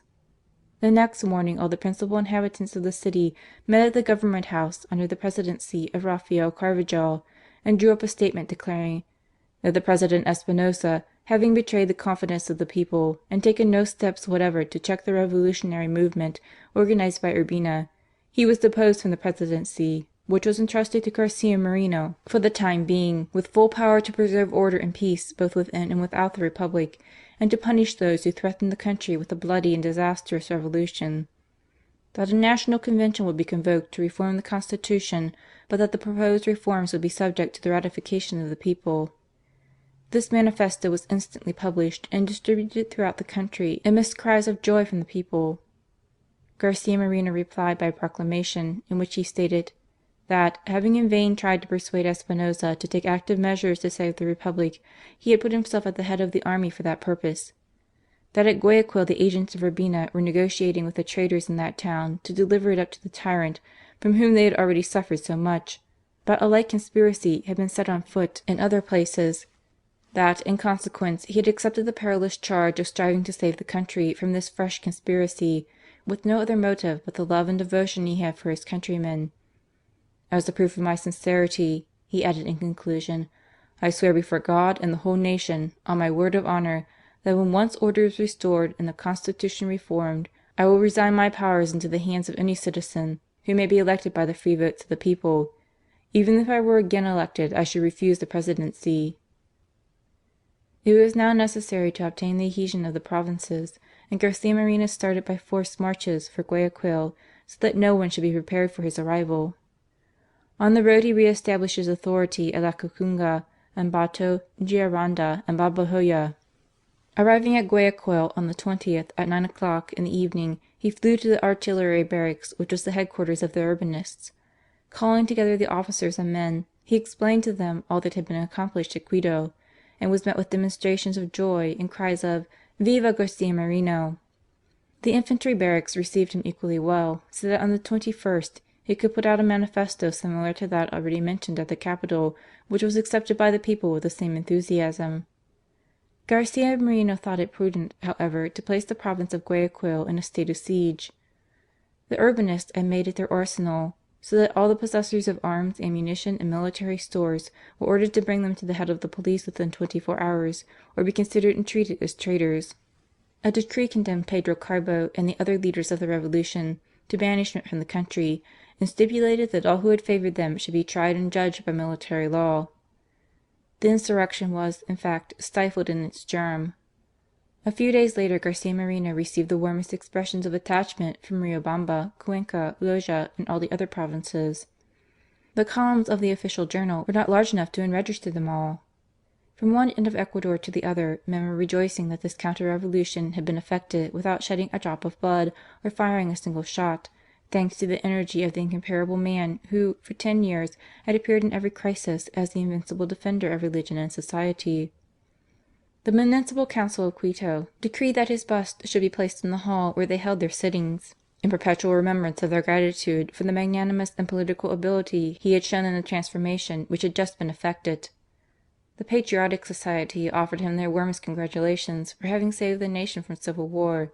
The Conservative Society caused a solemn Mass to be celebrated as an act of thanksgiving to God for the splendid triumph of conservative principles, and for the return to supreme power of the noble chief, whose heart beat solely for the glory of religion and the good of his country. To all these addresses and expressions of attachment Garcia Moreno replied that by devoting himself to the safety of his country, he had simply done his duty, which did not demand any thanks from his countrymen. "Our gratitude," he added, "should be addressed to God. It is He alone who has saved us, with extraordinary promptitude, from the terrible calamities which we were threatened. Therefore, to God alone be love, honour, praise, and glory for ever and ever. Amen." To this great Christian and eminent statesman remained the task, not less glorious and difficult, of founding a really Christian Republic. This work of true civilization, declared impossible in the 19th century, we shall have the pleasure of showing our readers in the third part of this history as having been actually realized by Garcia Moreno. Third part, A Christian State, 1869 to 1875. Chapter 1. A President in Spite of Himself, 1869. On resuming the government of the country, Garcia Moreno was quite determined to realize the idea of a truly Catholic state, of which he had only been able to lay the foundations during his first term as President.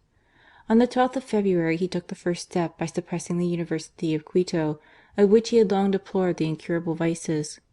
"Considering," says the decree, "that the organization and direction of this public institution have been so abused that the University, in addition to the bad effects produced by the insufficiency of its teaching, has been a hotbed of perversion to the youth who frequented it, owing to the detestable doctrines therein inculcated, we declare the University dissolved and the Council of Public Education suppressed." Another decree closed the National College of Cuenca as "another hotbed of immorality, founded at great expense 2 years before, without any reason but that of wishing to injure the prosperity of a Catholic college which was already existing." The next thing he determined upon was the reform of the clergy. The revolutionists had so mutilated the Concordat as to deprive the bishops of all power. Garcia Moreno hastened to re-establish it in its integrity. Having also taken other measures to restore financial and administrative order in the different departments of the state, he published a decree convoking the electors. The convention was to consist of 30 deputies, 3 for each province. The eligible candidates were to be not less than 30 years of age and to possess a certain fortune. The principal work of this convention was to arrange the details of a new constitution, which was afterwards to be submitted to the ratification of the people. The prospect of this new constitution, framed by Garcia Moreno and under his direct influence, made the Radicals and Freemasons tremble with rage. In spite of the exile of Pedro Carbo and others of their leaders, they resolved once more to try a fresh revolution. At Guayaquil, General José Veintimilla, a secret agent of Urbina's, having corrupted certain artillery officers, went at 6 o'clock in the morning to the house of General Darquea, dragged him out of his bed, and carried him off a prisoner to the barracks, where he was placed under the guard of a certain number of men, with orders to shoot him if he attempted to escape.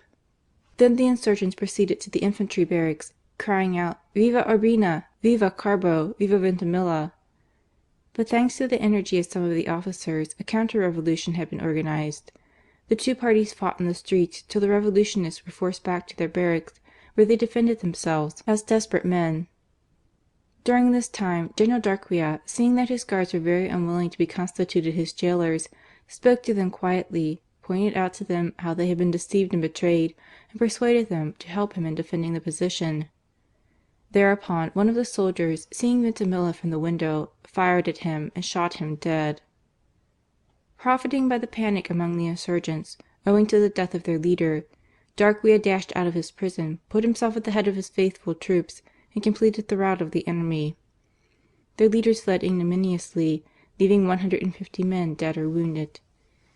Garcia Moreno heard of the revolt and its suppression at the same time.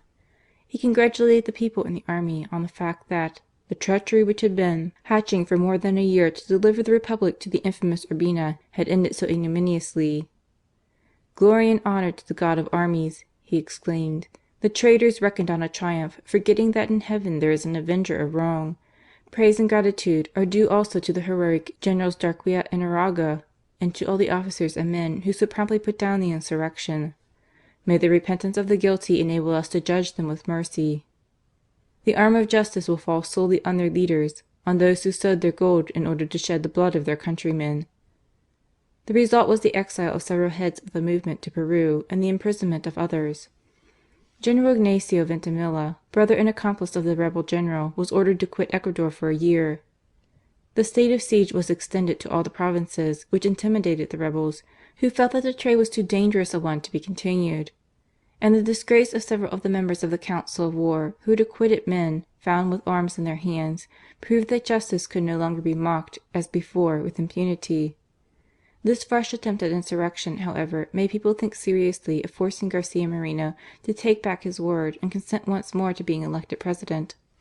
Hearing of this, Garcia Moreno put out an indignant protest, saying that nothing on earth would induce him to break his oath, and concluding with the words, "Everything must be sacrificed to one's country save faith, conscience, and honour." The people ceased to petition, but the wish to have Garcia Moreno as head of affairs was stronger than ever. When he explained to his friends his proposals for the new constitution, the leading men of his party represented to him how useless it was to bring it forward without his energetic arm to support it. After the failure of Carrion and Espinoza, there was little to be hoped for even from Darquea, who had yielded to the Liberal party in an imprudent letter in which he had expressed his wish to be always guided by the national will. But Garcia Moreno remained inflexible. On the 16th of May he appeared before the deputies to give an account of his short administration. His old minister, Carvajal, was the president. He opened his whole heart to them and explained the reason why he had acted as he did on the 17th of January, and how he had been compelled to take the command of the army to save the country. He then entered into all the details of the new constitution, which he proposed to give to his country. He had had two objects in view in this proposal. The first, to harmonize the political constitution with the religious belief of the people; the second, to invest the government with sufficient authority to resist the assaults of anarchy. He embodied these views in a noble speech which ended with the words: "As my oath on the 17th of January precludes my taking office, you will not accuse me of egotism or of ambition, if I ask you to strengthen an authority the exercise of which will not devolve upon me." On his return home he instantly sent in his resignation of a charge, which he had only accepted until the meeting of the Convention, and which he now considered it a duty to yield to another. The deputies, however, were not of his opinion, and protested unanimously against his decision. Garcia Moreno still holding out, however, they elected Manuel Ascasubi as temporary president, appointing Garcia Moreno general-in-chief of the army. This, after some hesitation, he accepted, so that he might the more effectively defend religion in the country. Then the new constitution was debated, clause by clause, and in spite of the strenuous opposition of the Liberals, was carried almost without any alteration. Even this, however, did not satisfy the deputies. They represented to Garcia Moreno that an oath which saddened all honest men and only gave joy to the revolutionists could not be considered binding, and that to refuse the presidency would be incur the responsibility for all the evils which would result to the Republic; that the people would never forgive him from a false sentiment of honour for having abandoned them into the hands of the enemies both of their religion and their country. On the 29th of July the Convention met in the Jesuit church, where, after a solemn Mass, they proceeded to the election of a new president, when Garcia Moreno was unanimously elected, with only one dissenting voice. Carvajal hoped he would at once yield to this solemn manifestation of the national will, but he was mistaken. He implored the Convention to consider the motives he had already alleged, and to accept his renunciation of the honour. But the deputies flatly refused to listen to his excuses, considering that his services were absolutely indispensable to consolidate order and peace, and to place the Republic on a safe and constitutional basis. He was therefore summoned the following day to attend at the Metropolitan Church and to take the required oath to the Constitution. Before such an order, Garcia Moreno had nothing left for it but to submit. The next day, being the 30th of July, surrounded by all the civil and military authorities, he came to the cathedral and pronounced the following oath in presence of the clergy and all the people: "I swear before the Lord our God and by His holy Gospels to fulfil faithfully my charge as President of the Republic, to profess and preserve the one holy Roman, Apostolic and Catholic religion, to preserve likewise the integrity and independence of the State, to observe and cause to be observed the Constitution and the laws. If I keep my word, may God be my helper and defender. If not, may God and the country be my judges." Carvajal became the interpreter of the whole nation in his speech of congratulations. "8 years ago," he exclaimed, "you took the same oath on the same spot, and nobly did you keep your word. But today the obstacles which met you then at every turn have virtually disappeared. You have now full power to carry out the reforms required by the Constitution. You are at the head of a faithful army, and can reckon on the patriotism and morality of a people who, having confided to you their destinies for the second time, have eloquently proved to you their gratitude and appreciation. Above all, you can reckon upon the help of that all-powerful God, who is always ready to grant the petitions of one who has no other aim than the good of religion and his country."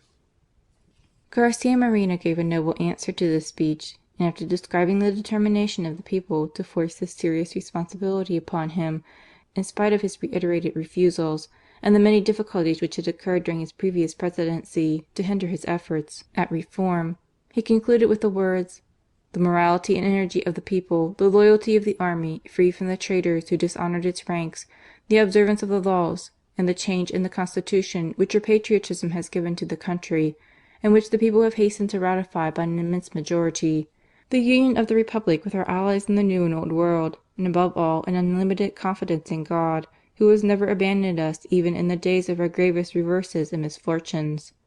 These are the aids upon which I reckon to conquer my fears and to keep my oath. Happy shall I be if I have to seal it with my blood in defence of religion and my country." Thus ended this memorable struggle between the people of Ecuador and the man they had chosen to govern them. History has rarely shown such an instance, especially in these days of egotism and self-seeking, of a man obstinately refusing for 6 months the honours thrust upon him by a whole nation, and then only yielding before the imperious duty of defending the cause of religion and his country. The Constitution, 1869.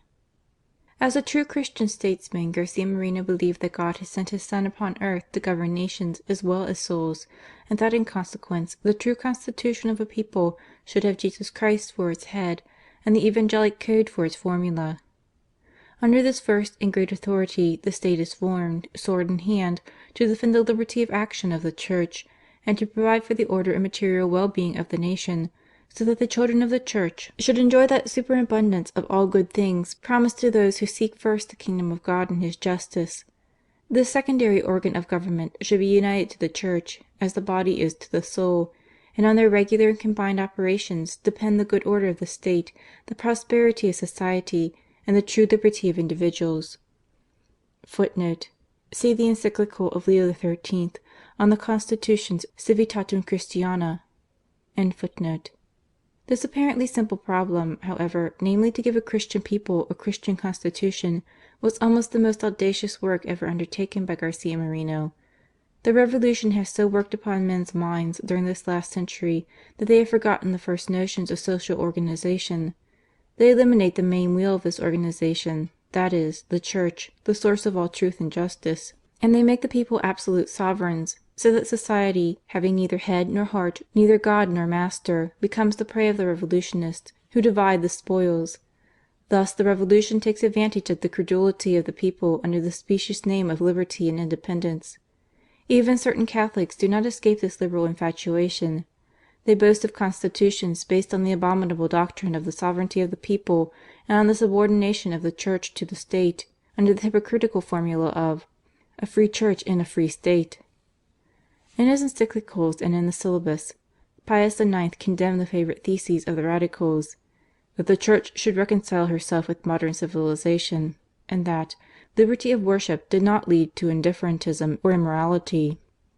Garcia Moreno exclaimed on hearing some Catholics defend such opinions: "They will not understand that if the syllabus remains a dead letter, society is at an end. If the Pope has put true social principles before us, it is because the world needs them if it be not to perish." The constitution which he now framed for Ecuador was in exact conformity to the principles of the syllabus, and deserves the serious consideration of all Christian statesmen. On the heading of this new constitution he inscribed the words: "In the name of one God, in three persons, the author, preserver, and lawgiver of the universe, the National Convention has decreed the present constitution." The first article declared that "the Catholic, Apostolic, and Roman faith was the religion of the State, to the exclusion of all others, and that the State would support her in the inalienable possession of all the rights and prerogatives with which she had been invested by the laws of God and the canons of the Church, with the further obligation of protecting and making them respected." To ensure the perpetuity of this article, Garcia Moreno added a clause to the effect that no one could be a deputy or eligible to hold any public office who did not profess the Catholic religion. This fundamental article was almost unanimously voted by the Chambers, 2 voices only being against it. Garcia Moreno added another clause which deprived those of the rights of citizens who belonged to secret societies forbidden by the Church.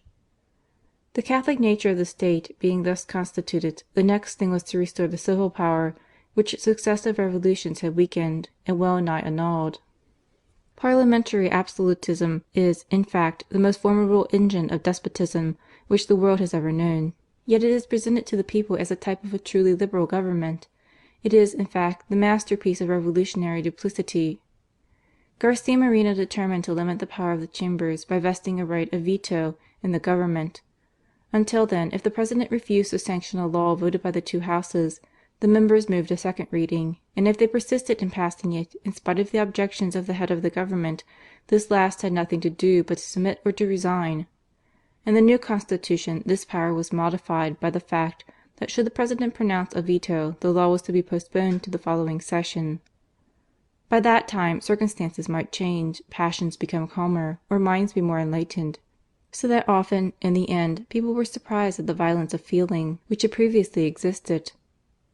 There were also precautions to be taken against systematic anarchists and professional rebels who were continually putting out pronunciamentos against all law and order. To ensure the stability of the government, power was given to the President and his ministers to appoint or revoke all dignitaries, whether of the civil or military order, and even councillors of states and governors of provinces. The army also was to be dependent on the power of the executive, which was to organize and distribute the forces throughout the country, wherever it was deemed necessary or expedient. When the administrative power, whether civil, judicial, or military, finds itself one with the head of the state, all work together harmoniously, and the revolutionists find themselves powerless. Certain additions to the penal laws also armed the government with fresh strength. We have seen how the rebels remained unpunished from the treason of the judges and the insufficiency of the code. Garcia Moreno proposed and carried the following modifications: rebellion and sedition consist in any armed resistance or occupation of a portion of the territory. Those in authority or in any office who directly or indirectly take part in such revolts against the law will be judged guilty of treason. The Constitution also conferred on the government the right, in case of insurrection, to place the disaffected province in a state of siege, with the power during that time to make domiciliary visits, to arrest suspected persons, to take possession of arms and ammunition, to prohibit dangerous publications, to close any clubs or societies which threatened public order, to increase the army and call out the National Guard, to impose fines on the authors of the disorder, and to judge by military law the promoters and accomplices in these acts of rebellion or invasion. To those who consider these measures too severe, Garcia Moreno replied that such powers are always given in a state of siege and in every country, and that they were still more necessary in these republics where rebellion against authority has become chronic and a perfect harvest to speculators. The government must be armed to defend honest men. It would be a crime to tie the hands of the executive out of consideration for men who were robbers and assassins by profession. To guard against any abuse of supreme power, Garcia Moreno inserted in the new Constitution that the President was to be assisted by a Council of State, composed of civil, military, and ecclesiastical authorities, without whose advice and consent he would not take any important step, give or refuse his sanction to any legislative acts, declare war, appoint diplomatic agents or other principal functionaries, or declare a state of siege. The powers of the President being thus determined, the Constitution was to remedy, as far as possible, the instability of the government.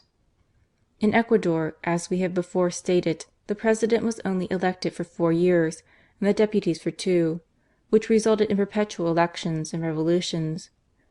Garcia Moreno determined to do away with this American system, and decreed that the President should be elected for 6 years and be eligible for a second period, but could not be elected 3 times without an interval of another 6 years. The election of deputies would likewise be for 6 years, and the senators for 9, but the third part of both one and the other might be renewed every 2 years. Such was the outline of Garcia Moreno's new Constitution, one in which both divine and human authority worked hand in hand to ensure the eternal and temporal happiness of the people. It was, in fact, the most magnificent effort which had been made for more than 100 years to react against the revolutionary paganism of nations. What state in these days officially recognizes the Church of Christ with its rights and privileges, or submits to the laws of Jesus Christ, as promulgated, explained, and applied with such majesty and clearness by the Pope? This charter became not only the glory of Garcia Moreno, but of the whole country, by the ratification he obtained from the electoral body. The votes, in fact, went beyond his fondest expectations. 14,000 electors against 500 accepted the new Constitution with acclamations of joy, and showed the world that amidst the general apostasy of nations there is still one thoroughly Christian people on the earth. The Assassin Cornejo, 1869. The revolution appeared to be crushed by the advent of Garcia Moreno and the promulgation of the new Constitution, but there was one card left for them to play, and that was assassination. If one may believe a future murderer, Ignacio Veintimilla had strongly advised his friends to get rid of Garcia Moreno by the dagger. "Give this lesson," he said, "to the despots of America. Brutus killed Caesar in the midst of the Senate to avenge Roman liberty. Is that liberty less dear to you at Quito than in Rome, or is the race of Brutuses exhausted?" The 500 who had voted against the new Constitution accordingly set to work with vigour. Their first attack on Garcia Moreno was that he had made the state subject to the Church. Garcia Moreno replied, with Henry IV, "This country is incontestably a part of the kingdom of God. It belongs to Him, and He has confided it to my care. I must then do my utmost so that God may reign over this kingdom, so that my commands may be subordinated to His, and that my laws may cause His to be everywhere obeyed and respected." They then accused him of having destroyed all liberty.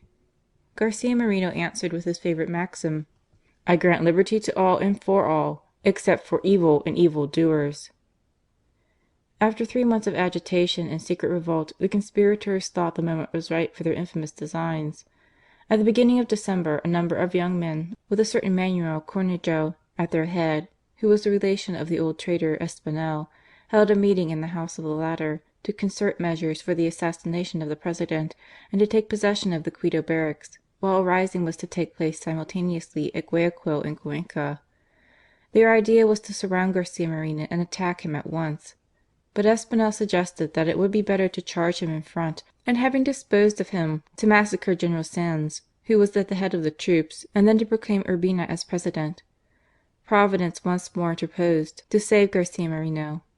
On the 14th of December, when everything was prepared, one of the initiated, Sanchez, smitten with remorse, revealed the whole plot to the President.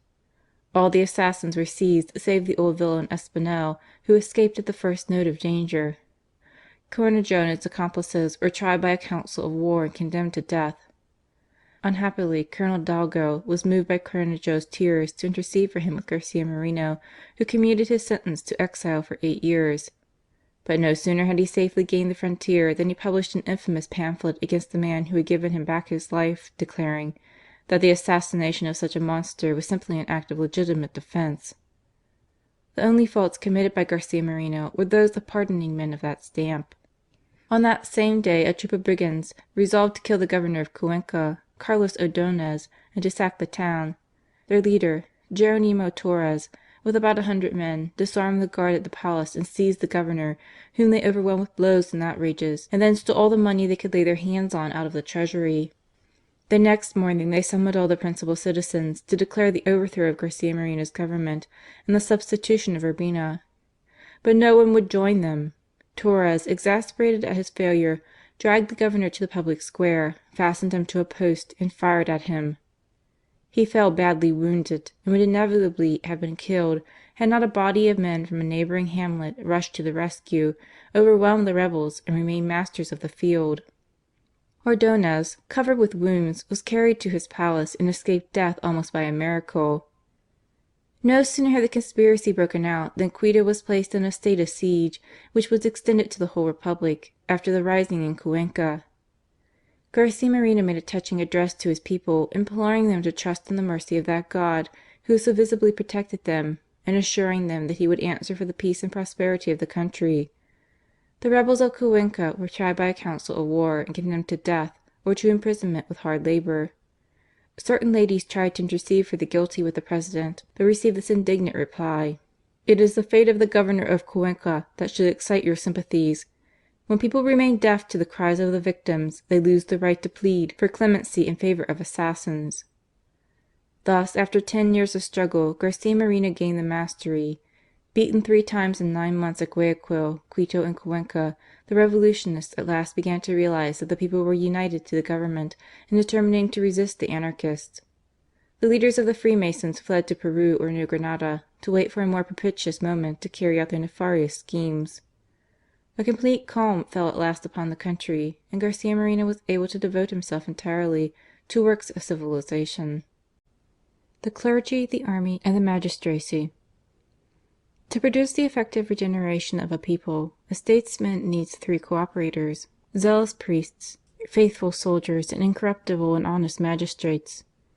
Garcia Moreno felt this so strongly that the moment that he found himself delivered from the demons of the Revolution, he set to work to raise each and all to the height of their sublime functions. The reform of the clergy had languished since 1865, mainly owing to the weakness of the apostolic delegate, who was too gentle to struggle with the rebellious spirits he had to deal with. Garcia Moreno explained his difficulties to the Holy Father, Pius IX, who thanked him for his zeal, in a matter which he had so much at heart, and sent him a fresh delegate to confer with the ecclesiastical hierarchy on the best measures to be adopted to carry out the desired reforms. Under the impulsion of the President, several provincial councils were held. The ecclesiastical tribunals were reopened and the code of procedure remodelled so as to re-establish a stricter morality by the punishment of delinquents. The reform made rapid progress in consequence, though not without exciting the anger of the guilty. A religious of great eloquence, preaching one day at Latacunga, went so far as openly to attack the President for his share in these proceedings, ending with a scarcely veiled appeal to a rebellion against them. It is fair to add that the orator, conscious of his fault, went the next day to make his excuses to the Governor, but such a proceeding could not remain unpunished. 3 days later the Governor received from the President an order for the arrest of the priest, who was to be tried by the usual forms of canon law. This religious, however, so freely acknowledged his error that he was pardoned by Garcia Moreno's interference, and ever after preached the necessity of reform among the clergy with the greatest zeal, while vowing eternal gratitude to the President.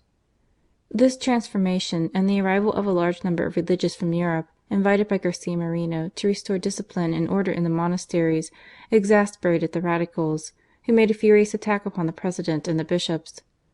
The Archbishop of Quito thought himself obliged to answer it, and after a magnificent protest against the assertion that the country was enslaved under the new Constitution, concluded with the words: "If you call the noble conduct of the head of the State oppression, I bless oppression with all my heart." The Archbishop communicated this protest to Garcia Moreno, who thanked him, but added: "That as to the impious pamphlets put out by the Freemasons of Colombia, I take as little account of them as of the pestilential miasmas of their distant marshes." His next care was the reform of the army. He did not choose to impoverish the country by having a very large body of troops. A few thousand soldiers were, he thought, sufficient in time of peace to maintain order and guard the frontiers. But to have men ready in case of war, he created a National Guard, composed of men fit to carry arms from 18 to 45 years of age. The citizens took part in their military exercises at certain periods of the year, so as to be ready at any time to be called out, in case of need, for garrison or other duty. In that way a great economy was effected in the army estimates, while the country, and especially the agriculturists, were not deprived as before of the necessary amount of labour. Another great evil was the system of recruiting. Armed men invaded families and carried off young men as they pleased, often compelling the parents to pay their ransom twice over, so that when a fresh levy was to be made, the youths fled into the mountains to escape and became bandits and highway robbers in order to live. Garcia Moreno had obtained, on his first election as President, a law of conscription, in which all interests were considered, and the sum for substitutes regularly fixed. But, thanks to the intrigues of the Radicals, this law remained a dead letter. However, he destroyed the abuse in one way by not permitting recruiting sergeants to enrol men any longer, confiding that task to the civil authorities. The cases of exemption from service were clearly defined, illegalities severely punished, and any attempt at violence was at once brought before the courts and condemned. Small as his army was, Garcia Moreno was determined it should be effective, well disciplined, moral, educated, and full of self-abnegation and patriotism. For this purpose his first care was to appoint good and capable officers. He founded a school of cadets, a kind of St. Cyr, where men of the highest families passed their examinations in mathematics and military tactics. The army was thus enriched year by year with young officers determined to make their army career both honourable and distinguished. The whole system of promotion also was altered, and the previous intrigues, whereby higher grades and decorations had been given to unworthy men, were cancelled, and only real merit, henceforth, could obtain distinction. Garcia Moreno did not hesitate to spend large sums to obtain the best and newest weapons from Europe, and sent his most intelligent officers to follow the manoeuvres, especially of the Prussian army, that they might thoroughly learn all the new methods of warfare, so that very soon his army, small as it was, could hold its own with the finest European troops, both in equipment, discipline, and precision of movement. In one particular, indeed, it was superior. Garcia Moreno did not think he had a right to tear away a lad from his home and his family, to make him a monster of impiety and immorality. He provided military chaplains in every regiment, who not only were bound to say Mass and to insist on the attendance of the soldiers, but who gave them careful religious instructions and prepared them for the reception of the sacraments. Besides the pious exercises of every week, an annual retreat was given to the men, who eagerly took advantage of it. In fact, the effect produced on these young men was so great that many became perfect models of piety. Instead of filling the public houses or giving way to sensual pleasures, they frequented the night schools, where they learned to read, write, and do sums, besides more advanced sciences. The result of all this was that the soldiers adored Garcia Moreno and looked upon him as a real father.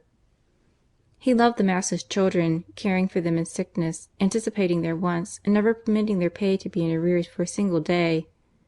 As an instance of this, he saw an old soldier one day from his window walking up and down for a long while, as if waiting for something. On inquiring the cause, the man replied he was waiting for his pay, which had been due for a month, and that he was dying of hunger in consequence. Garcia Moreno sent for the paymaster, who declared the man had been paid. Garcia Moreno, turning angrily to the old soldier, exclaimed, "You have deceived me and deserve to be flogged." The soldier calmly replied, "If the paymaster speaks the truth, his books will show whether or not the payment has been made." Garcia Moreno instantly sent for the accounts and found the paymaster had lied. Pointing to the fact, he sternly said, "Write, receive from the paymaster 50 piastres as a fine inflicted by the President on the utterer of an odious falsehood." The unhappy officer paid it at once, only too thankful to escape with this slight punishment, while the poor invalid soldier went on his way, rejoicing that he had a chief so able and willing to do justice to the humblest of his subjects. In spite of his affection for his troops, however, Garcia Moreno never allowed a breach of discipline to remain unpunished. One of his servants, to whom he was specially attached, had joined the army, and in a fit of passion had struck his commanding officer. A council of war condemned him to death, but everyone thought he would obtain a remission of his sentence from the President. Garcia Moreno was, however, inflexible. "I would give anything to pardon him," he exclaimed, "but my conscience will not allow me." The day of the execution, not to hear the balls, he went to a church in the outskirts of the town, and there remained, praying, on the floor until the fatal moment was over. The only thing which now remained to be done was the reform of the penal code and of the magistrates and judges. From the laxity of the latter and the complicity of the juries with the criminals, it was almost impossible to obtain the punishment of even notorious malefactors who committed the most infamous crimes with impunity. Under the direction of Garcia Moreno, the Congress agreed to complete revision of the code, adjusting it to the moral state of the country, and introducing several provisions against drunkards, debauchees, and disturbers of the public peace. But he had still graver difficulties to contend with in dealing with the judges, many of whom made justice a pure matter of traffic, and gave acquittals to the highest bidders. Garcia Moreno devoted himself to this reform throughout the whole of his second presidency. He first exacted a serious study of law and jurisprudence of the candidates for legal posts, while, in virtue of the new constitution, the Government intervened in the nomination both of judges and magistrates. It was thus easy to get rid of incapable or unworthy men, and to confide the grave duty of administering justice to persons of proved probity and honour.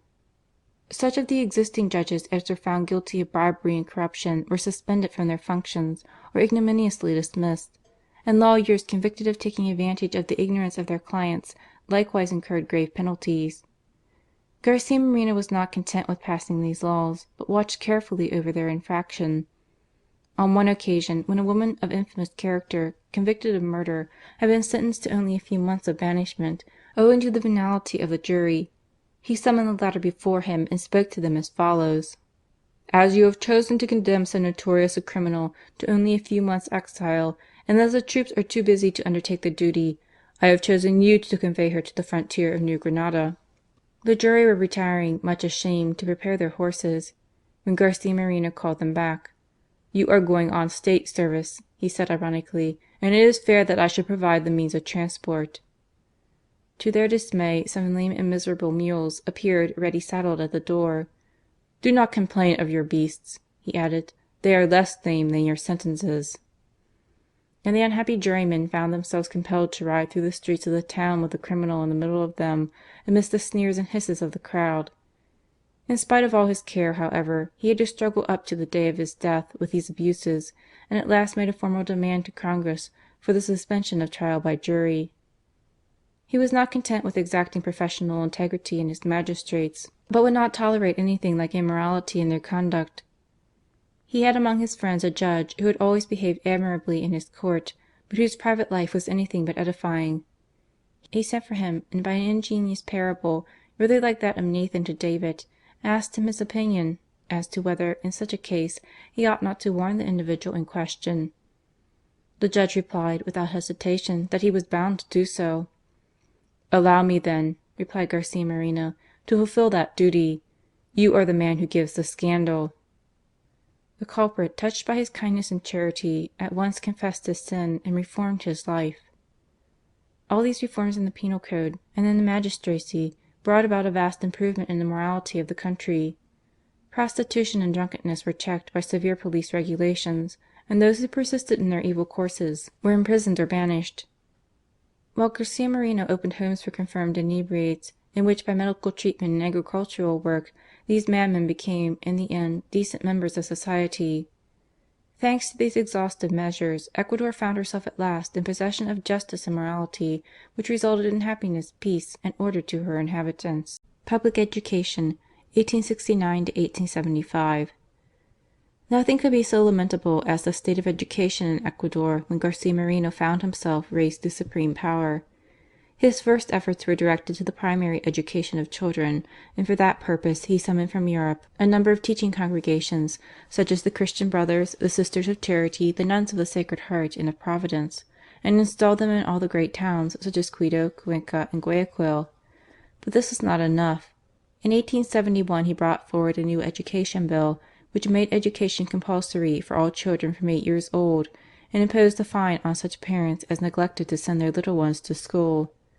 Every hamlet that contained 50 children from 6 to 12 years old had the right to claim a primary school, to be established by the government, and as the number of Christian Brothers was insufficient for such a multitude of parishes, Garcia Moreno opened a normal college for lay teachers to assist them, especially in the country districts, and placed this college under the direction of the Brothers. These measures succeeded admirably. In 1873 the number of primary schools had been raised to upwards of 500, and whereas, when Garcia Moreno first took office, there were only 8,000 children receiving instruction in the primary schools, in 1875 their number amounted to 32,000. These were chiefly boys, as there were great difficulties in the country districts in finding sufficient mistresses, while the dangerous nature of the roads often precluded the girls from frequenting the schools with safety. Garcia Moreno also opened special schools for the native Indians, in spite of the dread, which had been put into their heads by the Radicals, that if they sent their children to school they would be liable to the conscription, from which they had always been exempt. But at last the President contrived to disabuse them of that idea. Special schools were also opened for soldiers' children and prisoners, so that no class was excluded from these benefits. It is needless to say that Garcia Moreno allowed of no education without religion, and his one great joy was to see these thousands of children, under really Christian teachers, growing in piety as much as in science. "With these children," he would exclaim, "we shall regenerate society." If primary education be necessary for the masses, equally important is secondary instruction for the training of the governing classes.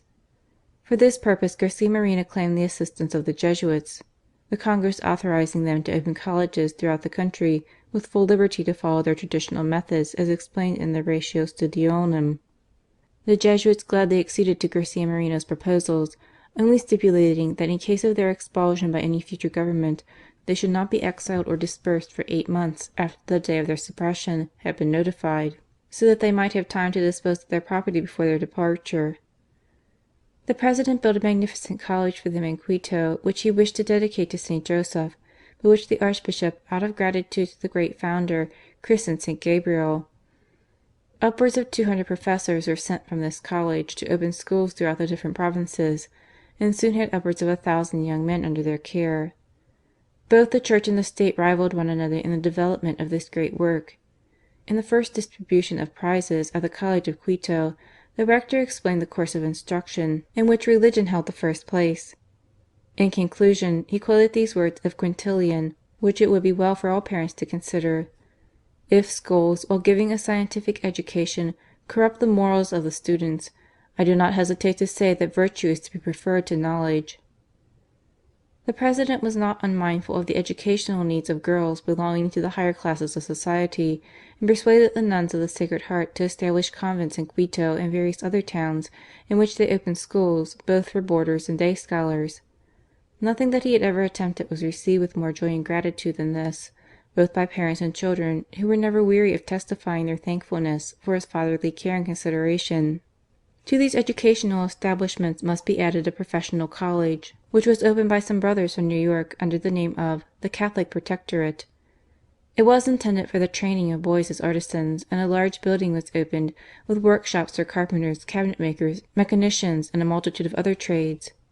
By thus creating native industries, Garcia Moreno saved his countrymen from the expense of freight and transport, besides giving the lads the means of earning a respectable livelihood.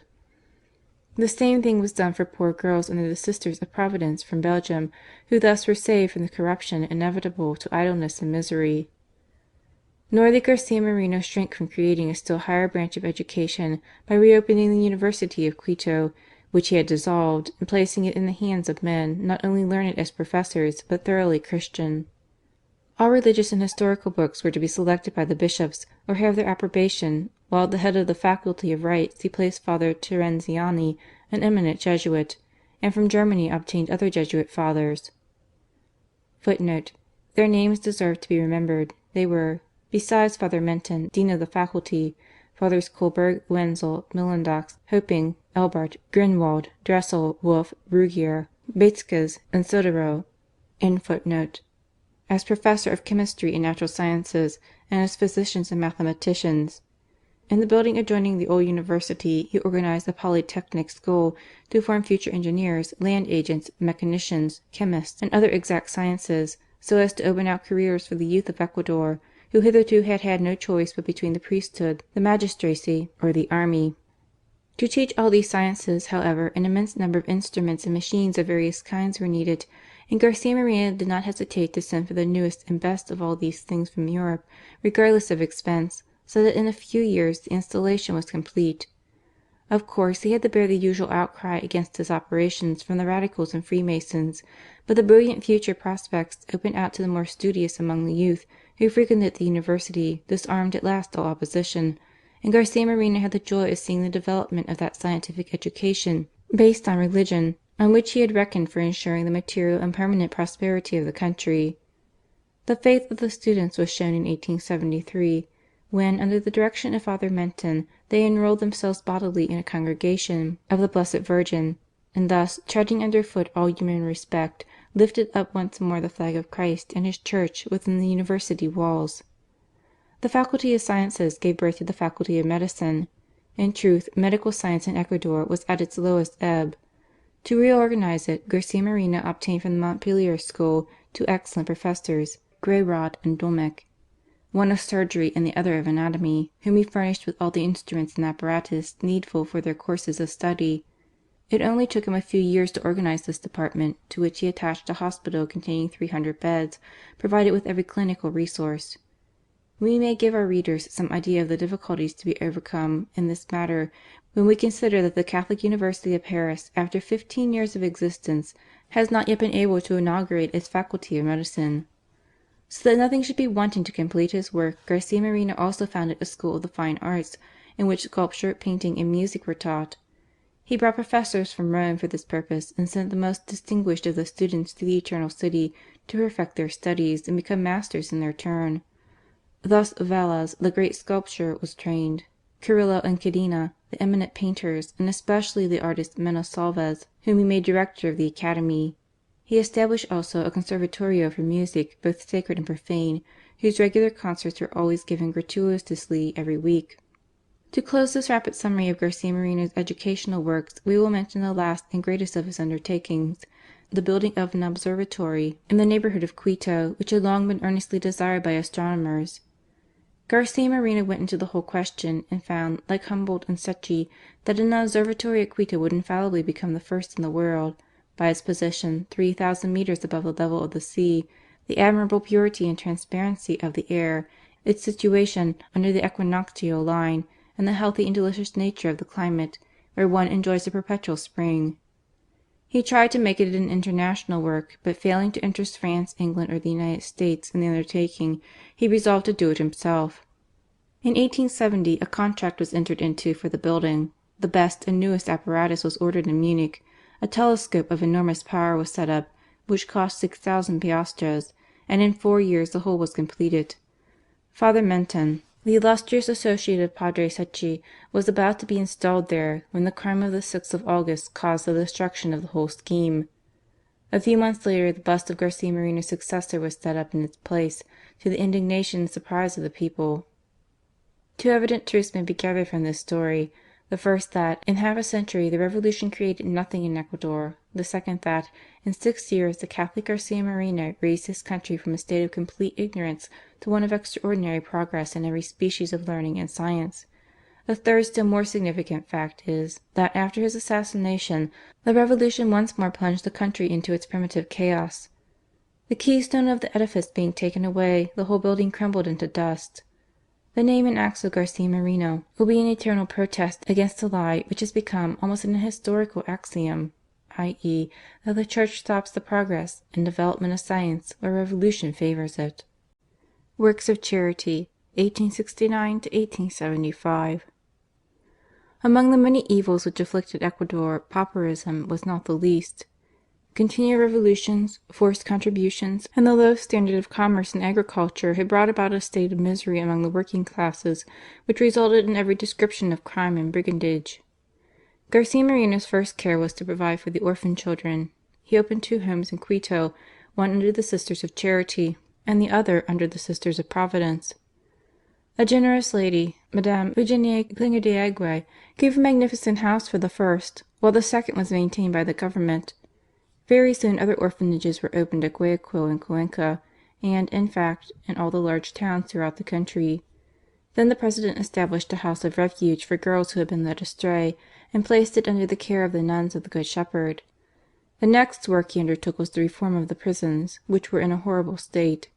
He found 2 men who were ready and anxious to second his views. One a young and holy priest, Don Abel de Corral, who devoted himself to the religious and moral training of the prisoners. The other a firm and wise director, Don Francisco Arellano, who, while full of charity and kindness, was yet capable of enforcing the observance of the rules.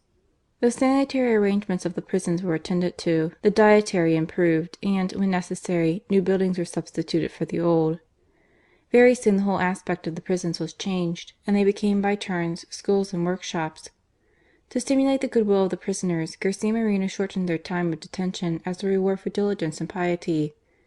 At the end of the year the President went in person with a distinguished company to an examination of the prisoners, not only in Christian doctrine, but in reading, writing, and arithmetic. After having congratulated them on their progress, he distributed rewards to the most deserving, and in some cases remitted their sentences altogether, while the poor fellows cried for joy at this great and unexpected kindness. The next thing he did was to hunt up the brigands and banditti who infested some parts of the country. To effect this he organized a picked band of military and police under a man on whom he could rely, and offered them a large reward if they would capture the head of the brigands, who had long been the terror of the province. A few days only had elapsed when this man was captured. He appeared before Garcia Moreno expecting a sentence of immediate death.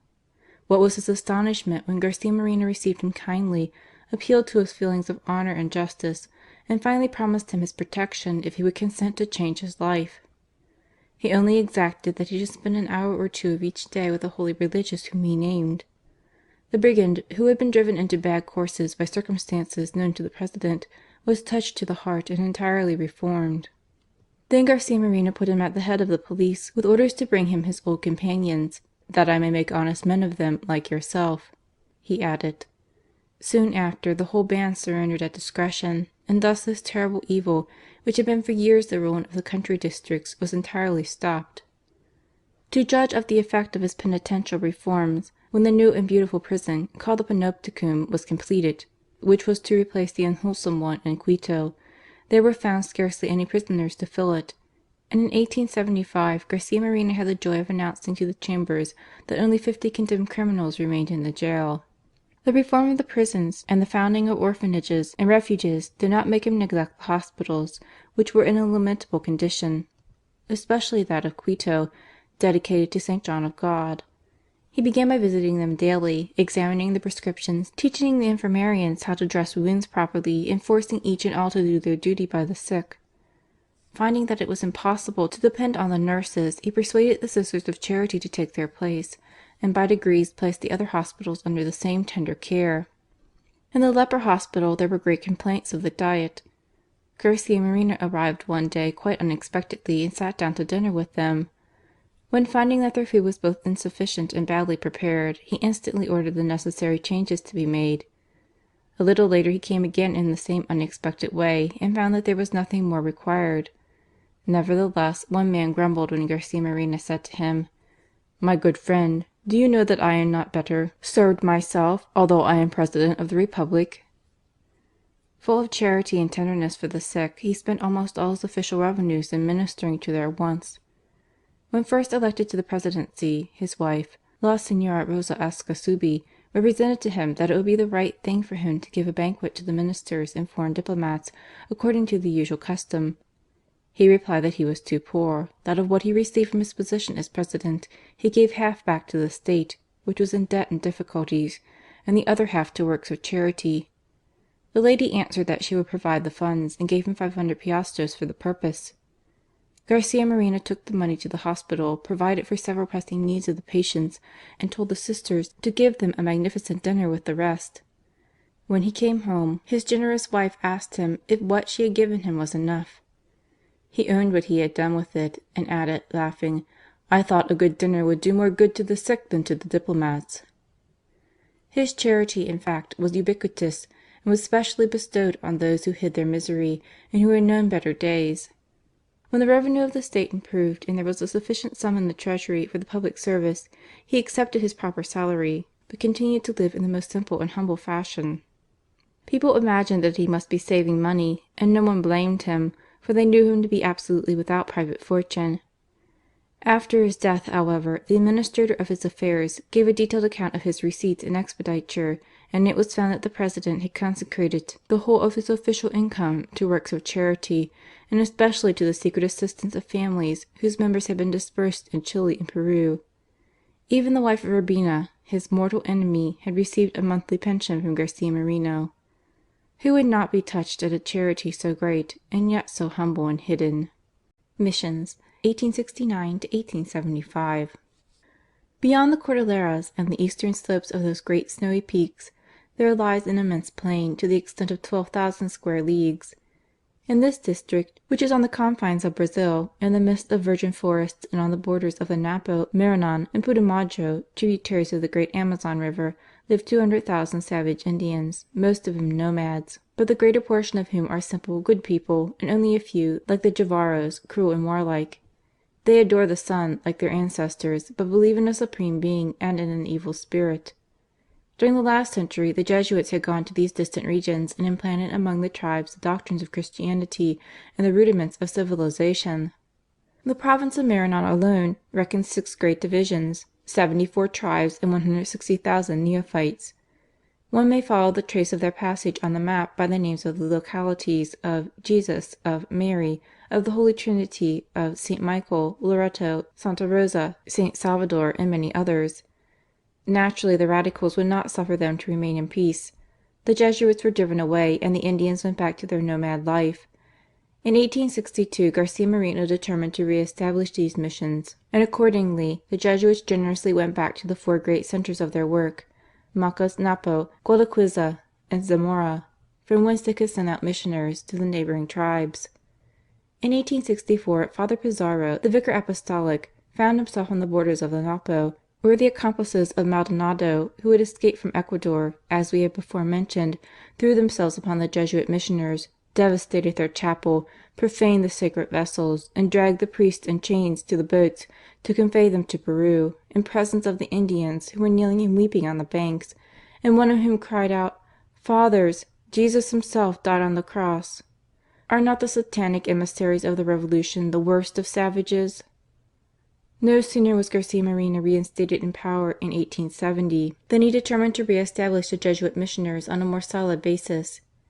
He invested the Vicar Apostolic with important civil powers, with the right to establish governors in each centre of the population, to maintain order and administer justice, to open schools at the cost of the government, in which, besides Christian doctrine, the Spanish language, reading, writing, arithmetic, and music would be taught, and to prohibit sales by credit, whereby evil men had traded on the simplicity of the Indians and despoiled them of their land.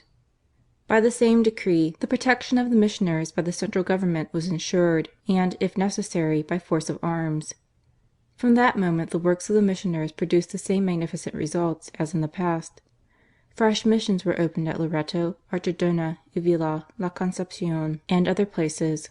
Schools were established for thousands of native children. The mission of Napa alone in 2 years contained 20 native Christian villages and 10,000 native Christians.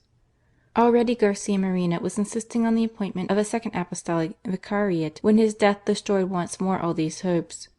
The Jesuits were again driven away and the Indians dispersed.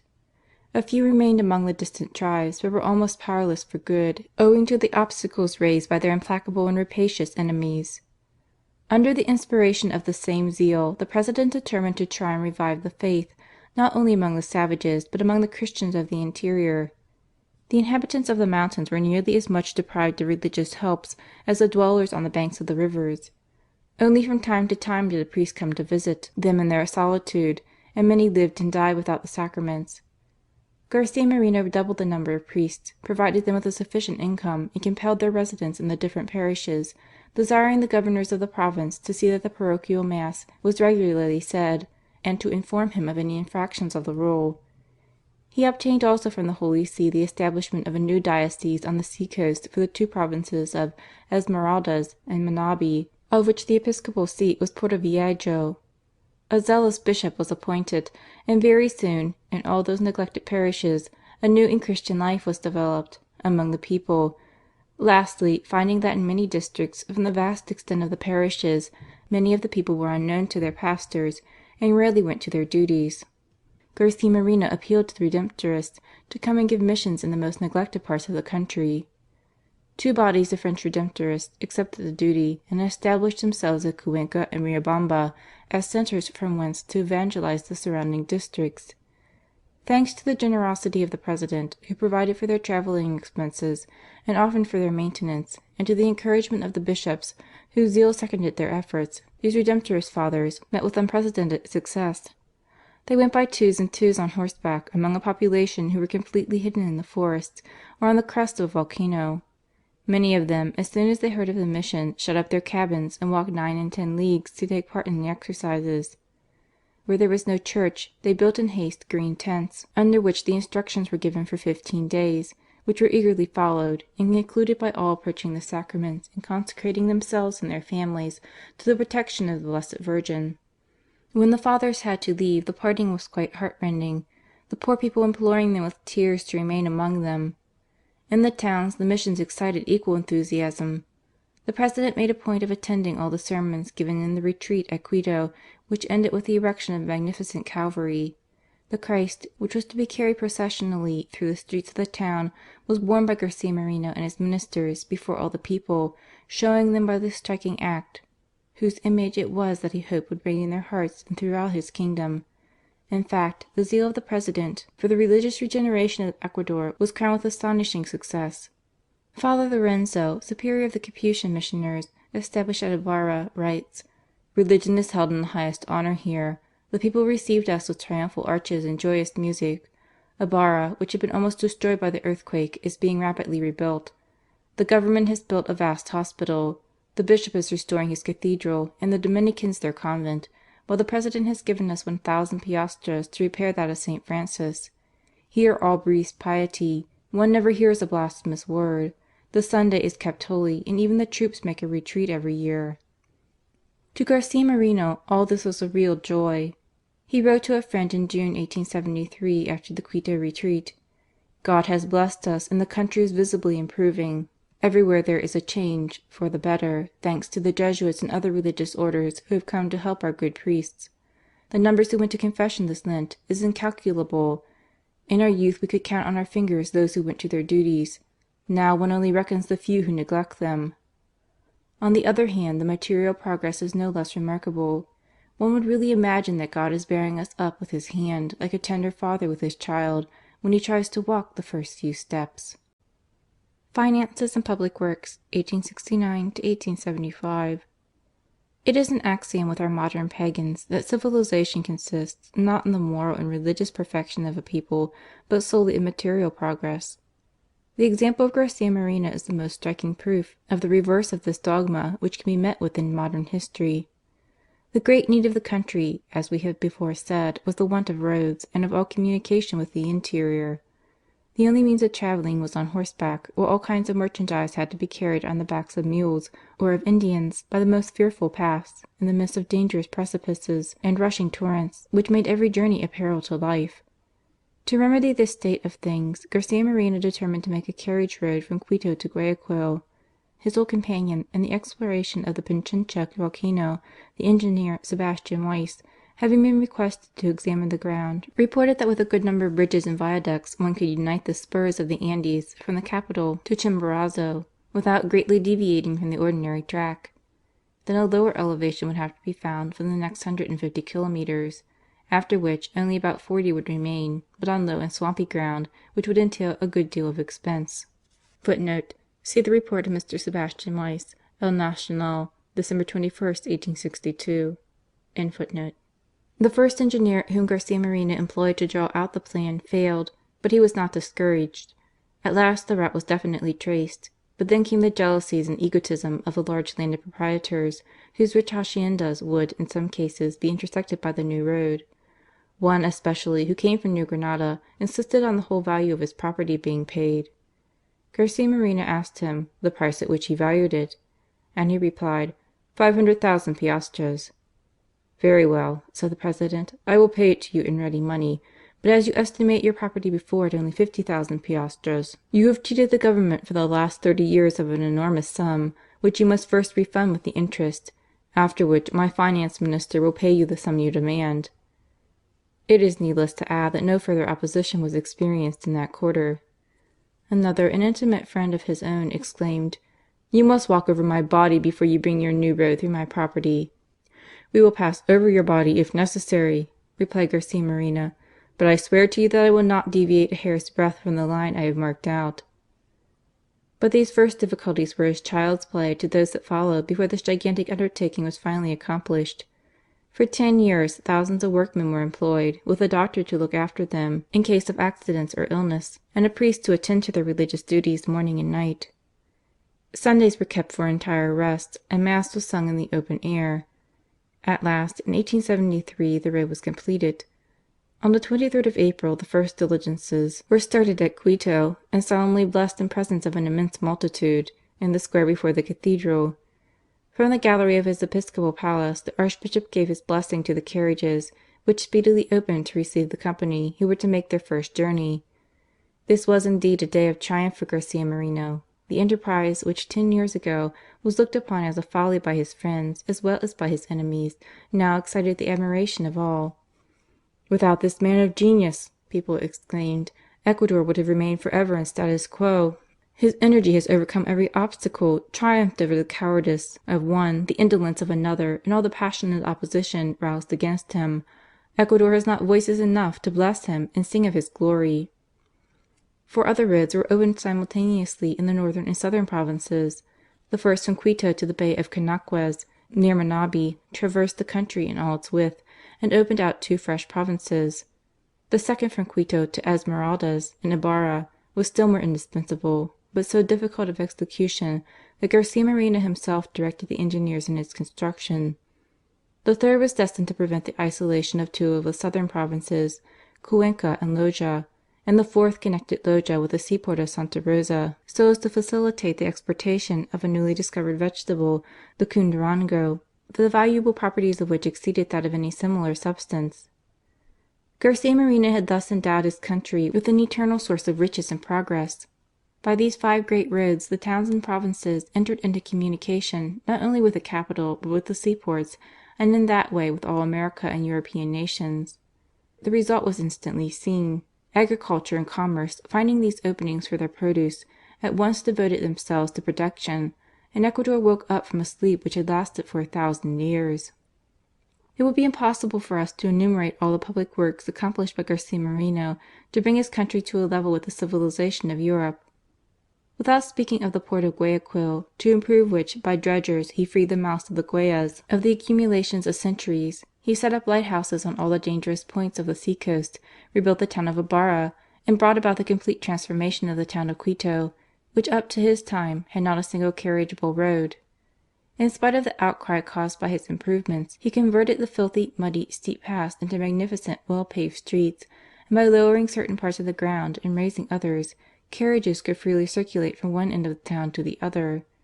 Then he restored the public buildings, which were falling into ruin, converted the Plaza Major into a beautiful square, filled with shrubs and flowers, and created, in fact, the fine city which all strangers now admire. Those who had grumbled at first were now delighted at the change, and realized the genius of the man who had worked these marvels. We feel sure that our readers will have asked themselves very often, where could Garcia Moreno find the money for such gigantic undertakings? We know that he found the public treasury completely exhausted, and that he refused to have recourse to fresh loans. Besides that, since the wars of independence, Ecuador was burdened with a heavy public debt, in consequence of loans contracted by Bolivar in the name of Colombia, which successive governments had aggravated by not paying the interest. In addition to this, they had increased the debt by 6 or 7 million piastres, with no apparent prospect of escaping a general bankruptcy. Garcia Moreno determined from the first to deliver his country from such a deadlock, and succeeded. In his message to the Chambers of 1875 we read: "With the resources of the last 6 years, we have devoted 6 million of piastres to the total extinction of the Anglo-American debt and the liquidation of the home one. I have the pleasure of announcing to you that the former will be all paid by next year, and the latter a very short time after." Besides this, he added to the salaries of all the government officials, while public works and his charitable undertakings absorbed upwards of 6 millions of piastres, or 30 millions of francs. Yet he did not increase the taxation, but, on the contrary, diminished the duty on many articles and abolished others altogether. Like the capitation tax on the natives, the income tax on the revenues of the bishops and clergy, and the succession duty, how then did he arrive at these miraculous results? A great economist has said: "Be wise in your politics, and your finances will be in good order." And Garcia Moreno's device, "Seek ye first the kingdom of God and His justice, and all other things shall be added unto you," was emphatically true of his financial successes. In the first place, Ecuador had been ruined by successive revolutions. Garcia Moreno stopped them all, as we have seen. Nor was the public peace ever troubled during his second presidency, so that all the money required in former years for repression was saved. Then his great anxiety was to live at peace with his neighbours, although no one was more susceptible than himself of the national honour. But every one knew his bravery and the excellent organization of his little army, so that no one cared to pick a quarrel with him. We have seen also that he diminished the standing army considerably, which greatly reduced the army estimates. Besides that, he purified the government administration in all its departments, and placed a man at the head of the treasury on whom he could rely, to stop the roguery and depredations which had been the rule rather than the exception among the officials, so that an enormous saving of public money was the result. He had a right to exact honesty in the public service when he remitted himself half his salary towards the payment of the national debt. "I am President not to enrich myself," he would say, "but to serve my country." He remained a poor man all his life, and if, at last, he was able to build a small house at Quito, it was not from the treasury, but from the revenues of his farm at Guachala. The agricultural and commercial progress which he had inaugurated with his new roads doubled in a few years the revenue of the state. Nothing is more eloquent than the comparison of the receipts under Urbina and Garcia Moreno. Under Urbina, the total receipts amounted to 1,372,000 piastres. Under Garcia Moreno, the annual increase was as follows: in 1869, 1,678,759 piastres; 1870, 2,248,308; 1871, 2,483,359; 1872, 2,909,348; 1873, 3,604,130; 1874, 3,944,647. Thus, in spite of the important and expensive public works he had carried out, and the large sums spent in schools, hospitals, and other charitable undertakings, Garcia Moreno in those few years had more than doubled the revenue of the state. The man.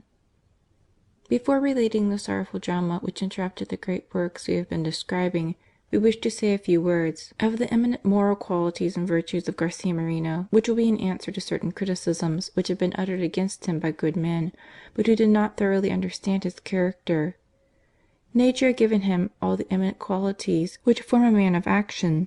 His extraordinary intelligence, grasping as it did in a moment every complication in the business submitted to him, and his thorough and profound study of all government questions, gave to his decisions a brusque suddenness which sometimes startled his best friends.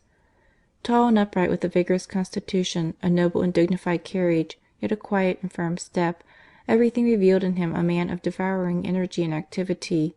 His fine head, with its white hair and broad forehead, commanded the respect of all. He had fine large eyes, which in moments of virtuous indignation seemed to shoot forth lightning on his adversaries. His voice was manly and powerful, his phrases incisive, clear, and to the point, so that his words had an authority which admitted of no reply. Every feature of his ardent and expressive face denoted an inexorable will. Happily the four cardinal virtues, prudence, temperance, justice, and strength, were so equally balanced in his mind that his natural energy was merged in that Christian heroism of which both his public and private life give us such remarkable proofs.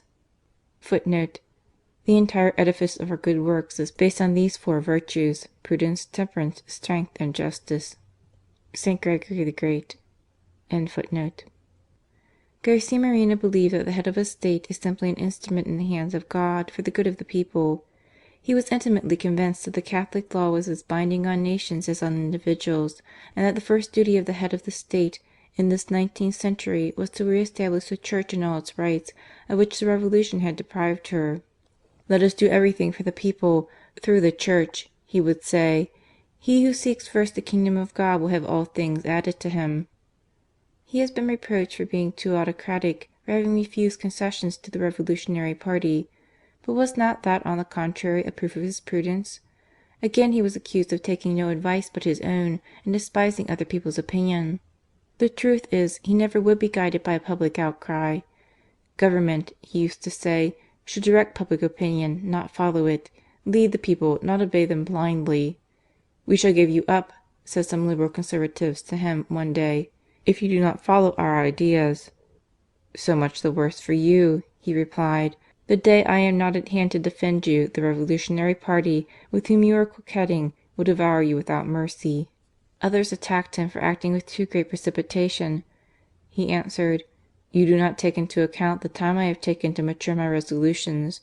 I think a great deal before I act, but once I have made up my mind, I never rest till the thing is done."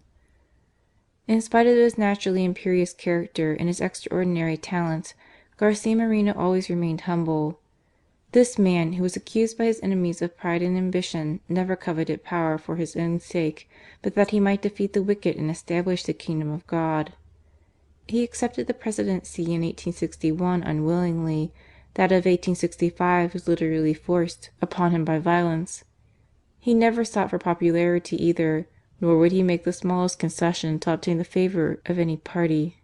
The revolutionary papers overwhelmed him with calumnies and lies.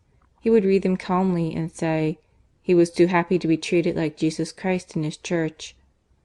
A religious who one day complained to him of the unfair attacks which had been made upon him, received this noble and touching reply: "I deeply sympathize with you, but you have a glorious opportunity to enrich yourself for eternity. The blows you have received will seem to you less heavy if you compare them with those with which I am daily overwhelmed. Do as I do. Place these outrages at the foot of the cross, and pray to God to pardon the guilty. Ask Him to give me strength, not only to do good to those who pour out their hatred against me by word and deed, but to enable me to rejoice before God in having something to suffer in union with our Lord. It is a real happiness for me, as well as an unmerited honour, to have to suffer the insults of a revolution in company with the bishops and religious orders, and even the Sovereign Pontiff." Sometimes he would defend an idea with a kind of passionate vehemence, but it was always to exalt and defend some great truth, or to expose some theory subversive of the interests of religion or society. "In arithmetic," he would say, "we do not want eloquence, but figures. In philosophy and politics, not many words, but solid reasons." In matters which did not affect principles, he was singularly tolerant of contradiction, and would often say to his opponent: "I have made a mistake. You understand this question better than I do." Like all great men, if he found himself in the wrong, he would generously own and atone for it. On one occasion, when overwhelmed by business and petty vexations, a priest came to him on some trifling business. He received him rather sharply, saying, after he listened to his story: It was not worth your while to trouble me or yourself with such a small matter." The poor priest went away mortified enough, but excusing the President on the ground that he was really too busy to attend to him. The very next day, early in the morning, Garcia Moreno came to him to beg pardon for what he called his hasty and disrespectful conduct. Very often, if he thought he had wounded anyone by an impatient movement, he would humble himself in excuses of this sort, even towards those of whom he might well have had reason to complain. An officer who had been his intimate friend took offence at something and would neither see nor salute him. Meeting him one day, the President said, "I have named you my aide de camp." The officer, stupefied, remained speechless. "Well," continued Garcia Moreno, smiling and embracing him, "if you want my head, here it is." Needless to add that the officer became his most devoted friend. He never boasted of his works, which nevertheless excited the admiration of the whole world. When obliged to speak of them in Congress, he only did so to give all the glory to God, being fully persuaded that he owed all his success to His grace. Also, he continually asked people to help him by their prayers. At the end of each year he sent a circular to the bishops to beg for acts of thanksgiving and petitions for further graces. In his private letters to prelates or holy souls in whom he placed confidence, he would implore of them to tell him of anything in his conduct which was reprehensible, and also of any fresh way of utilizing his power to the greater advantage of the cause of God and His Church. Feeling that he could not do the smallest thing without divine assistance, he attributed all his success to God and the Blessed Virgin, to the blessing of Pius IX, and to the prayers of his Holy Mother and of a blind sister for whom he felt the greatest veneration. A professor of botany once brought to him a rare and beautiful plant which was unknown in the flora of Ecuador, and begged leave to call it Tacsonia Garcia Moreno. "If you want to give me a pleasure," replied the President, "forget my poor personality. If the flower be beautiful and unknown before in Ecuador, call it Tacsonia Maria, and so do homage to the fairest flower in heaven." Self-indulgence of any sort was entirely unknown to him. He treated his body as a slave, or rather as a beast of burden, whose function was simply to execute the orders of his soul. His whole life was one of regular and uniform labour.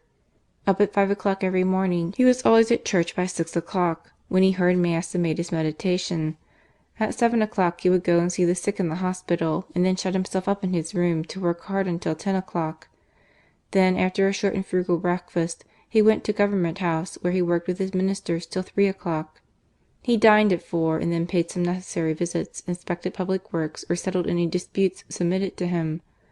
At 6 o'clock he came home and spent the evening with his family. When 9 o'clock struck, and others went to take some rest or amusement, he would go back to his library to finish his correspondence, read the papers, and work on till 11 or 12 o'clock at night. Such was his daily life when things went smoothly, but when storms arose and his presence was needed elsewhere, he was on horseback from morning till night, looking upon nothing as impossible, while his iron constitution resisted all fatigue. In his inspections or battles, his only rest was taken wrapped in his cloak on the bare ground. A priest having offered him once a camp bed, he refused, saying, "I must not be spoiled. If I give my body a bed to-day, tomorrow it will find the ground hard." On the road from Quito to Guayaquil, which he had so often to traverse, he arrived one day at a village in a pelting rain soaked to the skin, and stopped at the priest's house. The poor man implored him to take his bed, but Garcia Moreno replied, "I am so wet that if I were to take off my clothes and my boots, I could never put them on again tomorrow." And so, throwing himself simply on a chair, he went to sleep till 4 o'clock, and then started afresh on his journey. In spite of his fatigues, however, he practised the most rigid sobriety. In his travels he lived upon biscuits, chocolate, and a little black coffee. But at all times his table was simple and almost poor. He hardly ever touched wine, never gave dinners, nor accepted invitations. "The head of the state," he would say, "should live to work, not to get fat." In spite of excessive fatigues and almost continual abstinence, he rigorously observed the fast days of the Church. Garcia Moreno, in fact, did the work of 10 ordinary men, and never would put off any business or letter till the next day. "You really must not kill yourself," people would exclaim; "that person can wait." "God may make men wait," he would reply, "but I have not the right. When God wants me to rest, He will send me illness or death." One day his minister, Carvajal, was determined he should have a holiday, and carried him off with several of the other ministers to a new hacienda he had just bought. After a long ride, Garcia Moreno went over the whole establishment. Carvajal offered his guests an excellent dinner with good cigars and cards afterwards. When, towards evening, Garcia Moreno gave the signal for departure, Carvajal implored him to remain and pass the night under his roof. "I am very willing," replied the President, "but you, gentlemen," he added, turning to the ministers, "are you able to stay here all night and be at your offices tomorrow at 11? They declared they would, and resumed their game. At midnight, however, Garcia Moreno went home. The next morning, as usual, he went to the Government offices at 11 o'clock and found no one, upon which he sent messengers to each of the ministers to desire them to come to their respective offices, where he was waiting for them. Besides this virtue of temperance, God had given to Garcia Moreno the strength and courage which belong to heroes. It was enough to see him in a moment of real danger, when no one could be otherwise than struck by his intrepidity. His natural energy had been developed by unheard of acts of bravery. The sanguinary fights in which he had been engaged, the constant revolutions, the daily plots of his enemies against his life, all these made him look upon death as an event which he must expect at any moment. From the patriotic love he had for his country, he was quite willing to accept the sacrifice. Hence the prophetic utterances in the Ode of Fabius: "Sinister presages of evil sadden my soul. Bloody pictures surround me in my agitated sleep. The ball of a villain will pierce my heart. But if my country, delivered from oppression, breathe freely at last, willingly will I go down to the tomb." Not only did he not fear death, but like the martyrs he desired it for the love of God. How often did he write and utter these words: "What a happiness and glory for me, if I should be called upon to shed my blood for Jesus Christ and His Church." No less remarkable was his perfect rectitude, his strong sense of justice, the fourth great virtue of a perfect man. "Fece que judois, avenia que pora," was his motto. In the bitter struggle with the modern revolutionary and satanic spirit of which we have followed the history during 20 years of his life, he braved death 1,000 times, but conquered at the last and traced with a firm hand that Christian constitution which substituted for the pretended rights of man the promulgation of the real rights of God. "What a misfortune," he exclaimed during the Commune, "that so glorious a country as France should be governed by bandits! Led by a man of energy and Christian courage, she would soon deserve again her old title of eldest daughter of the Church." After his duty to God came that to the people. No amount of pressure or menace would induce him to give place to unworthy persons. "The great evil of this country," he would say, "is not to know when to say No. Men intrigue for such and such a place, for such and such a man, whereas another is justly entitled to it. A man should be chosen for his fitness for the charge, not the charge for the man." His love of justice made him severe towards any one who took advantage of their position to oppress or despoil the poor. In his journeys through the provinces he was surrounded with persons claiming justice at his hands.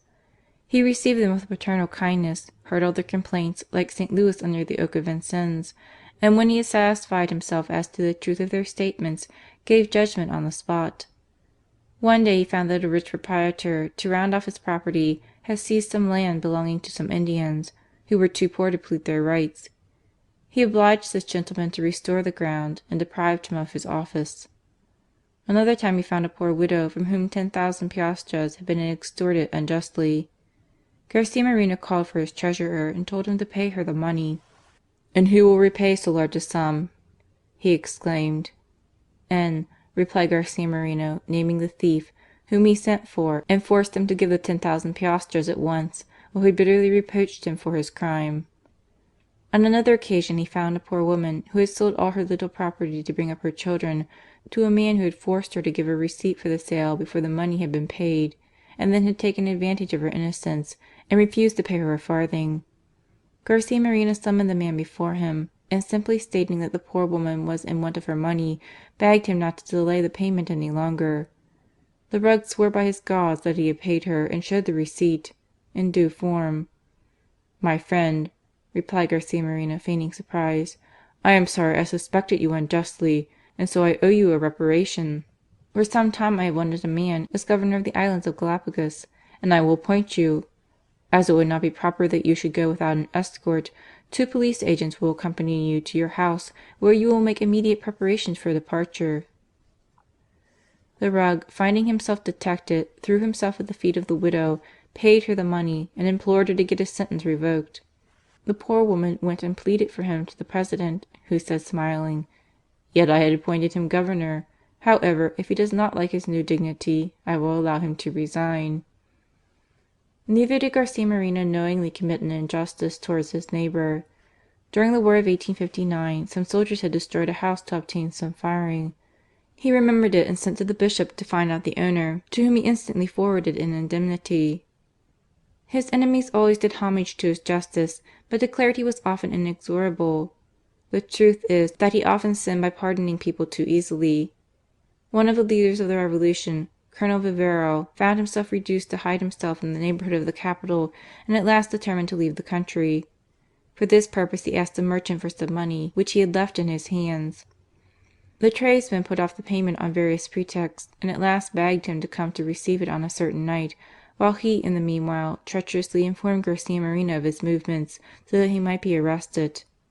Brought before the President, and threatened with a council of war, Vivero replied: "Do with me what you will, but do not allow this villain of a merchant, who has betrayed me solely to escape the payment of his debt, to remain unpunished." Garcia Moreno inquired into the facts, found they were true, sent the merchant to prison, and turning to Colonel Vivero, said: "You are free, only do not conspire any more against the Government." He thus showed his generosity when any of his mortal enemies fell into his hands, but to spare men like Maldonado, Campoverde, and others would have been simply to leave Ecuador to the mercy of the anarchists. "We have enough assassins in the country without these," he said to one who was pleading for their pardon. "Your sympathy is roused by the fate of the criminals. Mine is reserved for their victims." His passionate love of justice was united to an exquisite tenderness and kindness of heart towards all who suffered. The poor knew it well, and one saw him continually, on his way home from his office, surrounded with people of every class, to whom he would listen patiently, giving advice to one, money to another, and sending all away grateful and contented. If all his deeds of charity were known, or we had space to record them, they would alone fill a volume. With his friends he was always simple, open-hearted, playful even, though preserving a certain dignity which was natural to him. His conversation was charming. With his extraordinary knowledge of such a variety of subjects, he would talk of medicine with medical men, jurisprudence with lawyers, theology with ecclesiastics, agriculture with peasants, and every one found the time spent with him delightful, but too short. Even those who had been most prejudiced against him beforehand, when once admitted into his intimacy, were as much surprised at his genial manners and amiability as at the extent of his learning. But it was especially in the bosom of his own family that he showed all the tenderness of his loving nature. He never was so happy as when he could be quite alone with them, although so often compelled by political events to leave them. His wife, from whom he had no secrets, was worthy of him, and shared in all his joys and sorrows. When God took away from them their little girl, this man, apparently so calm and so austere, was quite inconsolable and did nothing but cry. "Oh, how weak I am!" he exclaimed. "I who thought myself so strong." His tenderness now centred in his boy, whom he hoped to bring up to be like himself. He trained him early in the love of God and of duty. In 1874 he presented the child to the director of the Brothers with this simple recommendation: "Here is my son. He is 6 years old, and what I wish is that you should bring him up as a good Christian. Science and virtue will make him a good citizen. Do not be over-indulgent with him, I beg of you, and if he deserves punishment, do not look upon him as the son of the President of the Republic, but as simply one of your scholars, whom you have to train with the rest." We have already spoken of his passionate love for his mother. God preserved her to him up to the age of 94, and he always devoted himself to her with the same tenderness and veneration. She died in 1873 on the feast of Our Lady of Mount Carmel. To the letters of condolence he received on that occasion, he replied, like a true Christian: "You should rather congratulate me. My mother lived for nearly a century. She was a saint. She died on the feast of Carmel. I feel sure she is in heaven." In his answer to his cousin, the Archbishop of Toledo, who had been her nephew, he thanked him warmly for having offered the Holy Sacrifice for the repose of her soul, and added: I am sure that she has already received the reward of her admirable virtues. Her faith was the most living thing I have ever known. It was enough to move mountains. Although naturally excessively timid, she was courageous to the pitch of heroism when it was a question of meeting any misfortune or danger, or to fulfil any duty. How often in my childhood she made me understand, with the greatest zeal, that the only thing to dread here below was sin. She used to say to me that I should be always happy if I knew how to sacrifice all earthly things, honour and life itself, rather than offend God. I should never end this letter if I were to tell you all that my dear Holy Mother was, and all that I owe to her. The greatest favour you can confer upon me is to pray for her, and to recommend her to all the members of our family. We must now close this chapter of the virtues of Garcia Moreno, and reveal the motive power or first principle of this truly heroic life. The true Christian. Piety in a great statesman in the midst of the political agitations and so-called progress of modern society would seem to be a singular thing. The St. Louises, St. Edwards, or St. Ferdinands are out of place on the thrones of constitutional kings or presidents of republics. Garcia Moreno knew this well, but triumphed over this prejudice as over every other. In spite of the fashions of the day, of the rage of the Freemasons, and his own absorbing occupations, he never forgot that for a man to succeed in regenerating a people he must first sanctify his own soul. The piety which animated him and made him ascend daily nearer to God was fed by the three great theological virtues, faith, hope, and charity. He was not only a man of faith, but of that earnest and living kind which we rarely meet with in these days. He attributed this great gift not only to the solidly Christian education given him by his mother, but to having had the sons of Catholic Spain as his ancestors. We must add, however, that his own studies fortified this virtue in his soul, for if imperfect science, as Bacon says, alienates men from religion, true science brings them back to it. As a philosopher full of logic and good sense, as a theologian thoroughly well versed in the history and dogma of the Church, as well as with an intimate knowledge of Holy Scriptures, he often, with a word, pulverized the objections of false philosophers, and had nothing but contempt for the shallow and superficial brains who were taken by their specious fallacies. One day, when he was speaking of the islands of Galapagos, he discussed the whole question of the epochs of creation, the order assigned by Moses to the evolutions of the globe, and the deluge in relation to newly proved geological facts, and that with such erudition, science, and logic that all his hearers were amazed. No one was more struck than Monsignor Vanatelli, the apostolic delegate, who was present during this discussion. Garcia Moreno looked upon the syllabus as upon the credo for nations who did not desire to perish, and could not understand the pretensions of those who talked of saving the world while eliminating their Saviour. His extraordinary clearness of perception in spiritual matters was obtained by a daily meditation on the divine mysteries. In spite of his innumerable occupations, he devoted half an hour each day to this practice. The Gospel text was the ordinary subject of his mental prayer, and he knew it by heart. The imitation of Jesus Christ was also his constant companion on his journeys as well as at home. After his death a worn copy was found in his pocket, given him by a devoted friend on September 24, 1860, the day of the taking of Guayaquil. St. Teresa is said one day to have exclaimed, "Oh, if kings would but pray for half an hour every day, the face of the earth would be changed." Perhaps Garcia Moreno was the first head of a state who realized, since St. Teresa's days, the wish of her apostolic heart. Certainly he was the only potentate in this century who has so completely changed the face of his country. Thus, cultivated and developed by study and meditation, his faith became a living action, revealed to us by feelings which Pope Benedict XIV declared heroic. The deep conviction of the grandeur of God, contempt of earthly goods, courage in the midst of tribulations, constancy in works undertaken for the glory of God, the public and courageous confession of his belief, and the punctual and joyous practice of the duties imposed upon him by faith, such was his daily life. To all objections, difficulties, and impossibilities, Garcia Moreno would answer invariably with his favourite words: "God never dies. God is, and that is enough. What is impossible to God?" What Prime Minister has ever inserted a paragraph of this sort in his message to the Chambers? Among the great blessings which God, in His ineffable mercy, has bestowed upon our country, I reckon that of being once more reassembled under His protection and under the shadow of that peace which He has preserved for us, who are nothing, who can do nothing, and who but too often repay his paternal goodness with monstrous ingratitude." Again, when speaking of the acts of his administration, "If I enter into these details, it is not for my own honour, but to give glory to Him to whom we owe all, and whom we adore as our Redeemer, our Father, our Saviour, and our God." This continual realization of the greatness of God filled his soul with a sovereign contempt for earthly things. Hence his absolute disinterestedness, his joy at being able to pour gold and silver into the laps of the poor, the sick, the widows, and the orphans. Hence also his patience in trials. No complaint ever passed his lips. He would sometimes say, "If my enemies pursued me for any criminal act, I would ask their pardon and try to amend. But if they hate me for wishing to preserve to my country that most precious of treasures, faith, and because I have always shown myself a faithful and obedient son of the Church, I have nothing to answer except, 'God never dies.'" When accused of hypocrisy on account of his public religious practices, he replied, "Hypocrisy consists in acting differently from what one believes. Real hypocrites, therefore, are men who have the faith, but who, from human respect, do not dare to show it in their practice."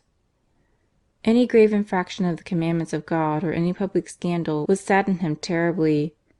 One day, when a case of gross immorality was brought before him, he exclaimed, "You give me more pain than if you were to announce to me an eruption of Cotopaxi." From this vivid faith proceeded two other virtues: hope, which he threw itself at the feet of God to implore His aid, and charity, by which he gave his heart entirely to our Lord. This man, so inflexible before tyrants, was as simple as a little child on his knees before God. As a boy, as we have before mentioned, he wished to consecrate himself to the service of the altar. During his holidays, which he generally passed at Monte Cristi in his brother's house, who was the vicar of the parish, he was continually found praying in the church. The rest of his time was spent in study in his own room. His resolutions and the rule he had laid down for his daily life we find written in his own hand on the last page of his Imitation. It will give some idea of his intimate union with God. "Every morning when saying my prayers I will ask specially for the virtue of humility. Every day I will hear Mass, say the Rosary, and read, besides a chapter of the Imitation, this rule and the annexed instructions.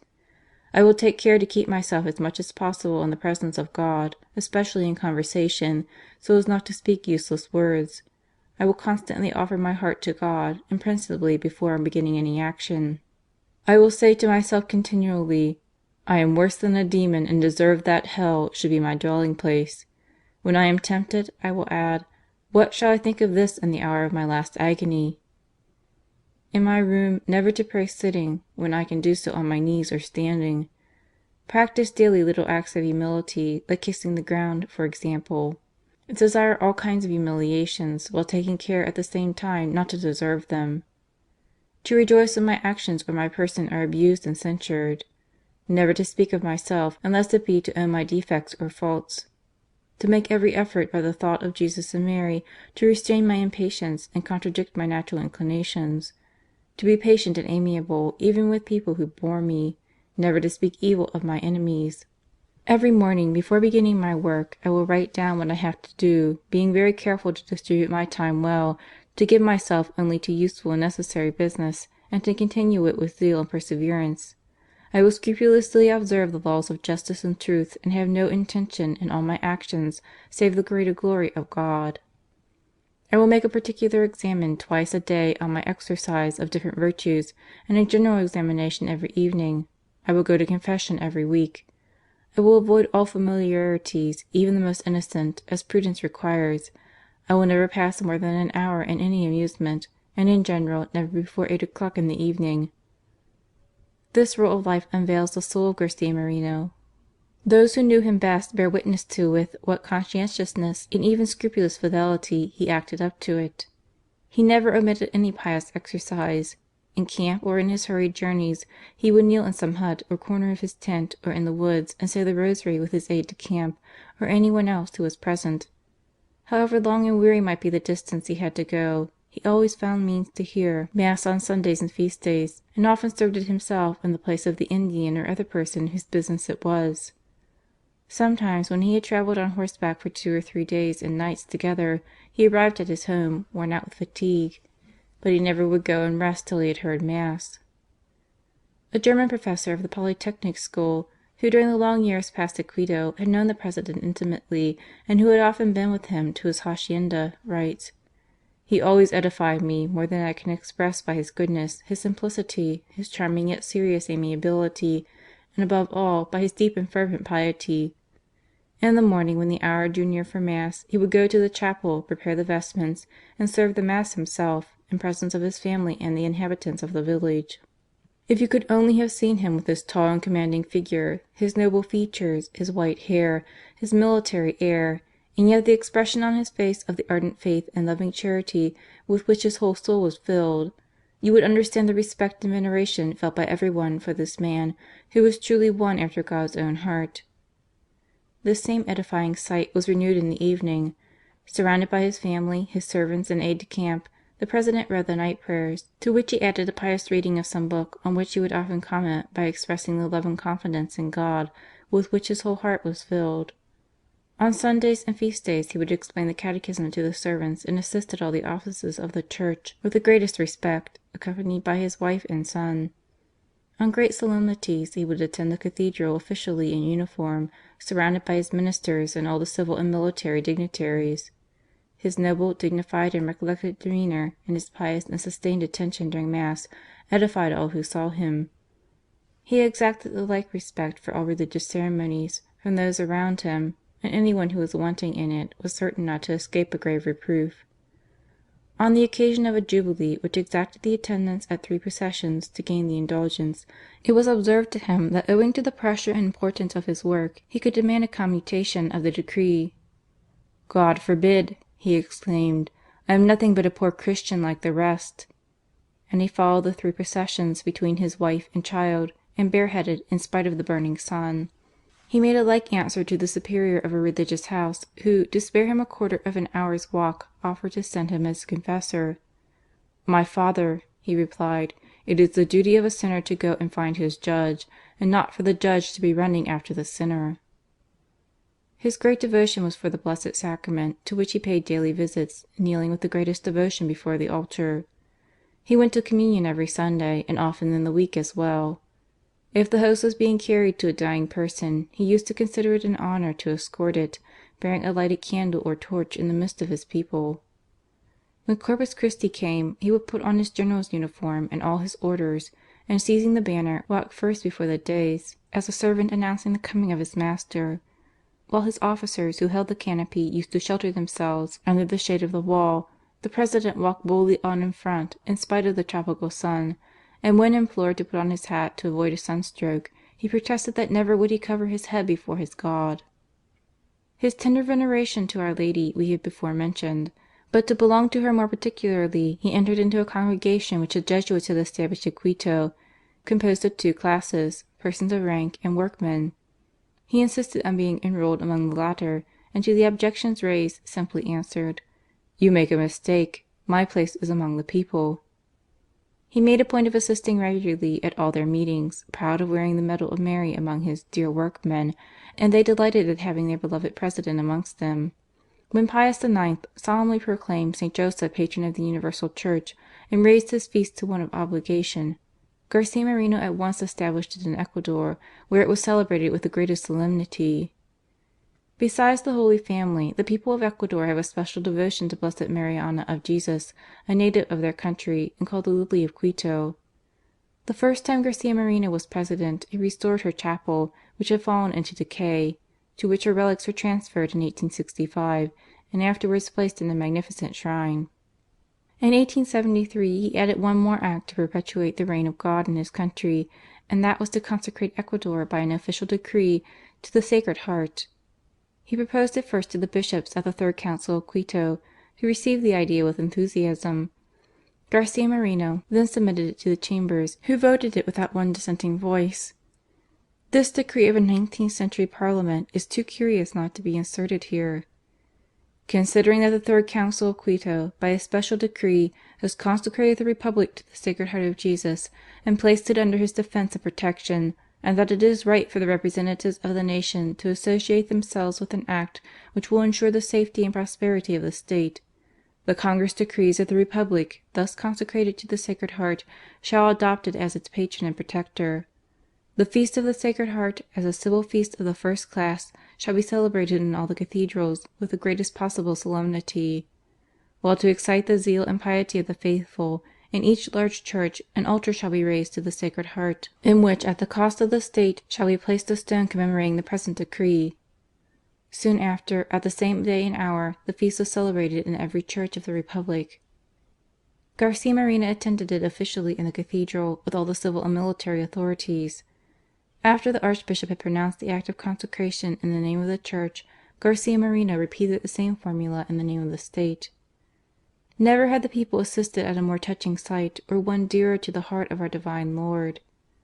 Some members of the congregation, filled with enthusiasm, wished to erect a church in Quito specially consecrated to the Sacred Heart, but others opposed it, thinking that it might eclipse that of Our Lady of Mercy, the patron of the Republic. Garcia Moreno, being consulted, said smilingly to the objectors: "Do you think, then, that Our Lady is jealous of her Son?" It took 10 years, however, of struggle and difficulty before this temple was erected.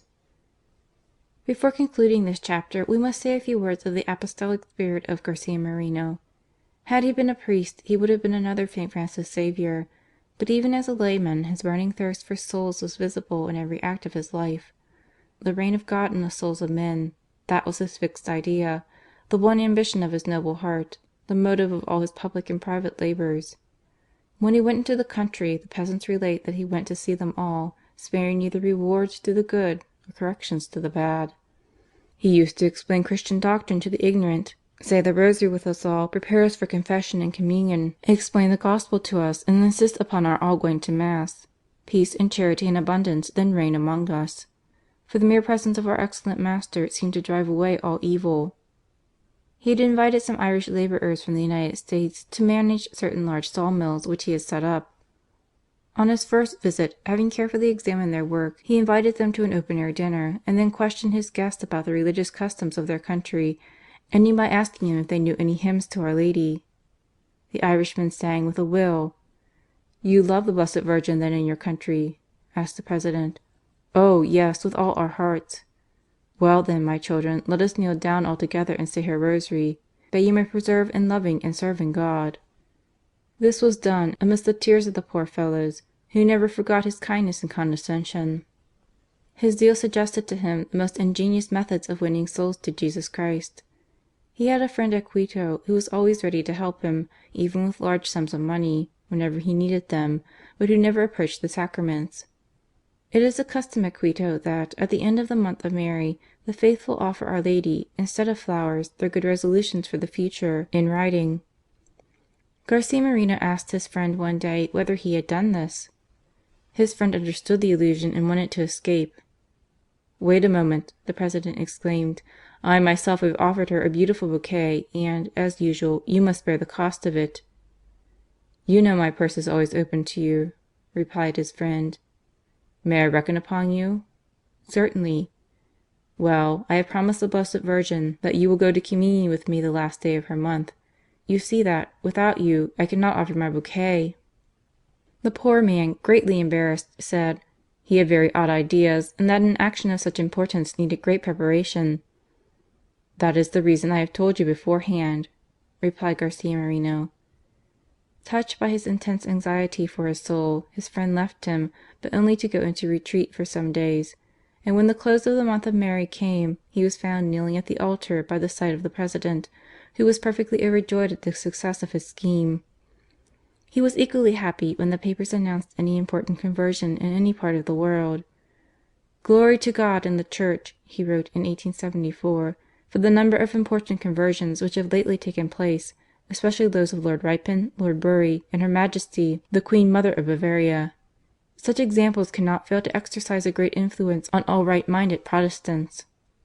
We have given our readers a faithful picture of the inner life of this great statesman, and are disposed to ask, where shall we find his equal save in the lives of the saints? The Statesman Bishop. Perhaps Garcia Moreno would never have been so well known in Europe had it not been for his energetic protest against the invasion of Rome by the troops of Victor Emmanuel. He had followed day by day the passion of Pius IX. the lambs struggling in vain against the wolves, the crusade of the pontifical Zouaves against these new Saracens, which had filled him with admiration. When the crime was consummated and the papal encyclical protesting against it arrived at Ecuador, people on the following day read an energetic remonstrance in the official papers addressed to the minister of Victor Emmanuel against the iniquitous invasion of Rome and the slavery of the Roman Pontiff, in spite of insidious promises, always violated, and derisive guarantees of independence, by which they hoped to disguise the ignominious servitude of the head of the Church.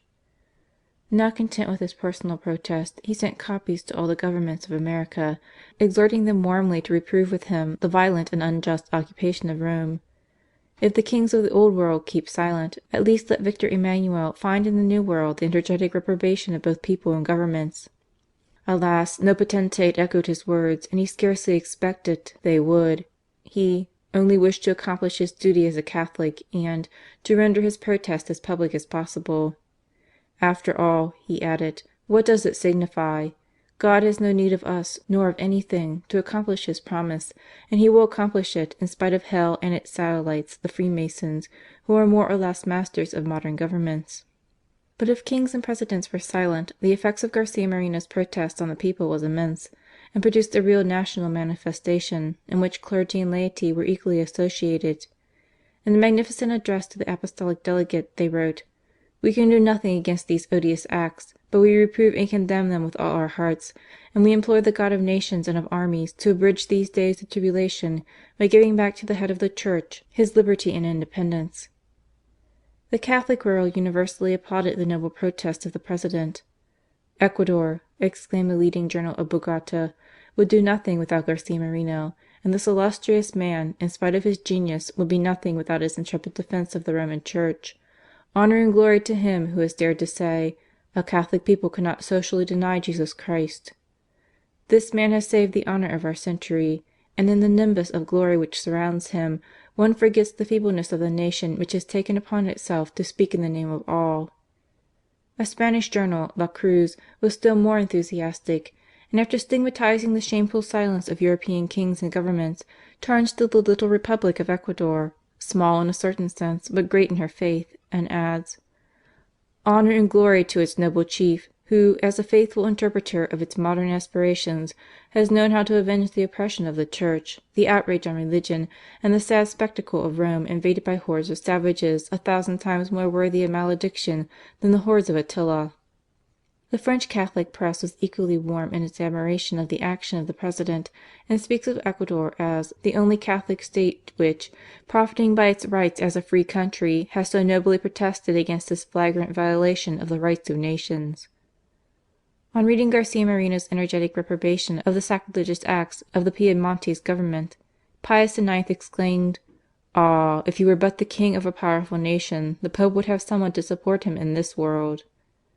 On March 21st, 1871, he sent him a brief of congratulation and of gratitude, in which, after dwelling on the important services he had always rendered to religion, the Pope added: "Your energetic protest has been of supreme comfort to us in the midst of the afflictions which overwhelm us, and we have resolved, as a testimony of our affectionate benevolence, to create you a Knight of the First Class of the Order of Pius IX.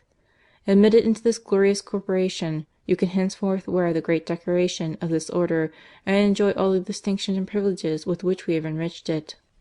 Garcia Moreno was filled with joy at the thought that any act of his had consoled the Sovereign Pontiff, and thanked him warmly for the great honour he had conferred upon him, but of which he thought himself altogether unworthy, having only, as he expressed it, fulfilled a simple duty.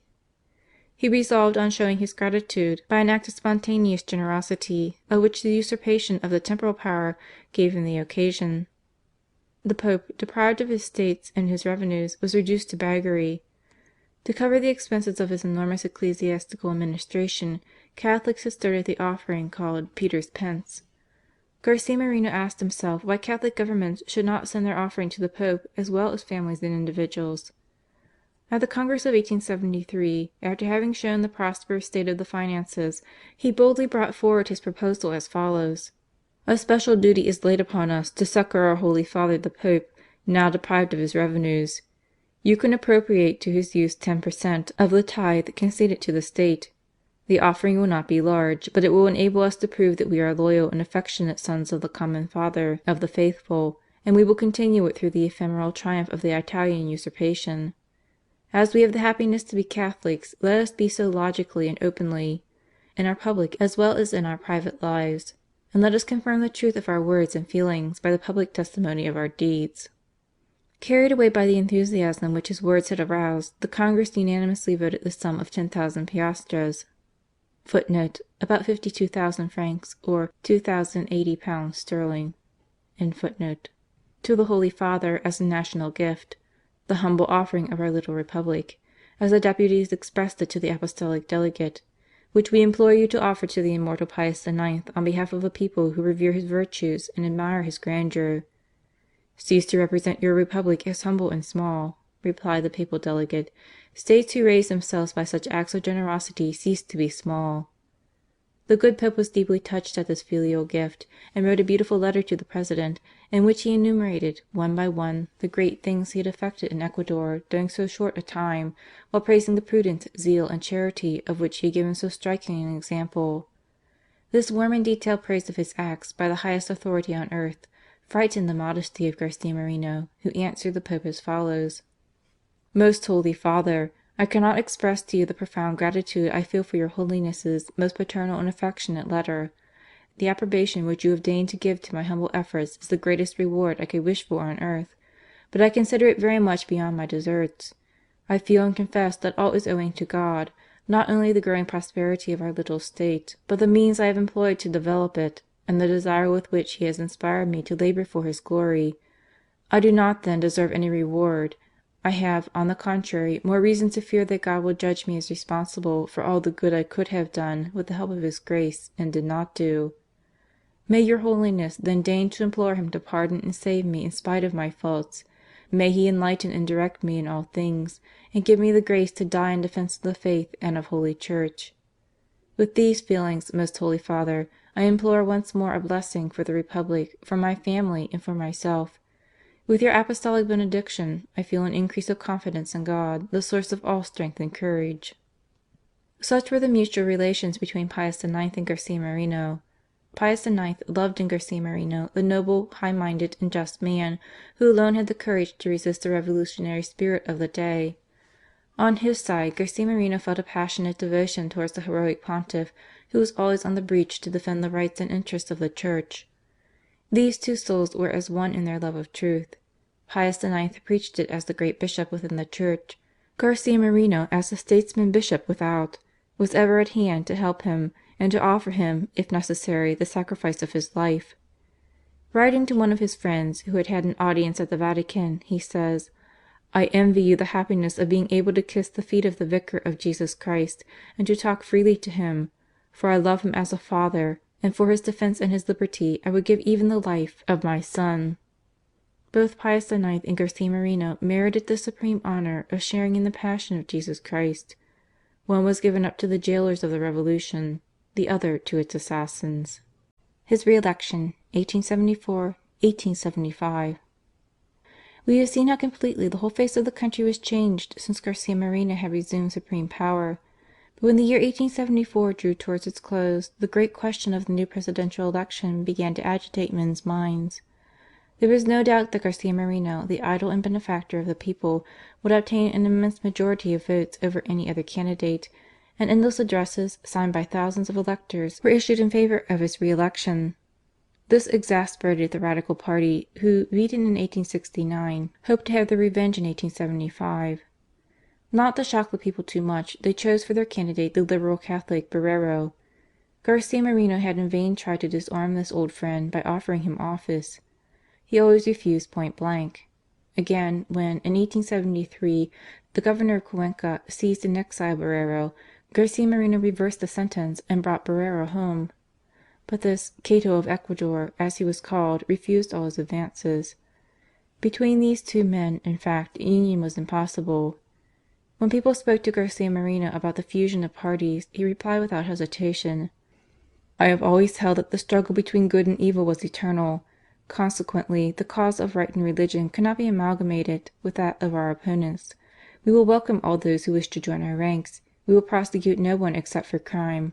But we cannot change our convictions, which are anchored in our souls, and which nothing can shake. Give up, then, all ideas of my conversion or of fusion of parties." Borrero called him a narrow-minded bigot, but be that as it may, his Liberalism, together with his enmity to Garcia Moreno, caused him to be chosen as the favoured candidate of the sects, and the new era of Guayaquil, edited by young men, moved heaven and earth in his favour. Borrero, however, felt that his chances of success were so small that he implored his friends not to risk the disgrace of a defeat.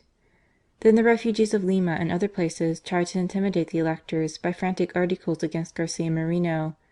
One of them, Pedro Moncayo, wrote a pretended biography of the President, accusing him of every imaginable crime. Another pamphlet recommended assassination as the only way for a nation to free itself from a tyrant.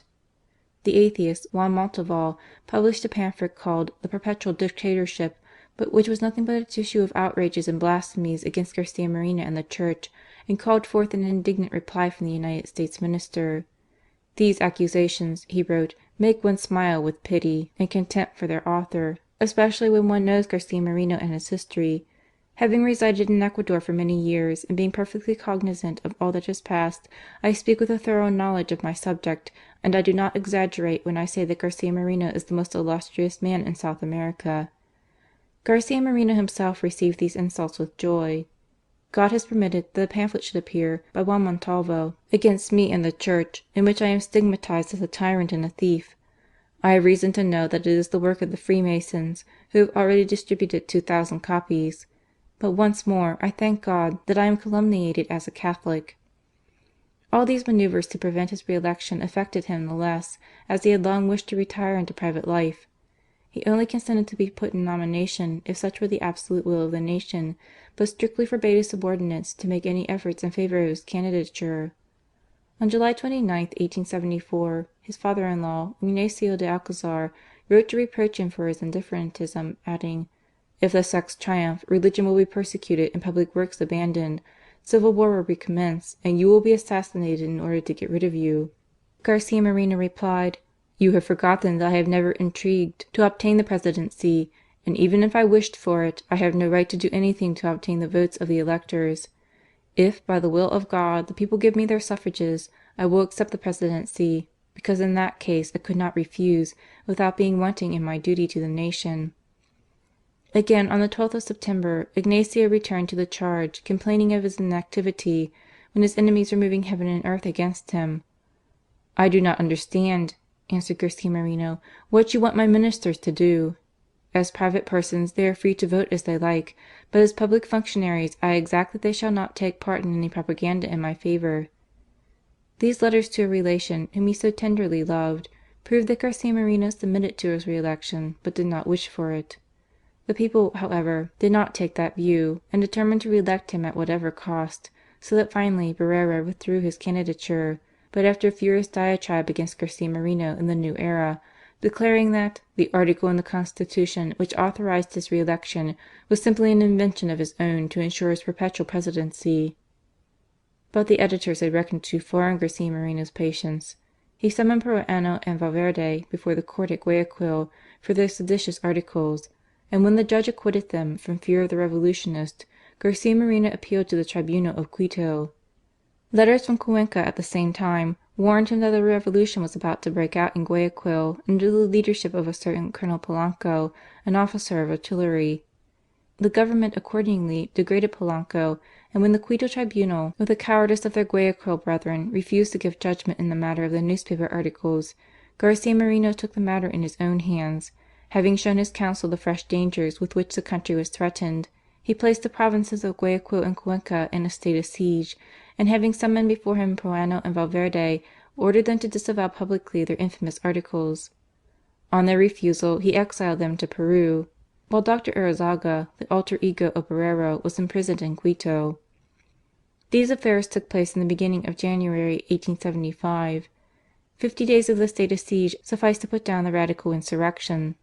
Powerless to demolish the tyrant, as the followers of Borrero called Garcia Moreno, they retired from the fight, leaving the "vile slaves" to reinstate Garcia Moreno once more in the President's chair. The election took place in May with the most perfect quiet.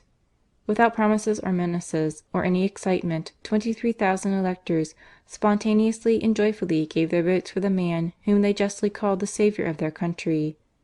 The Radicals, finding all their efforts fruitless to weaken his popularity, then made up their minds to resort to extreme measures, and secretly prepared their daggers and revolvers. The assassination.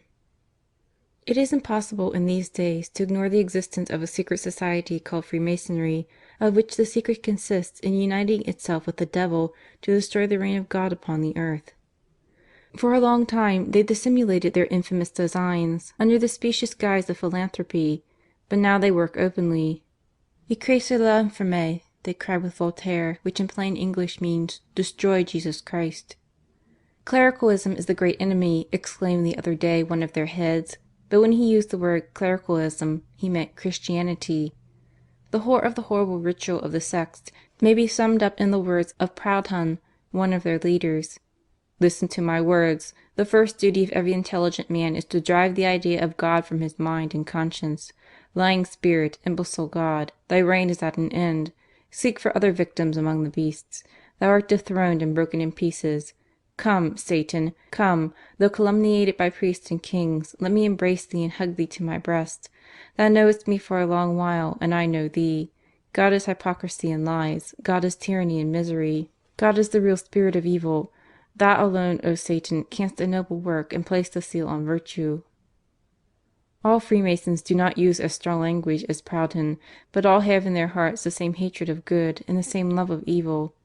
Leo XIII. Exclaims in one of his encyclicals: "They do not attempt to hide it any longer. They are audacious enough to lift their arm against God and openly plot to deprive the world of all faith in Jesus Christ and His benefits."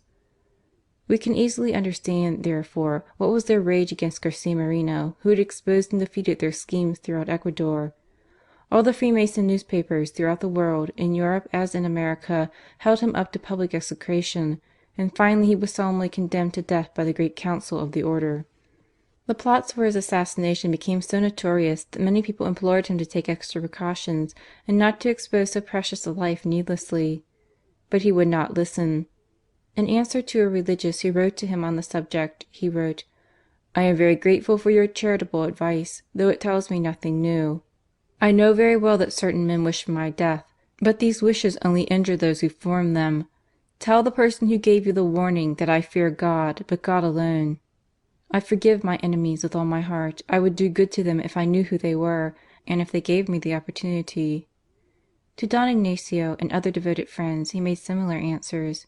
To the editor of the National, who had announced these canes, comparing Garcia Moreno to Abel, and adding: "Abel forgave his brother, but his blood did not the less cry out to heaven for vengeance. Strike, then, O Cains, but know that God will avenge his own."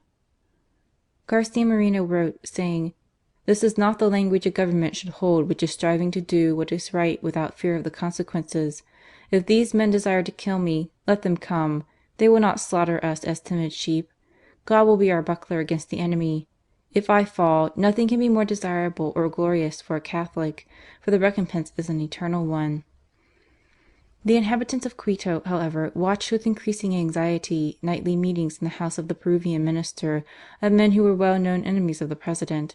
There was Polanco, a man of good family, who had intended to become a monk, but had given up all religious practices and now vowed eternal hatred to Garcia Moreno. Then Moncayo, who had passed some years in a religious community, and to whom, when he came out, the President had refused office; Campuzano, an old conspirator; Andrade, the son of a peasant of Ibarra; Cornejo, a young man of respectable family, formerly devoted to Garcia Moreno, but now perverted by the sects; lastly, a Granader named Rayo, who had held an important post from which he had been dismissed by the President for malpractices, and now had turned saddler to gain his livelihood, but who had vowed eternal vengeance against the man who had detected and punished him. Another man, named Cortes, arrived at Quito under suspicious circumstances, and spent his time at the Peruvian embassy, in declaiming against despots and singing hymns of liberty. He pushed his insolence so far that Garcia Moreno ordered him to leave the territory of the Republic.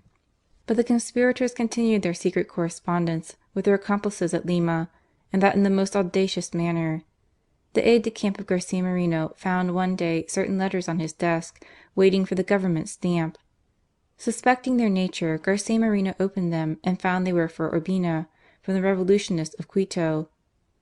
Monsignor Veintimilla, in the same way, being at Guayaquil in the month of July 1875, on his way to embark for Europe, opened a packet of letters addressed to him from Lima, and found they were intended for Polanco, to whom he unsuspectingly forwarded them through a Jesuit father. They contained the last instructions of the lodges. No one could disguise the imminence of the danger, and the prelate, who was devoted to Garcia Moreno, said to him: "It is a matter of public notoriety that the sects have publicly condemned you, and that their assassins are sharpening their poignards. For the love of God, take some precautions." "And what precautions do you suggest?" replied the President. "Never to go out without an escort? And who will defend me against the escort, if they, too, should be corrupted? I would rather place my trust in God." And he added the words of the psalmist: "Nisi Dominus custodiet civitatem, frustra vigilat qui custodit eum." It was under these sad circumstances that he wrote his last letter to the Sovereign Pontiff, which breathes throughout the piety of a saint and the courage of a martyr. "I implore your benediction, Most Holy Father, having, without any merit on my part, been again elected President of this Catholic Republic. The new presidential era only begins on the 30th of August, when I shall have to take the oath to the Constitution, and when it will be my duty to give official notice of it to your Holiness. But I wish to let you know it today, so as to obtain from Heaven the light and strength which I need now more than at any other time, to remain the devoted son of our Holy Redeemer and the loyal and obedient servant of His Vicar. Today, when all Masonic lodges, excited by those in Germany and Belgium, utter against me the vilest and most horrible calumnies, and are moving heaven and earth to find means to assassinate me, I need more than ever the divine protection, so as to live and die for the defence of our holy religion and of this great Republic which God has called upon me to govern.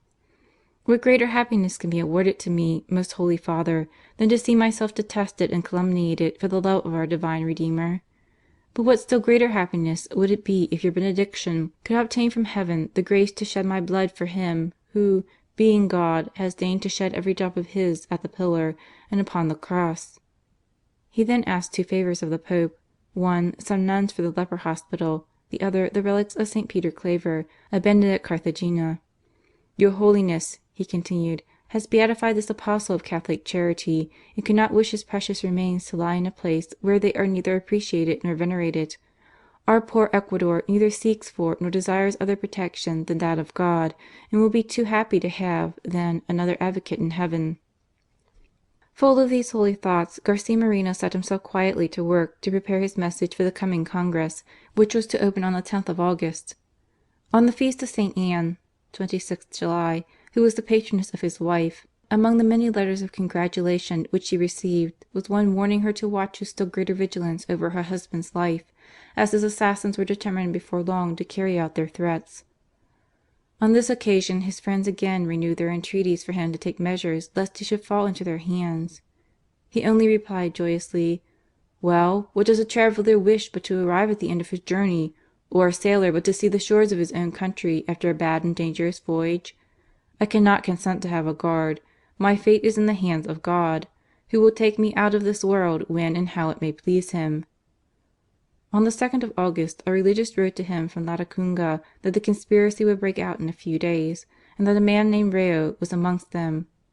"Rayo!" exclaimed Garcia Moreno. "It must be an infamous calumny. I saw him in Holy Communion only a few days ago. A Christian cannot be an assassin." In fact, this man had so dissembled his villainy that the President mistrusted him so little that, wishing to take a ride with his boy on the 10th of August, he had ordered a new saddle for the little Gabriel from this very Rayo. On the 4th of August he wrote a last letter to his friend Juan Aguirre, who, ever since his college days, had been his intimate friend. A few months before, on the eve of starting for Europe, Juan had come to wish him good-bye. After a long and intimate talk, Garcia Moreno accompanied his friend to the door, and embracing him warmly, exclaimed: "I feel we shall never see each other again. It is our last good-bye." Then turning aside not to show the tears which rushed into his eyes, he repeated: "Adieu, we shall never meet again on earth." On the 4th of August he reminded his friend of this presentiment, and added: "I am about to be assassinated, but I am happy to die for my faith. We shall meet one another in Heaven." On the 5th of August, wishing to finish his message to Congress, He told his aide-de-camp not to admit anyone. Towards evening a priest arrived and implored to see the President. The officer refused, but the priest insisted, saying that the communication he had to make could not be put off till the next day. Being admitted, he said: "You have been warned that your death was decreed by the Freemasons, but you have not been told when. I have just heard that the assassins are going to try and carry out their plot at once, perhaps tomorrow. For God's sake, take your measures accordingly." "I have already received similar warnings," replied Garcia Moreno calmly, "and after having calmly reflected, I have come to the conclusion that the only measure I can take is to prepare myself to appear before God." And he then went on with his work as if a message of no importance had been given to him. It was remarked, nevertheless, that he passed the greater part of the night in prayer. The next day was the 6th of August, the feast of the Transfiguration. At 6 o'clock in the morning he went as usual to the Dominican church to hear Mass. It was the first Friday of the month, the day specially dedicated to the Sacred Heart.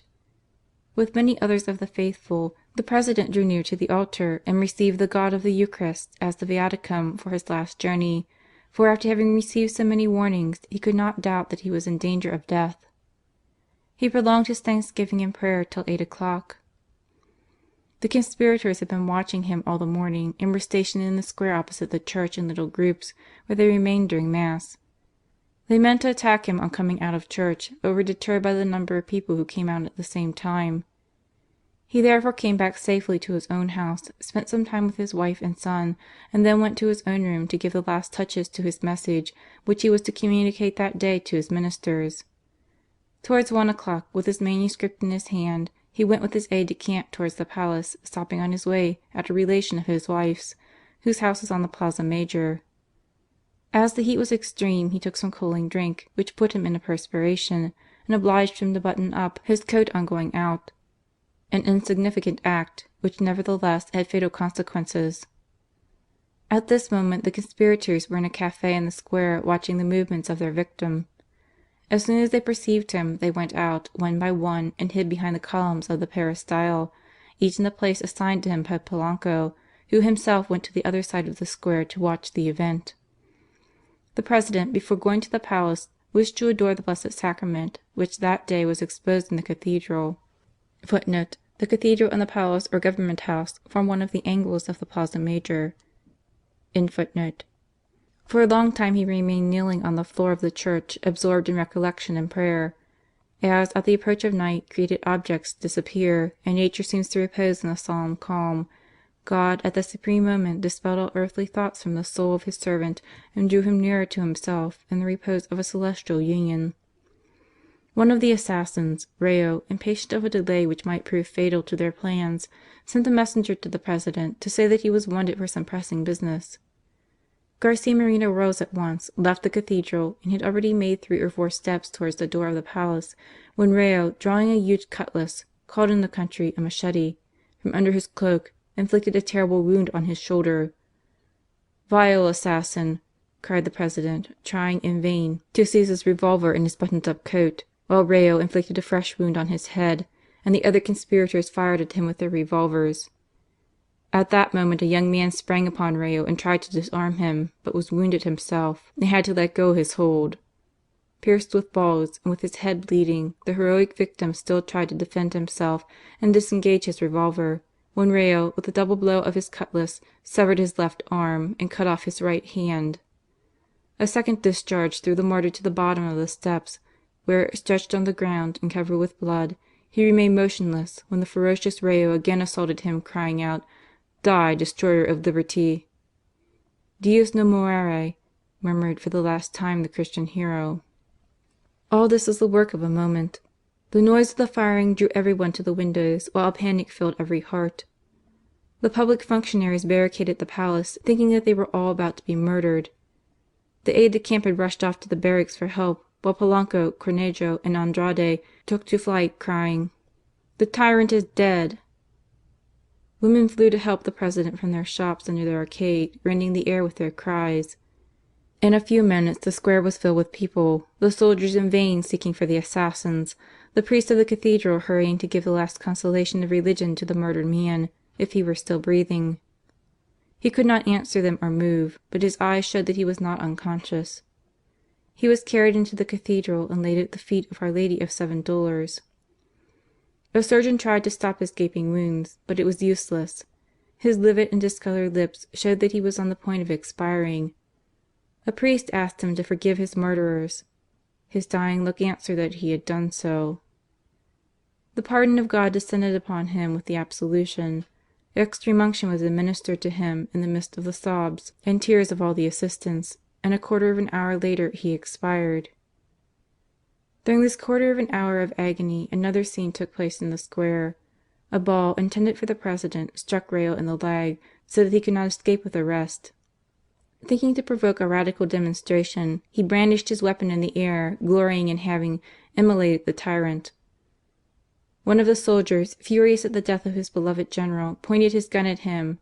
"You have no right to kill me," screamed Rayo. "And you, what right had you to assassinate my master?" replied the soldier, and shot him dead on the spot. His body, seized by the furious people, was dragged with every indignity, by a cord round his neck, through the streets of the city, and finally thrown into a public cesspool, only to be buried afterwards in a spot reserved for parricides and excommunicated persons. Large cheques on the Bank of Peru, found in the pockets of the assassin, prove that the Venerable Order of Freemasons, like the Great Council of the Jews, does not spare its gold to the Judas it employs. In the evening of that fateful day, the Dean of the Faculty of Medicine, Guayrod, made an official report on the body of the President.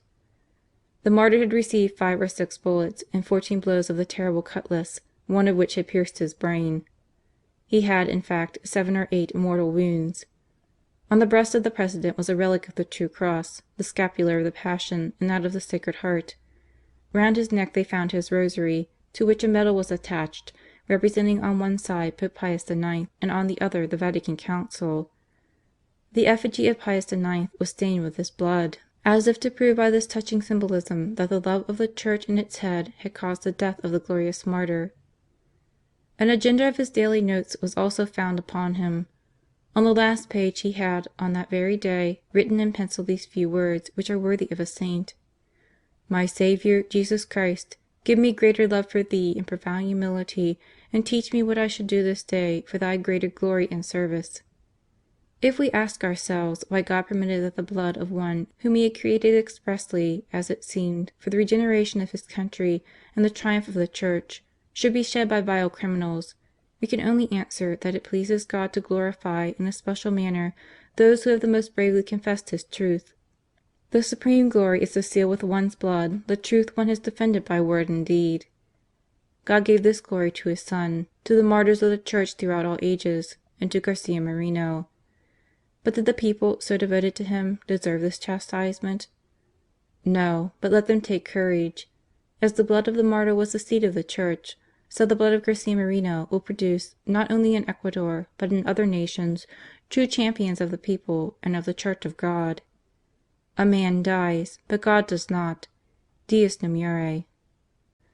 The morning, 1875. No sooner had the death of Garcia Moreno become known than the whole town went into mourning. The streets were hung with black, the bells tolled from all the churches, the cannons sounded hour by hour, and the grief of the people was so universal that one might have imagined that each family had lost its dearest member. Instead of breaking out in a revolution, as the Radicals hoped, the whole capital was filled with sorrow and consternation. The official journals justly interpreted the public feeling when they wrote: "Under the weight of this terrible and unexpected sorrow, all life seems to have stopped short. Men's lips are dumb and their hearts fail them. By destroying our chief, a band of villains flattered themselves that they would at the same time annihilate our religion and our country. But the spirit of Garcia Moreno abides with us, and the martyr in heaven will plead for his sorrowing people." In fact, there was not a semblance of disorder. The assassins fled in different directions, not to be themselves torn to pieces by public vengeance. The Vice President, Don Xavier Leon, was declared the head of the executive, and placed the Republic in a state of siege. By a circular addressed to the governors of the provinces, he ordered them to use every means to track the murderers. Appealing to the army, he said: "Officers and soldiers, men whose hands are still red with the blood of your beloved General in Chief, may strive to enlist you under another banner than that of religion and your country. But you will not forget his teaching, you will be faithful to his laws. Brave soldiers, Turn your eyes towards heaven. See on the head of him for whom you are weeping the glorious crown of a martyr, and swear to defend the institutions for which he gave his life." From Cuenca, Guayaquil, and all the other provinces came protestations of devotion to the country and of the deepest sorrow, while the whole diplomatic corps associated itself with the grief of the nation. The 9th of August was the day fixed for the public funeral in the metropolitan church. On the catafalque were engraved these words as a summary of his life: "To the regenerator of his country and the invincible defender of the Catholic faith." During the 3 days which elapsed between his death and the funeral, the body was exposed, seated in an armchair, dressed in his presidential uniform, and surrounded by his guards. One would have thought he was only asleep. His assassins had hacked his body to pieces, but respected his face, of which the manly and expressive features remained intact. During 3 days the sobbing people crowded without intermission round the bier, not only from Quito but from all the neighbourhood. An interminable procession of men, women, and children went to pray by the body, and left it crying bitterly and exclaiming: "We have lost our father. He has shed his blood for us." On the day of the funeral a magnificent catafalque was erected in the cathedral, on which lay the body of the President in his general's uniform, the head still uncovered. Then came the Archbishop and his clergy, the members of the Government, and all the civil and military authorities. Only the President's chair of state remained vacant, and at the sight of that the people burst out in tears and groans. The emotion was redoubled when Don Vincent Cuestra (Footnote: Dean of the Cathedral of Riobamba and Senator) applied the words of Holy Writ to this new Judas Maccabeus. The people of Israel bewailed him with great lamentations, and said: "How is the mighty man fallen that saved the people of Israel?" 1 Maccabees 9:20-21. After dwelling on the terrible event, he exclaimed: "O God of nations, how is it Thou hast permitted the sentinel of Thy house, this defender of Thy Church, the glory and pride of His people, thus to fall by the hands of the impious, bathed in his own blood? O my God, prostrate before Thine infinite majesty, we can but adore Thine inscrutable designs. Thou hast given him to us, and Thou hast taken him away. Blessed be the name of the Lord. We will strive to drive from our hearts all feelings of vengeance, and will not even ask his assassins. Cains, what have you done with the blood of this just man?" Sobs stifled the voice of the orator as he described not only his public acts, but his personal and private virtues, his faith, piety, charity, and zeal, and his late noble protest against the invasion of the Pontifical States, which had attracted the attention of the whole world to their nation, and added: "The soldier of God has died as a martyr to his zeal and his faith." Then apostrophizing the body, he exclaimed: "Garcia Moreno, your eyes do not see our tears, your ears cannot hear the lamentations of your people. Your noble heart no longer beats in your breast, but your soul understands us. Ah, from that happy region to which your heroic virtue has brought you, look down in pity on your children. Do not abandon your country to anarchy and ruin. Ask of God to raise up a man worthy to succeed you, one who will carry on your great work, and will know how to say with you, Adveniat regnum tuum."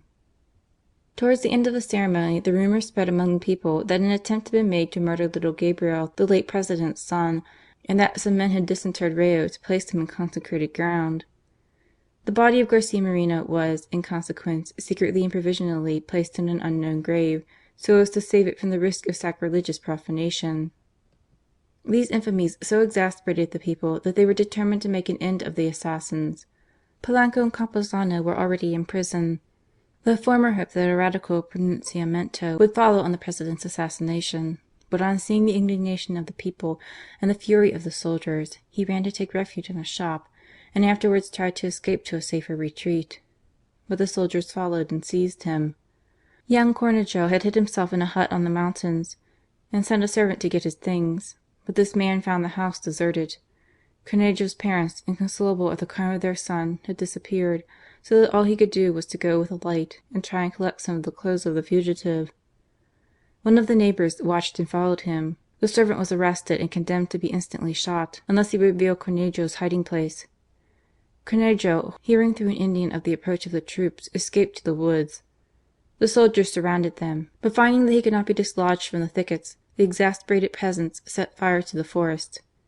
Seeing the flames coming near him, Cornejo got into the hollow of a tree and had nearly baffled pursuit when he lifted up his head to get some air, was seen by a soldier and nearly torn to pieces by the people. Tried by a council of war, Cornejo made a complete confession, which proved that Polanco had been the soul of the whole tragedy. Condemned to death, he expressed true contrition and wrote a letter to his mother, saying: "I am glad to die to expiate my crime, and to have had the happiness before my death of being reconciled to God. If I had escaped, I should have been lost for ever." Just before, Campuzano had paid his debt to justice. After his condemnation he was offered life if he would reveal the names of his accomplices. "It is useless," exclaimed the poor wretch. "My companions would never forgive me. I had rather be shot than stabbed." Polanco, strangely enough, was only condemned to 10 years' imprisonment. But God was less patient than the court. He escaped 2 years later during a revolution, and pouring out blasphemies against the Sacred Heart, told the soldier to fire on the banner, when a ball hit him dead on the spot. Andrade and Moncayo managed to gain the frontier and remained in exile till the temporary triumph of Veintimilla in 1877. But although, to the great scandal of the people, the Radical Government allowed them to return, they were obliged to fly from the menaces and contempt of their countrymen, who would have nothing to say to Garcia Moreno's murderers. A few days after the funeral, the Chambers met. Vice President Leon informed the senators and deputies of the measures taken to preserve public order, and added: "It is at the election of a new President that men of honour must meet.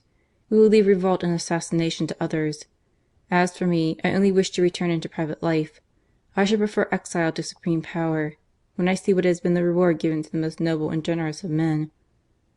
As the Minister, the friend and companion of the late President, I have now but one wish, and that is, to weep, in the midst of my family, for the purest, best, and most virtuous man I have ever known." The Minister of the Interior then presented to Congress the message which Garcia Moreno had in his hand at the moment of his assassination. It is impossible to express the emotion caused in the House by the sight of this MS., all stained with his blood, in which the father of his people had expressed his supreme wishes, and the reading of which was listened to in a kind of religious silence. "A few years ago," wrote Garcia Moreno, "Ecuador repeated sadly the complaint of Bolivar when he addressed his last message to the Congress of 1830. I blush to own it. We have conquered our independence, it is true, but at the cost of every other good. Since the time that, placing all our hope in God, we have left the current of impiety and apostasy which seems to carry away the world in these days of blindness, and that we have reorganized ourselves, in 1869, as a really Catholic country, all has gone on improving from day to day for the welfare and prosperity of our beloved country." Then he gave a summary of all that had been done in the different branches of the administration, and wound up with the touching words: "In a few days the mandate confided in me in 1869 will have expired. The Republic has enjoyed 6 years of peace, and during that time has marched on steadily in the path of progress under the visible protection of Divine Providence. The results obtained would have been greater if I had possessed all the qualities required for good government, or if, to do good, it were enough ardently to desire it. If I have committed faults, I ask your pardon for them 1,000 times, and beg my countrymen to believe that my will has never ceased to try and follow out what seemed to me best for the nation. If, on the contrary, you think I have succeeded in anything, attribute the merit first to God and to the Immaculate Dispenser of the treasures of His mercy, and next to yourselves, to the people, to the army, and to all those who in the different branches of the Government have helped me with so much intelligence and fidelity to carry out my difficult duties. The Congress is worthy of such a message. It answered by a manifesto in honour of Garcia the Great, great not only in the eyes of the people of Ecuador, but of America and of the whole world, and determined to perpetuate his memory by raising a monument to commemorate the benefits he had conferred on his country. In the session of the 16th of September, they issued a decree in which, after enumerating the many great works he had successfully undertaken and carried out in the religious, moral, material, and intellectual order, it adds: "Ecuador, by the mouth of its representatives, accords to the memory of the most excellent Don Gabriel Garcia Moreno the homage of her eternal gratitude, and to glorify him according to his deserts, discerns to him the name of the regenerator of his country and the martyr of Catholic civilization.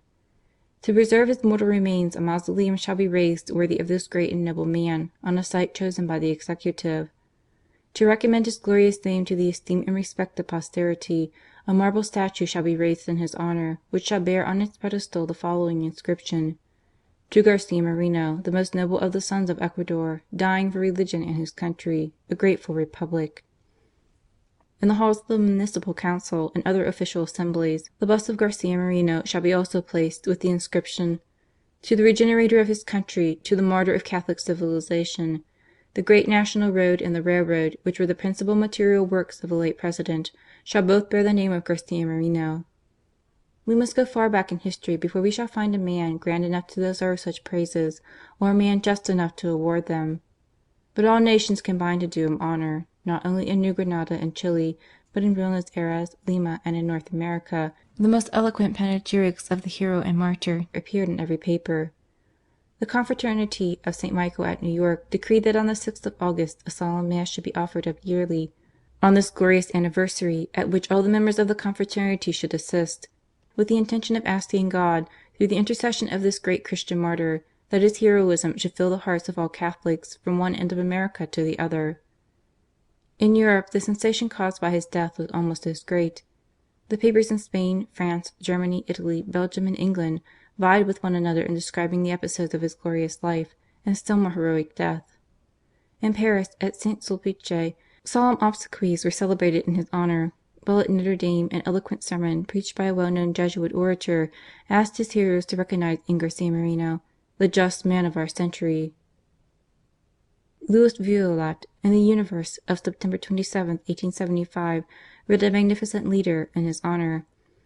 And above all, Pius IX publicly honoured this son, who was indeed and in truth so worthy of him. In an address to the pilgrims of Laval on the 20th of September, after speaking of the iniquities committed by the sects, not only in Europe but in America, that great Pontiff continued with tears in his voice: "In the midst of all this, the Republic of Ecuador was miraculously distinguished by the spirit of justice and the unshakable faith of its President, who showed himself ever the submissive son of the Church, full of devotion for the Holy See, and of zeal to maintain religion and piety throughout his nation.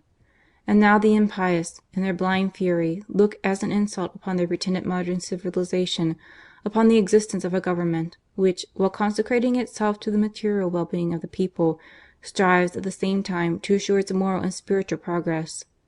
Then, in the councils of darkness organized by the sects, these villains decreed the murder of the illustrious President. He fell under the steel of an assassin, as a victim to his faith and Christian charity. Pius IX also, the death of Garcia Moreno is the death of a martyr."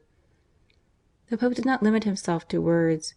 A few days later he had a magnificent funeral service celebrated for the soul of Garcia Moreno, as Pontiffs do when God has taken away one of the most eminent children of the Church, and when certain Italian Catholics determined to erect a statue in his honour, Pius IX largely contributed to it and placed it in the American College. On the four sides of this monument is the following inscription: Religionis integrimus custos, auctor studorium optimorum, obsequentissimus in Christi sedem, justitiae cultor, scelerum vindix. The marble likewise tells the story of his martyrdom and the profound mourning of the Catholic world. Gabriel Garcia Moreno, summus republicae quitensis, in America praeses impia manu per proditionem interemptus nonis aug. A.D. 1875. Cujus virtutum et gloriose mortis casum admiratione et laudibus diri casus et societam boni omnes prosecuti sunt Pius IX. Max pecuniat sua et plurim collationi egregri de ecclesia et republica merito. Pius IX. and Garcia Moreno, both crusaders against the Revolution, one martyred by it, the other imprisoned, the prisoner praising the martyr before the world and God, who never dies, crowning both. This is indeed a glorious remembrance on which to dwell. Ecuador after Garcia Moreno. Our readers will probably ask themselves with some anxiety what became of the Christian Republic after the crime of the 6th of August. Did the Revolution succeed in its odious and bloody reaction, or were the people faithful to their great and heroic chief? A glance at the history of the Republic during the last 10 or 12 years will show the political wisdom and foresight, as well as the posthumous influence of the martyred hero. The President Borrero, 1875-1876. The day after the assassination, the Vice President Leon consented to remain in power until the election of a fresh President. Ecuador, in consequence, remained calm and quiet for 3 months, but then came the fresh elections, and the Liberal Borrero was chosen, whose first act was to inveigh against the Constitution which he had sworn to defend. The Radicals, enchanted at his proposed reforms, began to agitate the whole country in his favour. An old officer unveiled the plot of the revolutionists who wished to substitute Pedro Carbo for Borrero and bring back Urbina as General-in-Chief of the army. "I pity Borrero," exclaimed the veteran. "If he yields to the Radical cry, he will lose himself and the country with him. His only chance is to adopt the motto of Garcia Moreno: liberty for all and for everything except for evil and wrongdoers." Borrero tried to temporize between the two parties, but allowed the most shameful abuse of religion in the papers, and dismissed such of the ministers as were unfavourable to his new plans of reform. To his great disgust, however, the people remained faithful to their late chief, and on the anniversary of his death, in 1876, made a magnificent demonstration in his honour.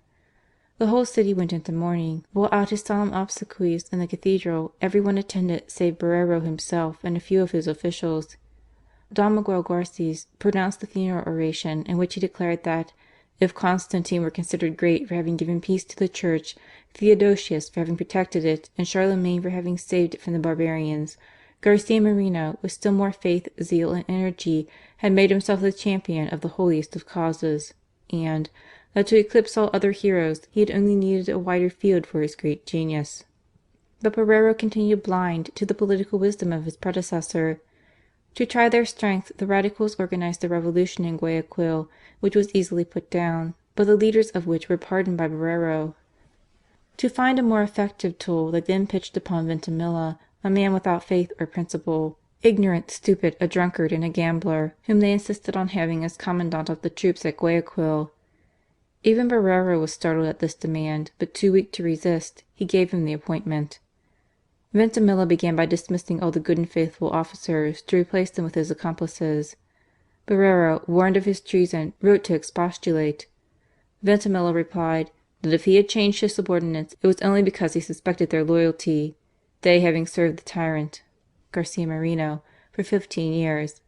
That if the President disapproved of this act of prudence, he, Veintimilla, could only resign, as a soldier, like a woman, has only his honour, which if doubted is lost for ever. Borrero was foolish enough to believe in him. Veintimilla next asked for some troops to be sent to him from Quito, pretending to fear an insurrection on the approaching feast of the Independence. In spite of the entreaties of his friends, Borrero fell into the trap and sent him the men and arms required. All means of defence being thus taken away from the capital, Veintimilla threw aside the mask. On the 8th of September the Radicals issued a proclamation declaring that Borrero was a traitor to all liberal principles, and by his absurd policy was perpetuating institutions incompatible with a democratic government, so that they refused any longer to obey him, and proclaimed the great citizen Ignacio Veintimilla President of the Republic. Borrero was thunderstruck at this treachery, and instantly made an appeal to arms. The Conservatives joined him to repress the revolt, but unhappily Borrero always mistrusted them and refused to employ the only capable generals. The troops remained inactive at Guaranda for a month, during which time Veintimilla's preparations were completed, and he marched on Guaranda at the head of an army, while Urbina attacked Riobamba with a smaller corps.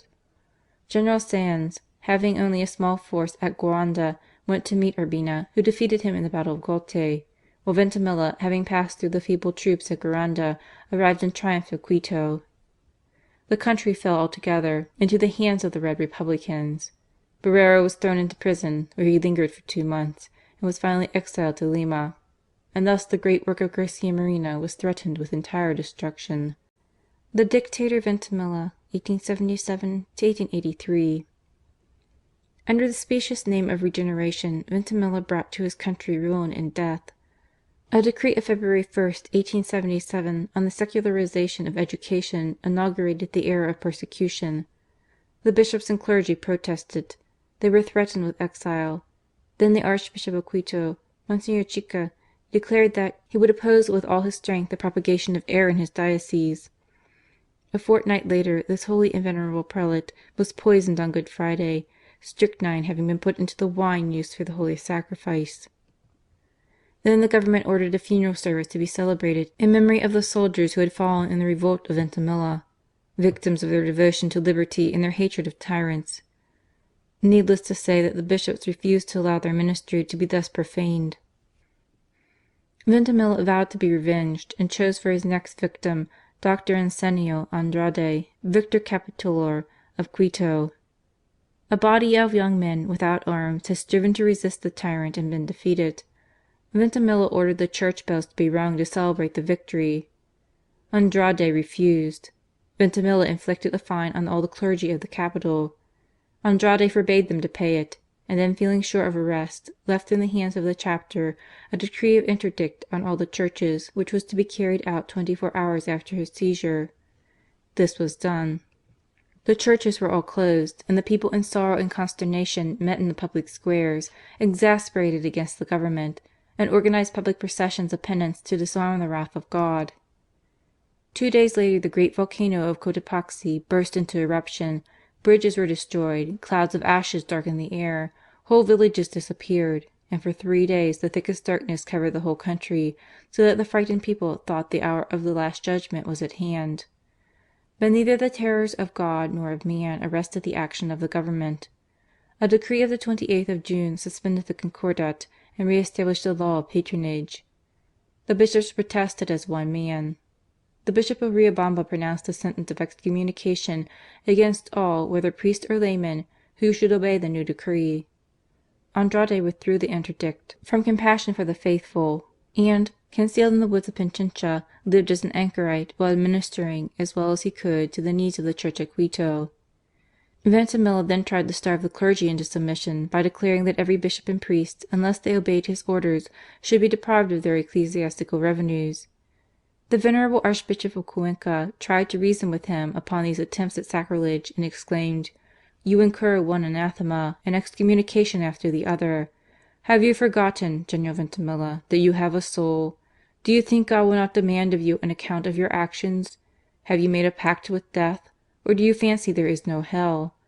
As bishop and as citizen, I protest against this and all your other attempts against the Church of God." Veintimilla remained deaf to all remonstrances, but the people trembled with indignation. Even the Liberals remembered with sorrow the prophetic words of Garcia Moreno: "I do not want you, but you will want me. When I shall be no longer at hand to protect you, you will become the prey of the revolutionists." The patriots of Quito grouped themselves round General Yepes and fought in the streets of the capital till their last cartridge was exhausted. This exasperated the Radical party, who accused the bishops of having favoured the rising. The Bishop of Loja was obliged to escape across the frontier. The Bishop of Guayaquil was poisoned. The Bishop of Riobamba was only saved from his assassins by hiding in the mountains. All the notabilities of the Conservative party, magistrates, generals, or officials, were either imprisoned or sent into exile.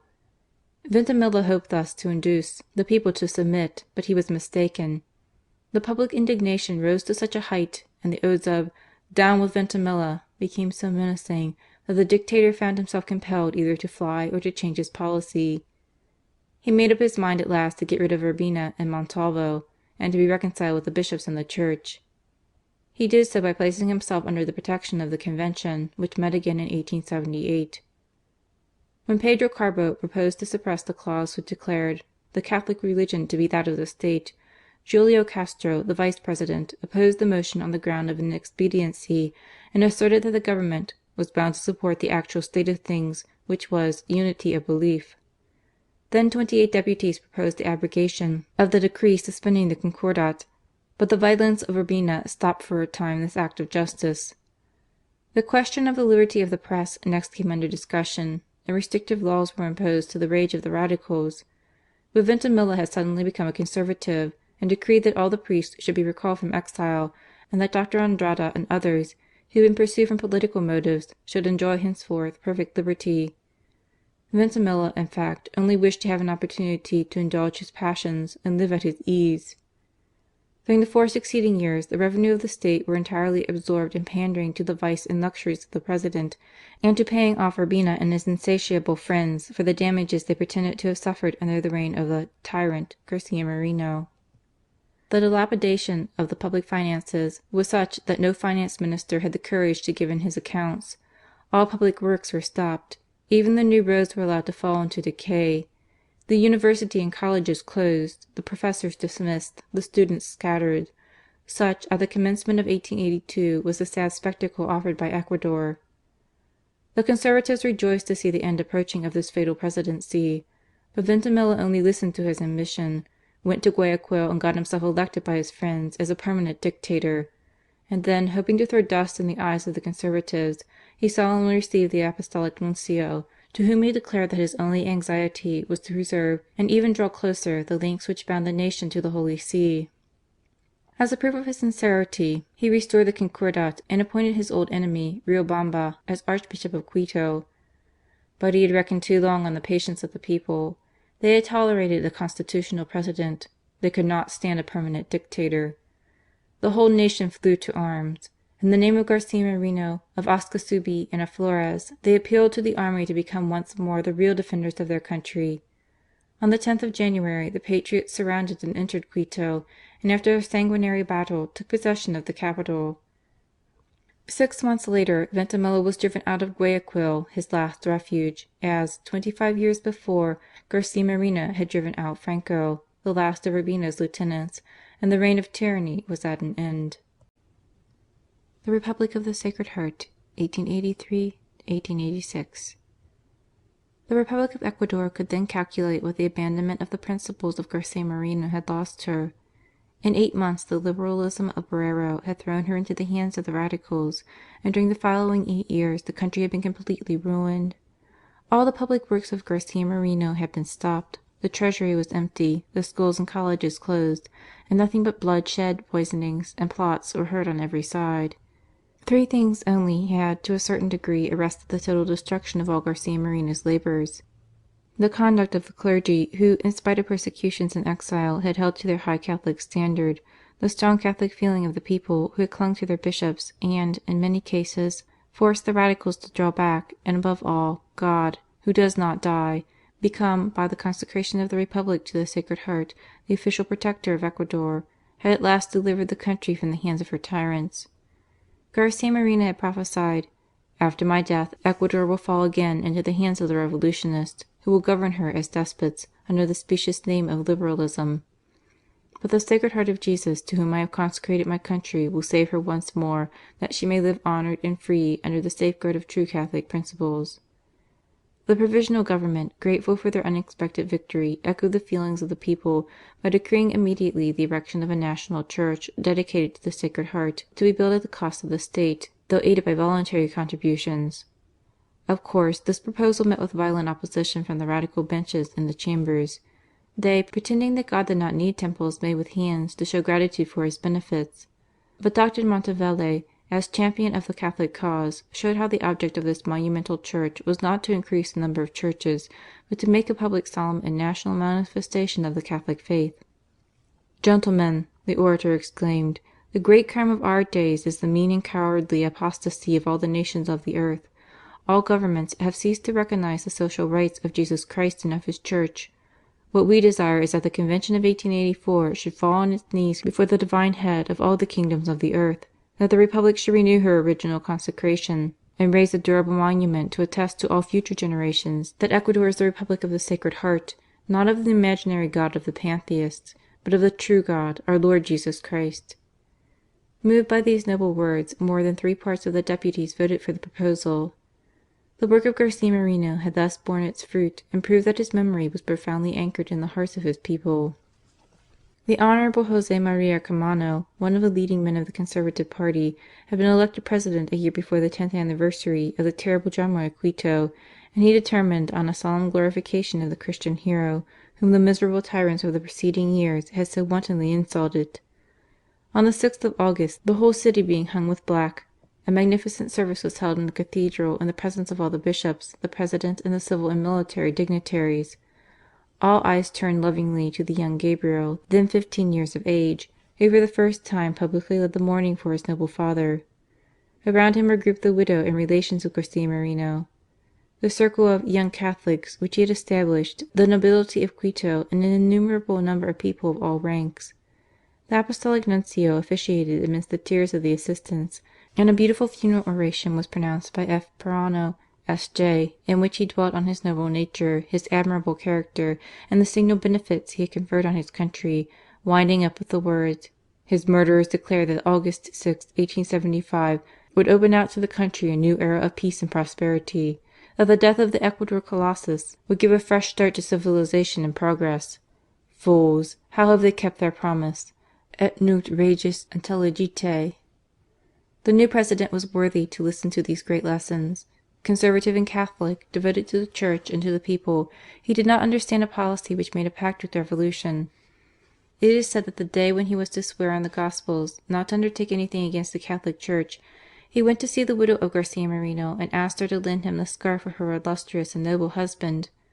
"I hold," he said, "to people looking upon me as the humble successor of his glorious and loyal policy." "I will not lend it, but give it to you," replied the noble-minded lady. "No one is more worthy to wear it than yourself."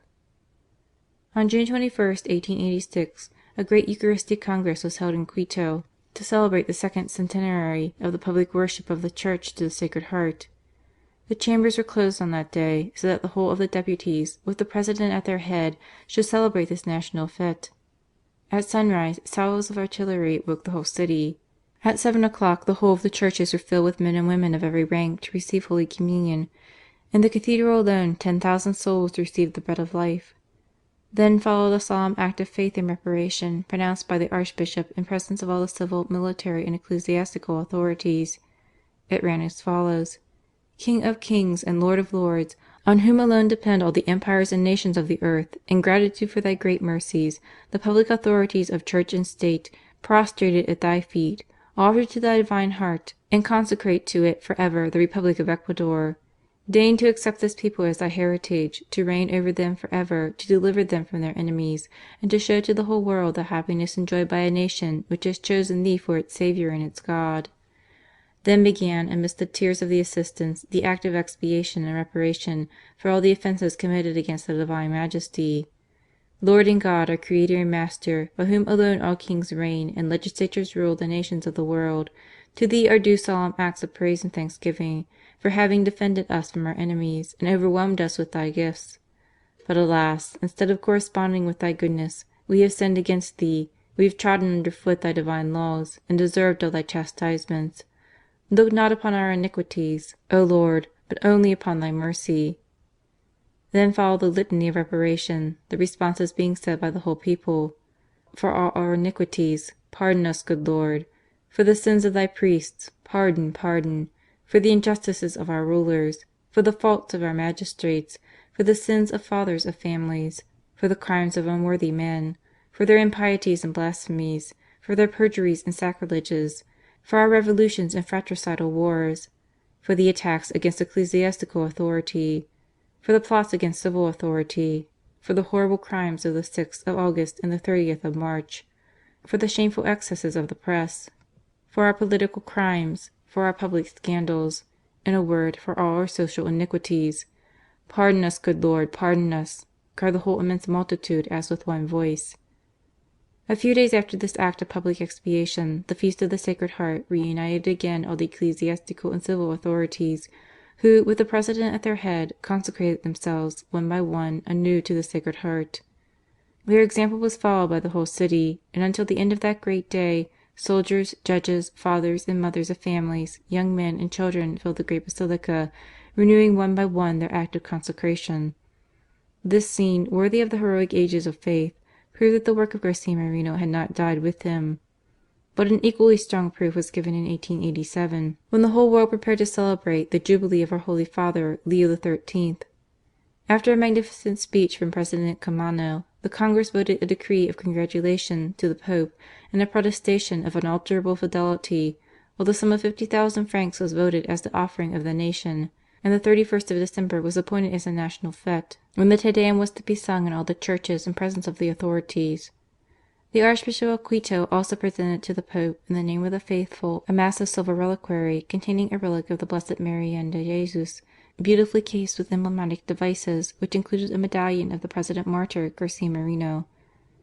The offering was accompanied by a touching letter from President Caamano, which rivaled the Christian utterances of our martyred hero. Among other gifts was a magnificent portrait of Garcia Moreno, holding in his hand his celebrated protest against the invasion of the Pontifical States. But on the day of the audience at the Vatican, the envoy extraordinary from Ecuador, M. Antonio Flores, son of the illustrious Flores, remitted another gift to the Pope, in a precious casket of crystal de roche, ornamented with precious stones, a gift which was more striking and significant than any which had preceded it, and of which M. Flores gave the following explanation. Most Holy Father, I am extremely touched at the honour granted to me by your Holiness of being allowed in person to present my homages and those of my countrymen, in addition to the humble offering which I have submitted to His Eminence, the Cardinal Secretary of State. In this crystal casket I have taken it upon myself to place the autograph message which our beloved and regretted President Garcia Moreno bore in his hands on the day of his cruel immolation, and which is all stained with his heroic blood.